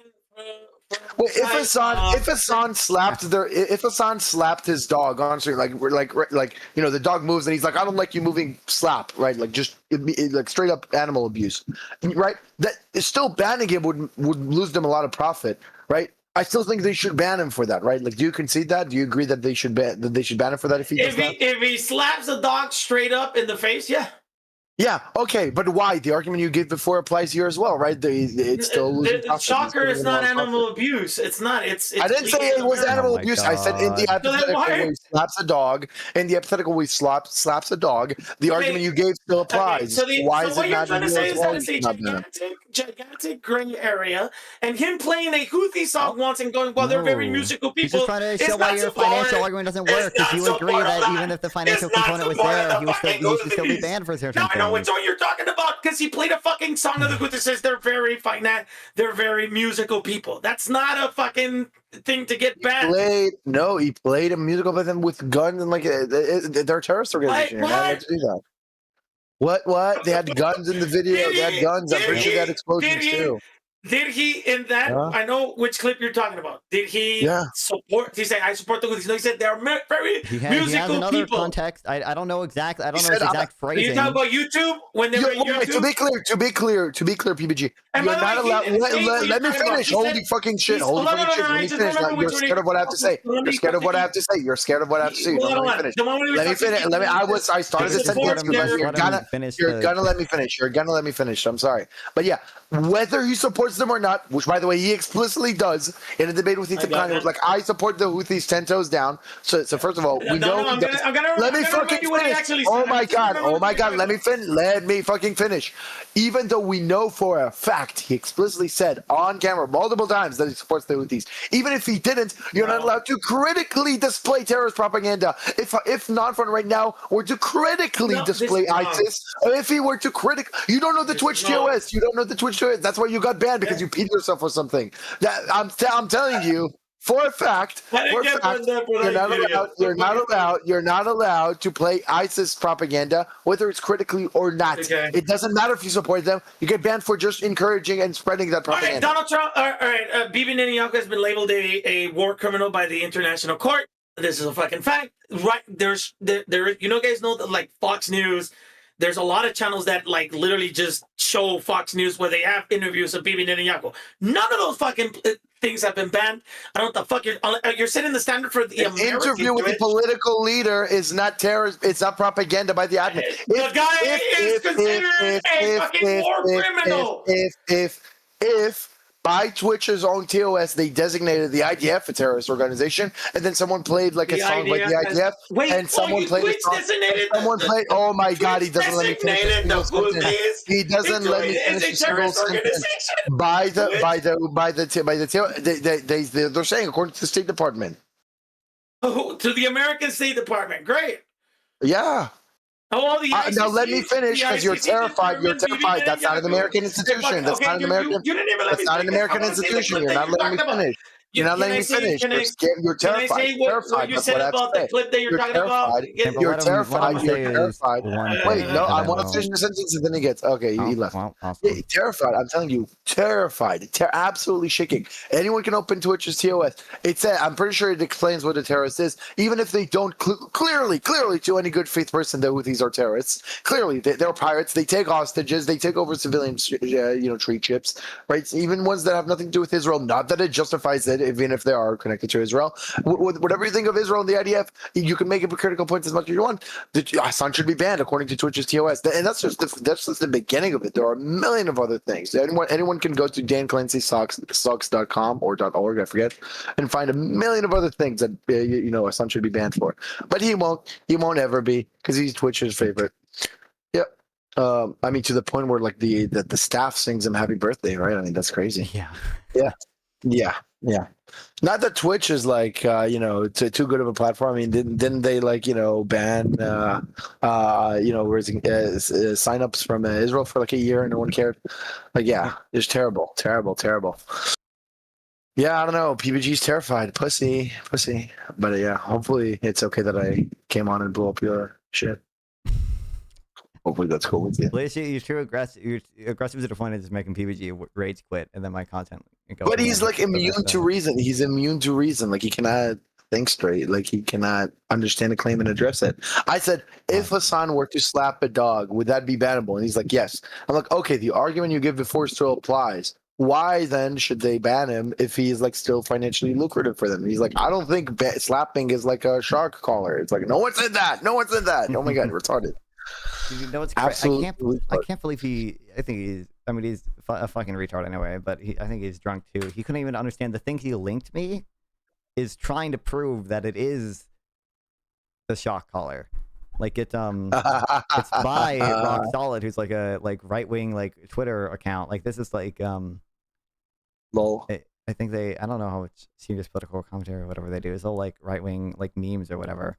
But this is it's literally saying charging port middle side for the thing Hasan is holding, and it shows the shocking version, and it says charging point middle side. Like it's trying to show this is a shocking version. The vibration only version has the on the side. It just says side. Yeah. Like it's look. You know what my politics are? Just a normal person from 30 years ago. Okay. True. I hate when people say that because that's just so retarded. Oh my god! Bill Clinton Democrat, bro. Just like I'm a Bill Clinton Democrat. I'm a Bill, just like Trump. Just like Trump. It's the left that moves so far left, bro. You know, I remember when Bill Clinton tried to coup the government. I remember that. That was good times. Yeah. Either way. Fuck PVG. And let's see. What else? What do you think about should read the co-ops article? Should read the cooperatives article. What are you reviewing right now on stream, I guess? What are you doing right now? I don't know. I don't know exactly what I'm doing. I was just gonna go through I was gonna read the Nicholas Decker article that came out about the thing that sparked the Econ Boy shit. Thing that sparked the economy. Oh, the investment thing. That was boring. Yeah. It wasn't that related to sovereign wealth funds, I think. Oh damn, unbelievable. Wait, was it about I don't think antitrust so. or whatever? Did it have I needed more antitrust stuff, but I don't know. Yeah, it I need is to about research antitrust more. I need to. Let's see. What was it about? It wasn't about sovereign wealth funds, I think. I didn't read it though. The end of competition in America, common ownership, and the negation of antitrust. Yeah. I'm gonna go with that. I can read the co-op thing. I'm pretty sure I've seen, even outside of you giving me this stuff. I think Decker, if I had to make a criticism of that, I think he's too much reading papers and not enough addressing comprehensively arguments by the other side. So, for example, is like why I support capitalism article. It's like cute. It's like a good example of why prices are important and whatever. But it's not the only thing. Like it's not capitalism will command economies. So which is like can give more of a alternative views. But yeah, I don't know. You know. No, you never know. You know. Yeah, I'm thinking. I just don't like that Econoboy is getting active again on Substack. Like, yeah, you wrote this like cute article, capitalist entanglement, even though it's just like saying, hey, capitalism is not the same as markets, which I agree. But I don't know. One day I'll have more subscribers than him because I'm awesome. Truth. Any day now. But yeah. I just don't think you should say, oh, I just want to fuck around and experiment with stuff, see what happens, lol. And then like evidently not do that. Like you just only want to push for one side, right? Like, I don't know. Clearly the view that 90% of the economy should be owned by the government is not backed up by any empirics. Oh, but Norway. I don't know. I'm rambling at this point. I'm brain broken. Not fun. I'm brain broken. Broke me. This is true. I'm correct on every issue. He just you can just ignore it and be like, oh, I'm funny. Oh man, that's not good. It feels like July again. You know what I'm saying? If I say that, you know what I'm saying? It feels like July again. And I just feel like it's July again when Econo Boy was the most, when the Econo Boy saga was at its peak, when it was, yep. Yeah. When it So was the after center the of Iran attention stuff, for a week. after the Iran stuff, but before the final days, the demise of Econo Boy. The demise of Econo Boy. Yeah, I'm glad we archived it. Well, someone archived it. I'm glad someone archived it. Yeah, someone. Should we link it in like some servers or something, or what should we do with that? Is it just for us or what? I mean, I don't know. I mean, I think you said you gave it to some people or whatever. I mean, just people who would find it useful. Like I know we Yeah, but maybe both like, know. should I send it in the Econo Boy server or something? I wouldn't send it there just because I feel like they would not like that. But they would not like that. Why? I mean, I don't know. They want to probably respect his wishes to. Oh my god. Get rid of his old content or whatever, but I don't know.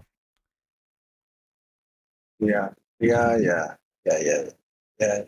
Whatever. Let me see.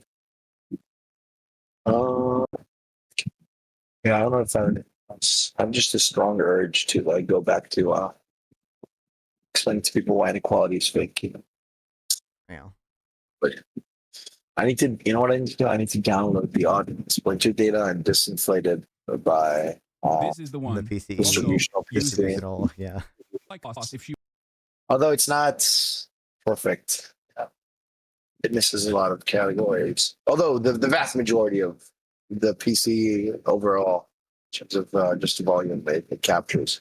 I don't know. I'll have to see I have to see it better. And I think it's by. I actually think the distributional thing, it's by percentiles of consumption, not income, right? I think they say there that like the top 10%, whatever they're talking about, it's top 10% of consume of the of PCE, not of like income for sure. Mm-hmm. So that's also interesting, And if I might email the authors and be like, hey, can you send me the code you used to make this, because I want to recreate it for like genders and races and ages and whatnot and occupation and whatnot. That'd be fun. But whatever. I still haven't finished reading the level paper that initially was. Not fun. By the end of the month, I need you to understand what the shift share instruments are. Okay. Okay. That's right. Okay. Bye bye. I'll work. Do the econometrics. Here's the thing. Do the econometrics thing. Before that, read the co-op article. That's what I'm saying. I'm letting you know my preference. I'm a constituent. This is the town hall. Okay. Okay. That's right. I'm gonna go. All right. Well, talk to you.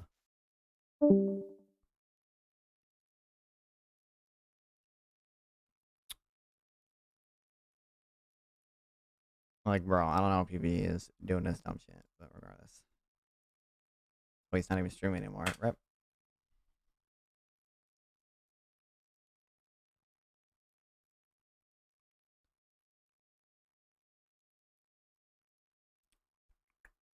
Like legitimately the only thing, like I can't say or whatever, is like how he got the tape to cover up the supposed prongs or whatever so well. Group. Oh my god! Your argument is that the private is that stay there after you remove the caps. If that this private corporation needs to abide. They're saying according to the State Department. The shot caller, dude. I'm pretty sure he's just gonna say. I don't know why he would do that. Good night. Wow, he's gonna say the same shit about like Nelson Mandela and stuff. I bet. That's not an American institution. Okay, that's not an American. Let me speak. That's not an American institution. You're not letting me finish. Can I say? You're not letting me finish. Can I say what you said about the clip that you're talking about? You're terrified. What I'm saying is fuck. Okay, I'm gonna say it now. Okay, listen. The clip that he's talking about was Hasan saying that I support the Houthis trying to blockade the Red Sea Strait when the genocide got started around 2023. Right now, they started around early 2024. Okay, that's what Hasan said first of all, to fucking I don't the debate that they're. I don't think Hasan's phrasing was just I support the Houthis in their very limited action of only doing the blockade or whatever. But second of all, this is I would say quote unquote blockade of international waters in which they're like attacking civilian ships and taking them hostage, even ships that aren't even like really related to Israel. Like, what's his name? that's Klein. terrorism, dog. He didn't say I support the Houthis. He said I support their action to blockade Israel because they're committing a genocide. The action, not the fucking group, the action not the fucking group. Their action. Even if you consider that the terrorist acts that they're doing. I've said I didn't get banned for that. I've said this along, even when I was on Twitch. I never got banned for that. I didn't get banned for peeing in a bottle either. Got banned because I had a banned email account with PPG, and I got banned for ban evasion permanently. There you go. I'm going to sleep. Wow. It's 4 a.m. and I'm screaming my ass off. I gotta go to work tomorrow. Thank you for being here. It looks like Hasan did shock his dog. PPG owned. Okay, at least we got that. Hold on, I gotta put this collar like back upstairs again now. But watch fucking closely match the ET300 mini educator half-mile remote e-collar, which does have shock prongs. It seems to match in shape, in the positioning of the charging port, in the texture of the plastic, unlike this one with the much more curvy light than the one Hasan has. This one, which is vibrate only, also has its charging point on the side. The one Hasan has the charging point in the middle, much like the shocking version, where the prongs that could deliver the shock are simply removable. You can just remove them. Or apparently, maybe, plausibly, ostensibly, cover them with black tape. That seems to be where we are now. Okay. Closely match the ET300 mini educator half-mile remote e-collar, which does have shock prongs. It seems to match in shape, in the positioning of the charging port, in the texture of the plastic, unlike this one with the much more curvy light than the one Hasan has. This one, which is vibrate only, also has its charging point on the side. The one Hasan has the charging point in the middle, much like the shocking version, where the prongs that could deliver the shock are simply removable. You can just remove them. Or apparently, this is so quiet. Maybe, plausibly, ostensibly, cover them with black tape. That seems to be where we are now. Okay. Closely match the ET300 mini. Oh, what's up? Wait, one second. Wow.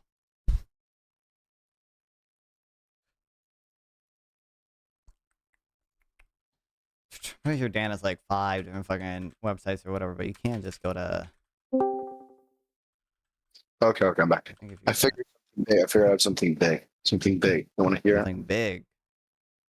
What is the nickname of economics? What's it called? The dismal science? No, abbreviate that. Mob. DS? Started chasing us. TDS. Wow. Think about it. Think about it. Think about the hospital. Incredible. Change title. IDF didn't bomb the hospital. What rapes did Hezbollah do? Bro, what rapes did Hamas do? What are you talking about? Like, there is one. I can get it. I think it's thinkclancysucks.org. Agree.com. Fuck. I think this has some of the Houthi clips on it.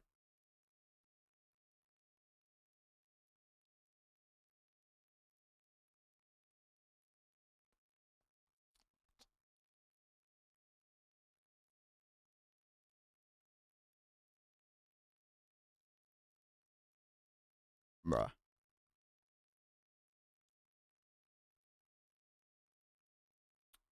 Where's that? I should have the clip of him. Yeah, like some of this shit. We have the here it is. This is Rust. Just playing the like propaganda video that the Houthis fucking made look at this. They got about the them Palestinian flag. taking hostages on the Galaxy The Leader. helicopter with the Yemen flag. They fucking overtake.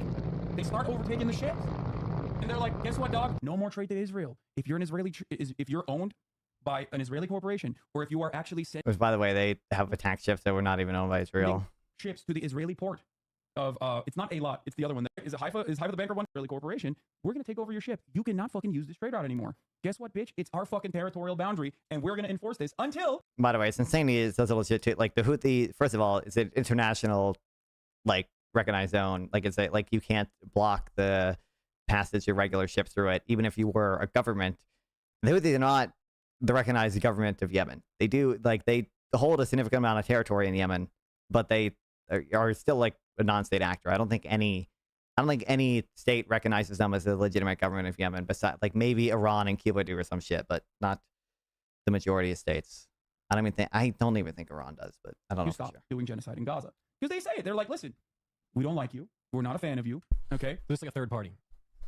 Yeah, this is. They're not a people fan. That are like, no, we care about the Palestinians. We don't want you bombing them real well. So they're flexing. What? And they're coming in hot with guns. Yeah, but you have all of a sudden, if you don't use the trade route, trade gets more expensive for the West. All of a sudden, if you can't use that.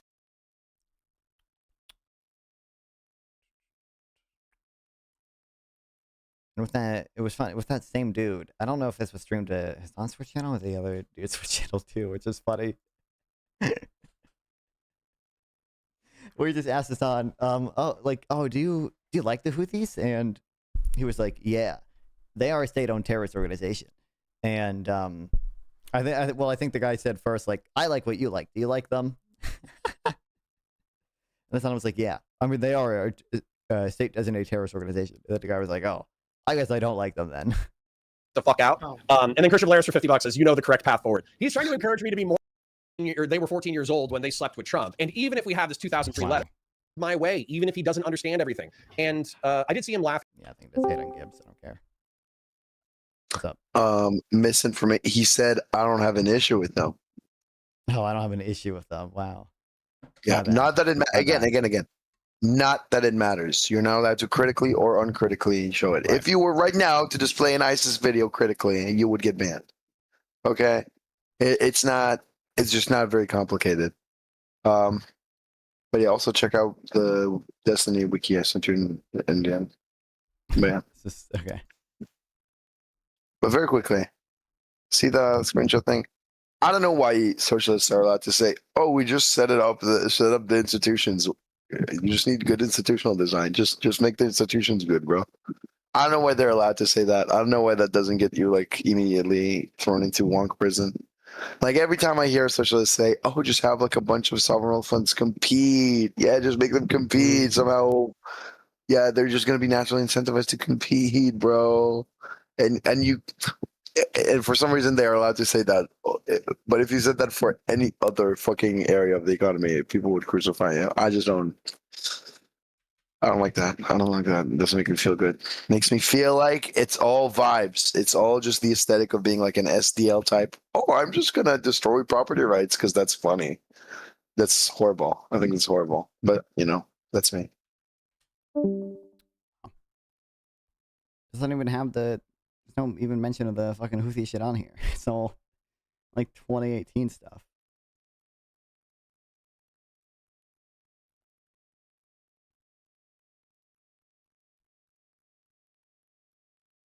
I don't even think they updated shit.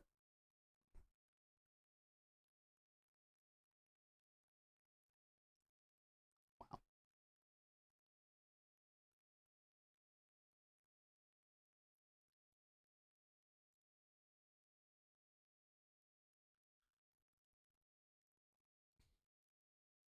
We're definitely not getting into this today. It's like 6 a.m. where I am.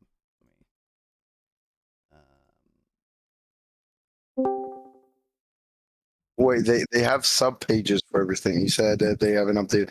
They have sub pages for other things. So, like for example, they have a page just for like his support of various organizations on Twitch, on the platform, unbanned or going unbanned. Like didn't get banned, anything. Yeah, Yeah. Do you think the USSR increased living standards relative to the counterfactual? No. But relative to before the revolution, yeah, but that's not impressive. That's benign. Like, give the Nazis 70 years, they would have done that too, probably. Like, I just what we should care about is relative to the counterfactual. What rapes? And then we can pretty confidently say no. Take that. Well, dude, bro, what rapes did fucking Well, Hamas why are do? you What asking that talking question, about? Easy Money? The notion of I don't. He asked a bunch of random questions. Don't. There's not a particular reason behind it. Socialism bad, bro. Socialism bad.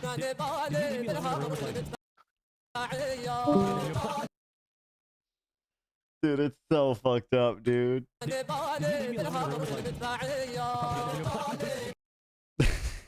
oh my god, man. they do musicals about like their fucking like their actions all the time, and they love. Are they okay? He's saying they've all. Whose only experience is like it's literally like talking to fucking Anne Frank, A fucking basically. Anne Okay, Frank being able to talk to debate. Anne Frank. Like the fucking Israeli government is if their kid dies, it is almost 100% a direct consequence of the Israeli government blow. Oh wow.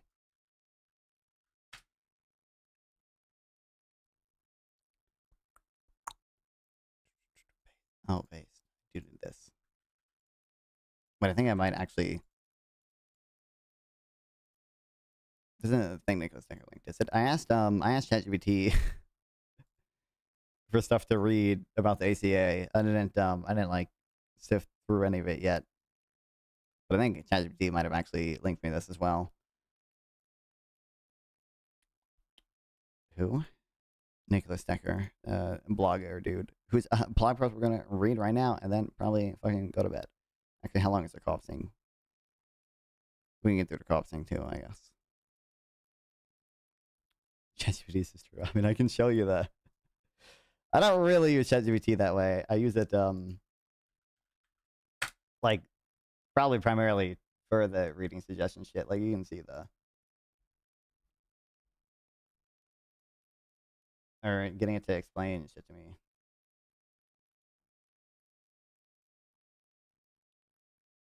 Like, I think I just asked, like, give me fucking shit to read about the ACA. I think I said, like, similar to this stuff, but broader in scope. Like, I don't know. It's just a bunch of.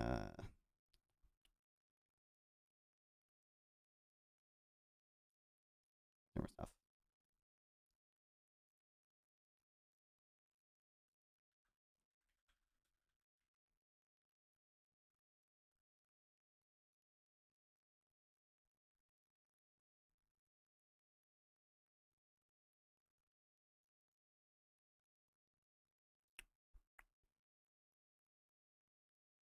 Maybe I'm lying. I thought I did. I thought I did link that, but regardless.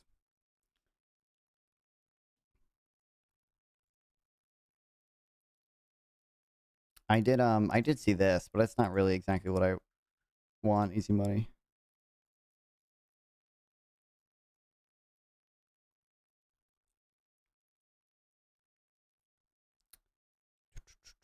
This is just about mortality, right? A paper examines the impact of Medicaid expansions to parents and children, adults on adult mortality. Specifically, we evaluate long-run effects of Medicaid expansions from 1994 to 2005 on all-cause health, minimal, non-healthcare minimal HIV-related mortality rates. Using state-level data, we utilize synthetic control method to estimate the effects for each treated state separately, and a generalized synthetic control method to estimate average effects across all states using a 5% significance level. We find no evidence that Medicaid expansions affect any of the outcomes of the treated states or all of them combined. Moreover, there was no clear pattern in signs of the estimate treatment effects. These findings imply that pre-ACA Medicaid expansion to adults saved lives is not as clear as previously suggested. There have been papers that go against this as well. I know. I remember seeing Sam talk about some or whatever. I don't know. And the reason part of the reason we need to do I need to do the econometrics arc is to be able to evaluate different types of studies better.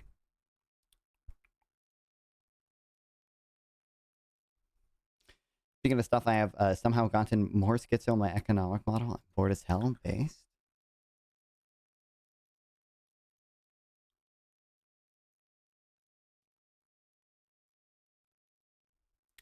The end of competition in America.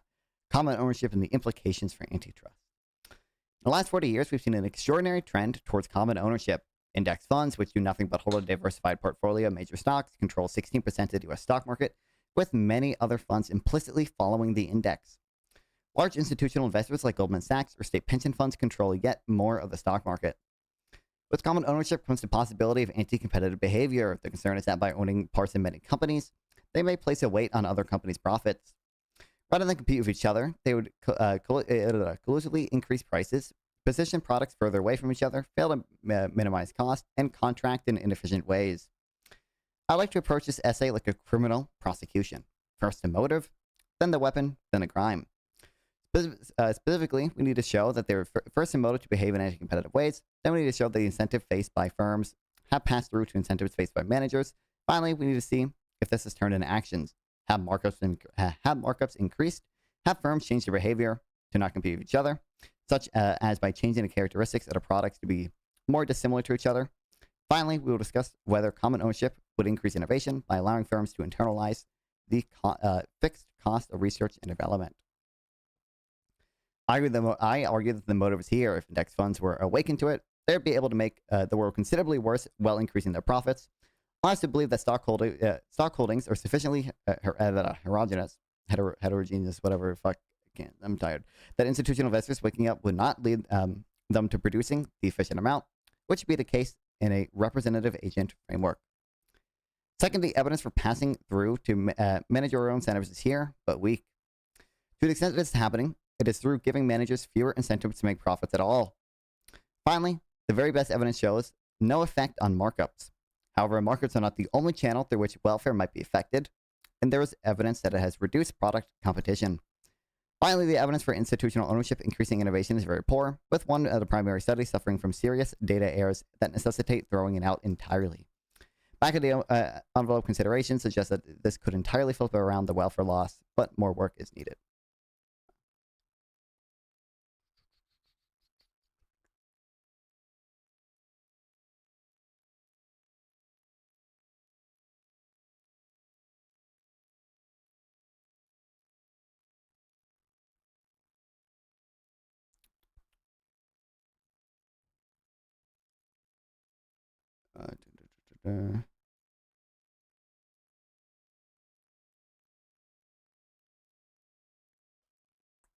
What the hell?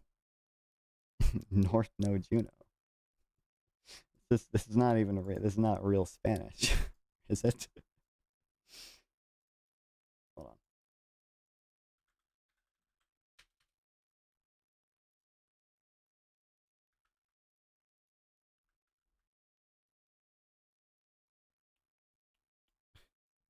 I don't know.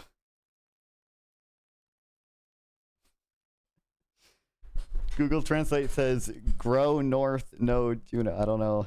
Nice one. I don't know what that. Whatever. Okay.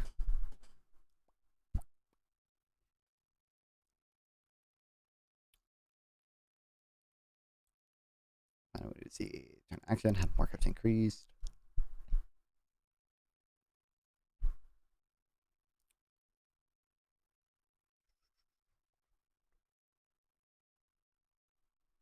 First, the motive. Institutional investors could greatly increase profits through anti-competitive behavior. We're not entirely sure how much, but simple estimates pencil out in the trillions of dollars.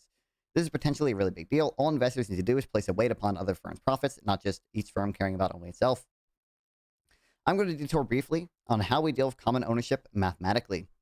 The weight you place on your profits is denominated by K, which is between 0 and 1. I now clearly define a little bit on sovereign wealth fund. On my sovereign wealth fund idea, reliant on Georgia's rent capture mechanism that goes beyond land value tax. I don't know. I now clearly define a little bit. Listen, just do DBCFT, bro. Just do, bro. It's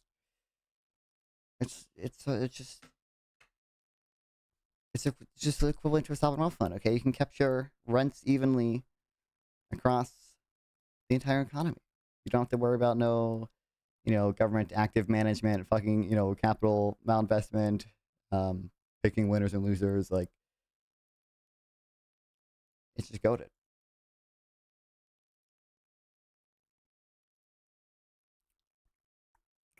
Okay, you list all the firms on the sides of a square matrix. A firm owns itself, so it weights its own profits. The weight on its own profits is always 1. If they have no shared owners, the firm will place a weight of 0 on other firms. Never. I'm psychotic and will make sense. Trust me, bro. Base. As they share more and more investors, the weights change to some intermediate value. Note that these values do not have to be symmetric. An investor might control all of one firm and part of another. You can express this as a modified, HMI index. I'm familiar with the HMI index, and I don't know how to pronounce this shit, but modified HMI index, which is a simple modification of a standard measure of firm concentration. Backus Colin in Sinkinson, 2021, simulate what would happen if institutional investors would fully take into account the profit weights, which would be implied by their actual ownership. Doing this exactly would require incredible amounts of information on all industries. It's work enough doing it for one, so they have quite a simplified model of the economy. All firms are symmetrical and face logic demand, so substitution between industries is given entirely by market shares. The development of mixed logic demand models like BLP. What's the deal with this, by the way? They start calibrating parameters to match DeLocker, Eckhout, and I'm not going to try that one. Assuming it's 2020 or 2022 or something. For the average markup, and Econ in Cortum 2002 for the own price elasticity, and then change the profit weights K. They generate an increase in markups, which is much larger than the already likely to high markups of DLEU.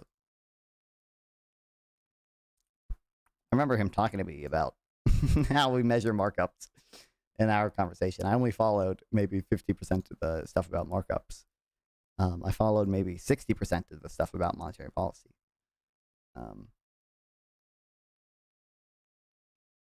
Yeah. Profits were greatly increased as well, almost tripling. Ederer and why do economists have such fucked up names? Is a more worked out take on a possible gains for investors behaving optimally for themselves. In particular, they allow for the product characteristics change. They allow for the product characteristics change, and thus have a very general demand system. People have preferences over characteristics, and increasingly disprefer products as they get further from their ideal. I also find that common ownership would cause a lot of consumer surplus on the orders of trillions of dollars. Sorry, loss of consumer surplus.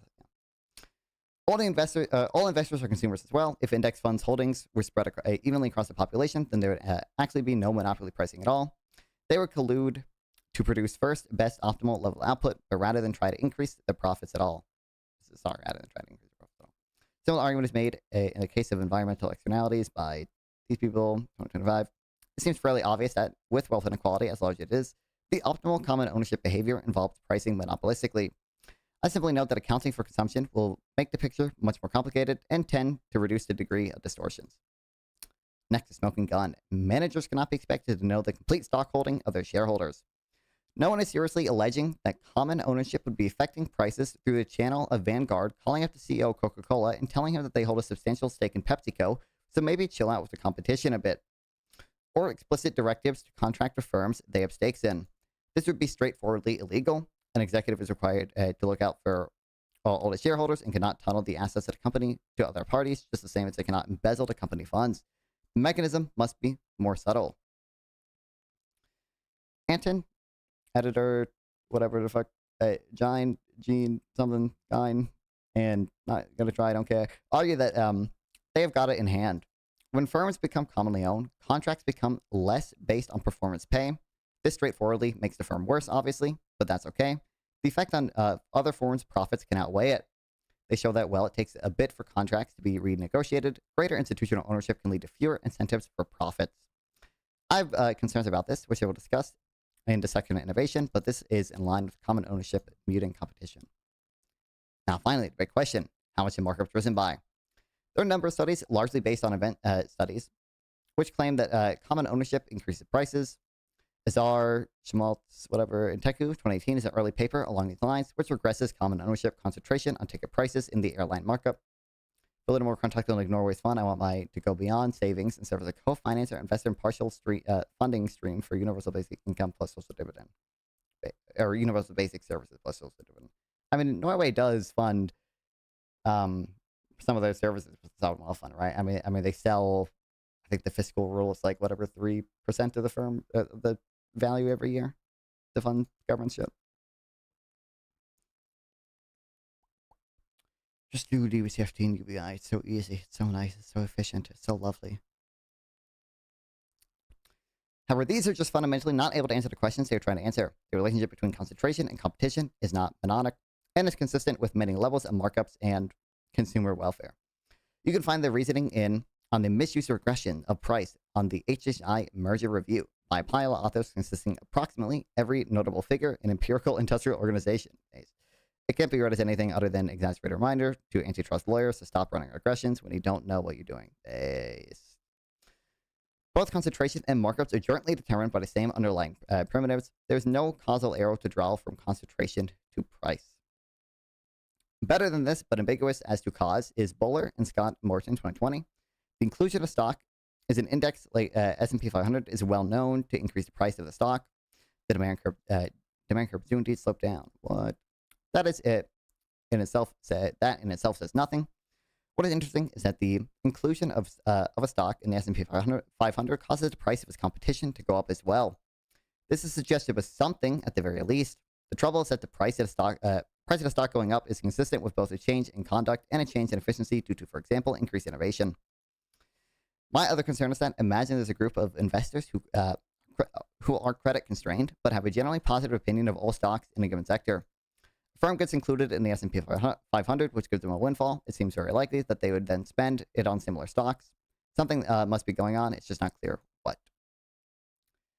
Very best study on markups and common ownership does not find that markups increased common ownership and competition in the ready-to-eat cereal industry. Base, let's go. Also by Backus, Cullen, and Sinkinson, and in reviews at Econometrica. It's one of the best papers I've ever seen. They take a structural approach to answering the question rather than simply run regressions after event happens. They build a model of the economy from the ground up and then stimulate counterfactual scenarios. Ready-to-eat cereal means things like Cheerios, Grape Nuts, Frosted Flakes, and Cinnamon Toast Crunch. Can't speak. Some of the classic work in demand estimation, like Nevo 2001 and Hasan 1996, have been on this. It is one of the model organisms of the industrial organization work, as it features incredibly detailed product information, is very concentrated, and each firm offers many varieties. For the purpose of evaluating common ownership, the four main firms all have different ownership structures, the ownership changed over time, and there were discrete events which changed the importance of different institutional investors. I'm largely going to elide the technical discussion, which is very difficult. I've been informed that there will be a new draft out soon, which is clear. This is greatly welcome. What we want to know is the conduct of how firms compete. How much weight they place in do they place on each other's profits? The fundamental problem, going back to Brent's in 1982, is that any response to quantity supplied to demand shock is consistent with any combination of conduct and marginal cost. Brent's solution is to rotate the demand curve as well as substitute as when a substitute good arrives and use that to identify conduct. I don't know what rotate the demand curve means. Yeah, my model is complex as hell. To be fair, non-fund needs a lot of coordination, political insulation, so it isn't affected by a short term, and balance between technocracy and democratic oversight. The government sucks, but my model is cooked. I mean, I just think you could get the equivalent thing without all this need for sort of weird balancing between, you know, technocratic institutions and democracy. The DBCFT.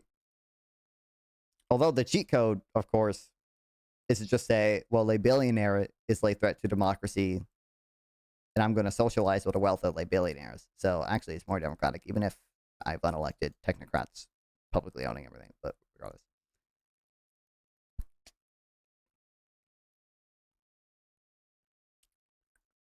What Brackus, Collin, and Sinkinson do is, after recovering marginal cost, they test how different conduct assumptions explained the observed behavior. They only find, which is best explains the fact that institutional investors are not behaving like profit maximizers. They are able to reject the distribution of markups being any further than 30% from what a model where firms weigh only their own profits would be. It is important to note, however, that they are concerned only with markups, which are the difference between marginal cost and price. The story is consistent with failing to find a technology which would reduce marginal cost, as in Anton et al. The last bit of evidence on actual conduct is a bit of common sense. The implied change in behavior is absolutely enormous. We probably have noticed it. If there's a massive change in what's predicted about the structure of the economy, and we don't see it, something's probably off. I don't know. Have you seen more perfect union slop videos, bro? The softening in competition is only one side of the story, though. Innovation could flip all of its flip this all on its head. Suppose that innovation requires fixed costs to discover, but then can be used by all firms costlessly. In a world where each firm is atomless and cannot affect the price at all, then no innovation would ever be found.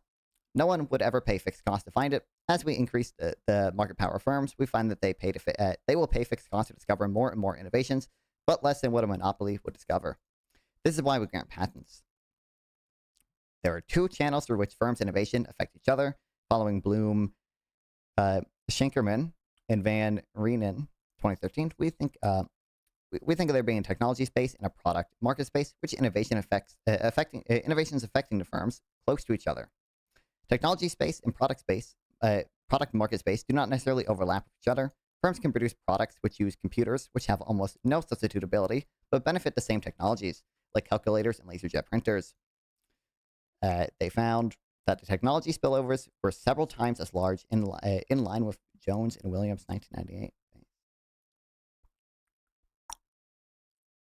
The direct evidence is unfortunately poor or indecisive innovation and institutional ownership by these people, which seem to be perfectly suited, but as a note by Simeth in whatever 2024 show that it suffers from serious data issues and cannot be relied upon. In fairness, it's more so people actually engage in the system instead of current apathy people have nowadays. It's all working together, bro. Trust me, I'm definitely not schizo. And schizo's a harsh word. Okay, the same. All right, I'm just gonna feel like you abbreviated it earlier. Why don't we go back to our full names? AEGS team has a working paper built on the BSVR framework, which doesn't find much of anything.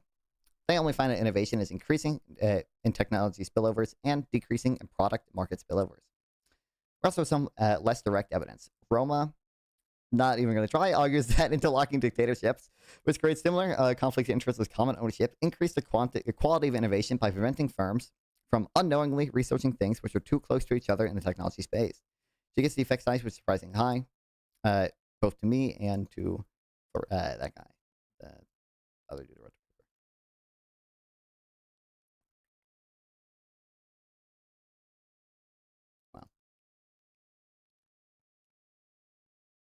I'd like to return to the point about the smoking gun. The lack of high-powered contract incentives is compatible with both positive and negative stories. On one hand, it reduces their incentive to cut costs, but on the other, it increases their incentive to engage in prestigious but individually unprofitable R&D. This is especially the case if executives are risk-averse, which is exactly the claim that the authors of Innovation and Institutional Ownership argued was responsible for their results. I'm not able to calculate both the pluses and minuses now. I humbly submit, however, that we cannot make sweeping claims about antitrust law without considering both halves. Looking at the effect of competition, we'll find either a null or negative effect, but it would be absurd to look at only that. It would be like looking at patents and only considering the markup without considering how it endogenously leads to more innovation. My goals for things to read and consider are the effects of common ownership on agency costs. We do not perfectly diversify the economy, but we need agents, the executive, to make non-contractable decisions. I'd be curious to see what optimal portion of passive investor of the economy is. Also, if you feel slightly less skeptical enough, I was considering unitary taxation measures for progressive corporate tax, also making progressive taxation moderate in general. What is I don't know what unitary taxation measures for a progressive corporate tax means.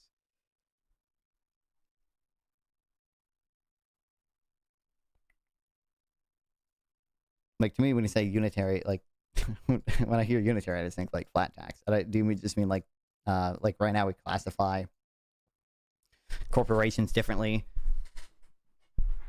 and they pay different types of taxes based on whether you're a C Corp or S Corp or blah, blah, blah, blah, blah. Okay,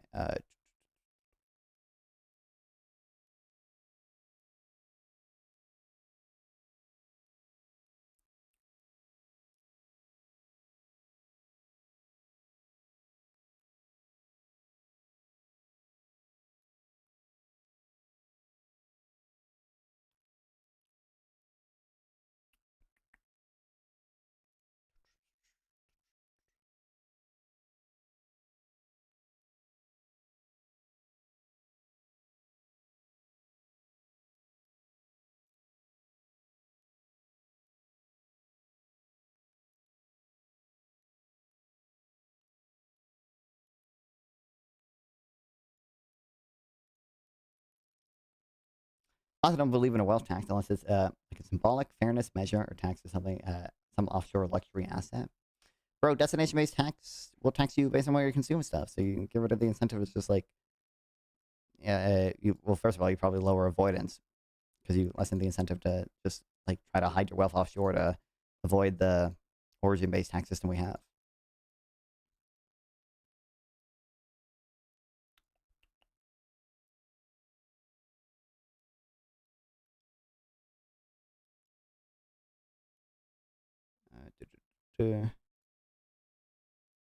Real? For real.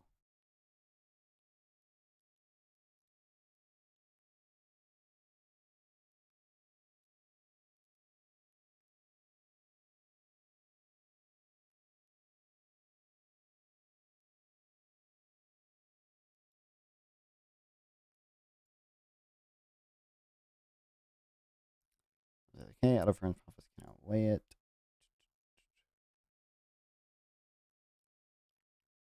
Might need to. I have a lot of the Brian over guys stuff. I need to work my way through as well.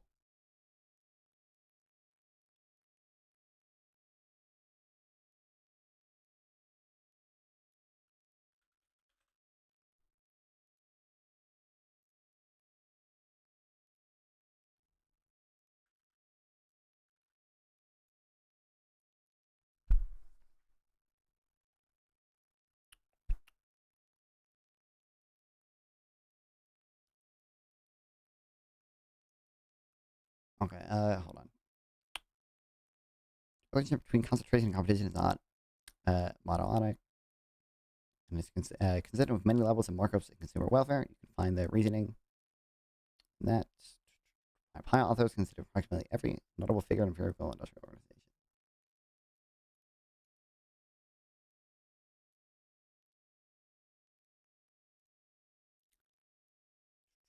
Also not fun. Did you see Crime Debate and Wick? Shit went off the rails for a bit. Yeah, it does not surprise me at all. I have not watched it, but I did see it happen. I actually had it in my React Today thing, but I don't think we're going to get into that today because it's already 6 a.m. where I am. So we're probably going to watch that whenever I stream next. If we do watch it, I might watch it off stream. I don't know. I don't have like strong opinions on crime, so like I feel like it's going to be. I don't think the reaction would be super great. I think it would just be me being like, "Oh, this shit's heated. This shit's crazy." I don't have any super strong opinion on like what crime policy is best effective, other than like because I'm a like determinist. I don't view punishment as like usually in and of itself like morally just worthy. And that gives me like a pretty strong moral intuition against the sort of more cruel prison systems, and even our current prison system in the U.S. right now. I feel like it's usually too cruel.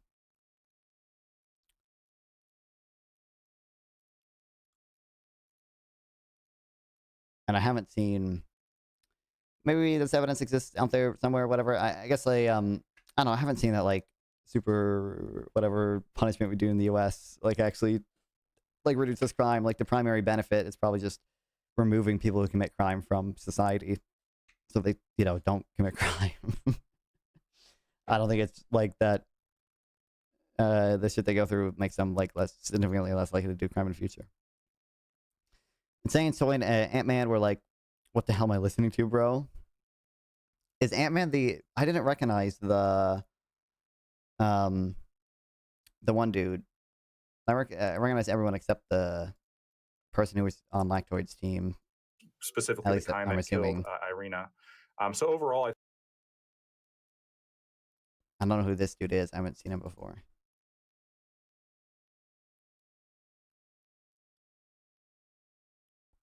Also, I saw Erudite talk shit, dude. I got excited for a second because she talked. I don't know who this dude really is. It's Andrew Briggs, but it's not this one. It's not the Dexter one. And it's the lawyer guy, yeah. It's like this dude. I don't really know who this guy doesn't seem to be like that politically involved at all. But dude, I got excited Because there's an economist I like whose name is Andrew Biggs. It's just without the, it's just, it's 2 G's too. Like, literally, the only difference is the fucking R. I was excited. I was excited, bro. I was like, we're gonna get privatized Social Security, not so erudite, but we did not get that, unfortunately. This guy writes a lot about retirement.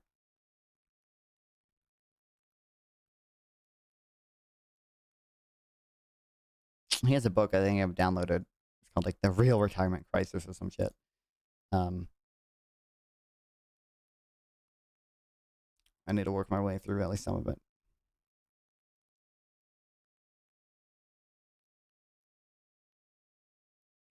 Yeah, but of course. I don't know if this guy does any interviews or anything. Can we get non-fun Andrew? Can we actually get him on my stream instead?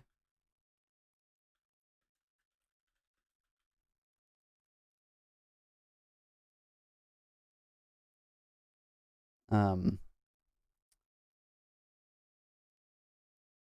mean, it looks like, I mean, this, I don't know if this is some big institution that's like connected and stuff, so they want to, but you know, it's only like 1.5K views. I can get that sometimes. Tariffs keep causing prices to fall. Tariffs are causing prices to decline. Thank you, President Trump. And we'll just wait here for apologies from the neocon economists. I'm waiting. What the fuck? Anyway, so we're going to look at this. This is fantastic. From the Harvard Business School, the tariff tracker. All right. And if it's from Harvard, it must be. Wait, this isn't even him, right? This is Andrew Biggs. And I'm not going to go. No, wait, this is this guy reading his blog post. Andrew Biggs. Just like me for real. I thought it was actually him. I thought it was a podcast with him or whatever. Legit, because Harvard, you know, I know they got some crazy new professor they hired there. I don't know if you've seen it's insane. Ooh, did you know Harvard hired someone named Gay? Tax exemptions, I don't know. President Gay? Government money, I don't know. Anyway, domestic goods in affected and unaffected categories. This figure shows daily price indices for goods in unaffected categories. All right, so here's domestic affected goods right here. This is going to look at right here in the blue. It's still 1.01, but that's if we go out 3 digits. We're actually reduced by 0.67% since Liberation Day. So domestically produced goods that are affected by tariffs are actually down 0.67% since Liberation Day. But it gets even better. Domestic not affected goods, well, up. That's wait, hold on. What?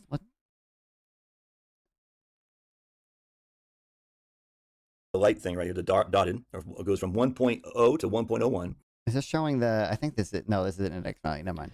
Imported goods affected by tariffs are up more. So check this out. Wow. Breitbart says right here.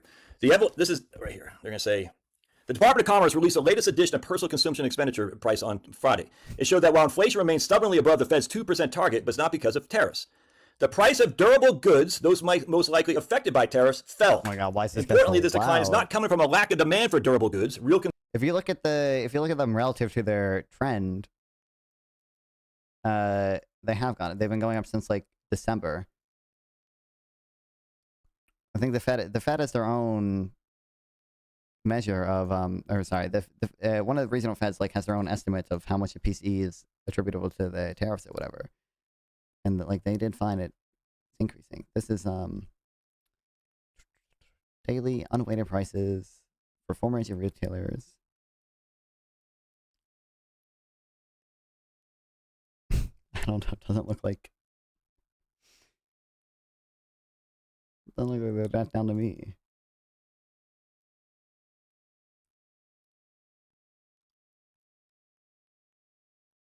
So I don't know why he was able to actually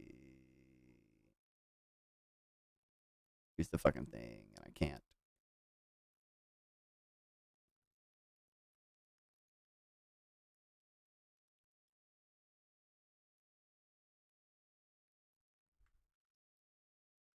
Okay, regardless. So this guy's based though.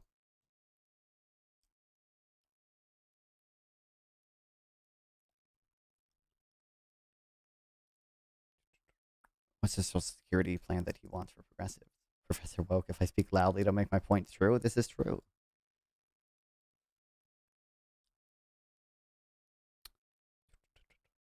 I was serious about enacting progressive economic policies, I would oppose most progressive Social Security reform plans. The reason those progressive Social Security plans would effectively exhaust the tax revenues that could be obtained from high-income Americans.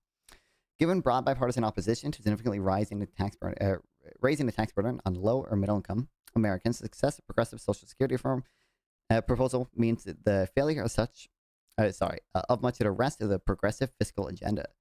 Consider the Social Security Expansion Act, co-sponsored by Senator Bernie Sanders and Elizabeth Warren. The plan would not merely maintain but expanded benefits to Social Security pay, financed via 3 tax increases. First, by the early 1930s, phase out the ceiling on wages subject to the 12.4% Social Security payroll. Second, apply a 12.4% tax on investment income for households with incomes of $250,000 or more. And third, apply a 16.2% tax on income from S corporations and active limited partnerships. Together, these steps would increase taxes by about 1.9% of GDP and by a substantial margin, the largest peacetime tax increase in U.S. history. Aren't tariffs like actually relatively similar to the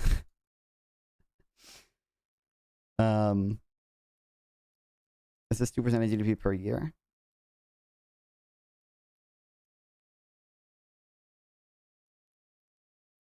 Or is this over 10 years? I think it's over 10 years. Tariffs are actually kind of similar to that, but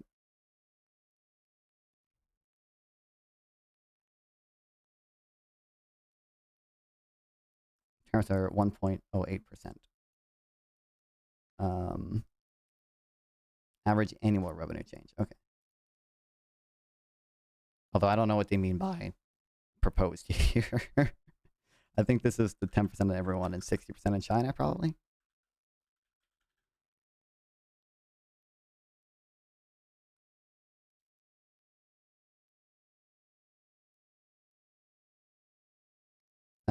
Yeah, 60%, 20% on everything else. Okay.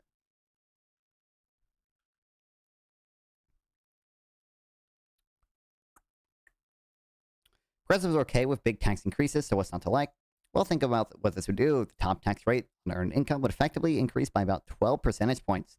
The employer's payroll tax would increase outright by 6.2 percentage points. On top of that, their employer's tax would also increase by 6.2 percentage points. And the SSA and CBO assume that employers will cover the tax increase dollar for dollar by reducing employees' wages. This implies that the after-tax wage would fall by about 12 percentage points, which is a pretty big deal. All this would give the U.S. one of the highest top marginal tax rates in the world. Oh, this is not actually okay. Whatever. I wonder how China does taxes. Need looking at it myself. I honestly don't know exactly. I mean, I'm pretty sure they have a VAT. That much I don't want to say no. I'm fairly confident in. Yeah. You know, that's easy though, because basically every country has a VAT.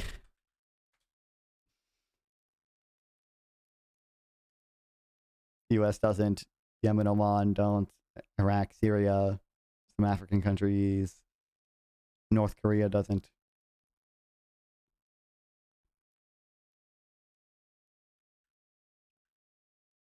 Basically, most of these countries probably don't even have that administrative state necessary to do a VAT. I mean, North Korea probably could.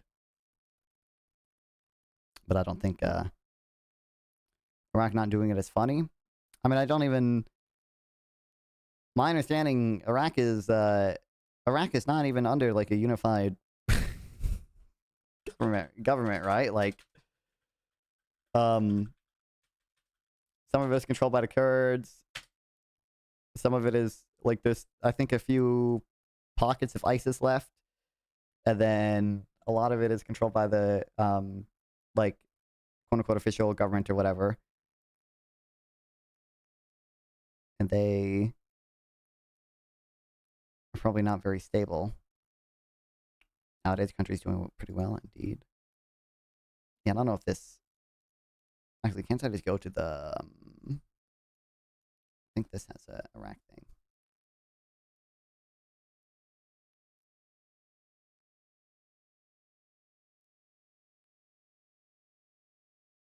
Iraq.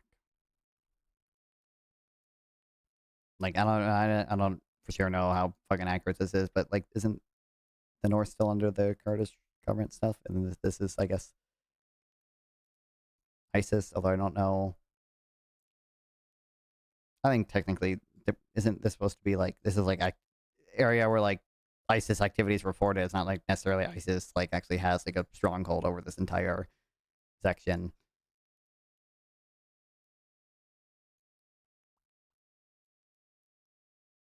And then I don't know how. I don't know how stable the government is. You know, typically, when you see like a bunch of red links for departments and, you know, branches within a government on Wikipedia, that's not indicative of a very stable government.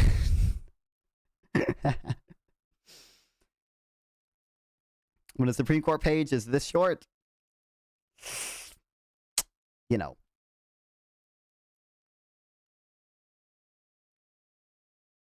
Well, in fairness, I guess most of this shit's probably pretty new, right? It's probably only after 2003.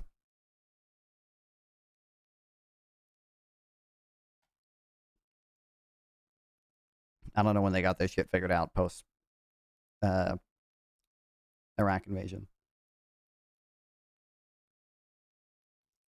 Kurds have their own autonomous region called Iraqi Kurdistan. Is it like does the government of Iraq recognize it as a like independent Kurdish region, or is that what they kind of prefer? You know, actually be Iraq, and they just kind of have to deal with the de facto control they have. It's a similar story of taxes on investment income. The U.S. Top U.S. tax rate on capital gains today is about 29%. The Sanders Warren Social Security plan would increase it to 41%. By my read, that would be the second highest capital gains rate in the world. You don't have to think these are bad policies to agree you're very unlikely to get them twice. That is, if progressives are lucky to give the U.S. some of the very highest tax rate in the world, that's about as far as it goes. Which means that other progressive policies would have to go by the wayside. Social Medicare for All, which Sanders and Warren have also co-sponsored, or the Green New Deal, co-sponsored by progressive favorite, AOC, Senator Ed McCarthy, or tuition-free college, universal childcare, universal basic income, or increased affordable housing, and pretty much anything else on the progressive policy agenda that requires a substantial amount of money. Realistically, it's just not going to happen. But what do progressives get for giving up policy items they really get excited about? Basically, higher Social Security benefits for higher income retirees. It's possible to maintain benefits for seniors who need them the most with a much more modest increase in taxes, if any at all. Most Anglo countries, such as the UK, Canada, Australia, Ireland, New Zealand, focus more of their pension on resources on preventing poverty in old age and much less on paying benefits to middle and upper income seniors. The maximum Social Security benefit, which today approaches $100,000 per year for a high income couple, is 2 to 4 times higher in dollar terms than is paid in these other countries. Yeah, but you're not including, you know, France, which pays their retirees more than the median worker. I thought UK pensioner income was pretty high too. But he doesn't link any data here.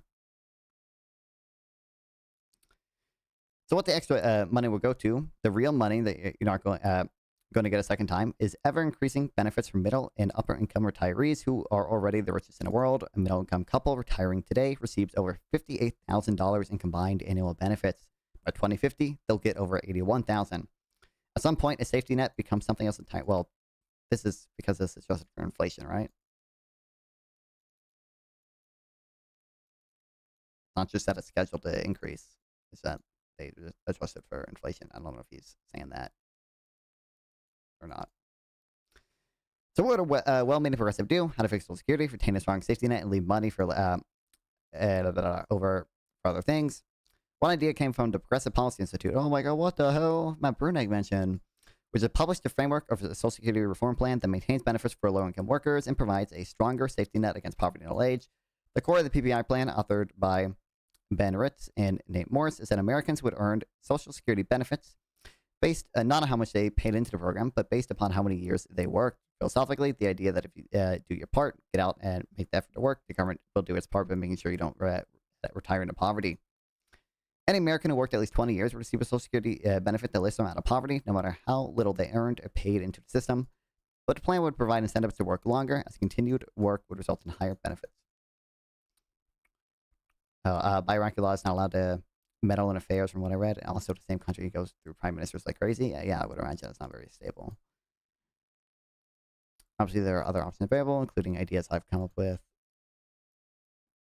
But progressives need to internalize that in a political real world. Dollars are finite. And progressive Social Security reforms, such as from Senator Sanders and Warren, would lead to pretty much every dollar available from high-income Americans.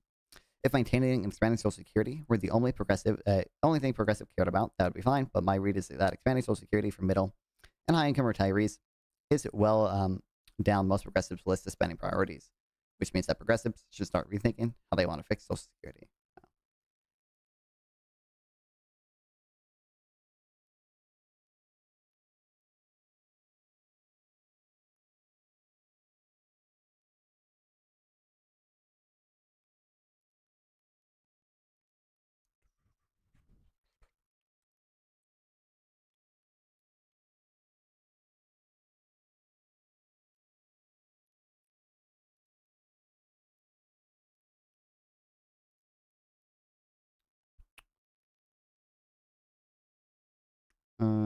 I hate when there's fucking lists like this. It makes it difficult to highlight. It makes it look stupid.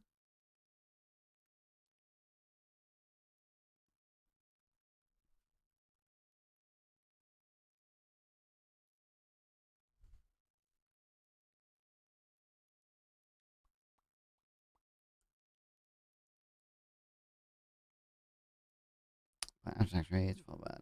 Pretty big deal.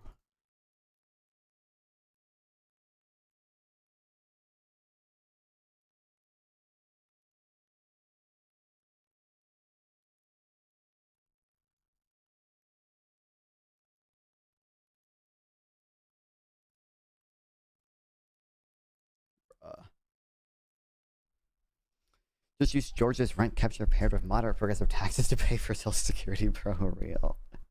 I think this guy actually does have a article about a sovereign wealth fund for retirement stuff.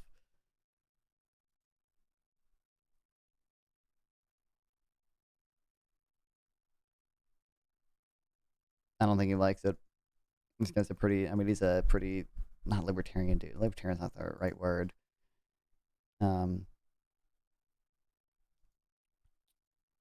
Libertarian in the sense that he generally does not like government provided retirement options. But he is still in favor of, like, as far as I know, like, mandating some type of savings. I forget this, I don't remember what his fucking ideal plan is or whatever.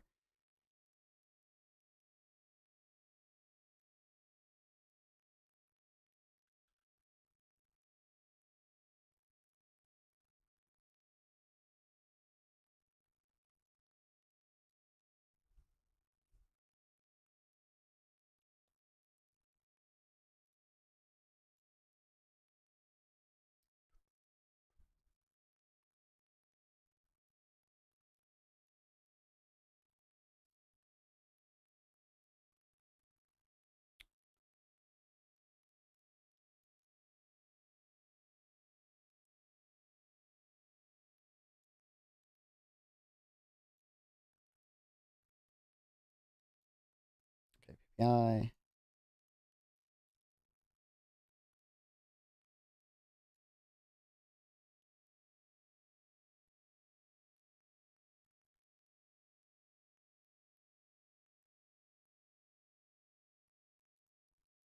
My favorite economist is Gary's economics. Joke. I do like Gary, though. You should not like Gary. Fuck that dude. Gary's economics is not a serious economist, and he constantly lies about him being a super fucking good trader or whatever.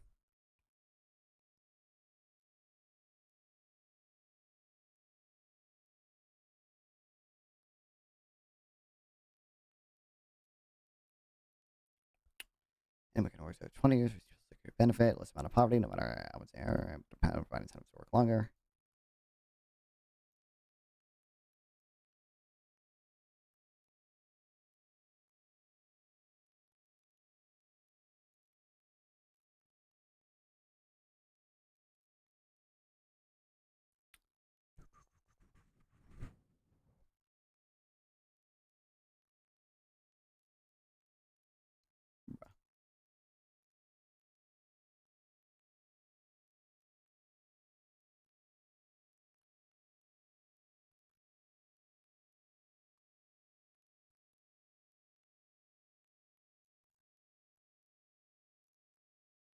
But yeah, not the retirement economists, unfortunately. They did talk about healthcare, but not in the way I want them to. That's why I principally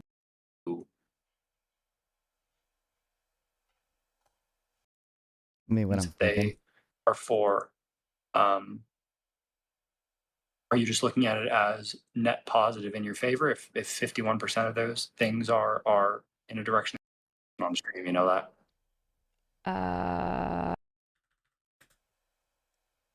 Bro, how much of the conversation is just silent? What the hell? And I'm happy you do. Don't. from your rape of their lands and then What the hell? try to heard someone say This is not healthcare, like bro. Holodomor? I've always heard Holodomer. Okay, whatever. But I think it was like half of it, from what I saw, was like just her trying to convince him to like vote. Okay, anyway. Both the concentration of markers are generally determined by the same underlying primitives. There's no causal error. Draw.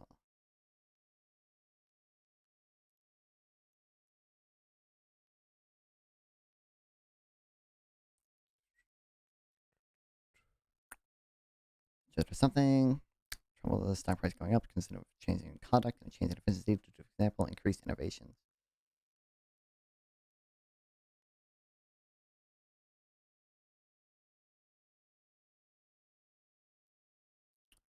And serial study.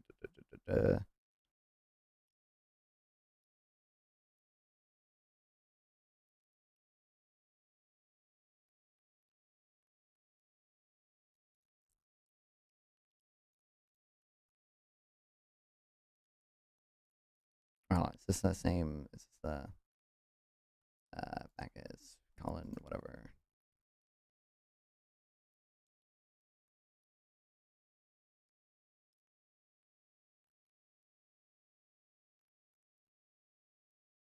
Yeah.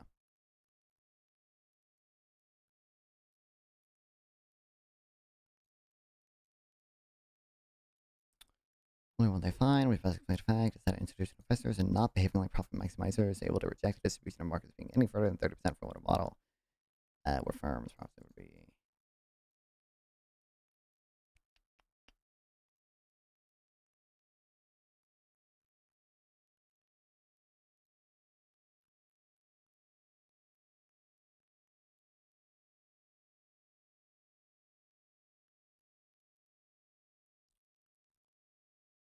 I should go through these studies at some point too, probably. So I can justify my evil intellectual property.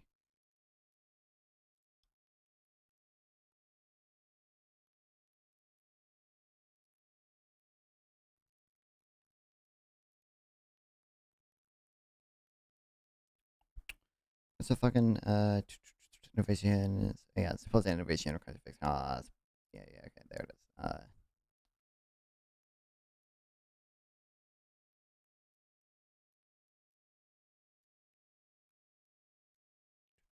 And then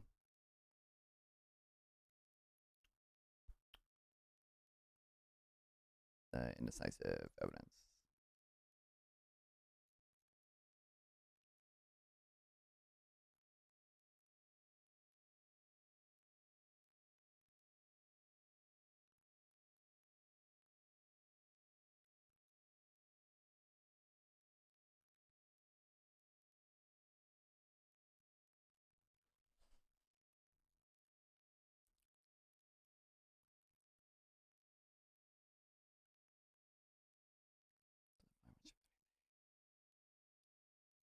Okay, wow.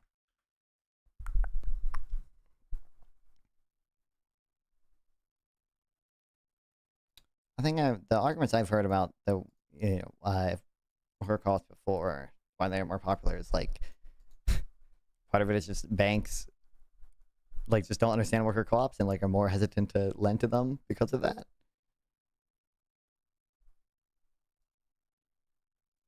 I don't know if he goes into that at all, but there's another thing I've heard before. I'm trying to remember what it was.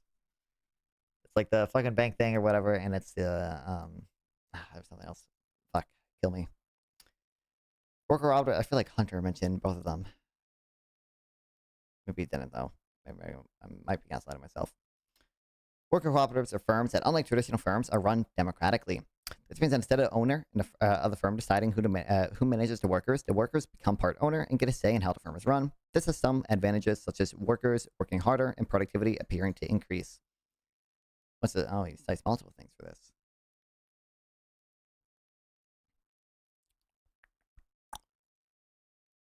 Security check. Which one of these is the shit in the Vosh Ultimate Research document? That's the only one I've seen before. I just remember Vosh citing some of this stuff in his. I think he cited it in his debate for Convoy and probably other people as well. But in fucking Vosh's research document, he had this shit that was like, oh, actually, worker cooperatives are so much more productive because workers are so much happier and shit. Which, like, it's plausible that that effect could be there, but I don't know.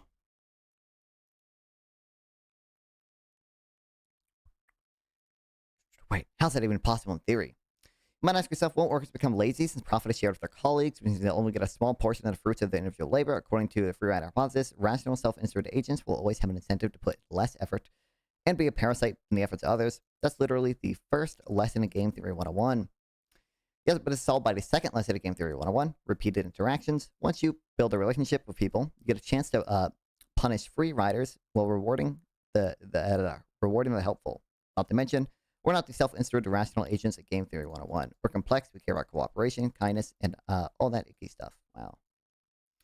It's not just the behavior humans that's wrong with Game Theory, the Game Theory 101 model. These simple economic models assume perfect information, which in reality land, managers of traditional firms do not have access to. Oh, this is the same people do this as well. I think I've seen Vosh do it. Unlearning Economics had a better framing of it. But yeah, according to economist Peter Kayak, top-down organizers have difficulty assessing coordinating around local knowledge. And the policies they the policies they write that are the same across a wide range of circumstances don't account for the particular circumstances of time and place. One study looked at real firms with high levels of worker ownership, found that workers there start checking each other's work more often, which makes those workers more productive than those with low or no worker ownership.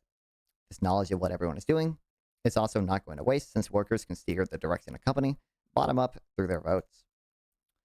Those who make the top-down policies in digital companies are different from those who have to follow them. In addition, those who manage companies are most often different from those who own the company. These groups have different incentives and accumulate different knowledge. This means that co-ops have two main advantages. One, workers can harness their collective knowledge to make running the firm more effective. Two, workers can use their voting power to ensure the organization is more aligned with their values. But also, these game theoretic arguments strike me as putting the cart before the horse. We observe that people work harder in co-ops. I agree to Matt. Do we observe people work harder, just that they're more productive? The thing I've heard is that they're more productive. I don't know what work harder means.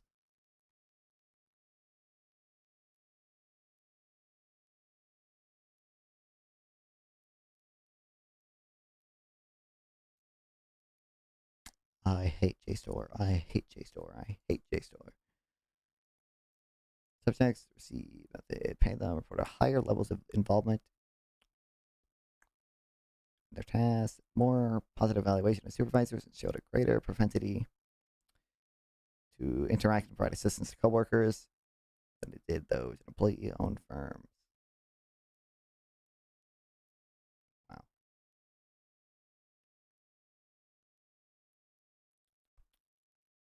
I agree to math that economics 101 is very pretty, but that shouldn't be a reason to disregard our observations. I don't know. What if I assumed from deduce, not assume, for human action that worker co-ops are bad? The model contradicts the data. We throw out the model. Could this be selection bias? Could it be workers who are motivated to join to work harder for a co-op are also the ones more likely to start or join a co-op? This would mean we can't use them as a measurement of how normal people would perform in a co-op. I hate Hayek and Friedman. I don't actually. I did a little trolling. My true enemy is Trump. Real. Howard Lutnick and Nigel Farage. Truth. Nuke. Listen, I mean, it's not the like. I mean, it's harder to say. I mean, it's a little hard to say. Like, well, no, I don't think it's that hard to say. Like, obviously, Hayek and Friedman both had their L's. Like, like it's a little harder to say like if they had, like if they were alive now, how would they view the new not just new information, but new school, like how would Milton Friedman react to the market monetarism school of thought that's sort of evolved, which is obviously similar to his monetarist ideas. It's hard to know how you would deal with those challenges, but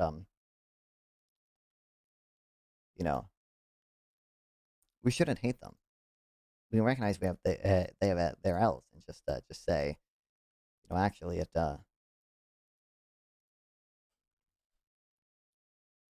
definitely contribute a lot to their field for their time at the very least.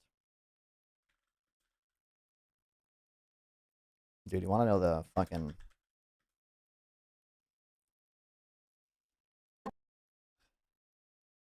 Bro, this video... Bro, I want to kill myself. When Ben Shapiro says things like, once you remove all of the money from the rich people who are saving all their money and give it to all the poor people to buy hamburgers, that doesn't help the economy or spur the economy. or when Donald Trump cut taxes for corporations and the wealthiest Americans and said, This is going to be one of the great gifts to the middle-income people of this country. they're actually just plagiarizing one of the most influential right-wing thinkers of the last century. In fact, he might be the most influential right-wing thinker. The Cato Institute calls him the greatest champion of liberty. The Heritage Foundation says he was the father. I don't think, like, Milton Friedman...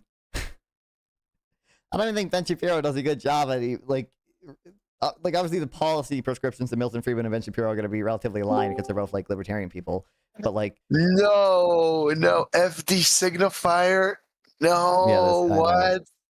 what they just let anyone make slop nowadays. I thought this was 2 years ago. Yeah, I don't know why they... okay, that's I don't know if that's better, but it's different. Sure. Yeah, oh my god, a lot of people they have are like have their own shows and shit too. Like they oh my god, none of them are like YouTubers like FD Signifier really is, but yeah, it's horrible. Oh my god, bro. Did I never get... I tweeted about this a while I just had ago. to explain to someone why, like, looking at averages per quintile is okay. I know people are traumatized by the word average. It's like you just say, yeah, look, the average income for someone at the bottom is average. If Jeff Bezos and I walk into a room, the average is $1 billion, right? Like I just don't. Yeah, I had to explain that, and then they asked me what real means. I was like, okay. I'm getting too retarded, so okay. But yeah, no, if these signifiers like, oh my god, what's the video gonna be, bro? It's gonna be like Reagan, Chile, by the way. Truth. And something. Are you really gonna watch that? I don't think we're gonna watch the whole thing. I've already seen it before, but it's just a funny meme bullshit. Fuck that guy. FD signifier is one of the worst. It's one of the worst. Real. Is he really one of the worst? I think so. He's not. He's not one of the worst in terms of like there are worse people but he's like on the there's like bad empanada. Like it's probably Hasan's worst, but like the guy is a complete dishonest freak. I mean, the only thing I know a little bit about the like Destiny debate stuff that he didn't do. Not just that. I mean, the guy totally is like one of the he's like the tone policing far left tearing everyone down. Yeah. Like, but yeah, I mean it's just impossible. I don't know. It's just not good content, man. Real. It's never good content. Like I don't know. It's so depressing talking to progressives about economics because it's just like, you know what I'm saying, right? It's just fucking memes, bro. That's all that they get their opinions from. And like MAGA is worse. MAGA is worse, to be clear. But this sucks, man. This sucks. I don't know. I was gonna say, I put a tweet out about this before. I don't know if you saw it ever. It's fucking frustrating that like the people who have the resources to, like Ben Shapiro has done this too. More Perfect Union does this all the time as well. They could just reach out to an economist. They could reach out to so many different PhD economists who have, expertise in whatever they're making a video about, or just like, yeah, anyone. Bro, you have 18 viewers right now. That's awesome. At least on YouTube alone. Real. Well, I mean, that's I got a raid a little bit ago, but yeah. Okay. Yeah, no, I mean, yeah, I just don't get it. Like, I'm so terrified every time I speak to say something wrong. Like, I read all the Yeah. disagrees. I like, but I feel like these people don't even know what, like, if I ask them, like, what is the p-value? I just don't. Why do people feel the need to talk about economics? It's just, I go back to this, right? It's like, this is the only field where people can confidently talk and we vote on it and they don't know anything. It's just crazy, right? So people can confidently talk about the shape of the earth because they know at least what it is. I don't think the average person can prove the earth is a globe. Certainly, there are many proofs. I just don't think they know them. Yeah. And but with economics, it's worse. It's like they're negatively informed, and there are like so many proofs to the contrary of what they're saying. Yeah. Just so. What's the video going to be? What's the video going to be?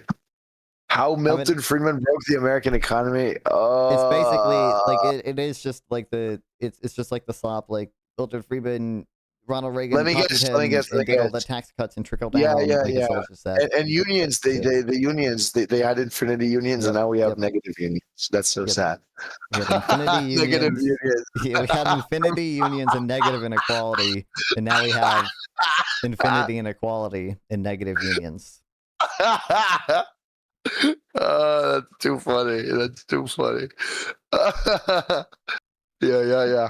Oh my god, I'm trying to almost fully got my voice back. So that laugh was not careful, but that was funny. Yeah, no, this video is gonna be total slop. It's what the fuck, man? It's gonna be like, oh, he wanted this, and that was I don't like that. I don't know. It's gonna be a bad video. Yep. He's probably not even read a fucking Milton Friedman book. Oh, certainly not.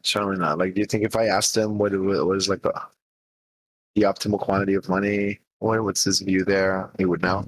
To be clear, I've not read it, but I don't really care about. I haven't read either. Like, I haven't read. I've read like. I'm not making a video about him.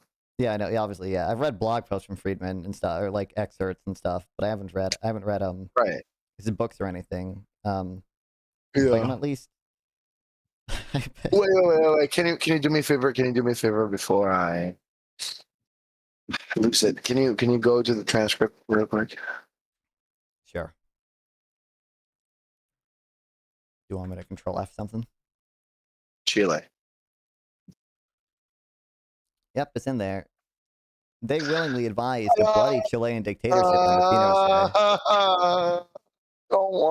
I don't want to watch this, boss. I'm so tired, boss. I don't want to watch this.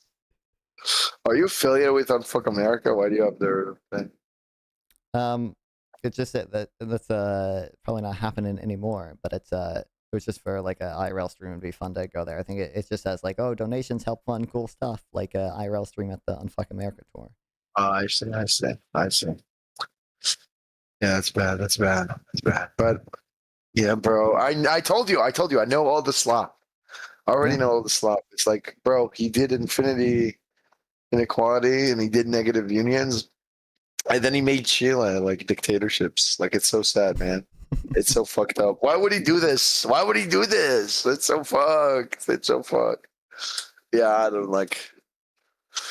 Oh my god, I hate stupid people. Oh my god, man. Ugh, fuck me. Okay, bye. Oh, talk to her. I got distracted.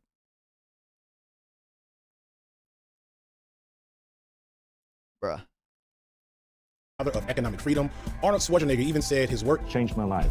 His policies were adopted by the right wing and put into action by Ronald Reagan and Margaret Thatcher. The results were so good for wealthy Americans that they were carried on by every single president after. We've basically had the same president in America since 1982. Yes, that includes the black one.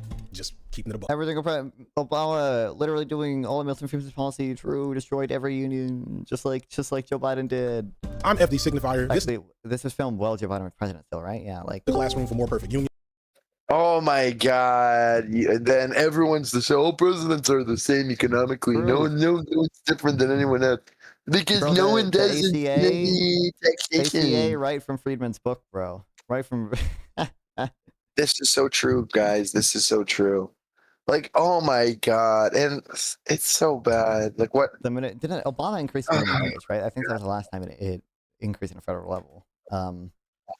You know what? The best outcome is that, like, the most I expect from this video is if he cites like this one LSE study that is like 50 years of tax cuts have not helped that thing, and it's just like a slop regression.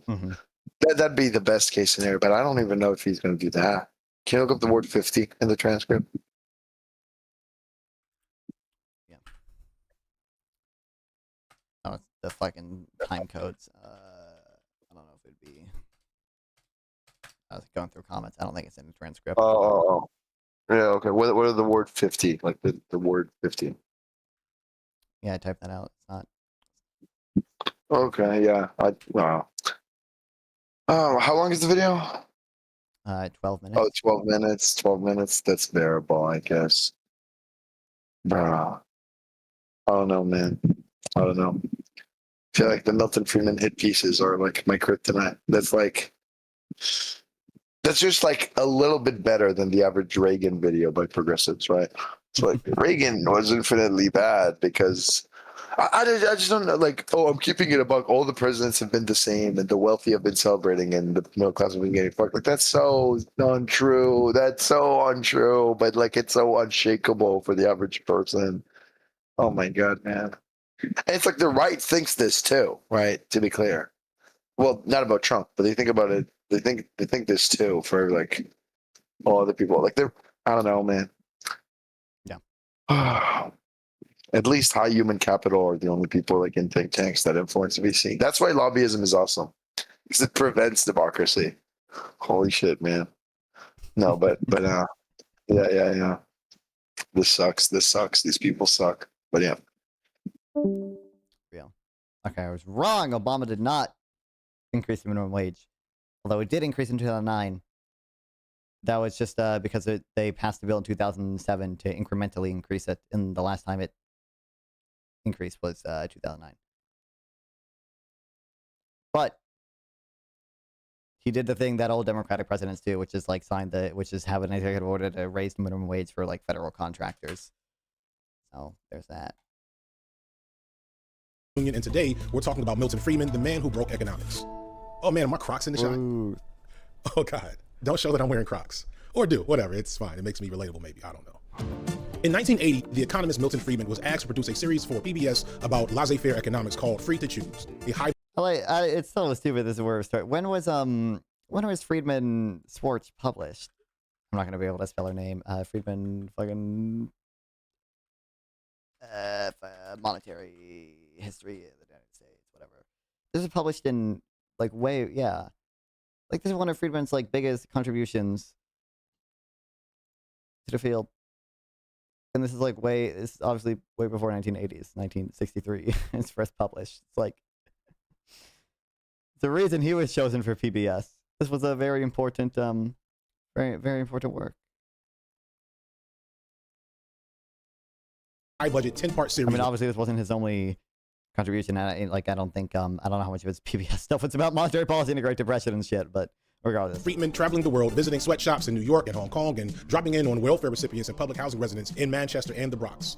That's gross. When Friedman was asked to host Free to Choose, he was a well-known economist and had won the Nobel Prize, but his ideas were considered radical, if not downright weird. He believed that the government shouldn't regulate pharmaceuticals and that the post office should be abolished. He thought all drugs should be legal, the military draft illegal. He loved freedom so much, he argued that medical licenses should be... I think, I could be wrong. I think this is from the PBS thing, by the way. Or should I say the least where he goes over ever... the negative income tax, which is, obviously like a, libertarian solution to the welfare state stuff. What the hell? But it's not like even in this PBS shit, like he's at least giving a solution where he's like, hey, we should give money to people. It's just that, we should do it in a more efficient way that preserves incentives to Ever work. been able to devise is something called the negative income tax. And this is the idea that we should get rid of a large part of the welfare bureaucracy and of the demeaning rules, that we should help people who are poor fundamentally by giving them money. With the positive income tax, you're entitled to a certain amount of personal exemptions and deductions. Like, I mean, you guys fucking hopefully know how negative income tax works, but... The whole social fabric. It would mean that we could each of us take advantage of opportunities that opened up without fearing that if by some chance we lost our jobs, it would be a long time before we could get back on assistance.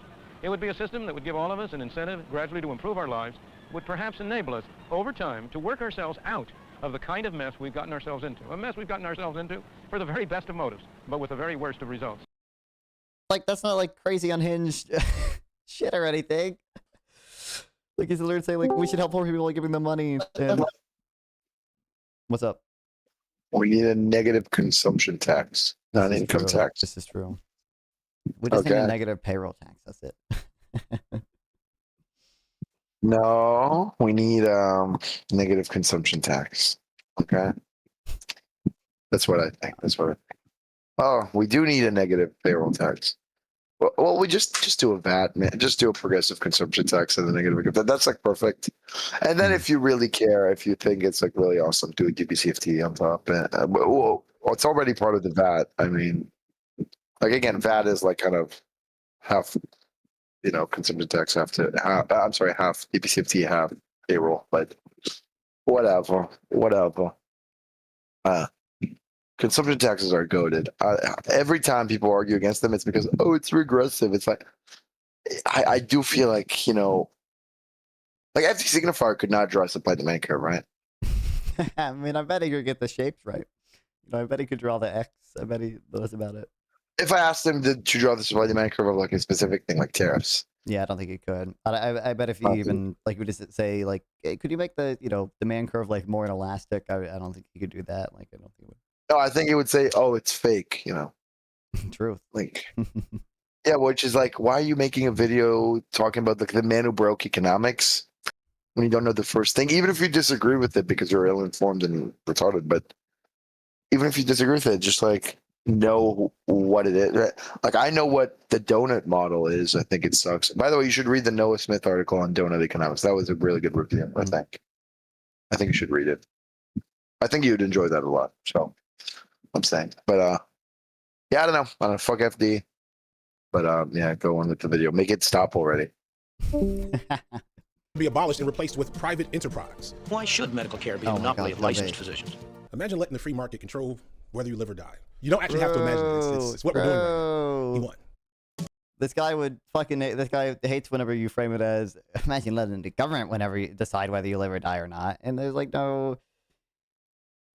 It's a 12-minute video. Maybe no, it's not excusable. Fuck you. Like, there's no obviously analysis of like, hey, like maybe like a single-payer system would reduce medical innovation. That actually would lead to like more deaths in the long run and like issues with wait times and shit like that too. Like, bro. In the first episode, The Power of the Market, Friedman goes to a garment factory in New York and talks about how his own mother arrived in the city at age 14 and was able to get a job in one of these factories. This is exactly the same kind of a factory that my mother worked in when she came to this country for the first time at the age of 14, almost 90 years ago. It's not totally clear to me if Milton is saying that his mom got this job in the 1890s at age 14 when garment factory workers were mostly teenage girls who couldn't speak English and they sometimes locked the factory doors to keep them from leaving. But either way, Friedman is definitely excited about it. His main point is that America, because of all its regulations, had gone soft and lost its former economic glory. Here's the thing you need to understand. In the 1980s, the United States had just experienced an international oil embargo, record inflation, and was entering a deep recession. Things were going bad.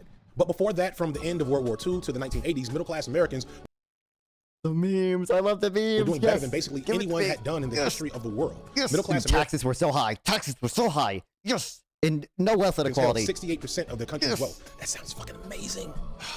If only not for the racism of the time. This era is what economists call the Great Compression. For 40 years in America, the gap between the richest and poorest because of the taxes, significantly. 92% nominal tax rate. Most people were considered middle class. There was a simple reason for this: taxes, lows and lows of taxes on the rich. This started under Theodore Roosevelt, who decimated the enormous wealth that the 1% enjoyed during the Gilded Age, and continued under Franklin Roosevelt, who raised income taxes for the richest Americans to 63% in his first term and to 79% in his second term. The very richest were paying as much as 90%. Imagine that. The second thing to understand is that union power was strong. 1 in every 4 American workers was unionized. Yeah, I don't know how many times I can go on the same rant. I'm pretty sure half you guys know by now, but it's just the faces, bro. Oh my God. The faces, bro.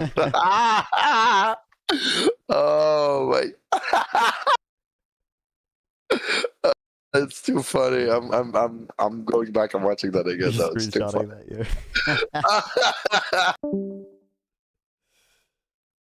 But anyway, enough on my goat. I gotta go enjoy my food. Well, I appreciate you stopping by, Rosh. It's such an early, well, for me, early time. I don't know what time zone you're in. I guess it could still be, it could be later for you, but I appreciate it. See you later, Rosh.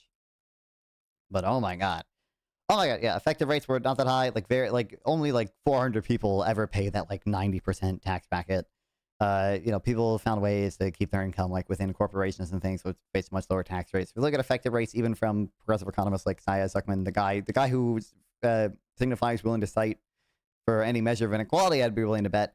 They say like effective tax rates for the top 1%. Although they've gone down, they've only gone down like 10%, and they're like peaked at like 45% and have gone down to like 35%. Like it's not, anywhere near the level now, or the level the nominal rates imply of like 90% to 30% to 40% or whatever. So workers were able to bargain for higher wages. Even if you weren't in a union during this period, unionized businesses near you would raise your wages as well. Union members also tend to vote, so there was a big block of Americans who would turn out to keep their wages fair and maintain rights for workers. Let's go back. Obviously, like union concentration did used to be higher. Like that much is true.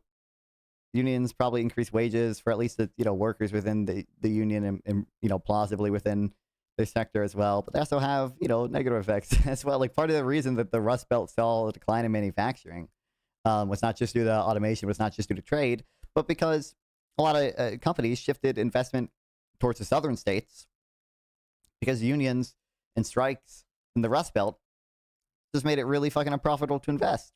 Like that unions in the short term might have helped some of the workers that are in them, but over the longer term, they hurt like all the workers in that area.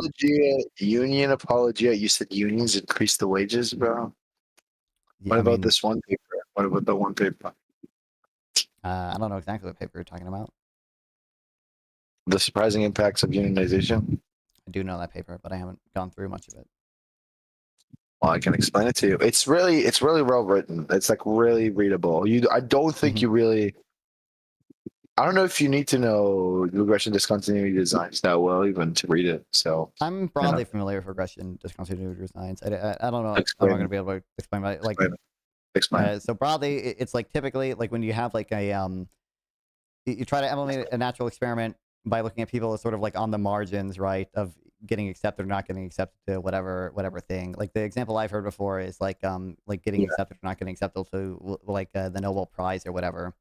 And like it's the closer you get to the margins, the closer it is to like random, and you can use it to sort of simulate just a natural experiment. That's about what I'm gonna be able to tell you. Right. Yeah, that's right. So that a lot of papers do that with the union elections, right? Like firms that have above 50% in the election and below 50% of the election. That's essentially random on the margin. And so, yeah. So I'm saying that paper is good. And I'll just read from the abstract. Estimates accounting for the selection. He's talking about some selections in union elections. But either way, estimates accounting for this election show that unionization substantially decreases payroll, employment, average worker earnings, and establishment survival. Payroll and earnings the decreases are driven by compositional changes, with older and higher paid workers leaving unionizing establishments and younger workers joining or staying.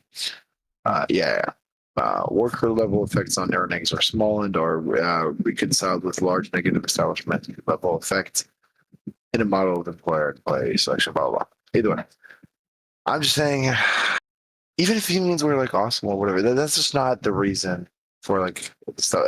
There's no good argument for this. It's only like, oh my god, look, the two graphs look the same. Oh, that means it's causal.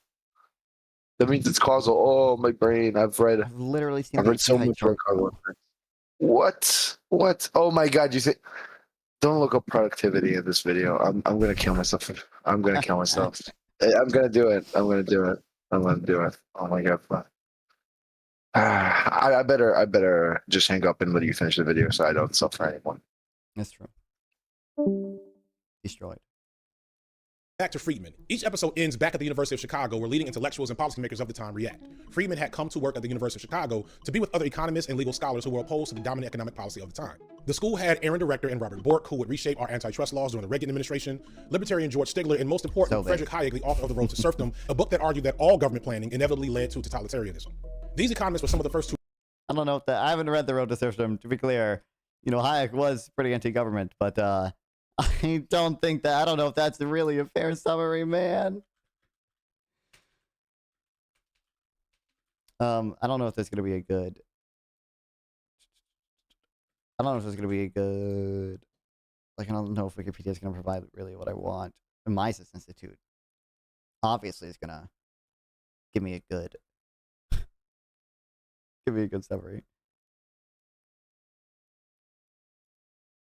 To really challenge John Maynard Keynes, the most influential economist of the early 20th century. So next, we're going to talk about some economic theory. I know that. What are they? Like, this is the main, like, the whatever, like, hierarchy hypothesis. Like, this, I'm pretty sure this is, like, the main thrust of the book. Like, capitalism, the only system of economics compatible with human dignity, prosperity, and liberty. To the extent we move away from the system, we empower the worst people in society to manage what they do not understand. I'm pretty, like, you can quote Snipe Hayek as well. Like, he has quotes, like, where he supports some type of, like, you know, welfare state or, like, social insurance, like, safety net stuff. It's just that, like, he, you know, believed essentially, like, economic and personal freedoms would be correlated. Well, this sounds boring, so just to keep you awake, we're going to soundtrack all of this section with some pounding EDM music. So, you're welcome. Keynes was a British economist who wrote a book in 1936 that would shape economic policy in America, the United Kingdom, and most of Europe. It was after the Depression and much of the world economy had not recovered. The basic idea of Keynes' work was that capitalism was inherently volatile. There would always be booms and busts in the market. To combat this, the government could break up monopolies, spend money, and manipulate interest rates to keep unemployment low and money flowing into the economy. It's not like a, I mean, you know, honestly, might be better than Destiny's summary, quite frankly. This was the principle behind many public works projects in the New Deal. The government would create demand whenever demand was low. Now you're making a strong case for Keynesian economics. I mean, you know, I don't know why we're doing all this Keynes, like, New Deal stuff. Like, I'm not, like, I don't think the New Deal is necessarily bad or, like, necessarily extended the Depression. There are probably, like, some, you know, wage setting things that FDR did that extended the Depression, but I haven't done a ton of reading on it. But, you know, who else has a lot of work on the Great Depression? Which is not even 100% in conflict with Keynes' work on the Great Depression. It's Milton Friedman. It's Anna Schwartz. It's, you know, in the monetary history of the United States. Like, you know, there's a decent amount of agreement between, like, monetarists and, you know, even post-Keynesians and Keynesians that, like, Keynesians at the time even, you know, the gold standard is certainly worse in the Great Depression. It made it hard to recover from it. And deflation caused by the gold standard made it worse. Like, that's a point of agreement that I guess we're just not going to mention. And manipulate interest rates to keep unemployment low and money flowing into the economy. This was the principle behind many public works projects in the New Deal. The government would create demand whenever demand was low. Now you're making a strong case for Keynesian economics. Milton Friedman hated the New Deal, and he hated that government used welfare and public works to combat the Great Depression. Friedman thought there was only one resolution for the Depression: bail out the banks. Bro, yes. It's called monetarism, the idea that government should control the supply of money and basically leave everything else to the market, and that printing and spending money would only cause more inflation. Sound familiar? Milton Friedman. I don't, like, I literally don't understand where he got this idea from. One resolution for the Depression: bail out the banks. Like, I don't, like, how is, like, Friedman's, like, K% rule? It's like, that's bailing out banks, but, like, I don't know what monetary policy under FD Signifier's idea would look like, but I think it would probably, you know, plausibly be closer to bailing out the banks. Like, did Friedman even want deposit insurance? I don't even know. He could have. Wouldn't surprise me. Milton Friedman, deposit, or, like, mandatory deposit insurance. Like,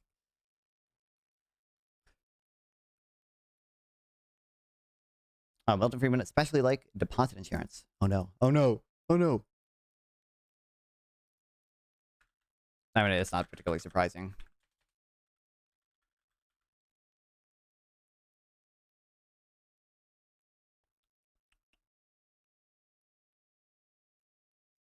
This was called monetarism, the idea that government should control the supply of money and basically leave everything. Wait, hold on. Is this a fucking... Never mind. Okay. For a second, I thought this was, like... I thought this was, like, is the Milton Friedman a socialist thing or whatever, but no, it's not. Else to the market, and that printing and spending money would only cause more inflation. Sound familiar? Milton Friedman tells you inflation only gets created in Washington. Friedman was one of the first to compare government spending to household spending, that it was more responsible to tighten your belts and cut spending no matter the cost to working people. Keynesians, by which we mean every American president. This is true. This is exactly what Friedman said, by the way. Only gets created in Washington. Friedman was one of the first to compare government spending to household spending, that it was more responsible to tighten your belts and cut spending no matter the cost to working people. Keynesians, by which we mean every American president from Roosevelt to Nixon. I don't know where people get these ideas, or like they think that people are just like 100% evil and like just don't care about like working people. Like even if you just watch Friedman's PBS documentary shit, like he's talking about why shit is good for workers. Like it's not all like, you know, I fucking hate workers and want the capital owners to do well. Like he's talking about why he thinks like unions can hurt workers and stuff too. But what's up? Yeah. By the way, all the president talk, he said from what was it, FDR or Truman or something to Nixon. Well, guess it was in between Nixon and Reagan. Wait, someone's calling me. Wow. Later with it. I like Carter a lot. I think he gets way too much shit. Carter was a really good president. Okay, at least economically. He did a lot of deregulations, but not only that. I mean, there's long-term impact. I mean, Iran-Contra, yeah, sure, whatever. The crisis with inflation, yeah, sure, whatever. But other than that, pretty good. Wait, what? Real? Yeah, either way. I'm gonna go. Bye. Nixon believed that if you get money into the pockets of people when there's a recession, it will make their lives easier, stimulate the economy, and lower unemployment. Friedman, on the other hand, believed that there was a natural rate of unemployment that I bet you just so happened to include as many black and brown people as possible. And that yes, this is the monitor's position. No, I don't even. Market would find the like there are decent critiques you could even make of the NAFTA rate of unemployment, and certainly, you know, at least at the even if you think the NAFTA rate of unemployment is an okay concept in its own, you know, the Fed has not been particularly good at estimating it. You know, it's funny, even like AOC, I think, has a fucking clip where she's yelling at Powell about the fact that the Fed has, you know, previously estimated the natural rate of unemployment essentially too high, but like. Again, I generally have no clue where he's getting this shit from, because it's definitely not from like any economics textbook. It's probably just genuinely from Twitter memes. There aren't any sources in the description. I mean, like it's just fucking memes. The perfect balance between the wages that workers demanded, but the price bosses were willing to pay. And he believed in supply side economics. If we lower taxes and do away with regulations, we'll get money into the pockets of the rich who will invest in factories, create jobs, and just overall increase the freedom. It sounds so stupid. Supreme Leader has liberated us of free speech and employment. Oh, glory to our handsome, tall leader. This is true, Emma Powell. Welcome in. It sounds so stupid. Maybe if he saw what was happening today, he would feel differently. Maybe, is he still alive? Let's find out. We'll get to the end of the video. In the 1980s, freedom in America was easily contrasted with our Cold War enemy, the Soviet Union. Many in the Chicago school had escaped repressive regimes and were horrified by fascism in Europe and communism in Russia. Keynes' ideology was also shaped by his experiences in World War I and the rise of the Nazi Party, but he had come to a different conclusion. After Germany was defeated in World War I and before the Nazis took power, Keynes argued that Europe should strive for economic balance to prevent poverty, inflation, and political extremism from taking power. You know what? That's a good take. It's almost as if this guy was kind of based. Maybe the guy Keynes was... Guy who definitely has a very nuanced understanding of Keynes' work. As based as... Like it told me, like, it's not... This stuff isn't even entirely wrong. I think it's probably more accurate. He's giving a more accurate representation of Keynes, and I think he's giving a Friedman. Nazi Party, but he had come to a different balance to prevent poverty, inflation, and political extremism from taking power. It's just meaningless. That's brought to the point of it not being meaningful at all. Can't happen here. You know what? That's a good take. It's almost as if this guy was kind of based. Maybe the guy Keynes was as based. Just ignore it. Listen, never lose Joe. Okay, it'll all be okay. It'll all be okay. I need more Joe Biden. Hopey on memes. All right. We used to be a malarkey-free country, dude. I don't know if people would get that reference. I assume some people will. When I go to a No Kings protest, I think I think it'd be funny to have a sign that would say like we used to be malarkey-free or whatever, or just like end the malarkey. But I guess that's such a stupid. It was such a fucking stupid. Oh, I guess he won the election. Maybe it wasn't stupid. Thing like tour Joe Biden did with the no malarkey bus, but like I don't even know if people will understand that reference anymore, because it wasn't like a huge part of his campaign.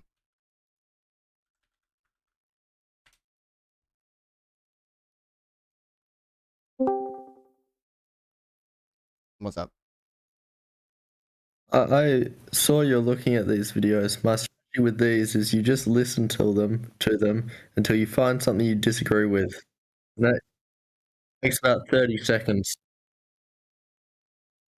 Yeah. Yeah. What should I be doing? I don't know. We can listen to it though. Actually, how do I watch your stream without it? Like, I mean, I can. There's only 4 minutes left, I guess, but I mean, I can stream my screen over Discord. That'll be good. Let's watch this. I watched about 30 seconds of it. Actually, can I? If I can. Yes, I can. Okay. Oh my God, Discord. Wow. You've read a little bit of agreement, right? I don't know how much you've read. I know you've read the optimal quantity of money because you keep wanting me to read the optimal quantity of money. I've read so much about Friedman. I can tell you all the bad things about him. I'm glad I won't be supplying our leftists with that stuff, so you can keep that quiet. Unbelievable.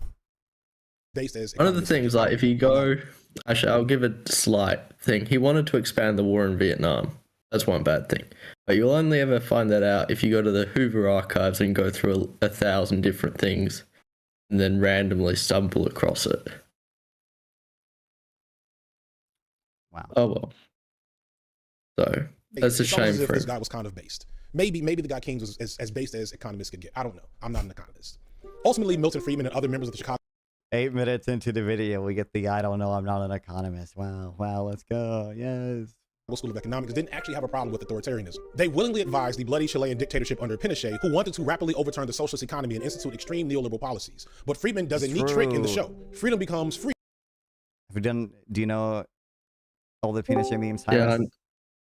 Oh my God! To say he didn't have a problem with it, it's such a grotesque lie, bro. It's such a lie. But I don't actually know what Friedman said on Pinochet. I just know there are a ton of. Actually, yeah, let's go into... said, I think even, he said, no, I don't agree with that. If you, I think he even said it to Pinochet. I'm pretty sure. Let me find it in my notes. Go non-fun. Go YouTube, search up Milton Friedman drugs, and it's in the Q&A section of a speech he gave. He addresses this. Addresses what? Addresses Pinochet. Right. He gives a speech. No, not that one. Keep scrolling down. A longer thing, right? Oh yeah. Yeah. Yes, war on drugs. That go up. Yes. Wait, here's a good post on r/neoliberal. That one, whereas on. Wait. No, actually, go down. Yeah, the hour-long one. Yeah. Then skip to the Q&A section. It'll be at the very end. Yeah, you should be able to control F. Look, I sent you something in DMs. Okay, check this out as well. Very nice. This says you supported Pinochet or advised Pinochet. I never advised Pinochet. I never supported Pinochet. We'll throw that one away. But hold on. No, I don't want to evade the question. Oh, I've seen this. Chile was a case in which a military regime headed by Pinochet was willing to switch the organization of the economy from a top-down to a bottom-up performance. And in that process, a group of people who had been trained at the University of Chicago in the Department of Economics, who came to be called the Chicago Boys, played a major role in designing and implementing the economic reforms. The real miracle in Chile was not that those economic reforms worked so well. Chile is by all odds the best success story in Latin America today. The real miracle is not that those... I think Noah Smith wrote an article about why that's probably not true, right? I mean, it might have been true when he was speaking. Let's see the stuff. Let's see it. Economic arrangements work so well because that's what Adam Smith said. The real miracle is that a military... I haven't read it. This is just Pinochet's economic policy is vastly overrated. Mining a bunch of copper, helping cronies get rich, and pumping land prices, not a miracle. Like, I don't know. I mean, land...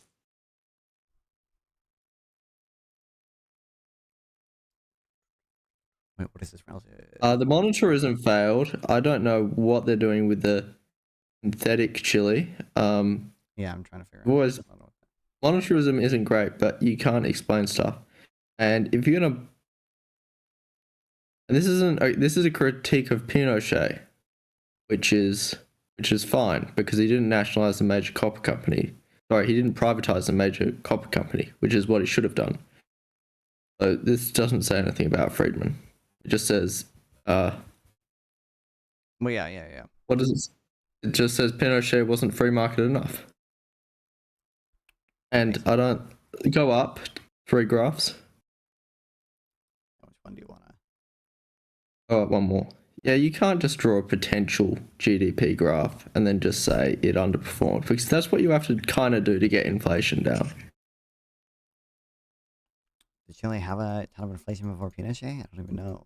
I don't know. Yes, go search up Allende real wages. Oh, actually, you know what?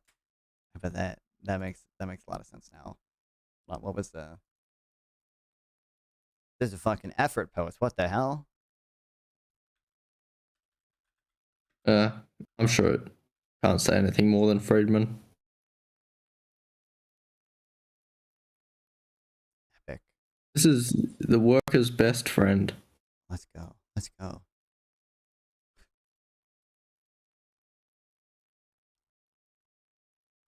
Okay, well, I guess the graph isn't even here. Let's go. Incredible.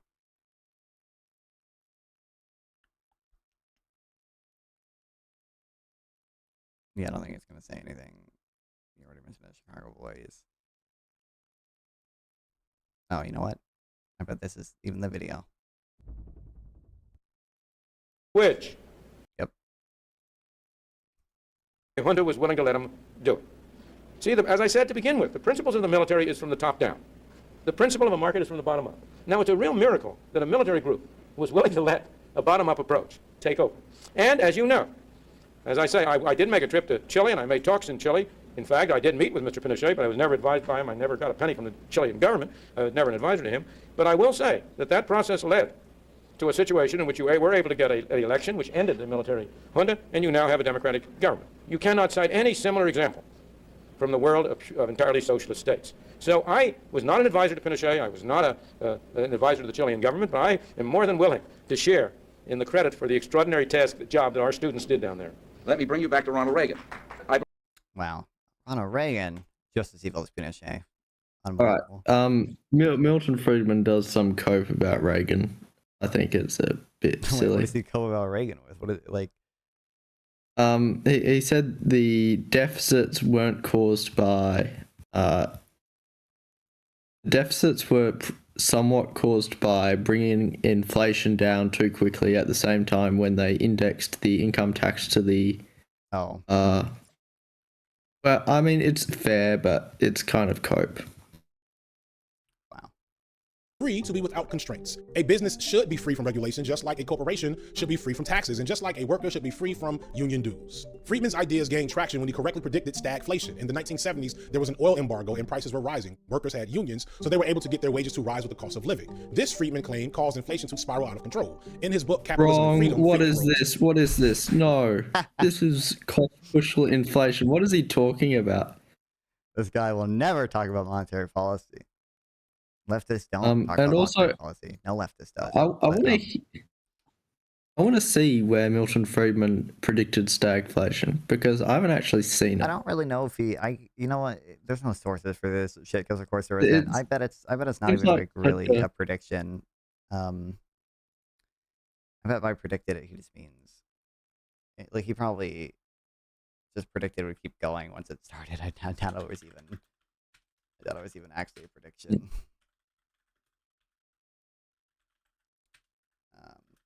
All right. Find it, but I don't know if it's gonna be anything. What is also only a crisis?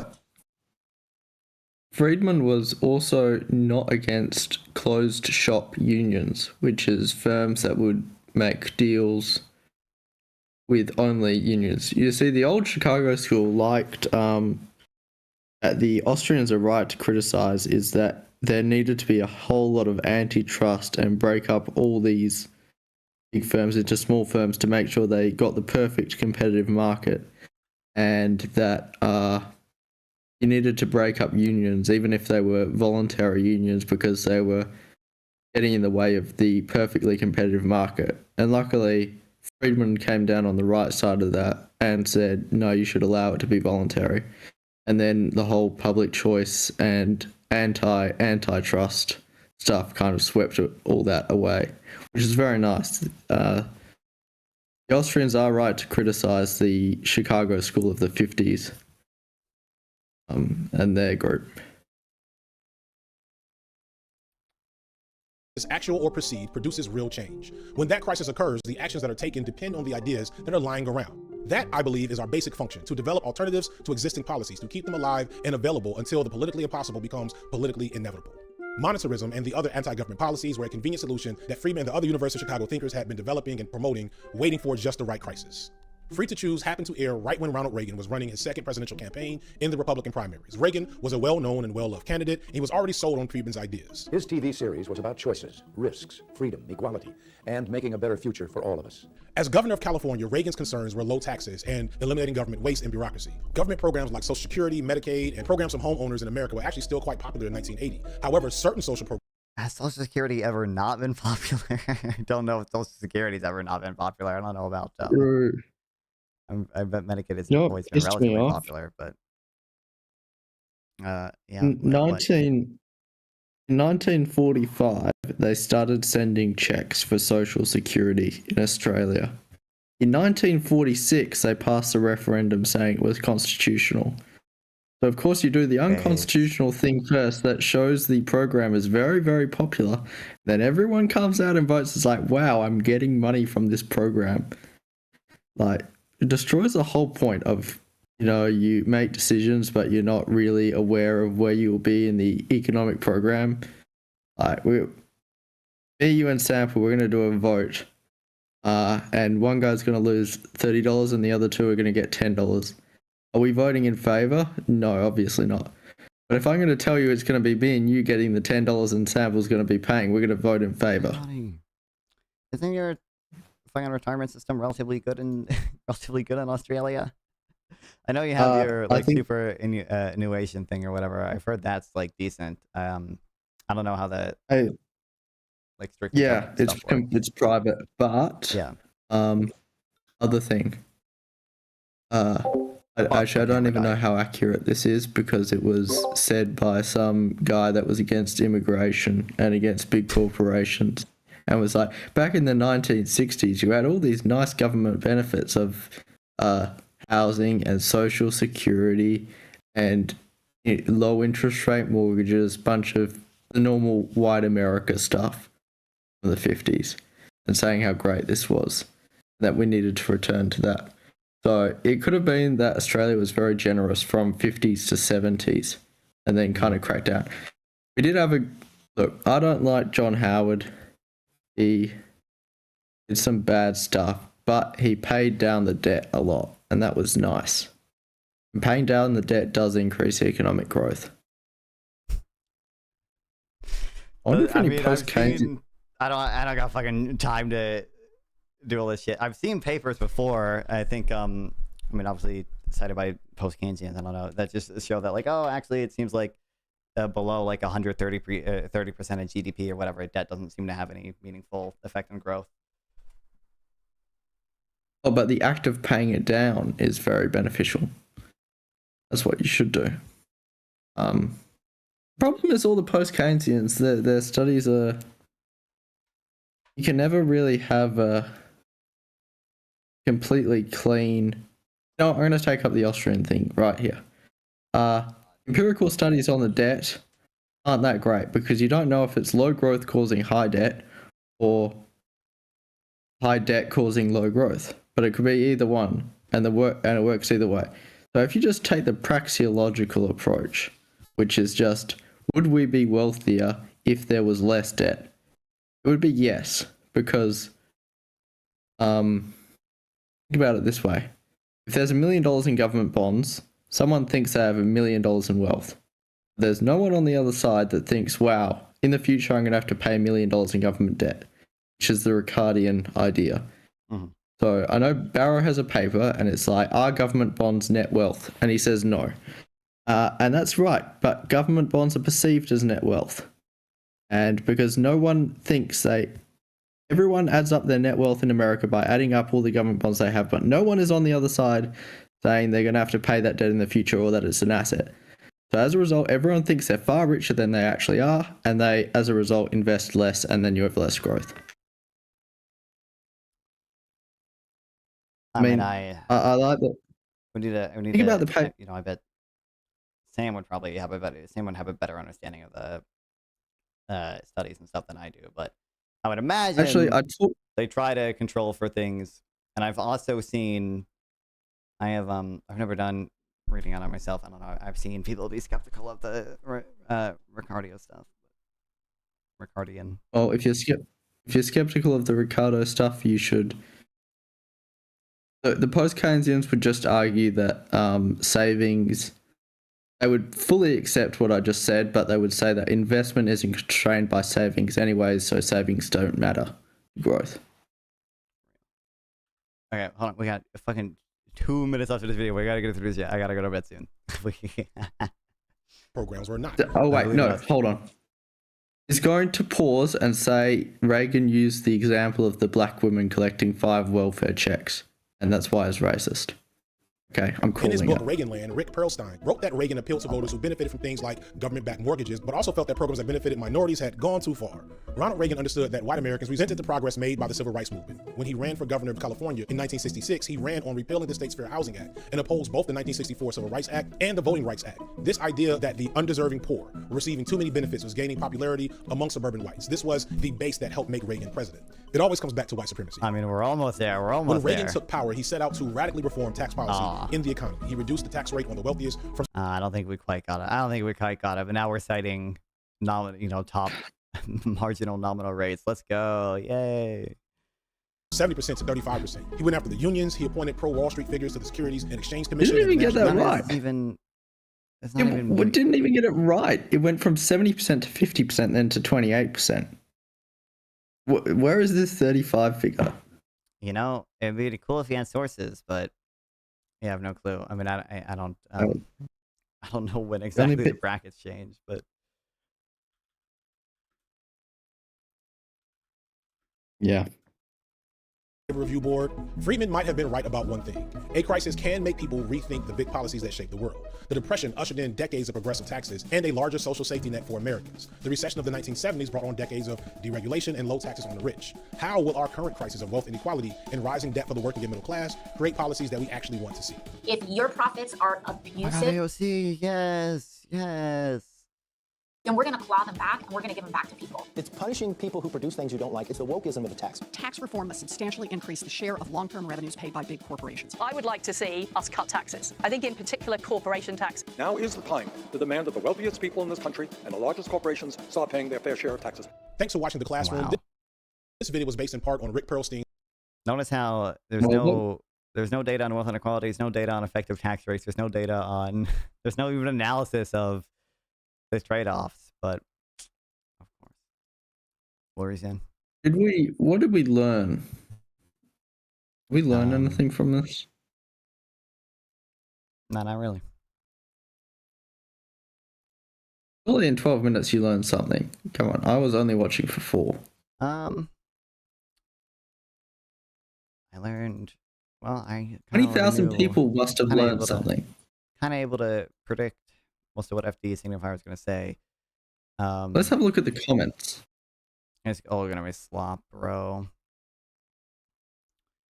Well, actually, no. You know what? I did learn, not through this guy directly, but through you guys and stuff about Friedman's relationship with Pinochet.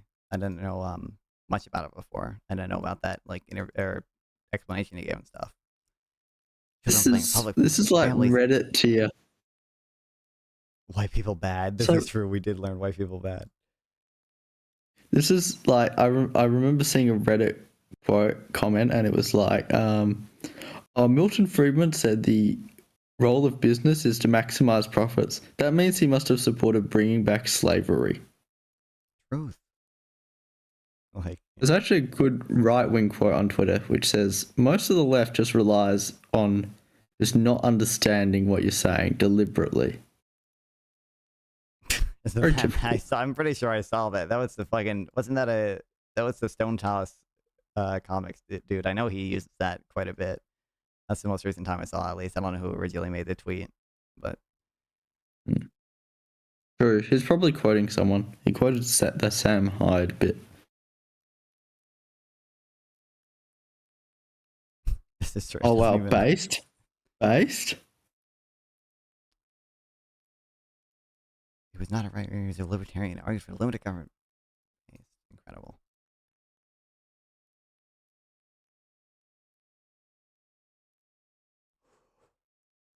You know, at least there's some hope, okay. Freeman didn't just want taxes for the wealthy, but also for small businesses and low-income earners. The reason for this, oh, he's talking about your favorite, fucking compliance costs, administrative costs. Let's go. Bro, you know what? Milton Friedman, who was it? Walter Williams actually was like, I'm against removing millions of voters from the income tax rolls, which Reagan did in 1987. All these low-income earners removed from the income tax rolls. It was like, I'm against this because then people dislike taxes less. Very based Walter Williams moment. You should watch his. Oh, all right. This has got to be something. Something. All right. Did you want to go to sleep, or am I keeping you up? Yeah, bro. I gotta. I'm gonna finish reading this one thing, and then I'm gonna fucking go to sleep. All right. See ya. I'll see you. Yeah, later. Appreciate it.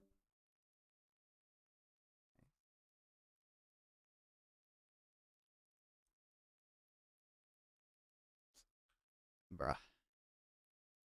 I ain't never seen a leftist give a good opinion on monetary policy. In a single one. Okay, I think we read this or whatever, the selection bias. The only way to observational studies, this would indeed be a concern, but we've also tested this experimentally and found the same increase. Okay, what about firm productivity? You can't easily test that in a lab, and it's possible that while workers are more productive, the firm itself isn't. That'd be strange, but yes, it's possible. Studies show that the cooperative firms themselves are also more productive, but these studies are indeed not done in a lab, and so can be subject to selection bias. Plus, effects are small, and there are some studies that don't show this increase. However, even if we revert to the null hypothesis that they're about equally as productive as traditional firms, the question would remain, where are they? I have no clue how you would. I was going to say no clue. I don't know exactly how you would test this lab. Report evidence from a real-world experiment confirming that worker performance is sensitive to the process used to select the compensation contract. Groups of workers that voted to determine their compensation scheme provided significantly more effort than groups that had no say in how they would be compensated.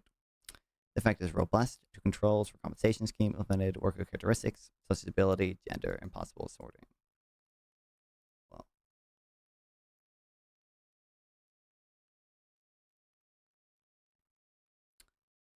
why aren't there more worker co-ops?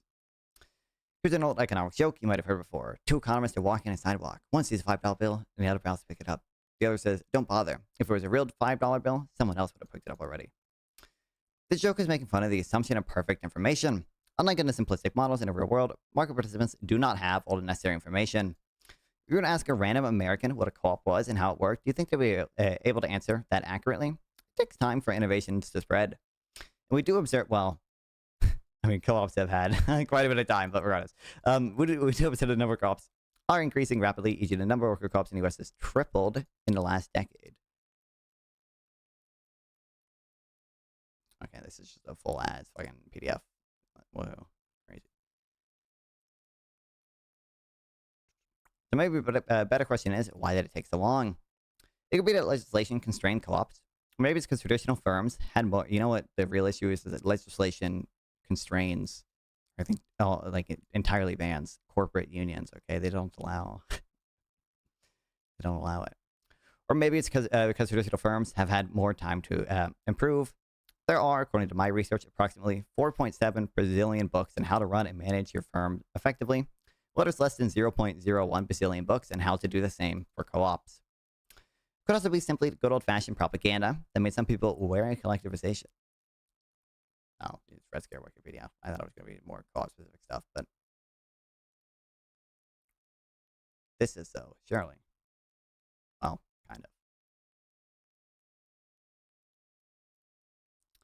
think all of these play a role, but I think there's another, more straightforward answer. Return on investment. Capitalists tend to not like co-ops. You might object that capitalists don't really care about efficiency, so they would embrace co-ops if they were indeed more productive. But it's not actually the case. Capitalists care about profits, which is not always aligned with productivity. Say there's a startup co-op that can turn $10 of investment into $100, but it will split that $50 with the workers and $50 with investors. Meanwhile, there's a traditional capitalist startup that can turn $10 into $90, which goes purely to the investors. In this case, the co-op is more productive, but a capitalist firm gives the capitalist a higher return on investment, meaning investors will invest in the capitalist startup even though it's less productive. On top of that, capitalists have less power over co-ops. Since workers have more protections, less decision power, capitalists aren't micro kings and actually have to work together with the workers, which is annoying. Real. CEOs are extremely excited about the opportunities that AI brings. CEO myself, I can tell you, I'm extremely excited about it. I've laid off employees myself because of AI. Base. AI doesn't go strike. It doesn't ask for a pay rate. Base. This guy's my. Who is the CEO? This is awesome. Elijah Clark. My God. Return on investment society may be larger, especially if we take account all the costs traditional firms externalize to society at large that cooperative firms internalize. Really that big? No, externality. Wow. Interpersonal trust. You know, I guess interpersonal trust is a lot more plausible that co-ops could internalize than the things that a lot of leftists say they would about like fucking climate change and shit. Let's go.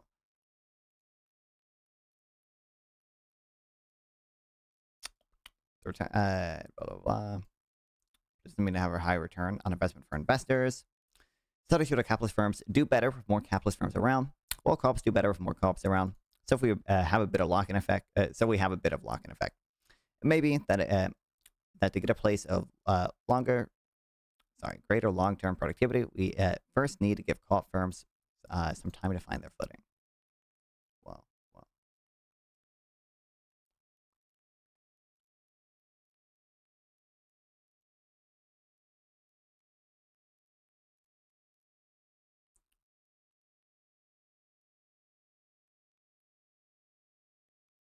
I'm pretty sure maybe I've just seen this dude either talk to Bethan's Bulldog.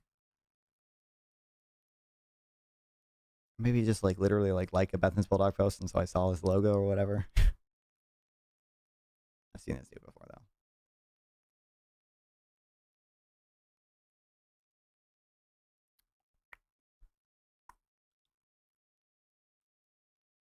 though. Okay, anyway.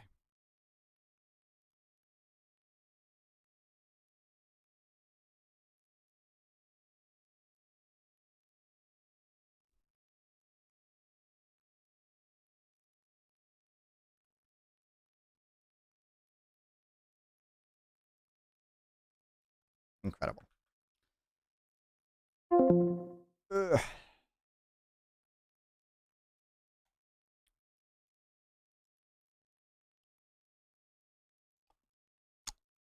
It's 9 a.m. where I am. But I've been, my sleep schedule's just fucked, so it's actually not that like crazy that I stayed up to 9 a.m. But dear Lord. Let me make sure I don't lose any tabs I want. Oh, wait, just real quick. This is like EPI stuff. So if anything, they'd be biased towards saying Obama didn't go far enough for wages. I don't know. Seems pretty positive, though.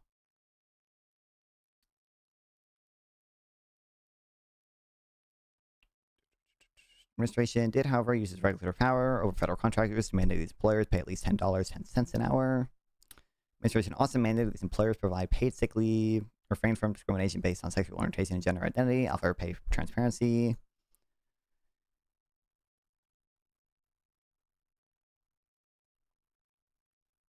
Number of rules effectively boosted bargaining power at low and middle wage workers. Most prominent rules on overtime pay, which boosted the number of salaried workers who would automatically receive overtime pay based on a straightforward salary threshold, roughly 12 million. But a lot of this stuff doesn't seem very Milton Friedman to me. And this is just Obama. Think about, I mean, actually, well, Clinton, I guess, probably, might have been closer to Milton Friedman than fucking Obama was with his welfare reform and stuff, but.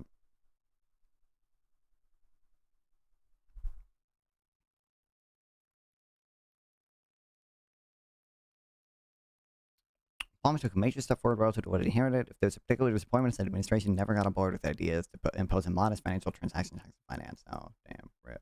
No.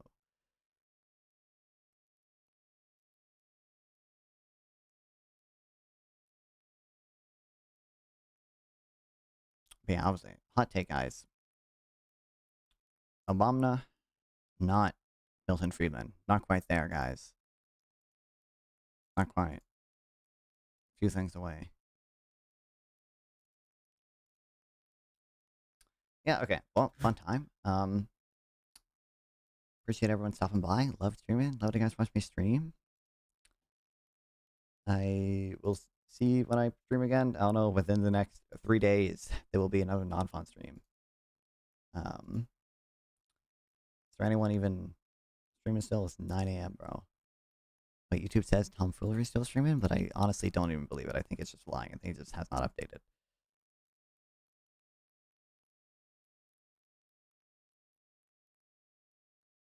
Oh, tomfoolery is still streaming. I don't know for how much longer, because you've been streaming for 9 hours, but head over to tomfoolery. Tell him I say hi, that he's goated. But yeah, love you guys, love stream, love you guys watch stream. Make sure to subscribe, follow on Twitch, Kick, Twitter, sub on YouTube. Go check out my old debates, okay? Where I talk to people about socialism and whatever bullshit I talk about, and MAGA, I guess. I debated those people too. But yeah, see you guys later.